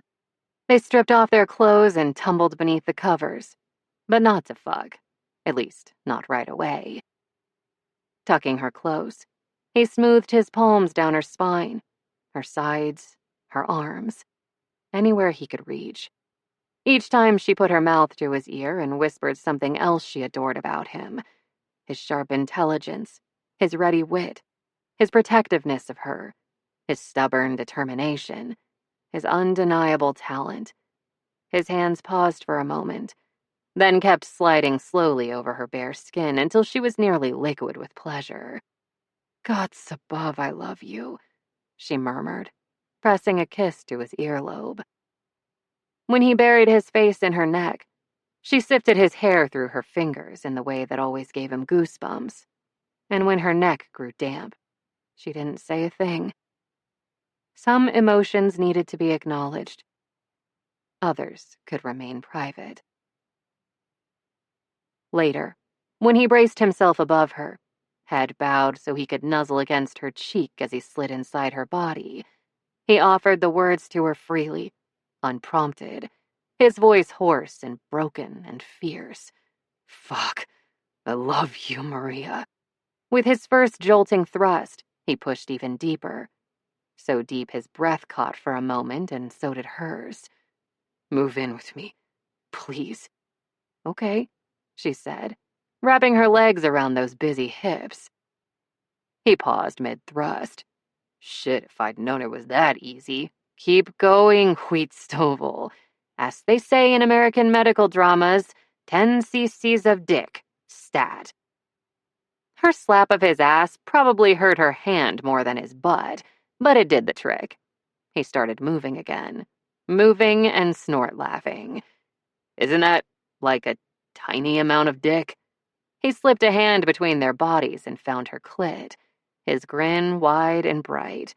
You just want the tip? Feel free to increase my dosage, she told him. And for the very first time in her life, she had a man in her bed who gave her an orgasm after they both laughed until they cried. Good tears. The best she'd ever had. YouTube comments for more interviews going off the rails. Maria Eversson and Peter Riedton, Part 2.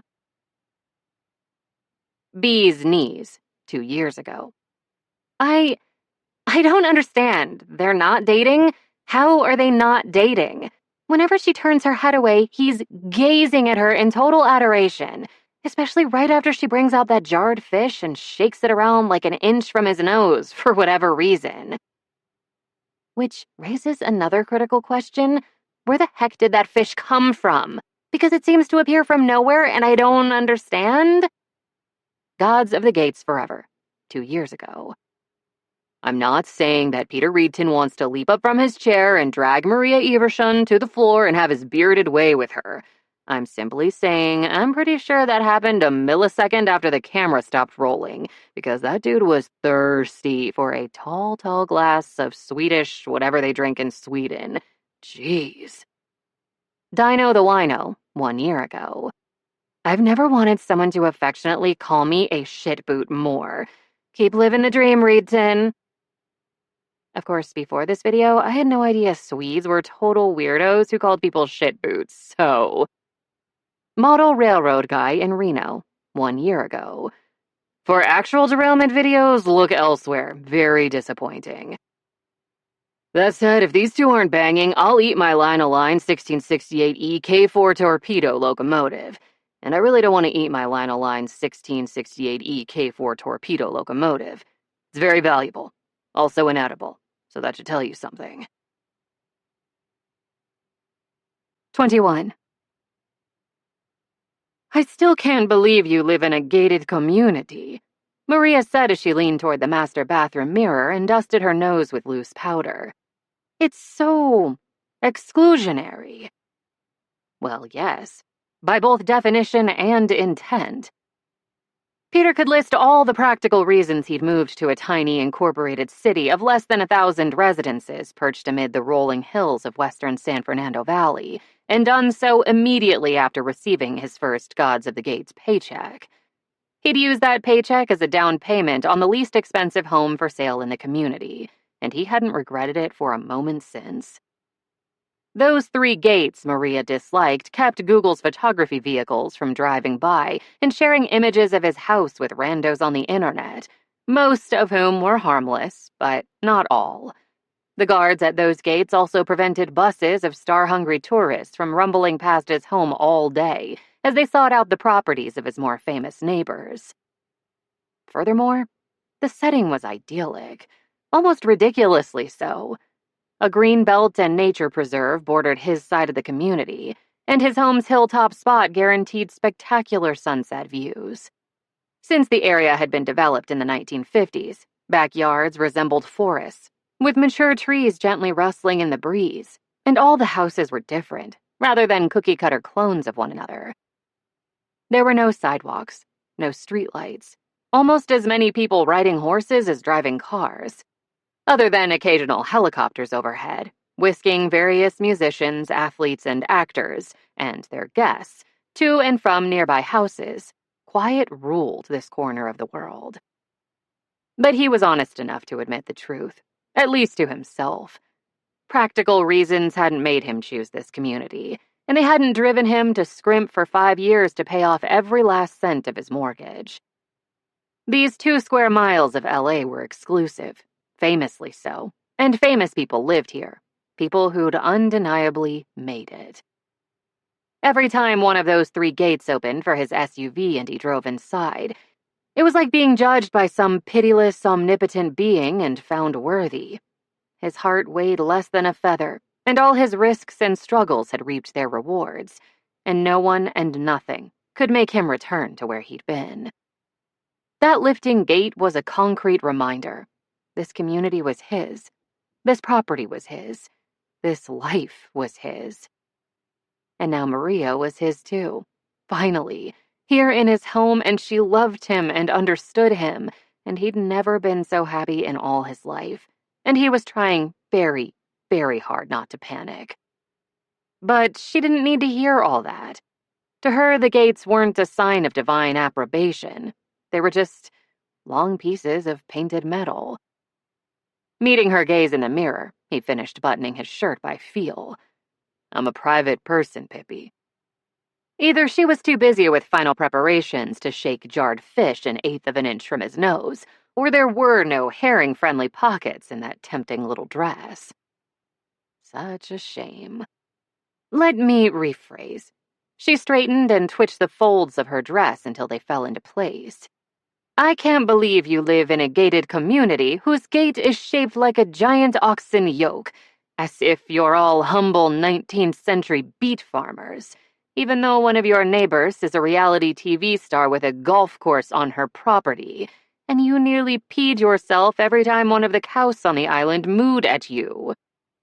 If he protested that the golf course only featured 2 holes because there wasn't enough available acreage for more, Maria would mock him. Rightfully so. Even though his own property barely encompassed an acre and didn't contain a single putting green. The other issue, however, he'd gladly address. Those fucking cows were unnaturally large and loud, and their huge eyes brimmed with malevolence. Chewing cud and plotting murder. That was all they did, apart from occasional naps. They were picturing pieces of my trampled corpse digesting in their 4th stomach compartments. He might boast a small barn on his property, but a bovine would set foot, hoof, in it over his dead body.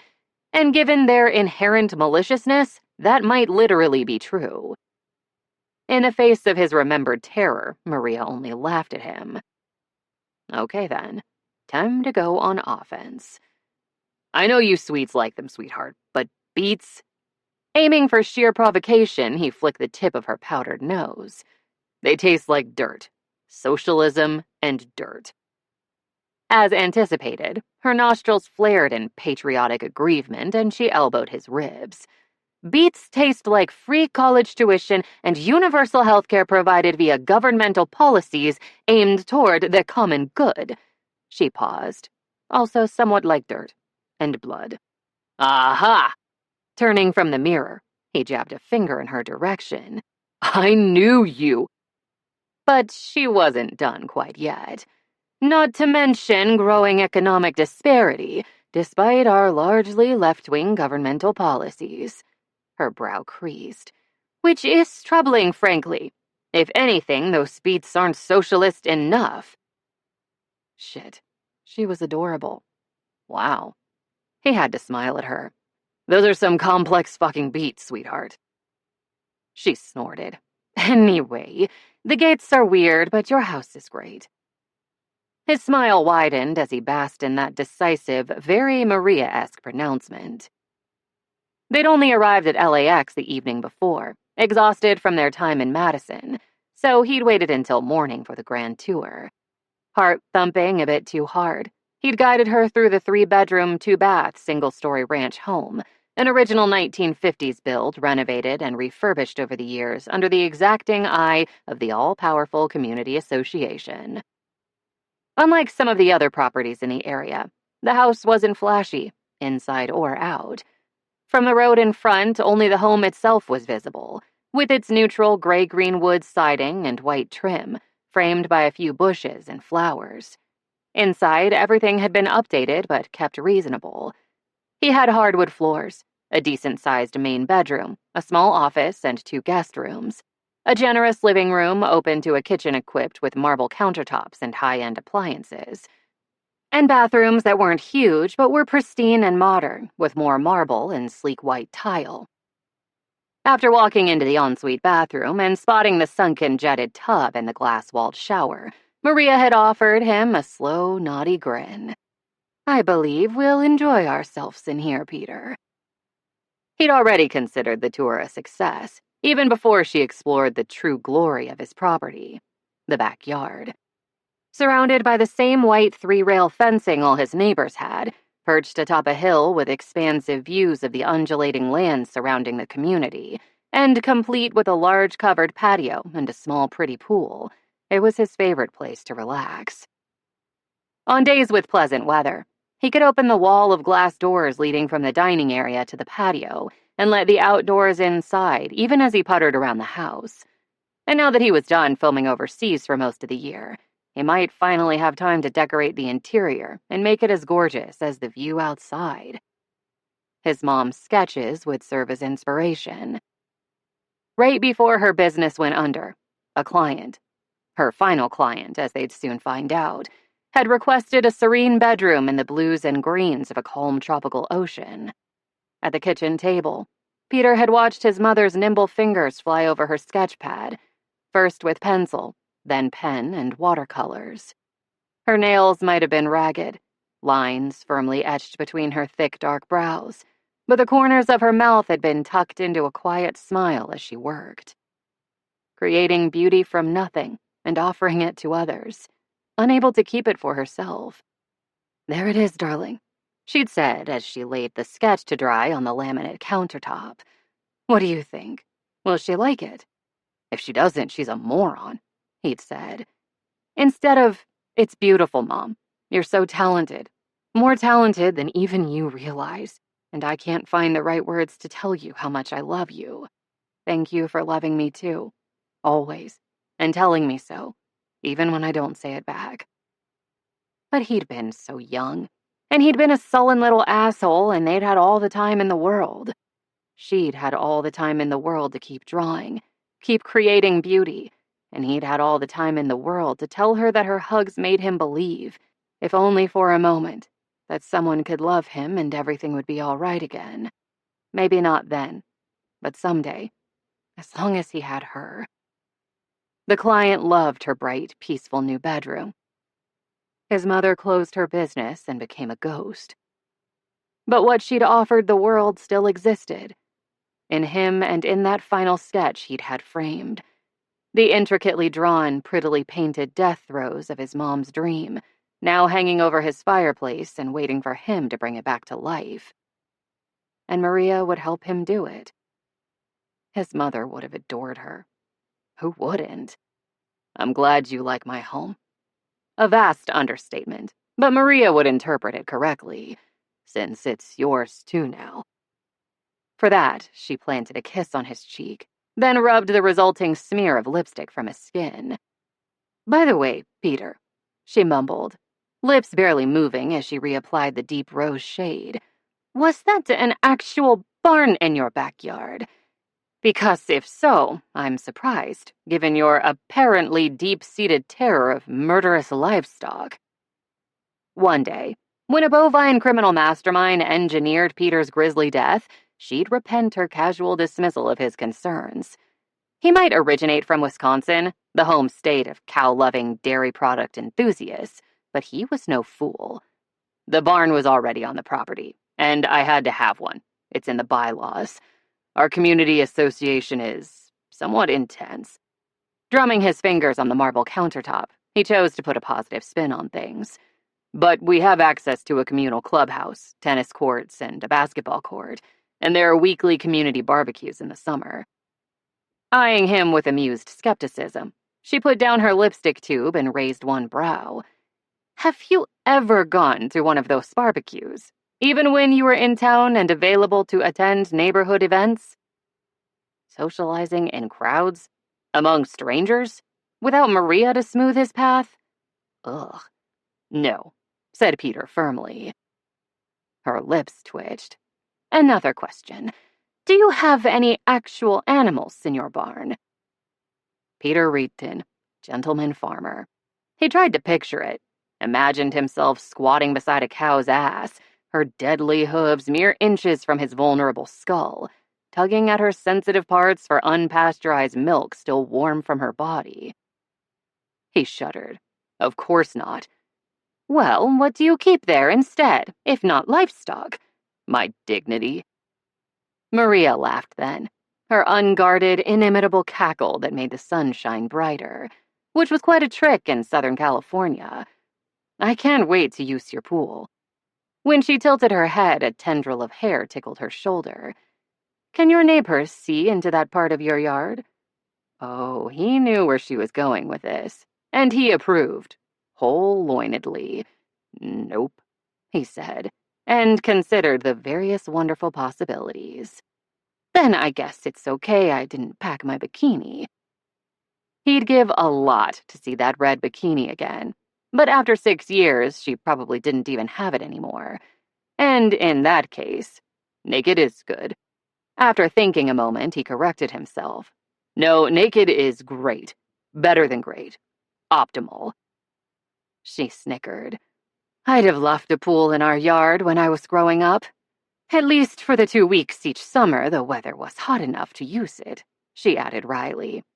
If all your neighbors didn't have pools of their own, I'm sure every nearby kid would be climbing the fence and sneaking into yours. Kids. Yeah. This wasn't the world's best moment to raise such a sensitive topic, but maybe it couldn't hurt to feel her out on the subject a little. A lot of people here do have children, in case that's something that interests you. He kept his voice carefully neutral. We have a community elementary school, a playground near the clubhouse, and lots of pint-sized kids in designer clothing selling lemonade at the ends of their driveways. Like real lemonade. Squeezed from an actual yellow lemon from a tree. Her mouth opened, then closed, and her brows drew together. Shit. Unable to stand the silence, he spoke again. Although most of them probably use electric juicers, now that I think about it, and fancy so-called natural sweeteners instead of plain old sugar, mixed with water from artesian wells. One ceremonially blessed by ghostly nuns at the ancient abandoned abbeys where the wells were located. Ah, nervous rambling. The refuge of those ill-equipped for serious conversations. This was what he got for talking. Silence was so much easier. She continued staring at him for the space of a breath or two. Then she finally spoke, testing out each word with uncharacteristic caution. I thought, or maybe I hoped, she hesitated. Hoped is probably more accurate. Anyway, I kind of hoped you were, past the point of wanting kids. Oh, thank fuck. He exhaled in a rush, sagging with relief. I don't want kids either. I have zero desire to take on that responsibility, especially given how hectic and unpredictable our schedules can be. So many television series and movies filmed outside Hollywood now. Establishing a stable home for a child of 2 working actors would be extremely challenging at best, impossible at worst. As a former miserable kid, he wasn't going to risk perpetuating their ranks. No, thank you. For Maria, he might have considered bending on the issue, but he wouldn't have been thrilled about it. Shit, what a stroke of good luck. Excellent. Happy to have the matter settled. No kids. She beamed at him and turned back to the mirror over the dual vanity. In that case, this house has plenty of room, and we won't need to move. Unless your extremely intense community association, somewhat intense, wants to force us to become actual beet farmers. With the side of her nail, she removed a speck of something from her upper cheek, probably mascara. I'd oppose that. I called the community association somewhat intense. He emphasized once more. And if you ever tell them I said otherwise, I'll drop you in the middle of a murder of cows and walk away, no matter how much you beg me to save you. I'll make certain your funeral is nice, though, assuming the board members don't kill me first. As board members of community associations that are only somewhat intense are prone to do. She looked down her nose at him, her tone lofty.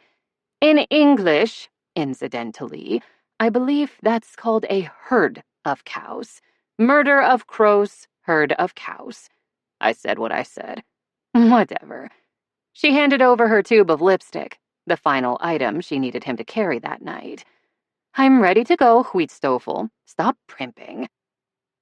He shrugged on his suit jacket, slipped the lipstick inside a hidden pocket, and ran a brush over his beard one last time. then took a good, long look at the woman in the bathroom doorway. Shaking his head, he crossed his arms over his chest. All his grooming efforts were pointless. It didn't matter that his beard was soft and gleamed in the slanting sunlight from the bathroom windows. It didn't matter that he'd plucked his most stylish suit, charcoal gray and perfectly fitted, from the walk-in closet they now shared. It certainly didn't matter that he'd shined his shoes to a high gloss. He could be wearing a fucking clown costume, and it still wouldn't matter. No photographers were going to bother snapping photos of him at Alex's charity auction. Not with her nearby. The deep blue of her dress turned her skin luminous, and the garment was almost as beautiful as she was, with lavishly embroidered sleeves, a square neck that dipped low, and a hem that flirted high on those luscious thighs. The straps of her flat sandals wrapped lovingly, possessively around her ankles and calves. With seemingly 2 flicks of her wrist, she'd gathered her hair into a casual bun, just messy enough to be modern, with waving tendrils framing her gorgeous face. He wanted to kiss that lipstick off her, rip that dress off her. She could keep the sandals on. Fy fan, Peter. Her eyes swept over him in similar appraisal, from top to toe. Forget the buffet. I could eat you for dinner instead. In case he'd missed the husky invitation in that comment, her eyes flicked to his dick, hopeful and hardening beneath his suit pants. Also doomed to disappointment because they needed to get going. Save that thought for approximately 4 hours from now, sweetheart, he said. Taking her hand, he led her through the house and to the door. But right before they went outside, she halted and tugged him to a stop, too. Her eyes twinkled with malicious glee. Just in case you thought I forgot about the Pippi reference from earlier. And there it was, albeit belatedly, a jar of pickled herring shaken so close to his face he couldn't actually focus on it without crossing his eyes. It shouldn't be scientifically possible. Was materializing seafood from thin air a special power all Swedes shared but kept secret from outsiders? Now we can go, she announced, and swept out the door in front of him. He watched the jiggle of her ass and let it soothe his concerns about the laws of physics. A minute later, as he handed her up into the SUV, she suddenly snorted. Oh, gods above, I just realized something. He grunted in response, because when she was sitting down, that dress. Holy shit. The short, wide hem would fit so easily over his head if he knelt at her feet in an abandoned hotel hallway, spread those fucking amazing thighs and licked until she gasped and shook and came on his tongue. You live in a gated community, Peter, where you can make the gates open at your will. Waiting, evidently, for his attention to leave her legs, she fell silent a long, long time until he met her eyes again.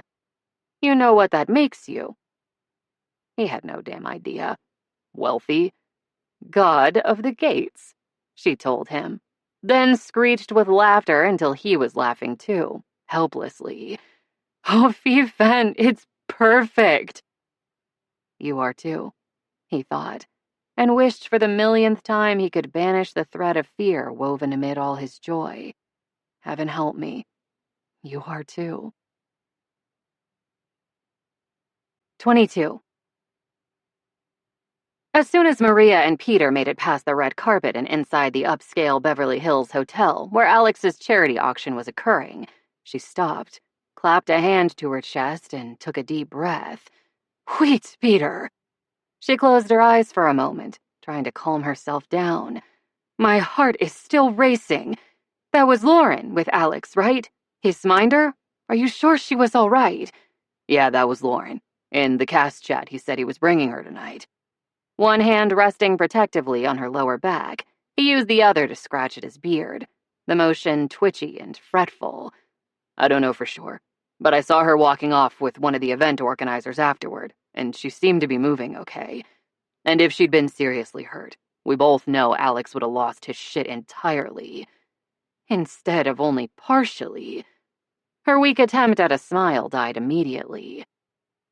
Alex's bellow for help on Lauren's behalf could have been heard at Stina and Ola's home across the Atlantic, and no wonder. That sickly pale intruder with greasy dark hair had appeared out of fucking nowhere, babbling something about red pills. He'd forced his way through the crowds and leapt onto the red carpet, apparently in an attempt to attack Alex, only to knock down Lauren instead, when she reacted more quickly than her charge and blocked the man from reaching his target. Maria and Peter had watched in horror from their spot on the red carpet, too far away to intervene. They hadn't been able to protect their friend or his minder. Not before the attack, and not before security dragged the man away. When Maria sucked in a hitching breath, Peter pulled her into his arms, one big hand warm on her nape, the other rubbing her back. After a minute, her pulse no longer thumped in her ears, but when she tried to leave his arms, he didn't let her. In all honesty, she didn't fight that hard. "You have my phone." Because fucking designers still didn't put enough pockets in women's clothing, and she hated fiddling with a clutch all night. "Can you text him and ask if Lauren got hurt?" Of course. It was a low rumble, and he still didn't let her go or reach for his phone. "Shit, Maria. Thank fuck you're fine. I saw that asshole barge onto the red carpet, and I had no idea what to expect. If he'd had a gun and turned on you next." When his voice broke, he trailed off. His arms squeezed around her just a bit too tightly for comfort, and it was her turn to rub his back, which she did gladly, grateful for his own safety. As another cluster of auction attendees arrived, he pressed one last soft kiss to her temple and pulled back, looking noticeably calmer. "Let me text him, and then we'll grab you some free booze and spend tons of money on things we'd never normally buy. I personally enjoy bidding on signed headshots of Alex, drawing terrible, terrible things on his face with a Sharpie, and then sending him pics of the desecration while he complains about how I'm a monster who's wounded him to his very soul." That's a direct quote, by the way. The corner of his mouth indented in a subtle smile, another indication he'd relaxed at last. Evil and charitable. I like it. She tapped her chin consideringly. But is the booze truly free when event tickets cost $150 apiece? It was a philosophical question rather than a complaint. She had the money to spend. They both did. And Alex's choice of charity, a regional nonprofit working to prevent domestic violence and help survivors rebuild their lives, couldn't have appealed to her more. Fine. Heaving an exaggerated sigh, he tapped out his text and slid his phone back in his pocket. "I take it back. It's not free booze. It's booze at no additional cost." He mumbled something under his breath, and it sounded very much like "you Norse nitpicker." When she cast him a sharp look, because that was nothing less than blatant provocation, given their earlier discussion about the word Norse, he smiled innocently and angled his elbow in invitation. Arm in arm, they entered the expansive ballroom. This early in the evening, they still had plenty of time to grab a drink, eat hors d'oeuvres, and peruse the silent auction items displayed on long tables at the back of the room before the live auction began. Plenty of guests had already arrived, though, chatting in small groups and clad in everything from sparkly cocktail dresses to tube tops and ripped jeans. The tube top people were probably musicians. Even she knew that. "No one told me I could wear a tee instead of a dress," she said as they stood in line for the open bar. "At this very moment, I could have been silently announcing Agnetha and Annie Frid were robbed to everyone who glanced at my boobs." He pursed his lips. "Is this an ABBA thing?" "Yes." "Do I want to know?" "Probably not." "Am I going to find out anyway?" "What do you think?" She smiled at him, beaming with good cheer. Now, at the front of the line, he heaved another exaggeratedly downtrodden sigh and ordered himself a mojito mocktail, while she requested a glass of Pinot Noir. And by the time they crossed the room to the silent auction tables, his reserves of ABBA-related knowledge had expanded significantly. Though they didn't write the songs, their voices and performances drove the success of the band, so they deserve more critical respect than they've traditionally received, she finished. And don't even get me started on a newly divorced Bjorn having his very sad ex-wife sing "The Winner Takes It All," even though she apparently loves that song. What a dick move, as you Americans say. He scratched his bearded chin. You, clearly have strong feelings about this. I have the correct feelings about this, she told him, and he raised his hands in surrender. When they reached the first table, she snorted when she saw the current bids for a 2-night stay in a 5-star San Diego resort and the opportunity to be a walk-on in a cult favorite sitcom. The going price for the next item, an exclusive wine-tasting retreat in Napa, almost made her choke on the fig, honey, and goat cheese crostini a server had offered her moments before. Which was silly, since she could afford either item. Hell, she could afford both, and the money would go to a good cause. But somehow, entering her credit card number into a charitable website's donation page and giving them that very same amount without expecting anything in return didn't feel as excessive. This was most likely a Swedish thing, much like her instinctive distaste for gated communities. So be it. In both cases, she could either compromise or find workarounds. Although she didn't love those ridiculous, exclusionary oxen yoke gates, she would accept them if they made Peter happy, and simultaneously entertain herself by mocking them, and him, mercilessly. And the charity would gladly accept her money without a single luxurious string attached. Later tonight, she'd visit their website. Done. She could live with those choices. You going to bid on the Napa trip? Peter asked after swallowing the last bite of his own crostini. If I were going to try to win anything, that would be it. But no. At the next table, a very large signed and framed photo of a sexily smirking Alex dwarfed the other offerings. She had a feeling she knew who was going to win that item, then deface it mercilessly. I'll just give the organization money and leave the auction items to the people who will be happiest to win them. He gave a little grunt, preoccupied by filling out the form in front of Alex's photo. While he emptied his bank account to troll his friend and co-star, she kept wandering down the long line of tables, only to hear her name shouted from across the enormous ballroom in a very familiar, very welcome, very loud voice. Maria, get the hell over here! That voice shouted again before Maria managed to respond. Peter, what the fuck is taking you so long at that table? She turned and saw exactly who she'd expected. Kara, her favorite non-Peter Gates castmate.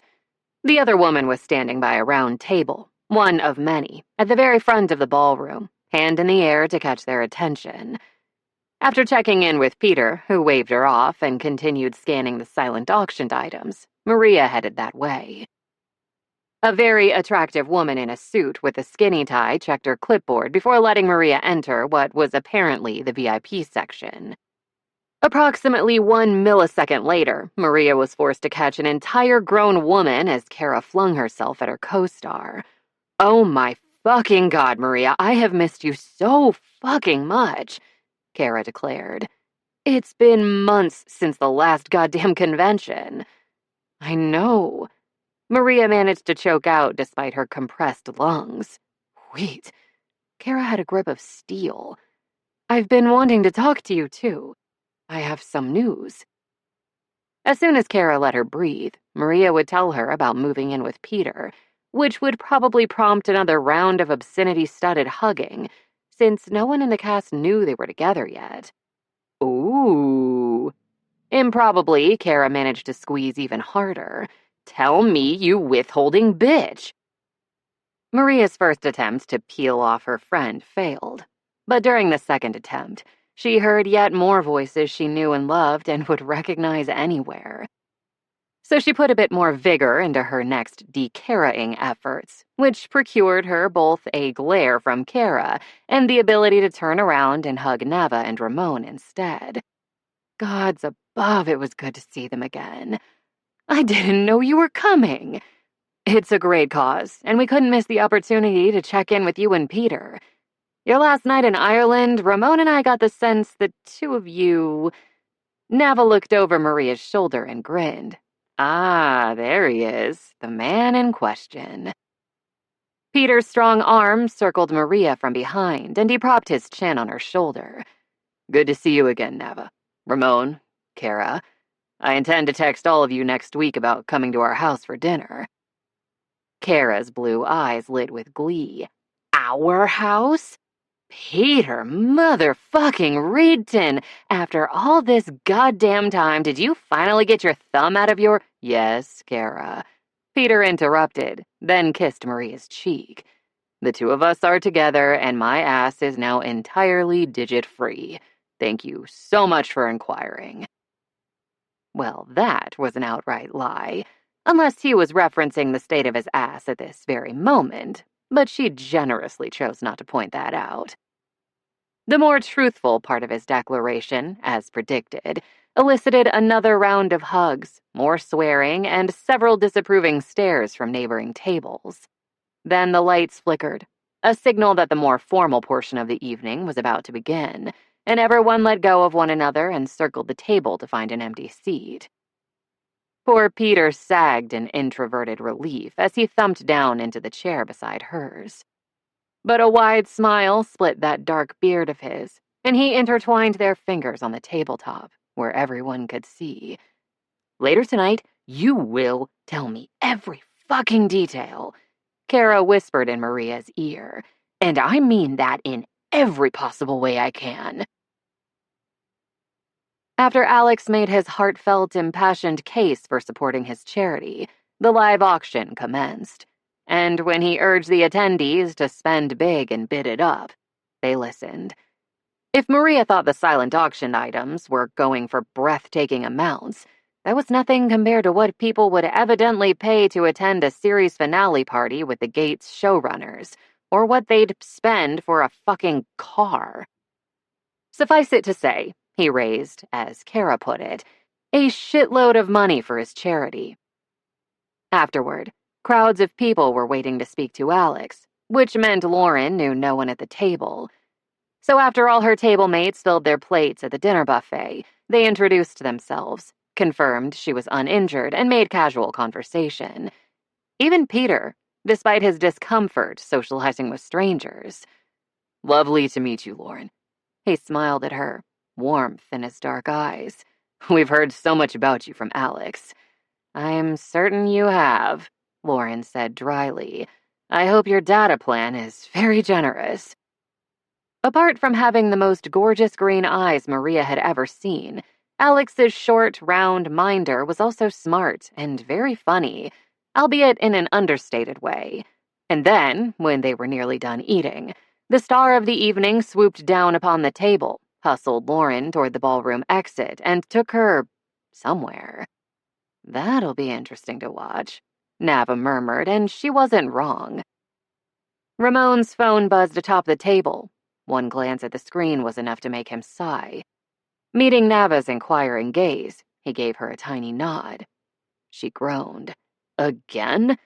Sadly, yes. Leaning back in his chair, the director laced his hands over his belly and told the assembled group. So that was my ex-wife, for approximately the 1,000th time in the last couple of weeks. As soon as she heard I was in a committed relationship with Nava, the barrage of texts and calls started. Which I don't get, since we've been divorced almost a decade now, and the decision to split was mutual.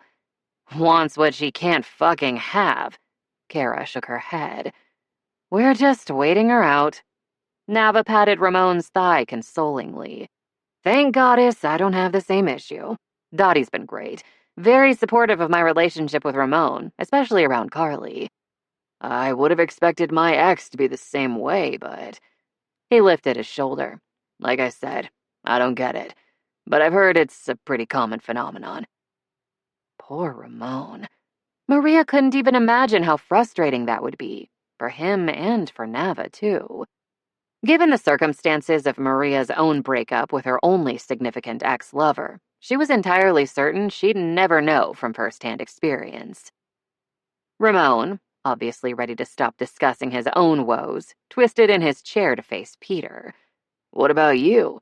Any exes come out of the woodwork after you and Maria got together, asking you to give them another chance?" Maria fought a wince and nudged Peter's leg with her own. Yes, Ramon wanted to change the subject, but that was clumsy of their former director.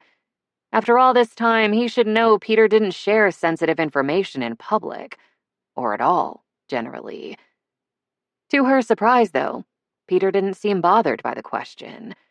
"My only significant ex is married to a thoracic surgeon now, so the good news is that she's extremely unlikely to come calling the first time she sees me kissing Maria in a tabloid photo." Turning his head, he met Maria's eyes and smiled. Not a forced or fake smile, but an expression of genuine joy. "No, I take it back. That's not the good news. The good news, the best news, is that if she'd stayed with me, I wouldn't have Maria. So I'm glad she left me. Thrilled." A chorus of awes greeted his declaration, and for good reason. Coming from a man like Peter, that was a public declaration of love. Smiling back at him, she squeezed his fingers and absently rubbed at her chest, which seemed to have melted somehow. Nava turned to her. "What about you, Maria? Any persistent exes?" Well, that took care of the melting. Immediately.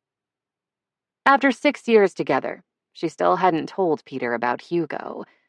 And maybe it was a tale better told privately, but he needed to hear it one way or another, sooner rather than later, and she wasn't embarrassed or heartbroken anymore. Hugo's behavior didn't indicate her worth, or rather, her lack thereof. As Kara would say, "What the fuck? Do it, bitch."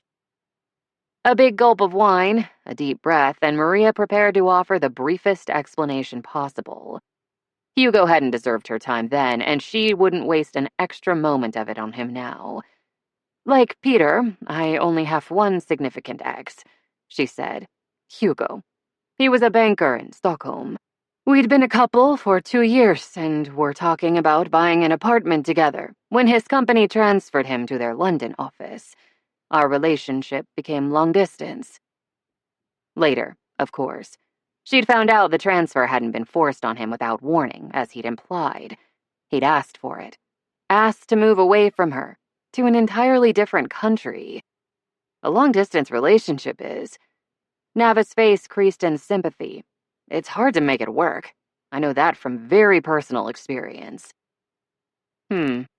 Maria had always wondered whether endless months spent apart as Nava filmed on location had broken her relationship with Dade. She'd also wondered, however, whether her own experiences were coloring her suspicions.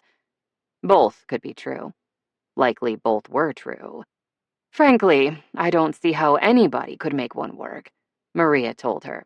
"I certainly couldn't, anyway." And Hugo never tried. He didn't remain faithful for even a month, which she knew for certain based on a single piece of evidence. In her defense, it was a very good piece. Several months after he moved, he texted the wrong thing to the wrong person, she continued, and wished her cell weren't in Peter's pocket, because she wanted to capture their reaction to the next bit. "A request to the obstetrics office of Dr. Millicent Ivy that they reschedule his pregnant wife's ultrasound appointment." Peter's hand convulsed in hers, and his dark brows snapped together so hard he appeared to have a generously sized caterpillar on his face. Kara mouthed the word motherfucker, and Ramon jerked back in his chair with enough force that it scraped against the floor. Otherwise, it was all dead silence and dropped jaws.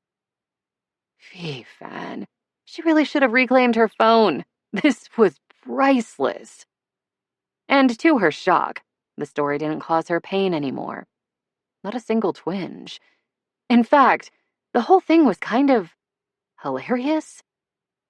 With a huff of amusement, she flicked her wrist. "Ivy, Eversson, it could happen to anyone." "It happened to you." Peter didn't look amused. At all. In fact, he was staring at her so hard she half wondered if he was attempting telepathy. Or perhaps telekinesis. in hopes he could whisk her from the ballroom to somewhere more private, using only the seething energy generated by his scowl.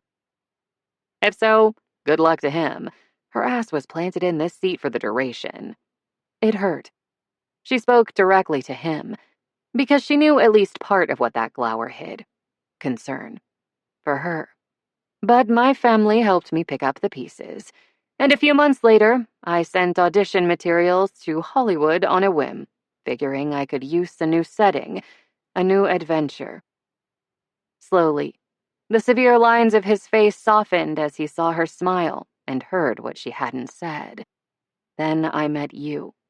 Then you became my closest friend. Then you became my everything. Those snapping dark eyes turned tender, and he gave a little nod. An answering smile tipped the edges of his mouth, and it was small and sweet.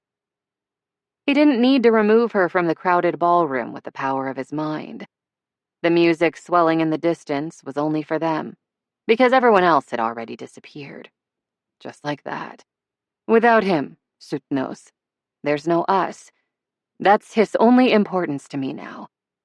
She lifted their entwined fingers, kissed his knuckles. So let's hit that chocolate fountain at the dessert display, order more drinks at no additional cost, and find out whether I can convince the DJ to play Dancing Queen. His eyes narrowed again as he helped her to her feet. Oh, they'll play it. Or you'll, what, murder them? Even as a proud Swede, that seemed a bit extreme. I had intended a bribe, but... He lifted a shoulder. Whatever's necessary. I've plumbed the depths of evil before, peered into the eyes of killers, learned their malevolent secrets, which I can now employ for my own ends. She stopped. You're talking about the Irish cows again, aren't you? I'm talking about all cows, he corrected. Now gather your molten milk chocolate and enjoy the fruits of iniquity. In the end, the DJ did indeed play Dancing Queen. It required only a $20 bill, rather than bovine-inspired homicide, with the ridiculous man she adored at her side.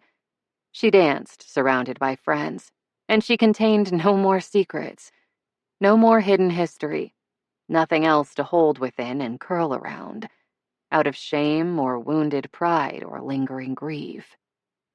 She felt light enough to drift, airborne, in the wake of Peter's laughter. And if this, along with her family, was her reward for all her pain, all the times she'd been abandoned, all the moments she'd been set aside, and watched the people she loved choose anything and everything other than her, it was enough. More than enough. Like Peter, it was everything. Gods of the Gates Cast Chat, Tuesday evening. Kara, I can't believe you outbid me for that silent auction Napa trip, asshole. Talking to Peter, by the way. The rest of you are assholes too, but he's the specific asshole in this situation. I was going to film my next food reaction video there. I'm sure people do weird shit with grapes, but now I'll never know, you dick. Peter, you snoozed, you lost. Kara, I did not fucking snooze. I had to fucking pee. Peter, then let me rephrase. You peed, you lost. Maria, I want to do a wine tasting in Napa, because I hear people do weird shit with grapes there. Maria, are there spa treatments involved? Peter, no. Maria, can there be spa treatments involved? Because I like wine, but as long as I'm going on a fancy retreat, I might as well also be scrubbed and peeled and massaged thoroughly by a man named Sven, who reminds me of my homeland. Peter, chilly and asocial. Maria, ha ha, Peter. Kara, told you, total asshole. Anyway, I think we've lost sight of the most important issue here, i.e. Peter's rampant assholery toward me and how it should be punished. Maria, Peter, how many people can come to the wine tasting retreat? Peter, Maria, would you be unhappy if we had company? Peter, sigh. It's fine. Maria, Kara, consider yourself invited. You can film yourself eating bizarre grape-based foods or get yourself pummeled alongside me. Your choice. Kara, I'm a modern woman. I don't have to choose. I can have it all. You're the best, Maria, thank you. Thank you too, Peter, I suppose. Mackenzie, I found the best kitty massage place recently, didn't I, Whiskers, didn't I? Oh, Whiskers, I agree. I should get a massage too, shouldn't I? Maria, the more the merrier, but Mac, you have to wear something not covered in cat hair for once, especially if Alex comes, because you're killing that poor allergic man. Peter, Alex is coming too? Maria, maybe. If we don't hear from him by tomorrow, I'll email him and find out whether he and Lauren can make it. Asha, oh, I'm so sorry I'm in Mykonos. Otherwise, I'd be there. Summer, may I come? Please, I need pummeling too. I am pummel deficient. Kara, I'd fucking love that, Summer. You can share my room. Summer, smiley face emoji. Maria, I'm so sorry you can't come, Asha. And of course, Summer, I'd love to see you. Tac for the group weekend in Napa, Peter. It's really sweet of you. Peter, yes, sweet.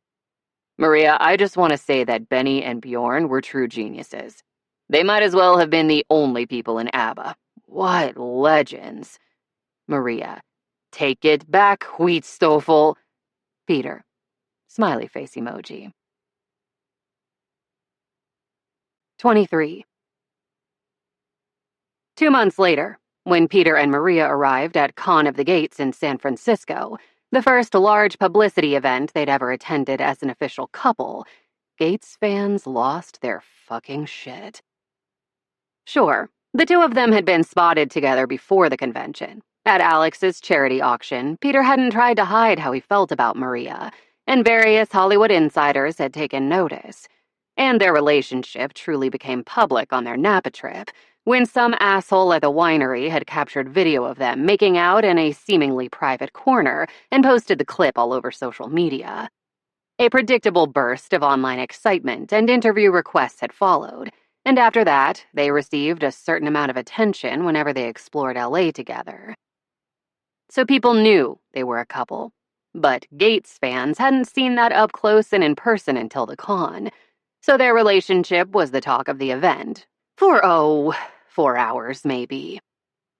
That Friday afternoon and early evening, as they checked into the hotel, found their room, and posed for their joint fan photo sessions, he couldn't count how many con attendees used their phones to record the sight of his arm around her shoulders, or the number of times some bearded dude in an artistically tattered Viking costume shouted, "Finally!" or "I knew it!" to him at top volume, or once, memorably, "Pillage away, you lucky motherfucker." That guy made Maria grin, as did all the fans in tees reading Viking, no, Viqueen, or shield maidens do it wearing leather, or his personal favorite, "If your slow burn lasts more than 4 years, please consult a physician," accompanied by a stylized drawing of Cassia and Cyprian looking long-suffering. Instead of a physician, shouldn't that be a script doctor? Maria whispered right before the camera clicked, and that particular fan photo caught him choking on laughter. It was a lot of attention. A lot, even by con standards. Then Alex lost his entire goddamn mind at his Q&A session that first night. After that, most fans became too occupied either checking Urban Dictionary for the definition of pegging or reading all of Alex's thinly veiled sexual fantasies about Lauren and equally transparent screeds against their showrunners to pay much attention to Maria and Peter. Normally, he'd say thank fuck to that, but Alex had become a dear friend and was a very good, if very impulsive man. So Peter and Maria tried to help with damage control however they could, even before Alex vanished from the convention entirely to pursue his fired minder somewhere. His disappearance caused yet another hubbub Saturday morning, when fans realized he was gone and wouldn't be attending any of his remaining sessions and panels. And then later on Saturday, Marcus, Mr. I am an extremely intelligent, thoughtful man pretending to be a shallow idiot for some reason I'd rather not disclose, even after 6 years, decided to reveal both his dyslexia and the fact that he sounded like a fucking classics professor whenever he wasn't in character. In character as himself, Marcus Castor Rupp.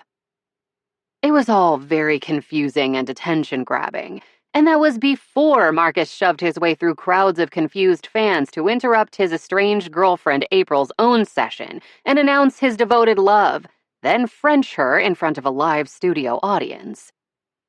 Okay, to be fair, it wasn't a studio. It was a convention hall.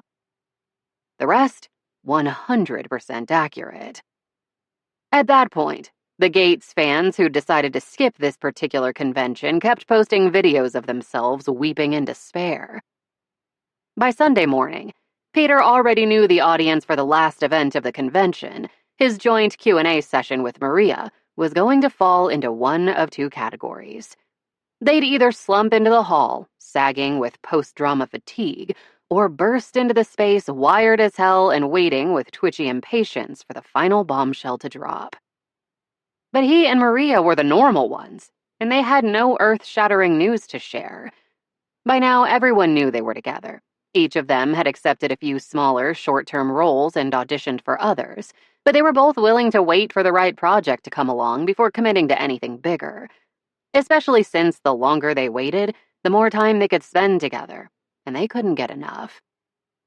Enough time together, enough sex, enough conversation, enough privacy. Fuck, he loved her. The thought of a life without her. Well, he tried not to think about it. Ever.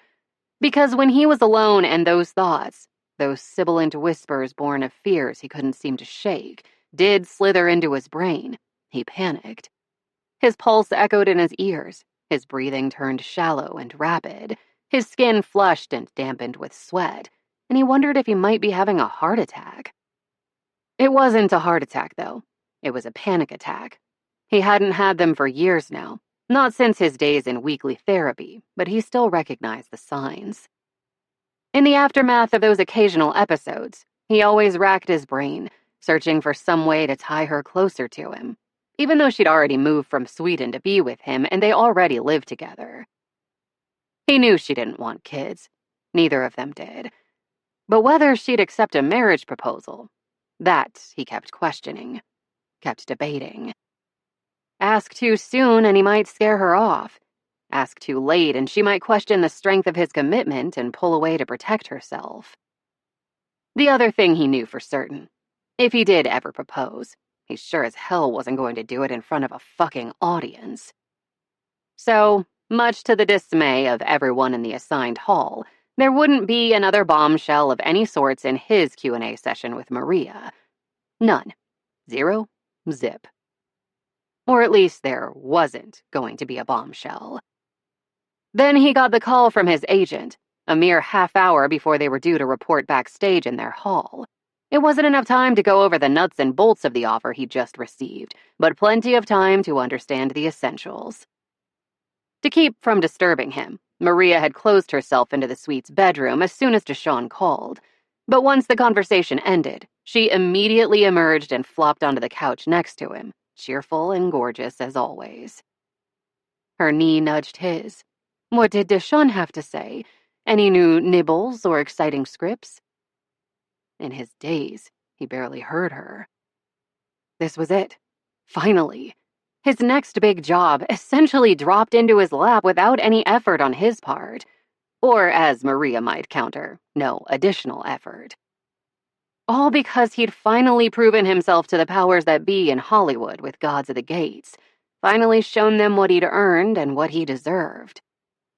A lead role on a high-profile show, a fat paycheck, guaranteed years of steady work. Enough career stability to offer the woman he loved marriage. Yeah, he said slowly. I got an offer. She planted a smacking kiss on his cheek. Congratulations, Sutnos. Which part? I didn't audition for it. Bemused, elated, he shook his head and turned to her. I mean, I auditioned for a guest role on the show. but not the part they gave me. I guess they felt like they'd seen enough between that and Gods of the Gates to cast me." Her beam nearly blinded him. "Even better. They obviously know your value. What is it?" This role would cement their future together. Cement them together. And the sooner he managed to get the words out, the sooner they could start to celebrate. "Maria, sweetheart." He took her hands in his. "Remember how I auditioned for the multi-episode serial killer role on FTI, Forensic Team Investigations?" She offered him a very dry look.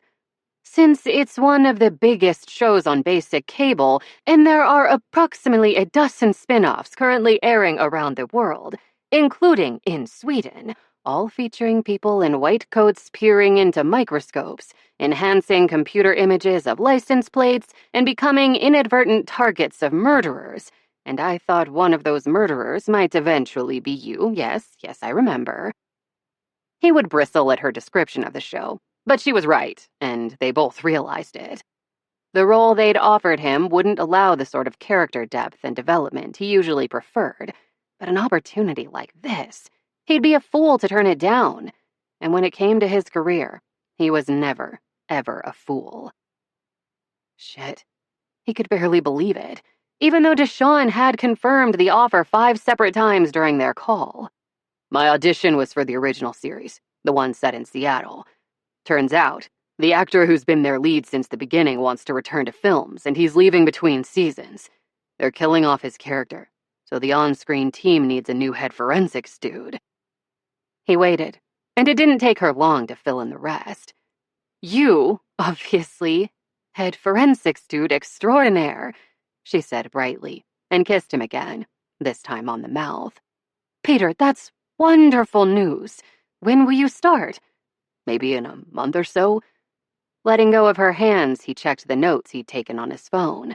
"They film in Vancouver, apparently, so I'll need to arrive a few days before they start shooting the next season and set up a place to live there." "Vancouver?" Her hands fluttered for a moment, then folded neatly on her lap. I've heard it's a lovely city." "Yeah, me too.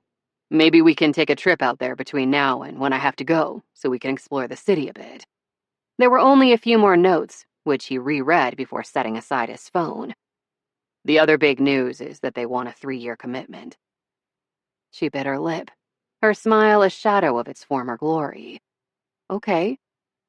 Abruptly, she got up from the couch to pour herself a glass of water from a bathroom tap. Her brow had creased in concern, and no wonder. The role would initially mean big changes in their daily lives. But she didn't need to worry about any continuing upheaval. In his conversation with Deshawn, he'd made certain of that. So he got to his feet and followed her to the bathroom doorway, where he told her the rest of what she should know. He braced his hands on either side of the doorframe.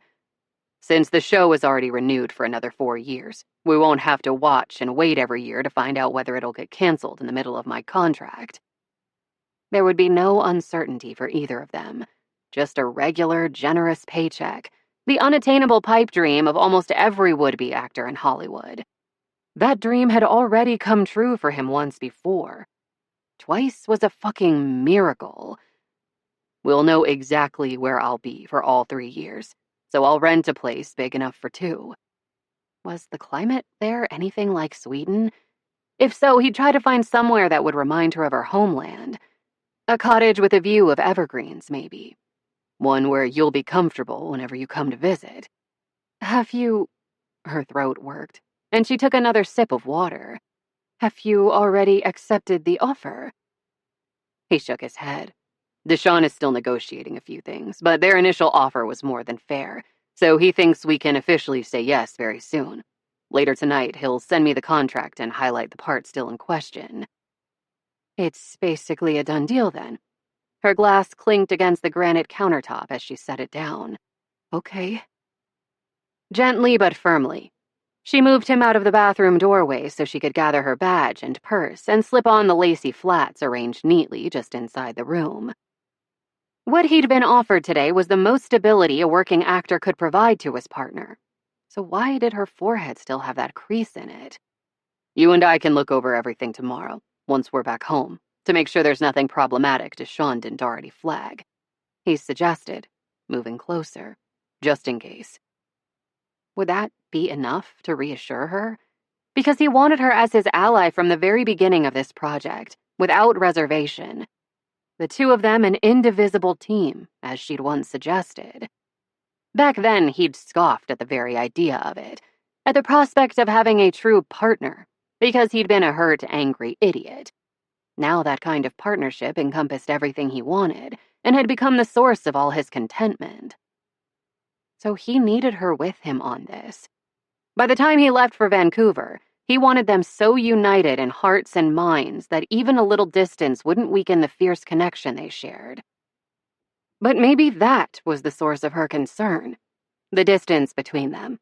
The prospect of another relationship with a man she'd have to book a flight to see, a man with plenty of opportunity to find trouble if he went looking for it. After what happened with her ex, he couldn't exactly blame her for being skittish. "Okay," she said again, and reached for the door handle. "You know I never," he faltered. There was one thing he could tell her that would reaffirm his constancy in a way she wouldn't be able to doubt, but it would mean sacrificing a bit of pride. "Maria, from the moment we met, I haven't been with anyone else. I haven't even kissed another woman since you walked into that sauna in your red bikini and blew my fucking mind." Her hand dropped to her side, her chin to her chest. "Peter." Ducking his head, he tried to catch her eye. "I don't expect you to say the same, sweetheart. I'm the one who didn't want a sexual relationship while the show was filming, so I can't and won't judge you for taking what you needed elsewhere." At that, she looked up. Unmistakable affection shone in her warm brown gaze, even as her lips remained pressed into a tight line. And when he stepped closer again, she didn't try to keep him at a distance. He let out a long, slow breath of relief and cupped her beautiful, beloved face. "My point is that I would never, ever fuck around on you." Her cheeks were so soft beneath the stroke of his thumbs, but cooler than normal. Paler. "Not even if we were filming on separate continents for 30 years. 30 years, huh? Her laughter was oddly shaky, and her eyes glistened. "That long?" 30 years. 100 years. Forever. It was a vow. Oh, Peter. Twisting her neck, she kissed his palm. "I know you wouldn't cheat on me." Good. Because he would never, ever hurt Maria the way her asshole ex had. "Then let's get this session over with and start celebrating our good news." He skimmed his nose along the side of hers and brushed his lips over her temple. "I love you, Maria." "I know," she said as he took her hand and led her out into the hall.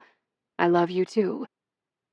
The door to the suite they shared swung shut with a decisive thud, and her hand in his was as cold as her cheeks, maybe colder. He shivered, but kept moving. 24. Maria would rather eat dirt than accept pity from strangers, and she refused to reveal her vulnerabilities to anyone who'd already hurt her. So she wasn't crying in front of a packed hall of Gates fans, and she wasn't crying in front of Peter anymore either, not if she could possibly help it. He loved her, just not enough. It was a threadbare refrain, and it left her feeling fragile and frayed, too. She was unraveling, faster and faster for every minute that passed. Still, she smiled, laughed, answered questions, bantered with Peter because that was what the audience wanted, what they expected and deserved from someone they'd spent good money to see. If it was a nonverbal lie, it was one she needed to tell for everyone's sake, including her own. Using every ounce of grit and acting ability she possessed, she managed to convincingly sell that lie for almost the entire session, only to find herself telling a tattered corner of the truth at the very last minute, in response to the very last question of the very last con event, and doing so not just in front of countless strangers, but in front of Peter as well. And that was the disastrous part. He might not love her enough, but he did love her, and she loved him. He deserved her utmost care in handling this situation. He'd earned it. And even if he was hurting her, he didn't mean to, and she didn't want to hurt him. Especially not in a setting like this, because he had his own pride and his own wounds to nurse in privacy. There was no way she could forget that. Not when those wounds were the very reason he was leaving her behind. Under the circumstances, with the stakes so high, such a simple topic shouldn't have tripped her up. As the moderator glanced at his tablet, she distracted herself by studying his Cods of the Gates tea, which she'd never seen before. It featured a line drawing of a large fish, fin-slapping Jupiter, and it was perfection. If anyone on the cast deserved to be walloped by a vengeful cod, Ian was the one. Final question, Peter and Maria. What's happening next for you? Any upcoming roles we should know about? Of course, he was going to ask that. It was the obvious, okay, we're almost at the end, let's wrap things up question. And she had a rote, sharing just enough but not anything better kept to herself response. Peter answered first. I have a few smaller roles lined up in some upcoming films. I'm especially excited about On the Lonesome Range, a gritty western about 19th century cowboys that doesn't whitewash history, since so many cowboys were Latino or black, or overlook the existence of female cowhands.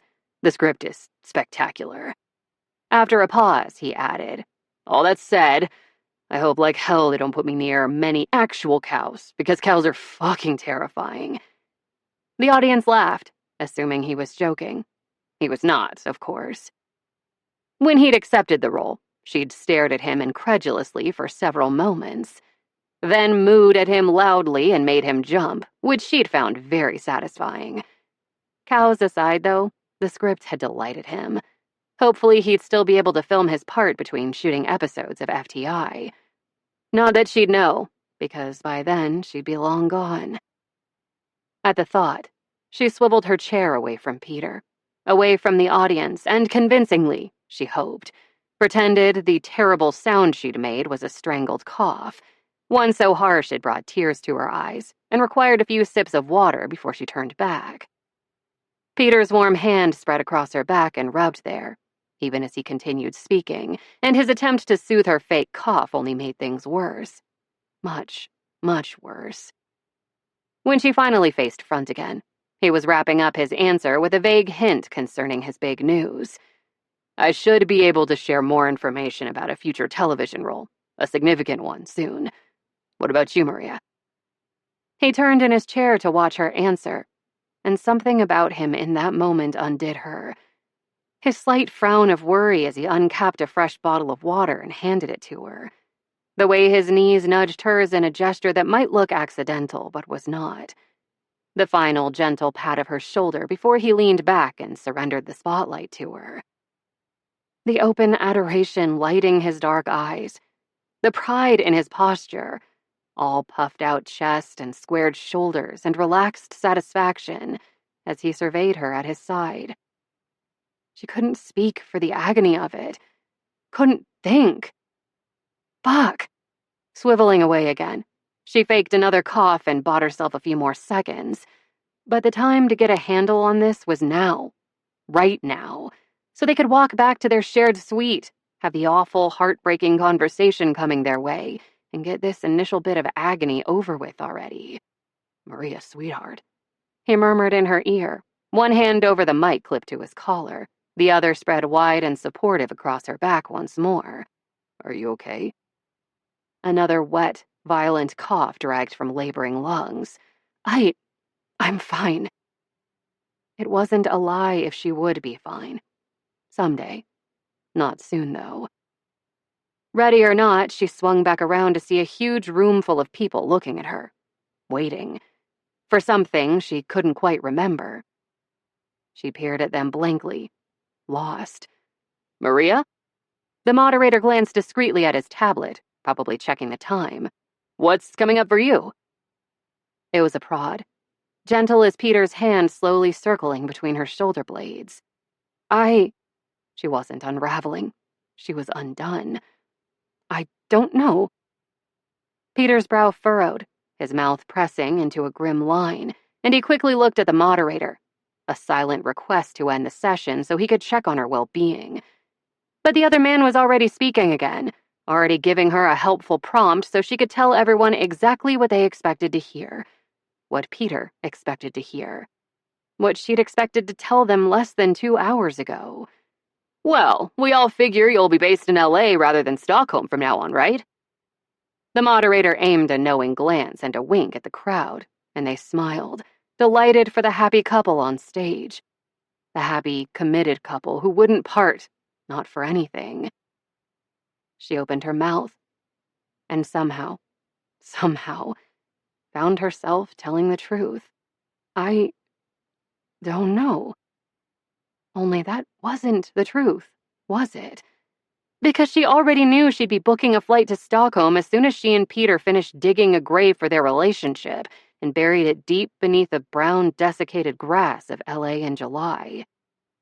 So far underground it would never resurface. The rest was a babble of voices and applause and shuffling feet as the moderator did whatever he was doing and wrapped up the session. But she paid none of it any attention, because the look on Peter's face. Mouth rounded in absolute shock as he stared at her. Forehead creased in utter bewilderment and so much pain, she might as well have knifed him in the ribs. Stricken brown eyes pleading for reassurance, for her to tell him she didn't mean it, that she'd misunderstood the question or misspoken. He'd gone pale as death. Then that vulnerable, open mouth snapped shut, and betrayal edged the sharp jut of his jaw. A tide of hectic color slashed across his cheekbones. He closed down. Expressionless, all emotion shuttered and tucked safely away, he stood. A single hard look ordered her to follow him, as if she weren't already going to do that. As if now, after all these years, she could simply walk off without another word the same way she had long ago. Earning his trust had taken so long, so much effort. And with 3 very short, very basic English words, I don't know, it was gone. Her own heartbreak had required a 3-word hyphenated phrase, 3-year commitment. Because the man she adored could apparently commit to stay among strangers for 3 years for the sake of a job, but he couldn't commit to stay with her for longer than 3 months, not even for the sake of her love and her presence in his daily life. She couldn't live with that. She wouldn't live with that, because he wouldn't be living with her, and she had other options. Peter strode ahead of her and cleared a path through the hotel hallways, so stone-faced that not even lingering selfie-hunting fans dared flag them down, although she caught a few camera flashes along the way. Occasionally, he shot a glance back, confirming her continued presence, but she hadn't gone anywhere. When she offered someone her heart, she was never the one who chose to leave. It was everyone else who left her, always, with the sole exception of her family. Step by step, she followed in his wake, silent. When he fumbled for his keycard outside their suite, his hand shaking, she produced hers and slotted it in place. The sensor flashed green and he shoved open the door with violent force. But he was Peter, so he also held it for her, making sure she was fully inside before letting it slam shut again. Before the echo of that slam even faded, he turned on her. I don't know? It was a mockery of her voice. What the fuck did that mean, Maria? He stalked farther into the room, off to the side where he wasn't blocking the exit, deliberately, because again, he was Peter. He didn't join her in the little seating area when she carefully perched on the edge of the too narrow armchair, though, and he didn't appear particularly inclined towards civil conversation. Fists curled at his sides, he waited for her answer. Clutching the squared-off armrests, she tried again. Peter, I can't. His dark eyes were pinned to her face, narrowed and mean and distrustful. And to her shame, she began crying. There was no passing these tears off his coughs, not with her ragged gasps for breath and her rough sobs and her face crumpled in distress behind the trembling shelter of her hands. She bent at the waist, the ache in her heart literal and so painful she wanted to keep collapsing in on herself. Tighter and tighter, until she disappeared entirely. He'd never seen her like this before. No one had.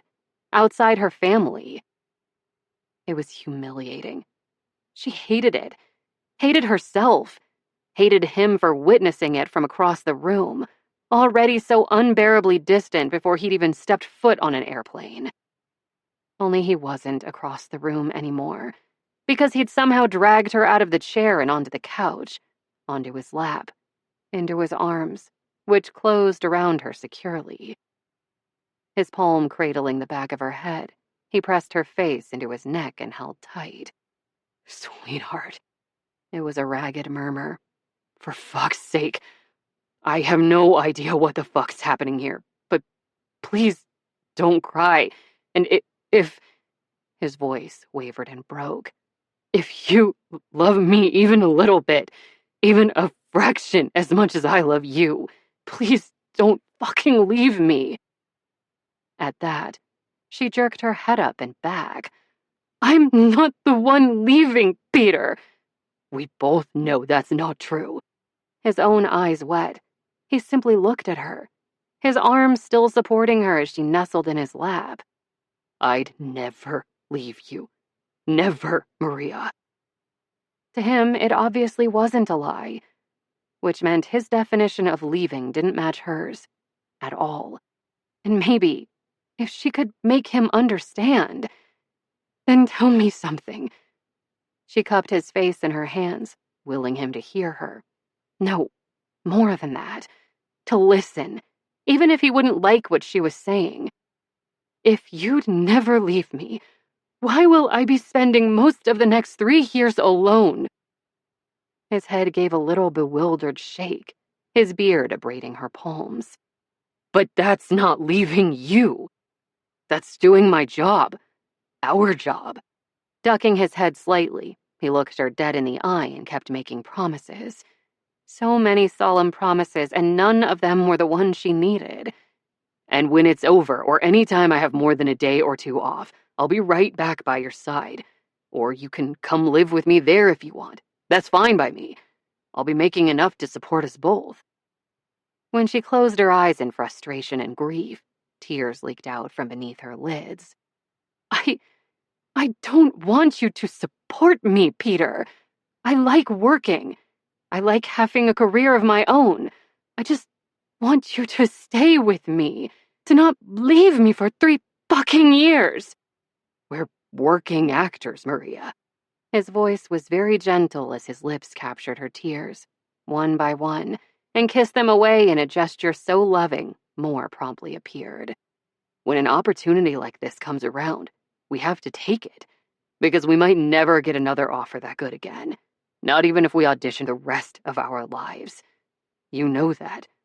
Please tell me you know that, after all this time."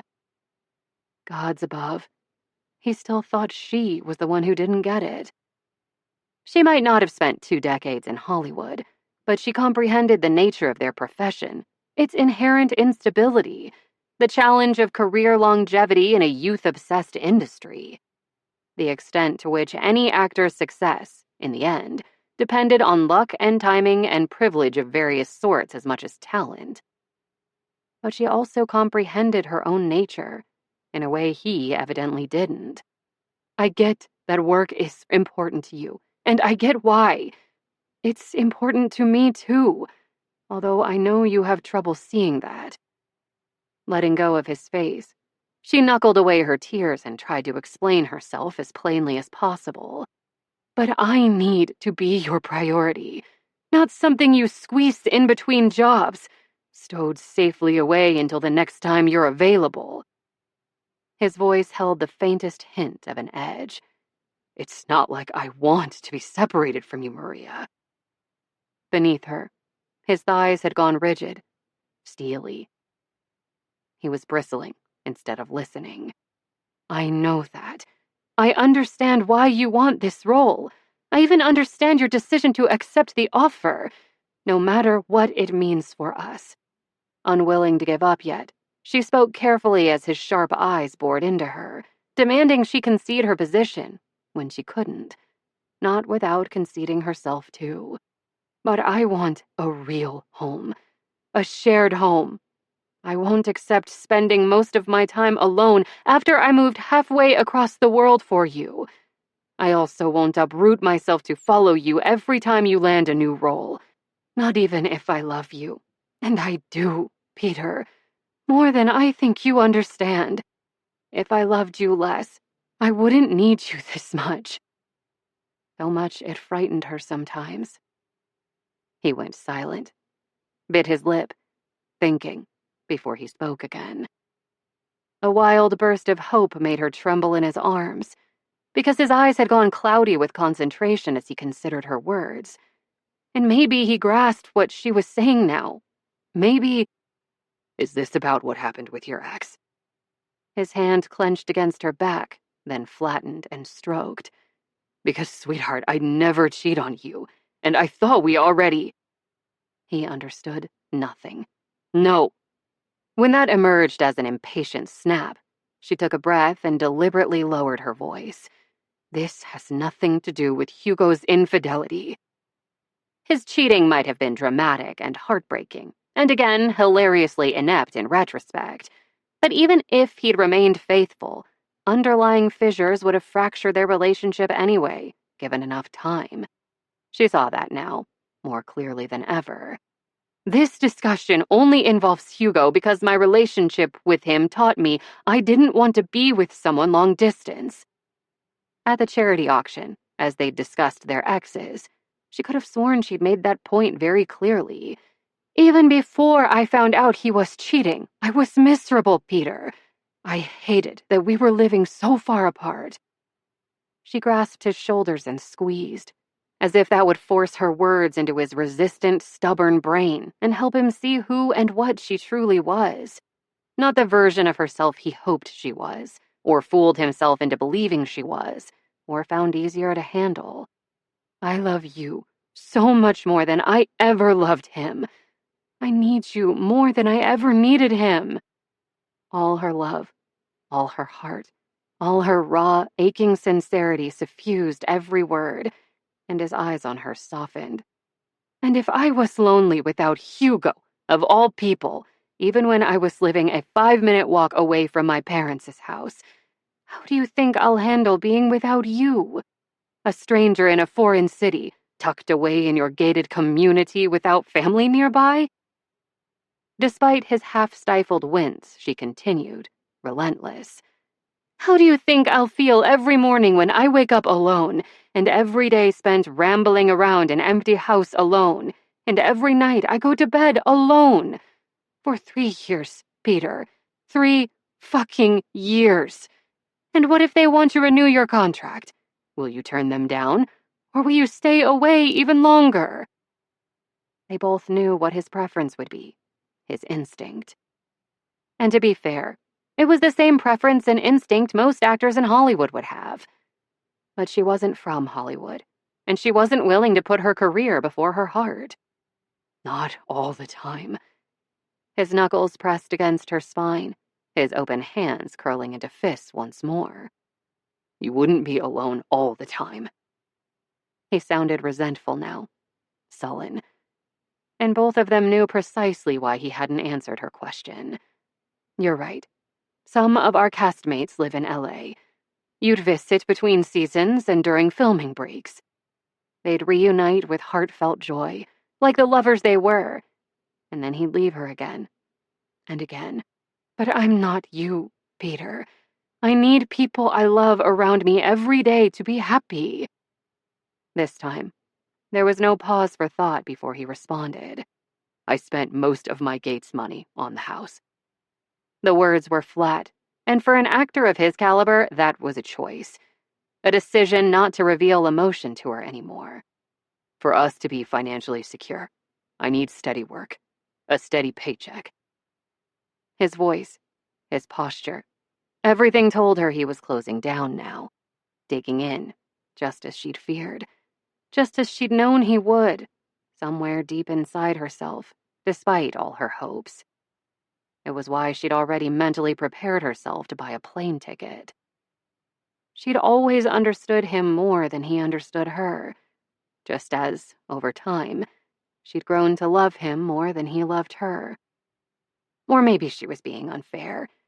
Maybe differing priorities didn't mean differing amounts of love. That was how it felt, though. The familiar crawling sensation wasn't shame, exactly, but it was related. Cold and sticky, it crept outward from her heart. Every pulse beat spread it further. The rapid thud in her aching temples a steady accusation.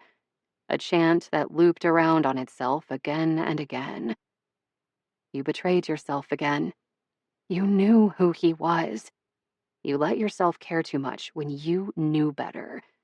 Of all people, you knew better. You betrayed yourself again. Further argument was pointless. She wouldn't change Peter's mind. She wouldn't change anything. She'd only hate herself more for begging. But she couldn't seem to stop trying. I get that you're concerned about money, but don't you think you could find enough jobs in LA, ones that wouldn't require sacrificing years of our life together? And what about our Gates residuals? What about the money I'll bring in from my work? So much of the film and television industry still flourished in Hollywood. It gave him options. It gave them both options. Why didn't he see that? What if all that's not enough, Maria? His nostrils flaring with frustration, he shifted in tiny, restless movements beneath her. I may not have a mortgage, but we need retirement savings, because our careers won't stay hot forever.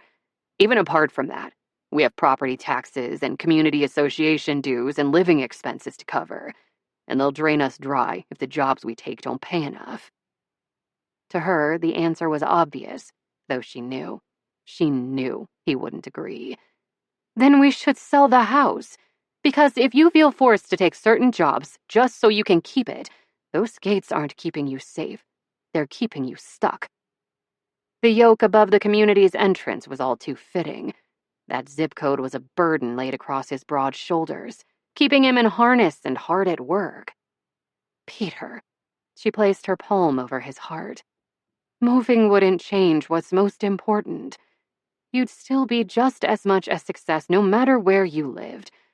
Besides, I adore your house and yard, but we could own that same house with an equally beautiful view in another neighborhood, a good neighborhood, for far less money. As soon as she'd mentioned his home, his body had turned to stone, his chest and arms hard and unwelcoming underneath any surface softness. And she loved him. But if she wanted to be held by a cold, blank-faced statue, she could go visit an art museum and alarm some security guards instead. She slid off his lap and sank onto the couch beside him. The instant she left his arms, he flinched. His gaze flicked down to his empty lap, then to her. Then, with visible effort, he seemed to force himself to relax, to soften his posture and his expression. Swallowing audibly, he reached out to her again and gently clasped her upper arm. His thumb stroked her bare bicep in a tender, coaxing gesture. He spoke quietly. Living there was my dream, Maria, ever since I moved to Hollywood. How can you ask me to move? Put like that, how could she argue this point? If that community was truly his dream, and not a crutch, not a yoke, of course he should stay there. But either way, it wasn't her dream, and she wouldn't sacrifice herself on the altar of his ambitions. Taking this job is the best way to keep moving my career forward. He was still speaking, still trying to persuade her to his side, as if they didn't both know the battle was already done. When it's over, I'll have plenty of experience on a network television set, which will broaden my appeal to casting directors, and I'll have enough savings so I can pick and choose my next project without worrying so much about money. I won't ever have to leave you again, not for years at a time anyway. He said that now, but she could already see it. See him a decade later, still taking whatever role offered him the steadiest, biggest paycheck, or the biggest bump in his career, no matter how long and how far they'd be apart. They'd be together, but she'd be alone. Peter. Soot knows. She stroked his bristly cheek, her attempt at a smile quivering with sadness. It'll never be enough money for you, enough security. Because he'd never have enough reassurance that his dream couldn't be taken from him like his mother's had. He'd never have enough proof that he'd made it, no matter what his father said or believed. His heart was still empty, even with her in it. She couldn't fill it. She wasn't enough. Again. Why was she even still talking? It didn't really matter what she said, did it? He didn't understand her position, and he wasn't compromising his. Sweetheart. His hand covered hers, pressing it to his jaw. You say you love me, but real love wouldn't require me to give up my dreams and ambitions. Such a tender gesture for such a harsh judgment. She returned the latter in kind. Maybe so, but in that case, real love wouldn't require me to be alone when being alone doesn't make me happy. Any remaining light had drained from his eyes. He was still looking at her, still cradling her hand, but he was gone. It doesn't matter if you think my needs are irrational or foolish. One last caress of his temple, his cheek, his beard. Then she dropped her hand and stood. I know myself. I know what makes me happy and what makes me miserable. Slowly, his own hand dropped to his side and curled shut. Otherwise, he held himself completely still. Fine, he said hoarsely. I could say the same for myself, though. You're telling me you know yourself, too. You know what you need to be happy. When he dipped his head in silent affirmation, she offered him a final wry smile. Do you, Peter? Do you really? But he didn't bother answering. The discussion was done. And if this was a battle for their future together, she'd lost before even taking the field. She dug in her purse for her cell. With a few taps on the screen, she booked a flight to LA and a car to take her to the San Francisco airport in half an hour. The winner might take it all, but this loser didn't intend to leave behind her belongings. She needed to start gathering everything she'd brought to the hotel, all her other possessions, the things she'd carried to LA and deposited in his home. She could easily retrieve next weekend, while he was in Wisconsin for his scholarship event. The busier she kept herself, the less likely she was to break in front of him again. So she bustled around the suite, checking every drawer, every shelf, every nook and cabinet and corner in their rooms, no matter whether she already knew they were pristine. She tended to pack lightly, at least when she wasn't hauling several suitcases worth of Swedish snacks to stymie nepjuker who wanted her to starve picturesquely on film. Within 15 minutes, her bag was full of neatly folded clothing and toiletries zipped into waterproof pouches. The items she'd need for the plane ride went into her purse. Her cell, earbuds, lip balm, a quilted eye mask. And tissues, of course. Lots and lots of tissues, discreetly tucked into a side pocket when her back was turned to Peter. The whole time she searched and folded and packed, he sat motionless and silent. Funny. He didn't look like a man who thought he'd won.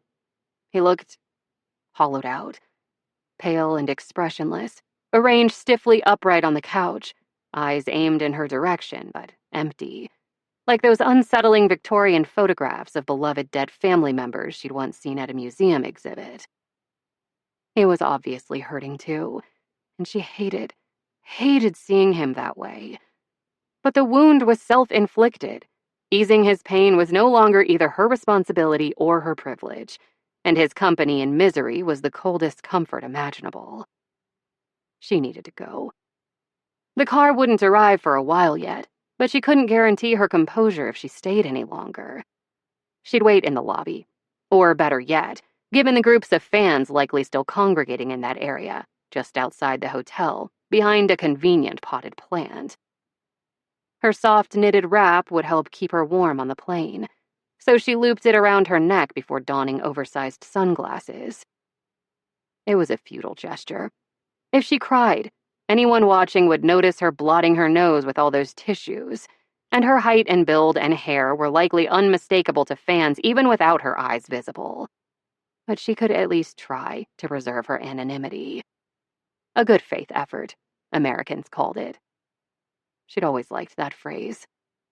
In her opinion, she'd put forth a good faith effort with Peter, too, although he'd probably disagree. But his opinion shouldn't matter to her anymore, right?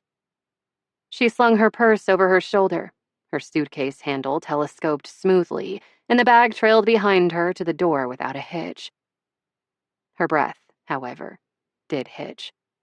Once, twice, a third time, as she looked back over her shoulder and prepared to say farewell to the man she'd loved far too long, far too much. In the end, she couldn't say it. She couldn't say anything. If she opened her mouth, a sob would emerge, and if she waited any longer, her tears would spill beneath her sunglasses. So she left their hotel room without a word. Again, just like their first night together. But this time, his eyes were open. He watched her go. Gods of the Gates, Season 6, Episode 9. Exterior, Castaway Island, day. The clouds lie heavy and dark over the island, and the water is choppy, the waves becoming more violent by the minute. Cyprian and Cassia stand by the shore, heartbroken, each angry and terrified for their own reasons. They are still rumpled from their lovemaking. Cyprian drags the curragh from its shelter, looking despairingly at its frail frame and thin covering. Cassia, I won't go. I won't leave you. Cyprian, you heard the roar of the undead. Our gate to Tartarus has been breached, and no human will survive the forthcoming carnage. Go, Cassia. Cassia, tears in her eyes, stubbornly refuses to even look at the curragh. Cassia, I won't let you die alone. I love you, Cyprian. She grips his tunic and shakes him. He doesn't move, only covers her hands with his. Cyprian, if you do, if you love me, you will climb into that boat and leave. Even now, you could be carrying our child, my blood, my legacy in the world of the living, and the only proof of our devotion that will still exist after this day. Cassia, if you love me, do not let me leave alone. Let us brave the waves together. Cyprian leans down and gently kisses her. Cyprian, my love is not in doubt. You are the beat of my heart, the sun that warms me, the rain that washes me clean. But my love for you alters not the truth, my beautiful, brave shield maiden. The vessel is not yet strong enough to hold us both. Cassia sobs, and Cyprian comforts her in his arms. Then he positions the curragh at the shoreline and hands her inside as she continues to weep.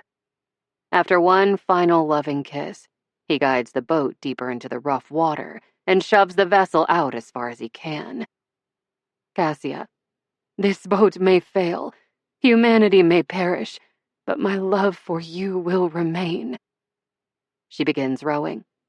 He watches waist deep in the water until he can no longer see her or the curragh. Face like stone, he turns and strides toward shore, then toward the cliffs, where he'll watch the woman he loves disappear into the horizon, where he'll meet his destiny and his death, alone.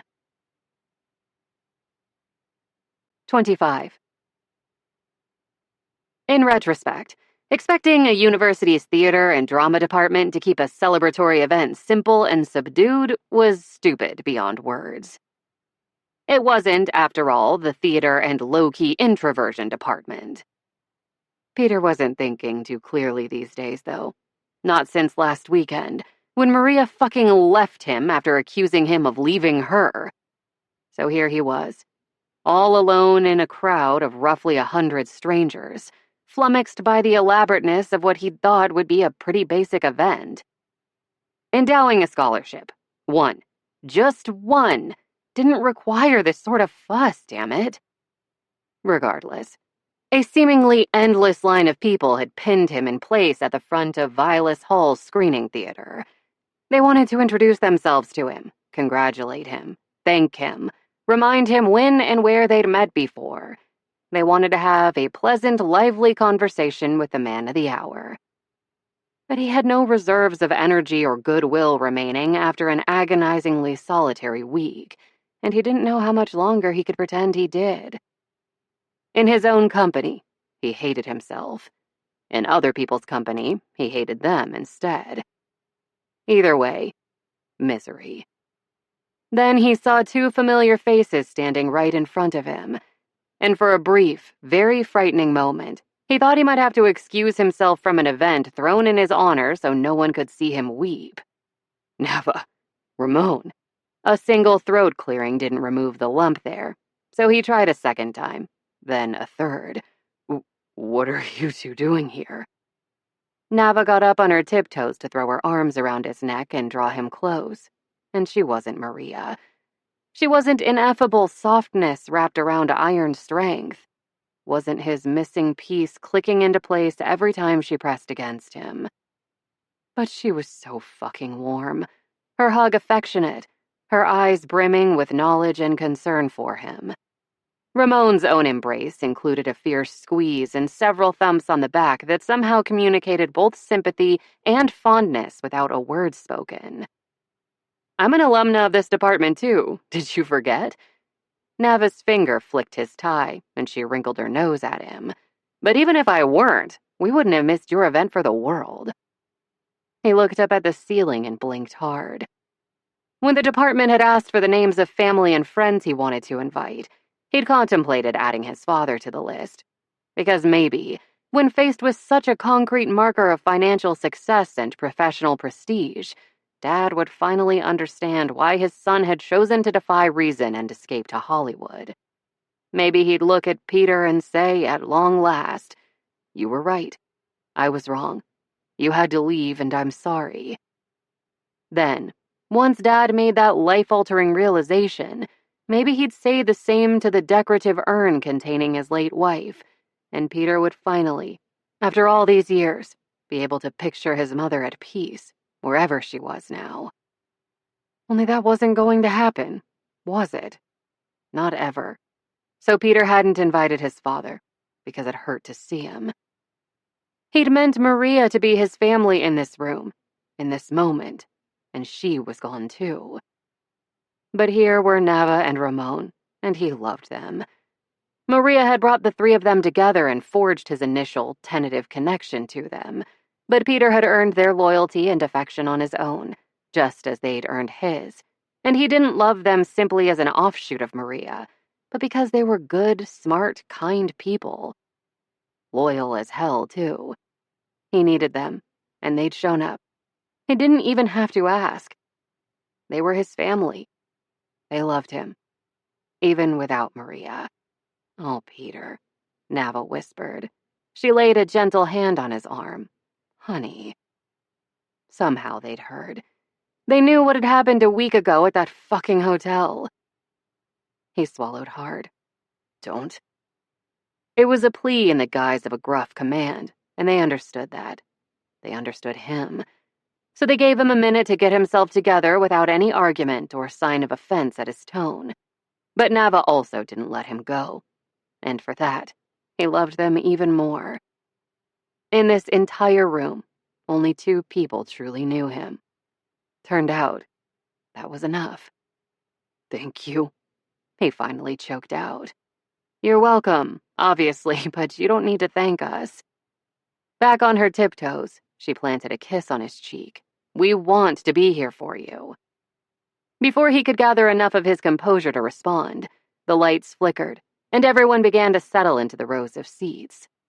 Without even a glance at one another to coordinate their efforts, Nava and Ramon each took one of his arms and marched Peter's reluctant ass to the little dais in front of the screen, depositing him alongside a couple of official-looking people he'd met maybe twice before. You can do it, kid, Ramon said quietly before they left. But they didn't go far. After maybe 5 steps, they sat in the very front row, directly in the middle, where he couldn't miss their presence. Nava smiled at him like a proud older sister, and Ramon gave him a little encouraging nod. The speeches lasted far too long, especially given the modesty of his endowment. Tuition and a small stipend for one in-state department major per year, enough to buy their textbooks and class materials and maybe help them pay for a dorm room. It wasn't much, but it was enough to give another lost Wisconsin kid a chance to escape and a chance to succeed, or at the very least, save that kid some student loan payments.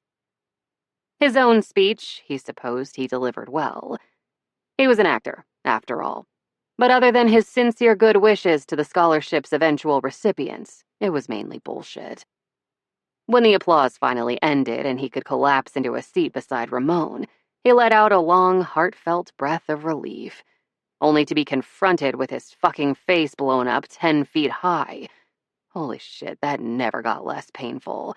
As the event organizers began playing a collection of taped testimonials from former colleagues, interspersed with publicity photos and clips from his various roles. Those organizers were grateful to him, sure, but they were also bragging about one of their most successful alumni in hopes it would burnish their reputation and lead to more money for the department. He got it. It made sense. It was still embarrassing as hell. One by one, his Gods of the Gates castmates and crew appeared. Marcus held forth on Peter's so-called gravitas in the least himbo-tastic explanation of acting technique ever, that big faker. Kara smirked and called Peter the fucking master of portraying tightly restrained but intensely powerful emotion, as well as unbearable goddamn horniness with no outlet. Alex complained, "God, Peter's the worst. For 3 years running, he stole the top spot from me in Fan Thirst magazine's Celebrity Beard We Most Want to Ride poll. Did you know that? It was a goddamn travesty." He pointed off camera. "You agree with me that I should have won, right? Ren, tell me you agree with me." Janine grinned and flicked her hair behind her shoulder. "That man rocks a pair of torn-up leather pants like no one else. His thighs did 80% of my work for me, and that delicious beard of his did the other 20%. Peter Reedson, what a legend." Ramon and Nava showed up too, and talked as a duo about his professionalism and work ethic, then added, "Peter's one of the most quietly caring individuals we've ever met, so we were completely unsurprised to hear about this scholarship. He's not only an incredibly talented actor, he's also a very good man, and we're proud to be his friends." After their segment ended, he glanced at the two of them, and they were smiling fondly at him in the dimly lit theater, their incandescent pride practically setting it alight. The video went on and on. His friends were entirely themselves. They made him laugh, and if he weren't so emotionally repressed, they'd have made him cry. Again. Between the interviews, short snippets of projects spanning the course of 2 entire decades played. In clips from low-budget or indie films, he was sometimes the leading man. In scenes from higher-profile movies and television shows, his roles were smaller. All that had changed with Gods of the Gates. He was now considered a viable lead actor for a tentpole production, as the offer from FTI made clear. But that hadn't been true for long, and before tonight, he'd never seen so many of his less prestigious roles laid out alongside each other for comparison. Some of the early projects were ridiculous, of course, and the compilation's creator made very certain to include his justifiably infamous scene from Creekwatch, the one that featured Peter, drowning guy number 2, nearly, yes, drowning in the titular rain-swollen creek while the lifeguard/vigilante hero, played by Marcus, fought to save him wearing only a Speedo and way too much self-tanner. "I won't let you die," Marcus declared along the muddy shore, beside Peter's utterly still body. "Not in the same place my sister was killed. Not when I haven't yet found her killers, even though I've been looking for so very long." The clear and somewhat disturbing implication was that if Peter's character had chosen any other drowning location along the creek, or if Marcus's character had already imposed his spectacularly inept brand of justice on his sister's killers, Mr. "Why aren't you giving the victim mouth-to-mouth instead of making a speech?" would have let drowning guy number 2 become entirely drowned guy number 1 without a second thought. So that clip made him laugh. It made everyone in the theater laugh. and for good reason. But so many of his other performances still made him proud. The agoraphobic sculptor, the snootiest clerk at the record store, with the funniest lines of anyone in the entire cast, even if he wasn't a lead. The hostage at a bank robbery with a medical condition that would kill him if he didn't get treatment soon. The plumber in a small town, quietly romancing the shy librarian in the background of so many scenes as the main couple found their own happily ever after. Each of those roles had stretched him in a different way, tested his skills, and made him better. He'd come home to his little apartment at the end of a workday and feel satisfied. Not necessarily happy, because he was so goddamn alone. Fulfilled professionally, though? Yes, without a doubt. In a bid to appeal to the masses, main characters in tentpole productions were often required to be so damn bland. Character actors and leads in indie films, though, they could be anything, because another season or a possible sequel or hundreds of millions of dollars of production costs didn't depend on their relatability, on his relatability. But if he signed the now finalized contract with FTI, well, there would be subplots, of course. But Maria had nailed the essential dynamic. In less than a month, he'd be just another interchangeable white guy in a white coat peering into a microscope, enhancing computer images of license plates, and becoming an inadvertent target of murderers. If he was lucky, maybe he'd have a marriage falling apart behind the scenes, which the show would indicate via a total of 4 minutes of footage and 2 fleeting indications of open grief during the entire season. Frankly, the serial killer role he'd originally auditioned for would be more interesting to play, by far. Why hadn't that even occurred to him before? Uneasy, he stared sightlessly at the screen for another clip or two. And then, there she was. He'd known this part of the video was coming. There was no way in hell they wouldn't request a clip from Maria, and no way in hell she'd refuse them. She'd probably shot the segment weeks ago, but intended to keep it a surprise until the actual event. Somehow, though, it didn't matter what he'd known or how well he'd thought he prepared himself. When her beloved face appeared, her beaming smile, her warm brown eyes sparkling with confidence and vivacity. If one of those fucking enormous cows on the island sat on his chest? Yeah, it felt like that. He stared at her dumbly. Her mouth was moving as she said whatever she was saying, her lips rosy and tipped up at the corners. He slipped his tongue between those lips, slid a thumb across them, opened them wide for his cock, covered them with his palm as she came. He'd kissed them softly, marveling at how well they fit his, how well she fit him. 6 years. 6 years they'd spent together. Lovers turned friends, turned lovers once more. During those 6 years, he'd earned widespread critical recognition, won several golden statuettes, raised his professional profile to lofty new heights, scored legions of new fans, and deposited unprecedented amounts of money in his bank account. It was success. Undeniable, profound success. He'd tilted at a windmill and won. For those 6 years, that enormous stretch of his professional and personal life, he'd been happy. Startlingly, terrifyingly, consistently happy. In a way he'd never experienced before and might never experience again. And he'd spent most of those years on a tiny fucking island off the coast of Ireland, where all the perks and trappings of his success couldn't find him or change his daily life. On the island, as long as he had enough money to live comfortably, to buy souvenirs or pub meals or ferry rides to the coast, the excess didn't matter. There was nowhere and no need to spend it. His new ability to score lead roles didn't make much difference either, since he had little time to film said lead roles. If he had more followers on social media, that didn't change how he posted, infrequently and curtly, which, bizarrely, had become a source of much hilarity among his fans and brought him even more social media followers. His golden statuette sat on the mantel above his fireplace in LA, right below his mother's drawing. They might have kept her company, but they didn't do a thing for him from across the Atlantic. Neither did the house itself, no matter how perfectly it sat perched on some of the most exclusive real estate available. So if his long-awaited success had made him happy all those years on the island, he wasn't quite sure how. Was it the mere knowledge of his success that did the trick? The prospect of how that success would, in fact, demonstrably change his life during his next filming break, between seasons and after the show ended?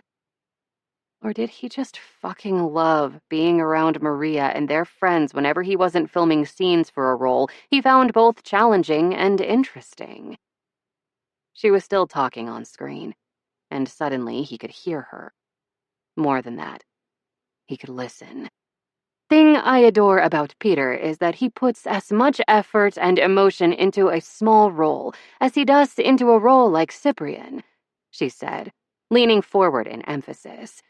Because he's a master of his craft and committed to giving his colleagues and audience his absolute best every time. So in those movies and television shows where he remains in the background, or plays the friend or coworker, or nearly drowns in a creek in front of the world's most dramatic lifeguard/vigilante. Hi, Marcus. If you pay attention, his acting is brilliant. Just as brilliant as his performance as Cyprian. Every time. Her brown eyes were soft and sincere, her gaze direct. After so long together, he could recognize her lies, and he could reckon with her truths, if he paid enough attention. He was paying attention now. This was the truth, as she saw it. Peter Reedton's work ethic is unparalleled. Anyone who truly gets to know him adores him, and he's an absurdly gifted actor, she declared firmly, almost aggressively, as if daring the audience to argue with her, as if she'd gladly take on every single one of them if they dismissed his worth, and she'd win. Of course she'd win. He deserves all the praise he's gotten and more, and that would be true, with or without Gods of the Gates. Our show was merely the means by which the world finally noticed what he was doing all along, in every project, big or small. She fucking meant what she was saying. If he only played bit roles for the rest of his career, she wouldn't give a shit. She wouldn't think less of him. She'd still consider him a success, because he cared about his coworkers and worked hard and was good at his job. Her love and appreciation for him didn't depend on accomplishments or money. They depended on him. Just him. Motherfucker. He was a goddamn nepyuk. On screen, she flicked her wrist dismissively. Still, he's a wheatstoffel. A fact is a fact. He hung his head. Yes, also that. But he couldn't help but smile, despite the acid churning in his gut, because her comic timing was impeccable. The audience was laughing too, which meant they apparently knew her pet name for him, as well as its English translation. Correction, that was his pet name. Now she didn't call him anything at all. Cupping a hand around her mouth, she pretended to whisper to the unseen audience. Also, Janine is right about those thighs. Don't tell him I said so. Someone off-camera wolf whistled. It sounded like Kara, and Maria grinned at whoever it was, even as the theater audience laughed again. Then her face faded to black on the screen. She was gone. His breath shook as he dragged it into his lungs. When he closed his eyes, her after-image flickered to life, burned irrevocably onto his retinas. From the sound of it, the video presentation had moved on to clips of Cyprian's scenes with Cassia, and normally he loved to watch Maria's work, but... Ramon's lean, strong hand clasped his and squeezed.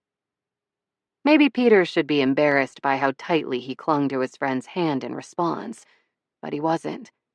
He needed that support, that reassurance, as his world upended itself.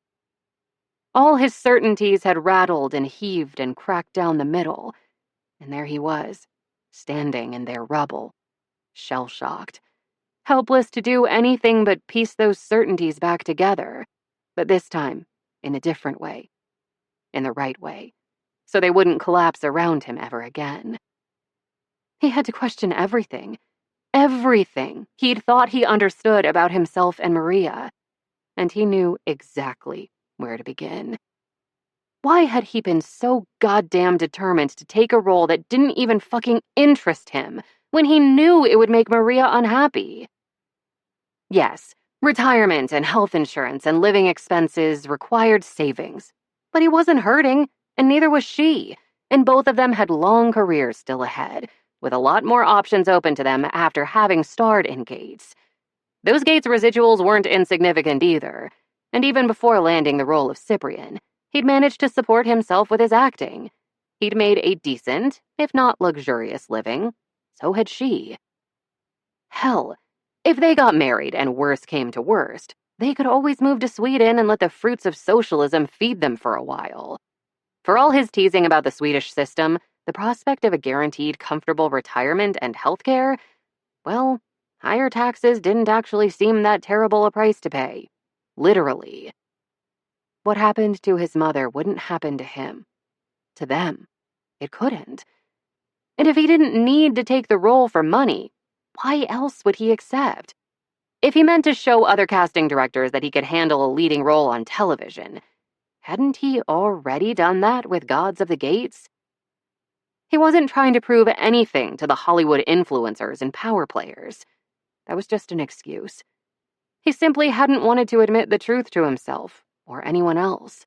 Not even Maria, the one person who'd probably understood that truth long ago, without his having to tell her. Because if he admitted it, he also had to admit that he still cared what his father thought of him, after more than 2 decades of estrangement, and he didn't want to care. Caring made him feel like that helpless child again, unable to make his dad even look at him, much less understand him and his choices.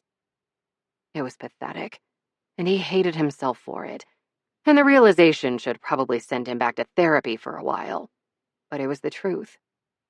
He was still trying to prove he was worth something. He was still trying to prove he'd been right to leave. He was still trying to prove things that shouldn't have needed proving in the first place. Even if they had. 21 years of staying afloat in Hollywood? No, thriving in Hollywood. And 6 years of creating a new, tight circle of loyal, loving friends should have already proved them. To his father. To himself. So why was he still listening to his dad's voice in his head? And if he didn't have to prove anything to anyone, what kind of life did he actually want? What would make him genuinely happy? Did he even know? Because he'd told Maria he did.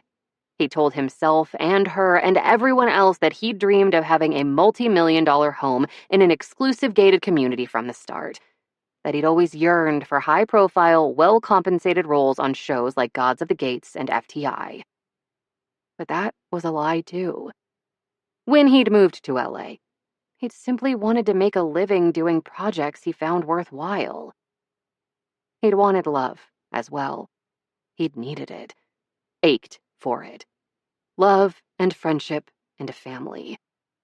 And over the course of 6 glorious years, Maria had given them to him, one by one. Before she'd begun her quiet but relentless campaign to connect him with his colleagues on a personal level, he'd been respected in Hollywood, considered hardworking and professional. But no one especially liked him. And why would they? How could they even claim to know him when he barely said a word to them off camera? People had known he was a good actor. They hadn't known whether he was a good man. That question still didn't have a definitive answer, did it? Because when Maria, the woman who'd lit his lonely life and filled it with joy and companionship, had told him what she needed, what would make her happy, he'd heard her. But he hadn't listened. Just like his father. Maria hadn't just told him once, either. She'd told him multiple times in multiple ways. At Alex's charity event, when she'd shaken her head and said she didn't know how a long-distance relationship could work for anyone. On the island, where she'd woven a disparate group of people into a loving, supportive community. A very real sort of family, And not simply because he'd needed that family and maybe everyone else had too. She'd needed it. She'd told him with all those regular, lengthy FaceTime calls with her siblings and parents. So many he'd marveled at the likely cost of their data plans. Even before he'd met the Evershuns in person, only an idiot could have missed how important family was to her existence. Then he had met them, and for the first time in his life, he saw how a functional family could work. How everyone could repair chinks in each other's armor, always knowing their own vulnerabilities would be shielded in return whenever necessary. How affection could be freely offered, and needing that affection wasn't a source of shame or weakness. How people with very different personalities could still respect and appreciate one another. He also saw how comfortable and content Maria became when the people she loved surrounded her. Then she'd sat surrounded by him, cradled in his arms, between his legs, and literally opened the most painful reaches of her past to him in the form of a family photo album. The stories she told, the pictures she showed him, had exposed her vulnerabilities so starkly. He'd sat stunned behind her, touched and terrified and shaken to his core. Because from that moment forward, she was trusting him to shield those vulnerabilities, to keep her safe, in the same way she trusted her family, and no one else in the world, just the Evershuns and him. That first photo they'd taken of her would haunt him for the rest of his damn life. The little girl in the plastic sleeve looked like Maria. Sturdy, tall, same features, same hair. But the Maria he knew sparkled and shone, lit from within by joy, by warmth and humor and confidence and a determination to confront the world on its own terms, without ever losing herself in the process. Any light in the photo of that child came from the camera flash or the sun, not from her. There wasn't a single spark of warmth in her shuttered expression or those hard, suspicious brown eyes. She was a young Medusa, powerful and angry and weary of a world that hurt her and hurt her again for no reason, and the chilly boldness of her stare should have turned that world and everyone in it to stone. But it didn't. So she turned herself to stone instead, because stone couldn't grieve. Except in the most basic of ways. She looked nothing like the Maria of today. She looked, in fact, much like Peter had in photos until approximately 6 years ago. If she got him in a way no one else had, maybe that was why. She'd been a version of him once.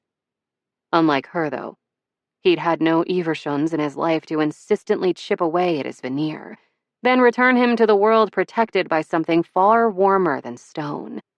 At least, not until Maria Evershun arrived at an LA sauna, wearing only a small red bikini, and cracked his impenetrable facade before she even began trying.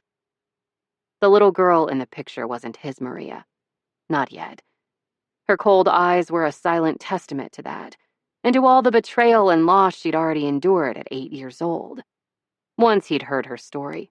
He'd seen it written in her picture. That story and that picture had broken his heart. But he still hadn't understood.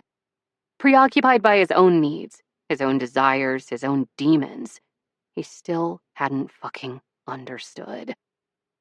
Maria might not be a child anymore, but that child still existed within her somewhere, and she remembered all too clearly. One after another, the people she loved had left her alone among strangers. And he'd intended to do the same, for a job he didn't even fucking want. If he'd ever loathed himself more, he didn't remember when. In that convention hotel room, she'd sobbed. He'd failed to listen, informed her that he intended to recreate the worst horrors of her life, and then fucking raged at her when she'd balked.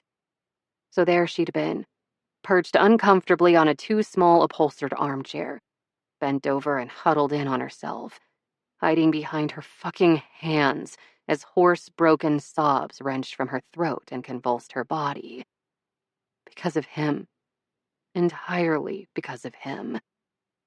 He'd done that to the woman he loved more than anyone and anything in this world. And even then, she kept trying to explain to him how she felt, what she needed, again and again, in different words, using different arguments, hoping he'd get it. Finally get it. But he simply couldn't comprehend how the life he wanted, told her he wanted, thought he wanted, tried to convince himself he wanted, would make her miserable, even if she loved him. Which she did. Only a fool would claim otherwise. His father should be proud. His boy had grown up to be just like him. If his mother could have seen him in that hotel room, what would she have thought of him? Why hadn't he been listening to her voice in his head all these years? Because Dad hadn't understood him, hadn't known how to love him in a selfless way. But she had. And if he'd thought about it, he'd have known exactly what she would have wanted for him. Not prestige or fame. She didn't care about that.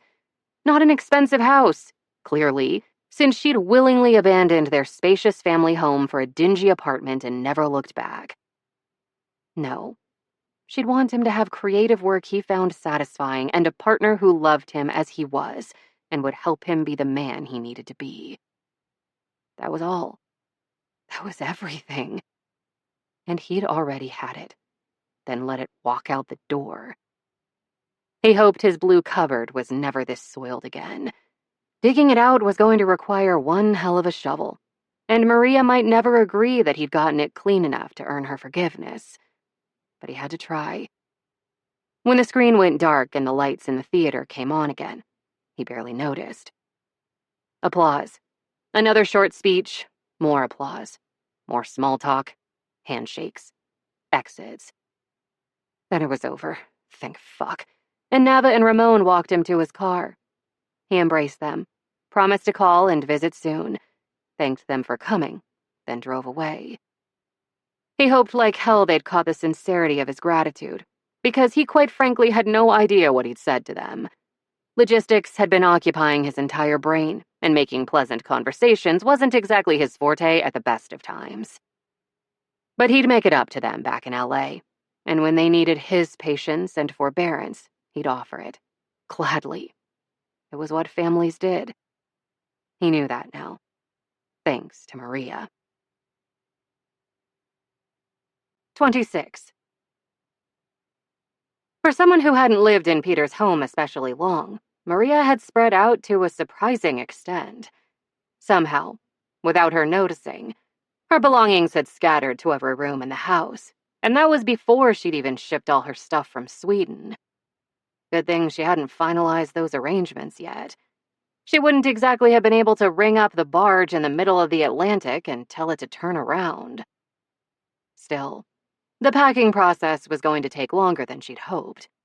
Every minute she spent in Peter's house was another minute she spent miserable, unable to distract herself from her grief in the setting where they'd spent most of their time as lovers. So she was moving as fast as she could, but the whole endeavor would take about 2 hours probably, which was an hour and a half more than she'd prefer. At least the man himself wasn't anywhere nearby. Since she'd helped him make the arrangements, she knew he'd planned to check out from his Madison hotel Sunday morning to head to the airport and board his flight to LAX. It was only Saturday, and after spending another night at Kara's house, she left bright and early to drive to his home and remove all traces of their brief life together. So even if he got sick of socializing and left early, and odds were good he'd do just that, he still wouldn't make it back before she was gone, no matter whether it took her a half hour or 2 hours to pack. Besides, no way he'd come if he knew she was there. And he did, because she'd texted him to ask for permission to enter his house, even though she'd still had her keys and remotes and everything else that allowed her access to his life. Fine. He'd texted back yesterday evening, an hour or so before the alumni event. One word. Nothing more. Because he was Peter, and because he was pissed and hurt. Oddly, though, he'd written her again close to midnight and used a somewhat wider selection of his vocabulary. Text me when you get there, and before you leave, please. The please was weirdly polite. And why did he care when she came and went? Maybe it was an alarm company thing? Or he'd revoked her permission to enter the stupid community gates and now he'd need to make an exception? Or maybe he just wanted to be very, very sure she was gone before he came home. If so, fair enough. She wanted the same thing. So she'd obediently texted him upon arrival without expecting to hear back. Because what else was there to say, really? But as she gathered up all her elastics, clips, and other hair supplies from both bathrooms, her phone dinged again. And God's above, did he want her to fucking record her packing process so he could ensure she hadn't stolen anything, or... Oh, it was Ingrid, her agent, not Peter. After reading the text, Maria obediently FaceTimed Ingrid so they could discuss the movie script her agent had received the evening before. The project had a great director attached, a woman Maria had wanted to work with for a while, and an award-winning cinematographer interested too. The story was a suspenseful woman-on-the-run movie with a romantic arc, the main character's computer genius best friend turned more, and absolutely no reference to her size. Again and again, she'd used her moments in the media spotlight to advocate for more films starring fat people that had nothing to do with fatness. Superhero movies starring fat people, erotic movies starring fat people, romantic comedies starring fat people, period films starring fat people, gangster movies starring fat people, spy movies starring fat people, suspense movies starring fat people, like this one. Apparently, the director planned to film in Iceland, a setting Maria found absolutely breathtaking. The project would require 3 months of shooting, more or less, and if her agent's opinion could be trusted, and it could, the story might as well have been written with Maria in mind. So unless the script itself failed to impress her, she wanted that part. Which would require 3 months. 3 months of shooting in Iceland. And she'd have wanted the part even if she and Peter were still together. She dropped abruptly onto the oversized, ridiculously comfortable couch in his great room and told her agent she'd call back later in the day. Because, wait, there was no use in denying it. She'd fucked up. Not entirely, not in the essentials, not in the decision she'd made to walk away, but her own blue cupboard was far from pristine at the moment. There were nuances to her position, and in her panic and grief and hurt, she'd considered and explained exactly 0 of them to Peter. 3 years spent mostly apart would still destroy her, so his insistence on accepting that FTI role still meant the end of their relationship. 3 months, though? It would hurt. But she could handle that length of separation if either one of them found an amazing role they truly wanted to accept, rather than just a role that paid well. Fee-fan. No, she was still fucking up. If Peter wanted to take a role simply because it paid well, and he needed the security of a huge financial cushion and an expensive house in a gated community after what had happened to his mom, after what his father had done to him, who was she to judge? They both had pass. Because of her past, she had needs other people might not, and she'd drawn a boundary to protect them and herself as well. Because of his past, he had his own idiosyncratic requirements for happiness, and he should be able to fulfill those without criticism too, as long as meeting those needs didn't mean hers went unmet. Her therapist had once said Maria's tendency toward all-or-nothing relationships would come back to, as Americans like to say, bite her in the ass one day. Well, no. Because Cheston was a therapist, she tilted her head before noting with complete neutrality. When it comes to sex and romance, you only seem open to relationships that fall into one of 2 very distinct categories.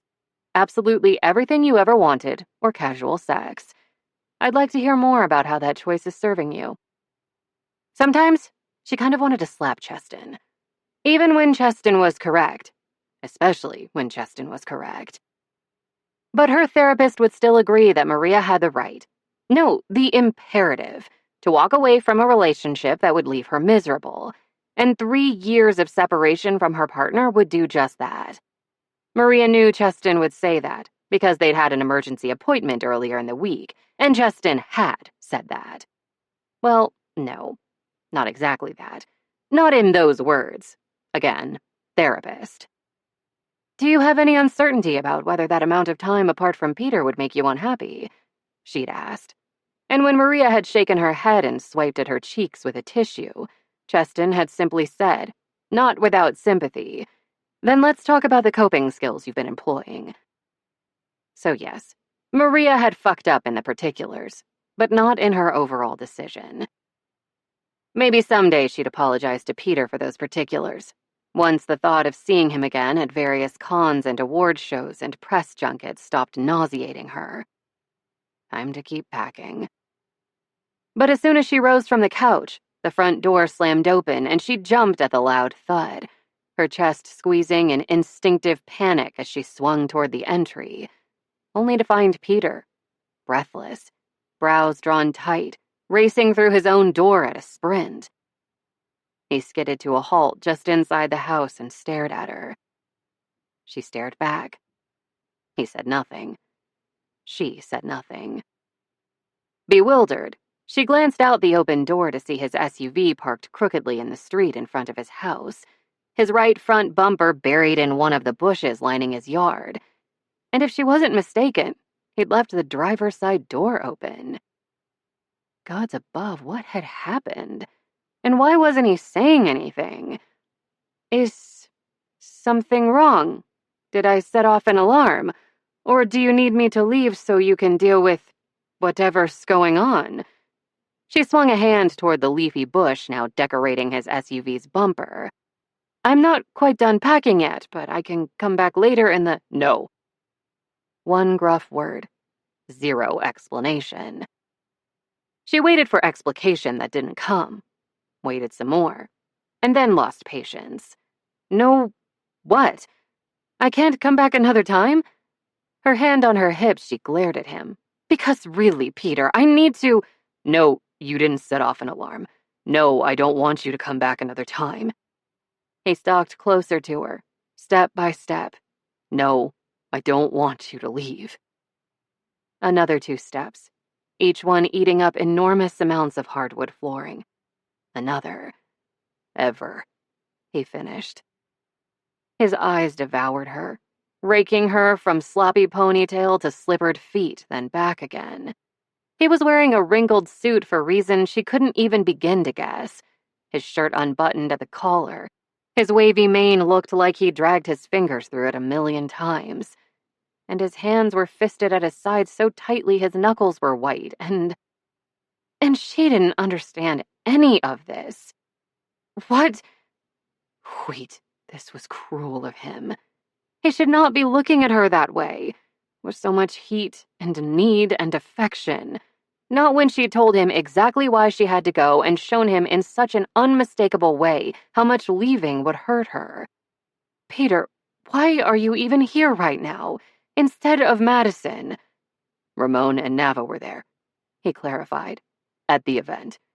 I'm glad, she said slowly. And she was. Just entirely befuddled, too, and entirely miserable and increasingly angry. Okay, the next time you're out, I'll come by and— His face softened. If they'd known I'd see you so soon, they'd have sent their love.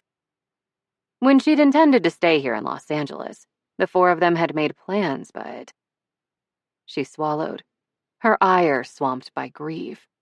I miss them. And since she was leaving for Sweden at the end of the week, she'd continue to miss them for a long time to come. Maybe forever. I know. Lips pressed tight, he just looked at her. I know you do. Her rage rekindled in a heartbeat. He had no right to speak so gently to her, as if he understood how she felt, when he didn't understand at all. If he did, if he cared as much as that loving tone implied, she wouldn't be packing her fucking belongings, would she? Fisting her own hands, she bit her lip. She wanted to scream at him, to slap at his chest and shove him farther away from her, almost as much as she wanted to sob, and she would do none of it. None. Because whatever this was, whatever he wanted from her, the torture would be over soon, and she refused to humiliate herself yet again. His eyes met hers directly, unflinchingly. You love them, And you want the people you love nearby, so of course you miss them. Her breath hitched, and she wanted to turn away, but she didn't. Maybe they couldn't be together, but at least he finally seemed to comprehend what she tried to tell him so many times, in so many ways. At least part of it. And that was something, wasn't it? To part with his understanding rather than his anger? Sweetheart.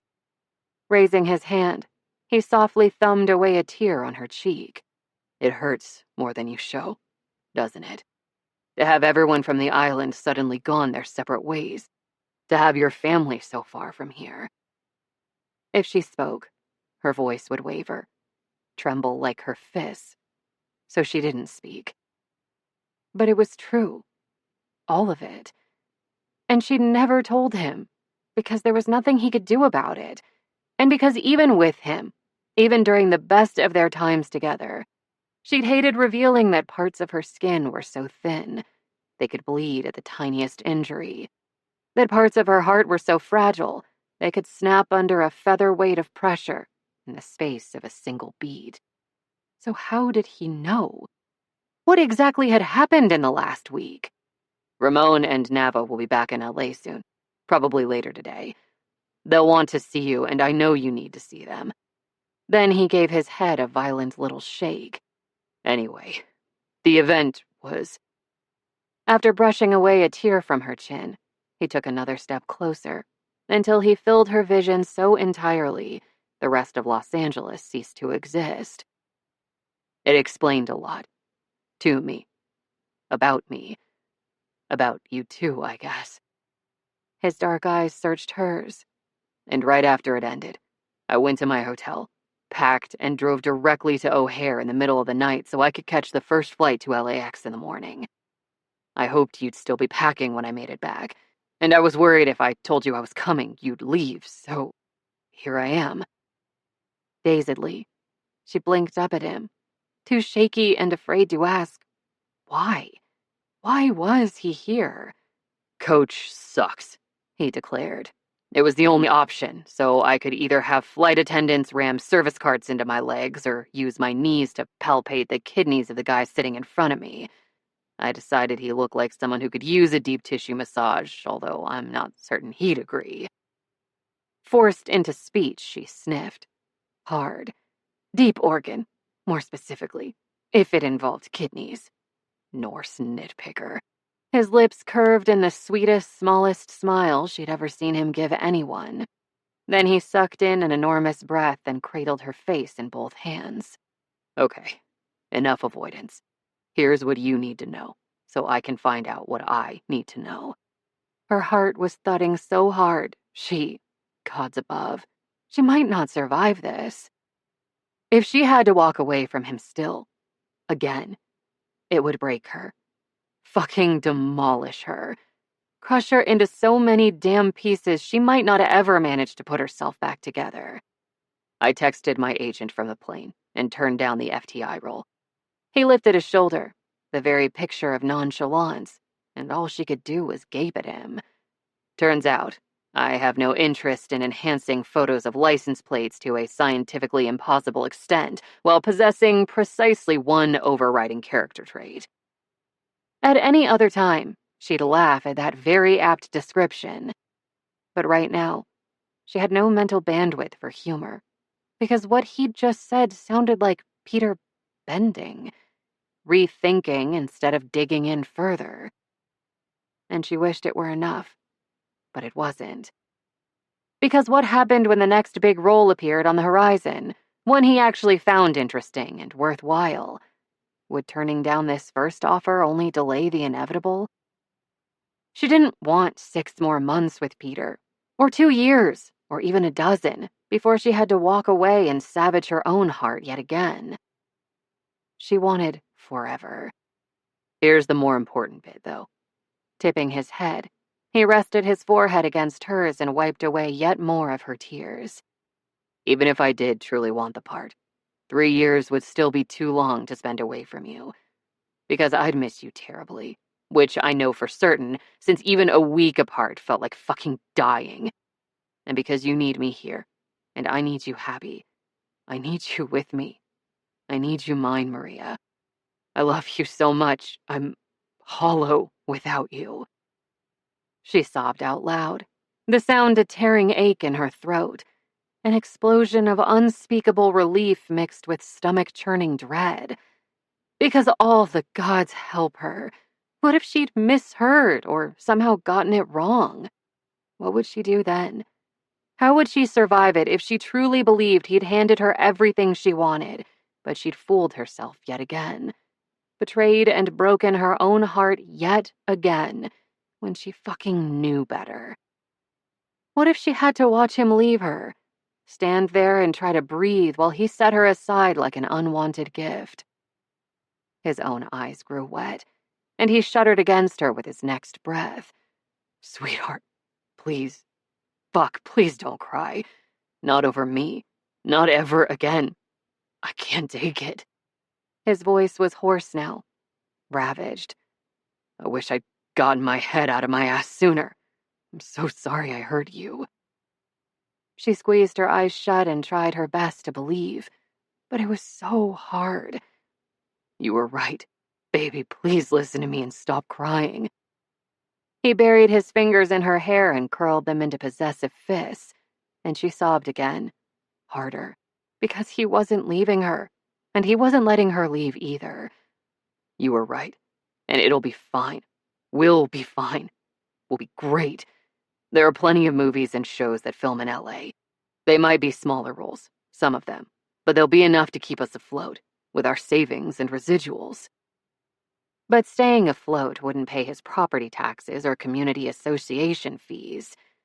"The house," she managed to choke out, "is a fucking chunk of wood and stone." The anger roughening his tone wasn't for her, she knew. He turned all that raw emotion, all that frustration and rage against himself. "It's not more important than you. Nothing on this motherfucking planet is more important than you. Not work, not this house, not this neighborhood, not some stupid bullshit from my past." Okay, but he was in the middle of accommodating stupid bullshit from her past. He wasn't being fair to himself. A few deep breaths, then a few more, and she managed to calm down enough to say just that without another round of hysterical weeping getting in the way. Flattening her hands on his chest, she took a final shuddering breath and stepped into his body. "Soot-nose, I have nothing to prove to my father, or to casting agents, or to anyone, except you, Maria." His fist tightened in her hair the slightest bit, and the tug spiked lightning down her spine. "However long it takes, I'll prove that you can trust me." Fee fan.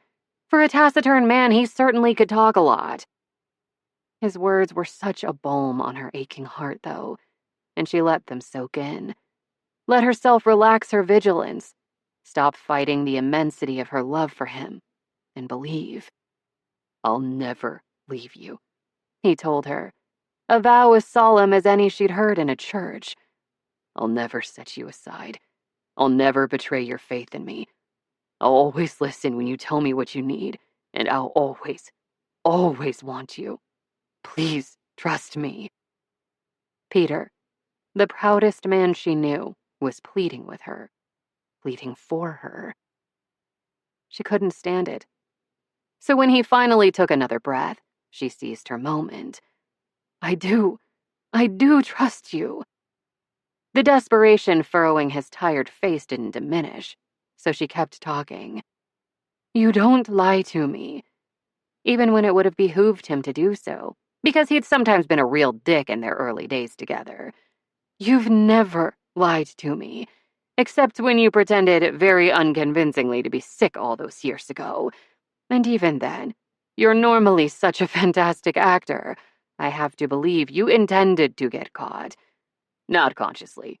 I'm just really bad at faking things off camera." His lips tipped upward the tiniest bit, then flattened again. "But yeah, on some level, I probably wanted you to know I was trying to keep you safe. I've loved you for a long, long time, Maria." "I could say the same." She stroked his chest. Peter, you're being too hard on yourself. If you need to have a lot of money tucked away or feel better living in this zip code, so be it. I can deal with that as long as you're with me. His face brightened, and the heart thundering under her palm slowed a fraction. I owe you an apology, too. Brushing a kiss over the wrinkled fabric beside her hand, she rested her face there for a moment. Right before you arrived, I was thinking about how long a separation I could actually handle, and I think several months would be okay. The time it would take to film an average movie. So you'd have work options outside Hollywood, too, at least once a year, and so would I. It doesn't have to be all or nothing, and I'm sorry I didn't realize that earlier and tell you so. The solid warmth under her cheeks shifted as he exhaled slowly. She raised her head, studying the softening lines of his beloved face. I might go visit my family if you'd be gone that long, and I wasn't working on my own project. Or I could come stay with you and explore wherever your shoot is based. I'd love that. But if you need to be in LA while I'm on location, I'll come see you whenever I can, for as long as I can. And if you land a role that'll keep you away from home for long, I'll come stay wherever you're filming, whenever I'm between jobs. That's a promise. Ducking down, he slid his nose alongside hers in a sweet caress, although his voice remained decisive, hard with resolve as he laid out his plans for meeting her needs and making her happy. And we'll only accept work outside LA if and when we both agree it's okay. Either one of us can say no for any reason. No explanation needed. Deal? If she knew she could always say no, would she find it easier to let him go? Probably. But even if she didn't, he'd understand. The relief of it. It felt like floating, like being washed clean. Deal, she said, fighting yet more tears. Gods above, I love you more than I can express in English or Swedish. Pushing up, she pressed her mouth to his in a tender, brief kiss that tasted like salt and elation. When she settled back on her heels, though, he still had his fists in her hair and fear in his eyes. Does that... His throat worked. Does that mean you're coming back to me? Yes. Of course. Hadn't he been listening? He inhaled shakily. You're not leaving. I never want to leave you again, Sudnos. Another quick bust on the lips, this one hard. An adamant claim on the man she adored. Not as long as I draw breath on this earth. And you love me as much as I love you? More. Finally, he smiled. Not scientifically possible, Pippi. Whatever. Normally, she'd brandish a jar of Sil in front of his nose in retaliation for the Pippi crack. But even she had to admit, reluctantly, that not all moments were herring appropriate, including this one. Any more questions? Because she'd really like to leave the uncontrollable weeping portion of the morning behind and move on to the makeup sex portion, and she suspected Peter would also appreciate that transition. One more. Gently, he unwound his fingers from her hair, then dropped to his knees. Oh, good. He'd read her mind. She laughed. Peter, you nepyuk. You never need to ask if you can go down on me. The answer is always going to be yes. Always. I'm not... Ducking his chin to his chest, he huffed out a laugh. Only you, Maria. Only you would mistake a heartfelt declaration of love and proposal of marriage for an inquiry about licking your pussy. Shit. A proposal of marriage? He wanted to be her husband? Slowly, a smile spread across her face. Nay, a beam. Because while many committed Swedish couples didn't care whether or not they ever legalized their union, she was still, sorry Cheston, very much an all-or-nothing kind of person when it came to love. She didn't give a fuck about weddings. But marriage? To Peter? The sooner, the better. Really, she'd have thought Peter couldn't improve upon his performances the previous times he'd sunk to his knees in front of her, but bravo to him. As Janine would say, Peter Reedton. What a legend. Still, she knew of one way to make this particular knee-sinking occasion even better. Are offers of marriage and oral sex mutually exclusive? Reaching down, she slid her fingers through his hair in a way that made him shiver every time. Because if not, I'm saying yes to both, just to be clear. He only seemed to hear half her answer, sadly. You'll marry me? It's not too soon for you. Why on earth he sounded so shocked, she'd never know. I'd have asked weeks ago, but I didn't want to scare you off. She snorted. I think you can safely say I'm not afraid of commitment, Peter. I'd make you my husband right this second if I could. The last traces of fear shuddering his eyes vanished, leaving only love and piercing joy. His expression, his posture, everything about him seemed to open, to bloom. There wasn't a hint of weariness left. Peter knelt before her, unprotected and unafraid. I'm sorry I don't have a ring, he said with a sort of adorable, uncharacteristic earnestness that was going to earn him a good amount of time spent on her own knees in the near future. I was in a hurry to get here before you left, and if you said yes, I thought you'd want to choose it yourself. He truly did know her very, very well. Bending from the waist, she used her fingers in his hair to guide his mouth to hers in a lingering, sweet, unhurried caress. Not a claim anymore, but a declaration that they had all the time in the world, that she trusted him with her softness, not just her strength.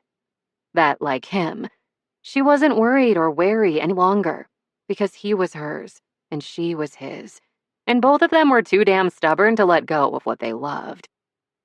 Then she ended the kiss with a flick of her tongue against his, because her love encompassed softness, strength, sweetness, and fierce need.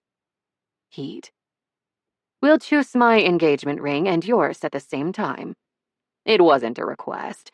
I know it's not standard for men, but I want everyone lusting after your thighs and dying to ride your beard to know you're taken. She paused. And speaking of beard riding, after all, he was right there, and it had been a week. He shook his head, lips twitching. My greedy Swede. You're complaining? No, he said, and grinned openly, bragging. Then he yanked down her panties and leggings in one swift, strong tug and set a new standard for knee-sinking excellence. Because whatever Peter did, he did with unshakable commitment. And since he was currently doing her, well, enough said. Text with Maria, Thursday afternoon. Peter, you've broken me, Pippi. Shame on you. Maria, how? I'm delighted, of course, but further explanation would still be useful here. Peter, am I or am I not the man who acted like a jackass and let you leave me because I was determined to take jobs that would keep me away from you for months or years on end? Maria, yes, obviously. If one of us is behaving like a jackass, I think we should always assume it's you. That general rule has stood me in good stead thus far. Peter, and are you or are you not the woman who said she'd miss me terribly if I were gone for too long? Maria, I believe we both remember the incident clearly, Peter. Thanks so much for reminding me of that very happy day. Peter, if all that's true, if we're remembering things clearly, then why am I here on location in NYC and fucking miserable after 2 fucking weeks apart while you're blithely doing your own thing in LA and seem happy as can be? You broke me, woman. Shame on you. I was in mint condition. Maria, of course I miss you, Sudnos. But work helps, and seeing our friends helps, and I've FaceTimed my family a lot too. I wouldn't say I'm happy as can be, but I'm okay. So if you're trying to get me to admit that I'm struggling by pretending you are, please don't worry. Peter, sweetheart, I'm not trying to do anything but tell you I miss you like fucking crazy. I don't care whether you're fine. Well, I do. You know I do. But what I'm attempting to say is that I don't want a several-month separation more than once a year. Whether you can handle it or not, I can't. I may be a broken shell of a man, but I'm your broken shell of a man, and I need you near me. Maria. Want me to fly out tomorrow evening for a quick visit? Peter. No. Maria. No. Peter. I already booked my flight to you, Maria. I'll be there tomorrow night. If you have time to pick me up from LAX, please do. I need to have you in my arms as soon as I possibly can. I love you. Maria. Ja älskar dig också, Peter. Your blue cupboard is gleaming right now. You know that, right? Peter. Smiley face emoji. Epilogue. Every time he and Maria visited Alex and Lauren, Peter had to marvel anew. Holy fuck, they lived in a fucking castle with a moat, and stables, and turrets. And somehow, the whole ridiculous structure managed not to especially stand out among its Beechwood Canyon neighbors, since all those homes, estates, boasted different architectural styles. As his SUV wound up the twisting mountain roads, he'd paid particular attention today. He'd spotted a sprawling Spanish colonial home, a few mid-century modern houses, starkly modern properties with endless walls of windows, as well as a treehouse that had evidently consumed vast quantities of steroids. No gates, some tourists, plenty of personality, several for sale signs. During a cast chat last week, there'd been a lot of discussion about how settled all of them were, or weren't, in their current homes. And before long, it had become clear that most of his co-stars, or maybe all of them, intended to move closer to Beechwood Canyon. Even Marcus, who lived with April in San Francisco, had expressed interest in either renting a guest house near Alex or investing in a second property. Over the years, the cast had become more than professional colleagues. They'd become dear friends. In a very real way, they'd become a family. Other than Ian, because fuck that guy. During the entire texted conversation about homes and guest houses, and possibly moving en masse to Beechwood Canyon and its surrounding neighborhoods, Maria hadn't written a single word. Neither had he. That didn't mean he hadn't been thinking. Yesterday, when he'd quietly emailed Ramon and Nava about their living arrangements and inquired as to whether Beechwood Canyon might suit them better, he'd thought more. And now, as he sat sprawled on one of Alex's oversized sofas with Maria tucked close and so many people they loved milling around them, he was thinking yet again. Shut up, assholes! I want to make some toast before the episode starts. Kara shouted from across the large den. Get your drinks and take your fucking seats. As they'd agreed to do months before, the cast, minus Ian, naturally, had gathered to experience the series finale of Gods of the Gates together, in privacy, where they could rail and lament and cackle gleefully to their heart's content. And now, after a group takeout dinner, they were all claiming comfortable spots in front of Alex's huge television, ready to watch the forthcoming literal and character arc carnage. After a few toasts, evidently. To My Darling Summer, whose Lavinia spinoff is going to be the biggest goddamn hit Stream Us has ever had, Kara called out, lifting her glass of champagne in Summer's direction. Guaranteed blockbuster, babe. Startled, Peter studied Kara more closely. He wasn't certain he'd ever heard her say, my darling, in such a caressing way. And come to think of it, hadn't Kara and Summer shared a room at that Napa outing? Maria glanced up at Peter and raised her brows. Thanks, hon, Summer said, smiling sweetly. Kara moved to stand beside Summer's armchair. No offense, Marcus, but I never understood why Dade went for Aeneas when she could have had Lavinia instead. Then Kara ducked down, cupped Summer's jaw, and gave her former on-screen rival a long, enthusiastic kiss, as a chorus of whistles rose to a deafening din. "I take full credit for this," Alex announced to the room at large from where he lay on the couch, his head in Lauren's lap. "I knew sending them that consenticles fic where Lavinia lovingly rails Dido with her tentacle before they swim off to Greece or wherever would do the trick." After one last stroke of her new, or just newly revealed, girlfriend's cheek, Kara straightened as Summer beamed up at her. "To Alex, my unleashed co-host and beloved asshole." Kara raised her glass again. "Stay chaotic, my friend. And pray Lauren continues putting up with your annoying ass, because that patient bitch deserves either some fucking hazard pay or sainthood." Lauren's voice was as dry as the Santa Ana winds. As my first miracle, I managed to convince him not to send a bouquet of fish-shaped helium balloons to Ian's house tonight, along with an oversized banner congratulating him on 7 years of successfully endangering the world's tuna population. When Alex smirked up at her provokingly, she lightly tugged on a lock of his hair. "To Asha, our very own Jane motherfucking Bond." Cheers broke out as Kara hoisted her glass high.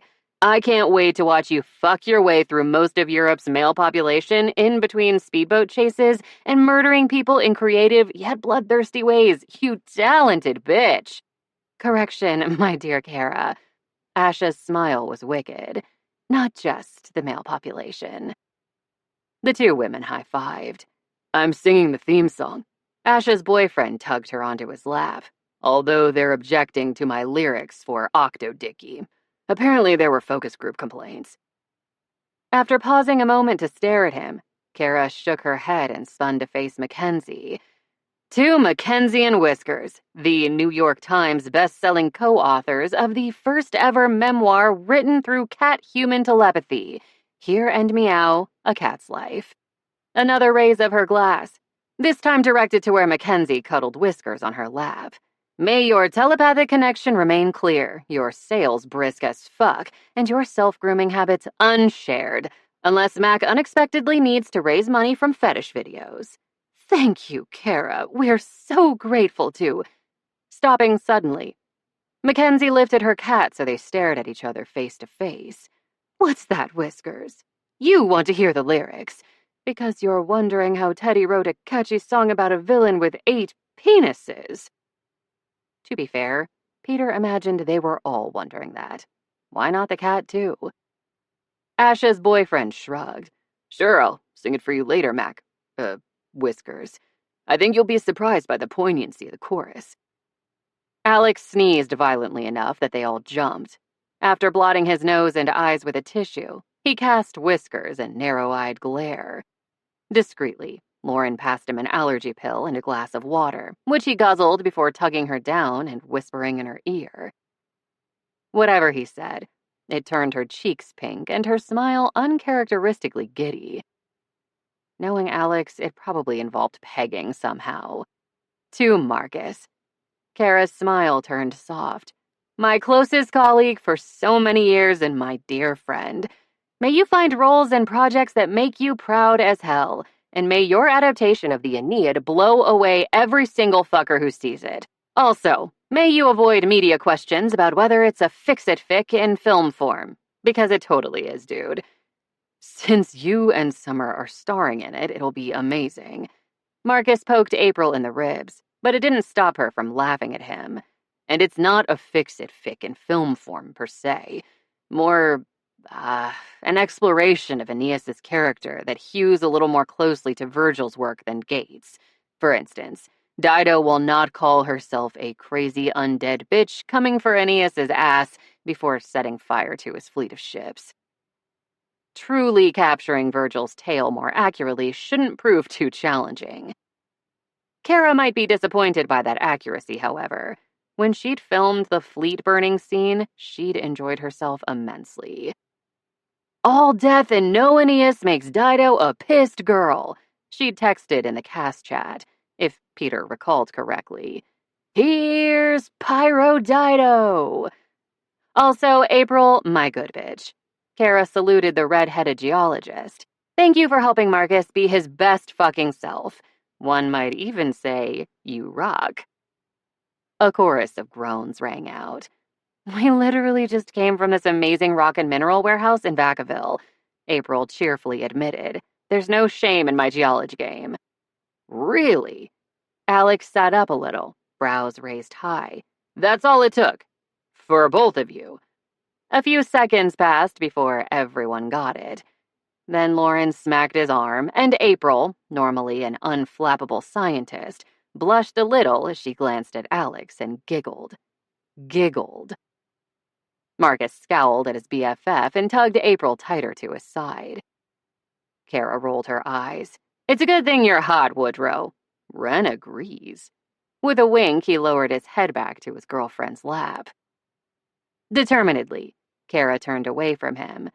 To Maria and Peter, the last of our main cast, or rather the last of our main cast who isn't a tuna-obsessed asshole with what appear to be tiny biceps on top of his biceps. Peter could almost feel sorry for Ian.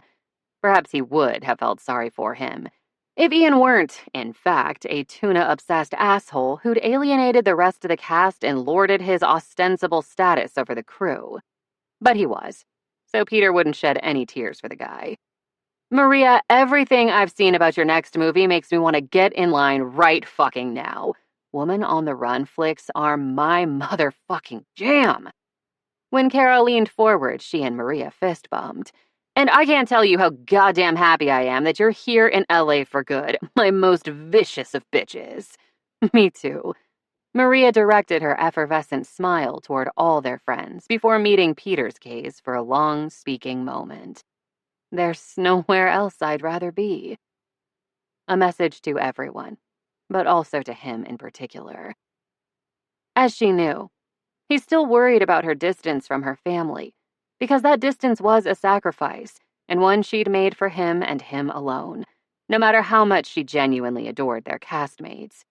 And she'd never made him feel guilty about it. But he wanted her to have absolutely everything she wanted, and it hurt that he couldn't provide that for her. But he could do better.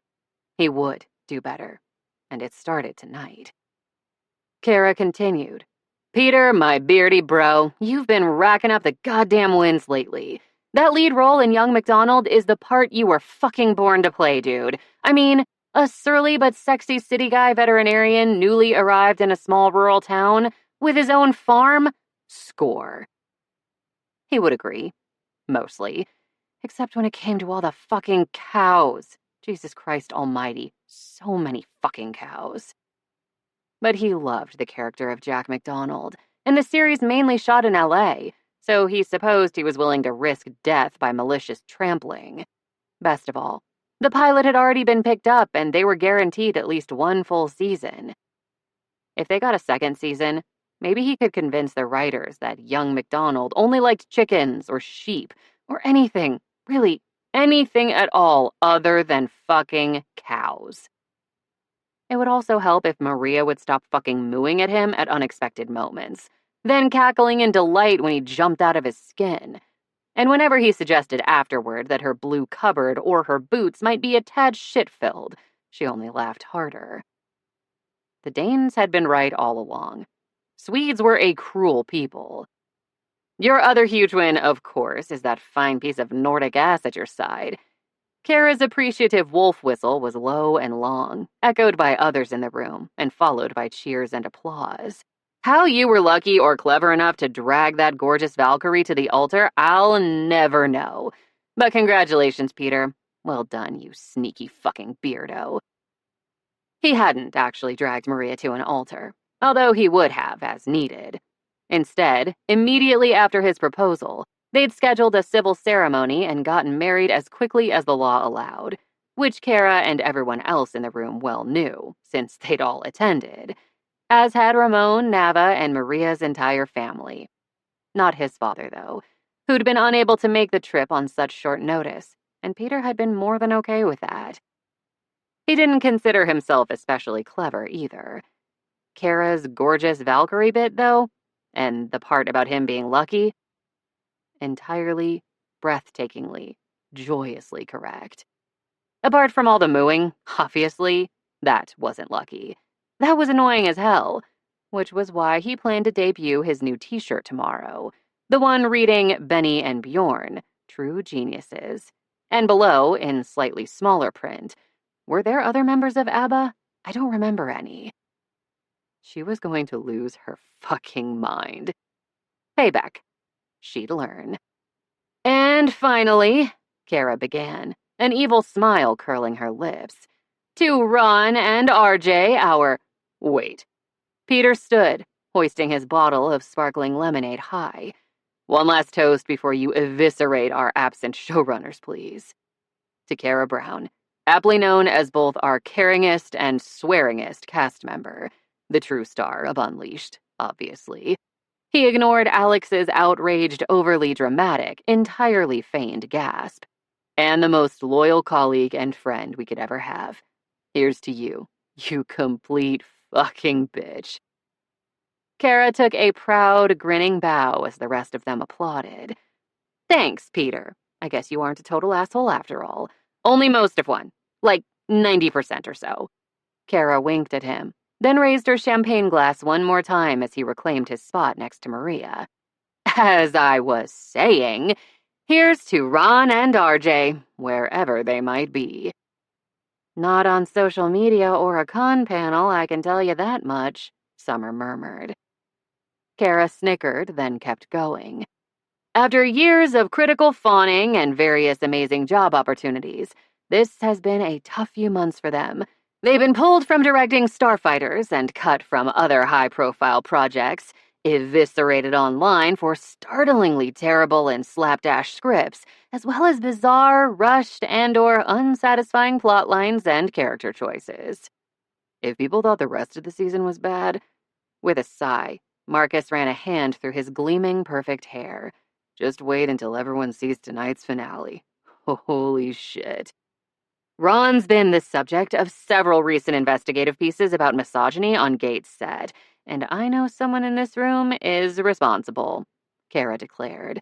I just want to say, whoever you are, I fucking love you. I would offer to have your babies in gratitude for your exemplary service to humanity, but I don't want any. My ovaries are more like novaries. Surreptitiously, Alex turned his head slightly on Lauren's lap, just far enough to catch Peter's eye and exchange the most infinitesimal of nods. Yeah, it could be said that Alex still held a very deep, very well-founded, very rage-filled grudge when it came to Ron's behavior toward Lauren. Peter was pretty certain his friend would take that grudge to his goddamn grave, in the same way Peter was pretty certain gravity would continue to exist. It could also be said that Peter had provided Alex a safe way to indulge that grudge, and that Peter had drawn on his own hidden complement of rage to exact justifiable vengeance. If the showrunners hadn't shaken Maria's confidence, hadn't broken her spirit or harmed her body or made her question her own worth and beauty, it wasn't due to lack of effort on their parts. They'd tried to take advantage of her, tried to break her, tried and failed.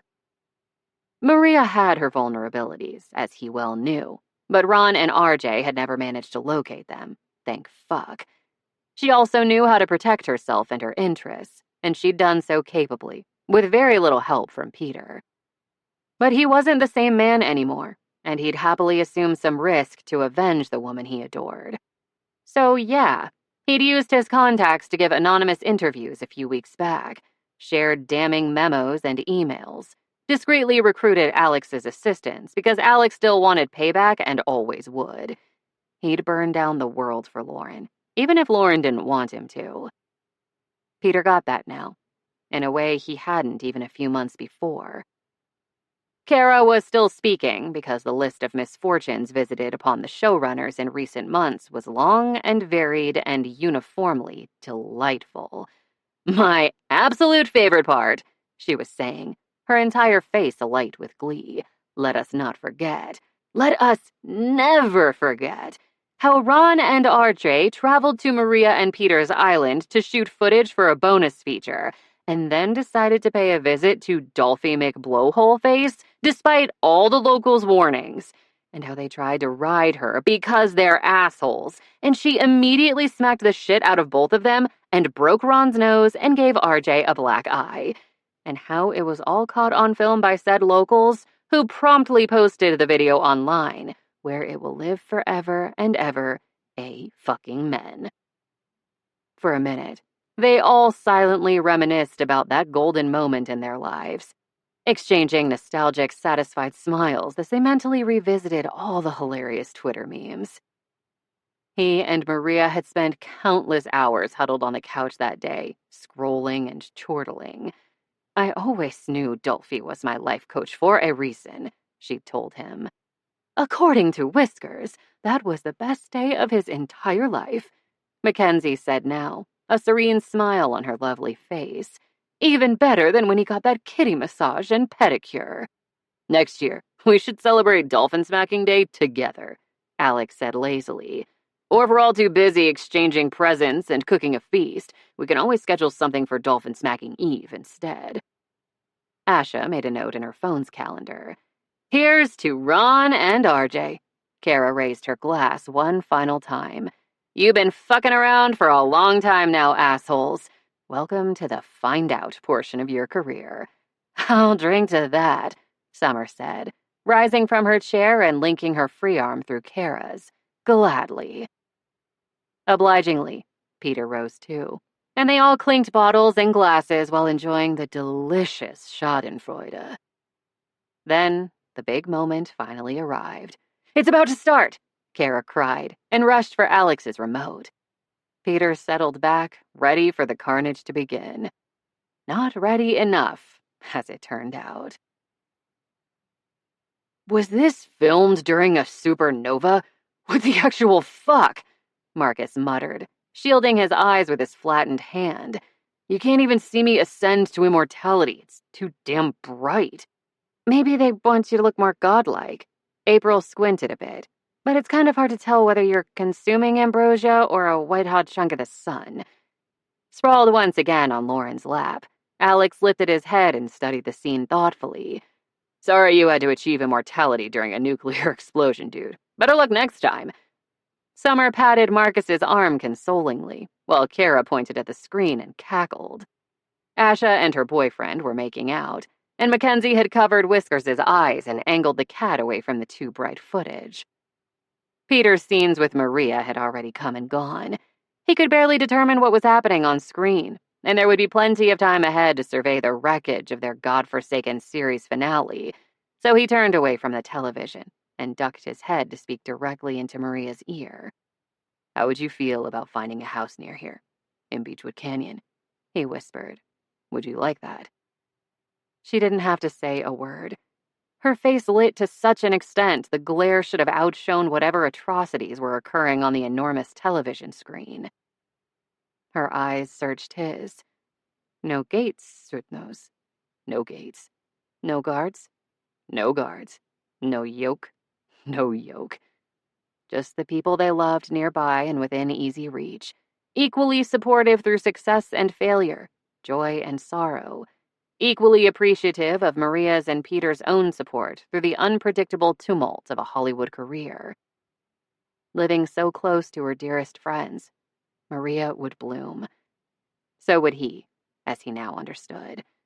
"You're sure?" Reaching up, she cupped his cheek. "You won't miss your house?" No, he wouldn't, because it was still his house to her, after all these months rather than theirs. Her phrasing wasn't intentional, but it was a telltale sign of a larger problem, and he'd intended to find a solution to that problem for a while. Now he had. He'd missed a lot of things in his pre-Maria life. Love, family, friendship. Compared to that, a house was absolutely fucking nothing. He tilted his head, resting his forehead against hers. "I'll love you, won't I?" "Always," she said. "Forever." "Then I won't miss anything," he said, and smiled at her. "Next year, I think we should try to one-up last summer's con at the gates. More surprises, more drama, more internationally televised references to pegging." Someone had paused the show and Alex was speaking to Marcus, who surveyed his best friend with a complicated expression on his mobile face, a familiar melange of horror, resignation, affection, and amusement. All of them had seen Marcus aiming that particular expression at Alex before. Many, many times. He spoke very slowly. I don't think that's possible, Alex. Pessimist. Alex waved that aside. What's the quote? Life finds a way. That's not life, Kara said, then tossed back a handful of mini pretzels and kept speaking with her mouth full. That's you, our resident fucking chaos demon. You find a way. Alex shrugged, unoffended. Same diff. Also, please note that when life found a way in that particular movie, people got fucking eaten. Her voice emerged, garbled by half-chewed pretzels. And not in the good way. Lauren claimed the remote. I'm going to restart the show now, before Alex experiences any more strokes of terrifying genius. Without even looking at him, she held up a hand as his mouth opened. And no one wants to hear what a genius you are at stroking, Woodrow. Put a sock in it. Spoil sport, he muttered, even as he gazed at her profile with undiluted adoration.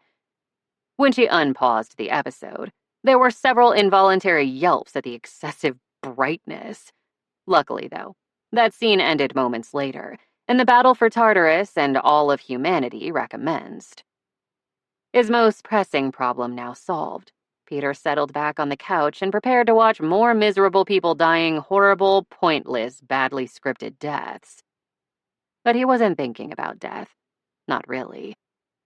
Right now, he was more concerned with life. He might miss his mother every remaining day he drew breath in this world. He might never find a way to connect with and forgive his father. His career might founder as he grew older, or if he fell out of favor in Hollywood, his bank accounts might slowly empty. But with Maria cuddled against his side and their friends sprawled all around, bickering and embracing and sniggering in petty glee.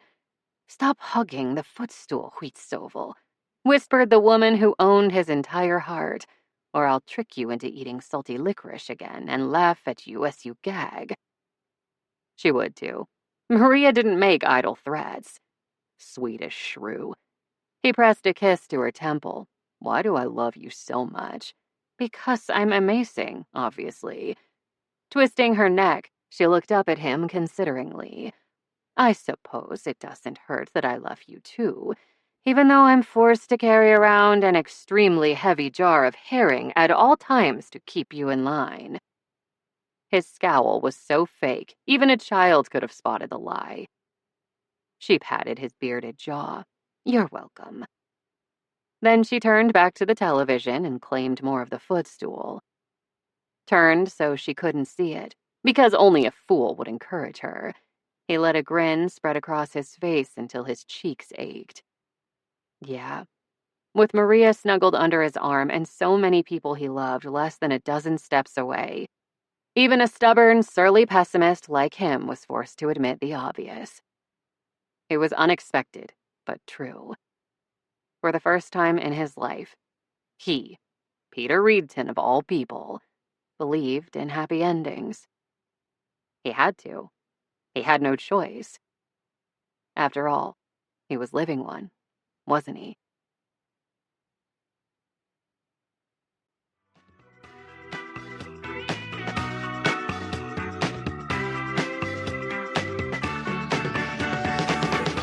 This is Kelsey Navarro.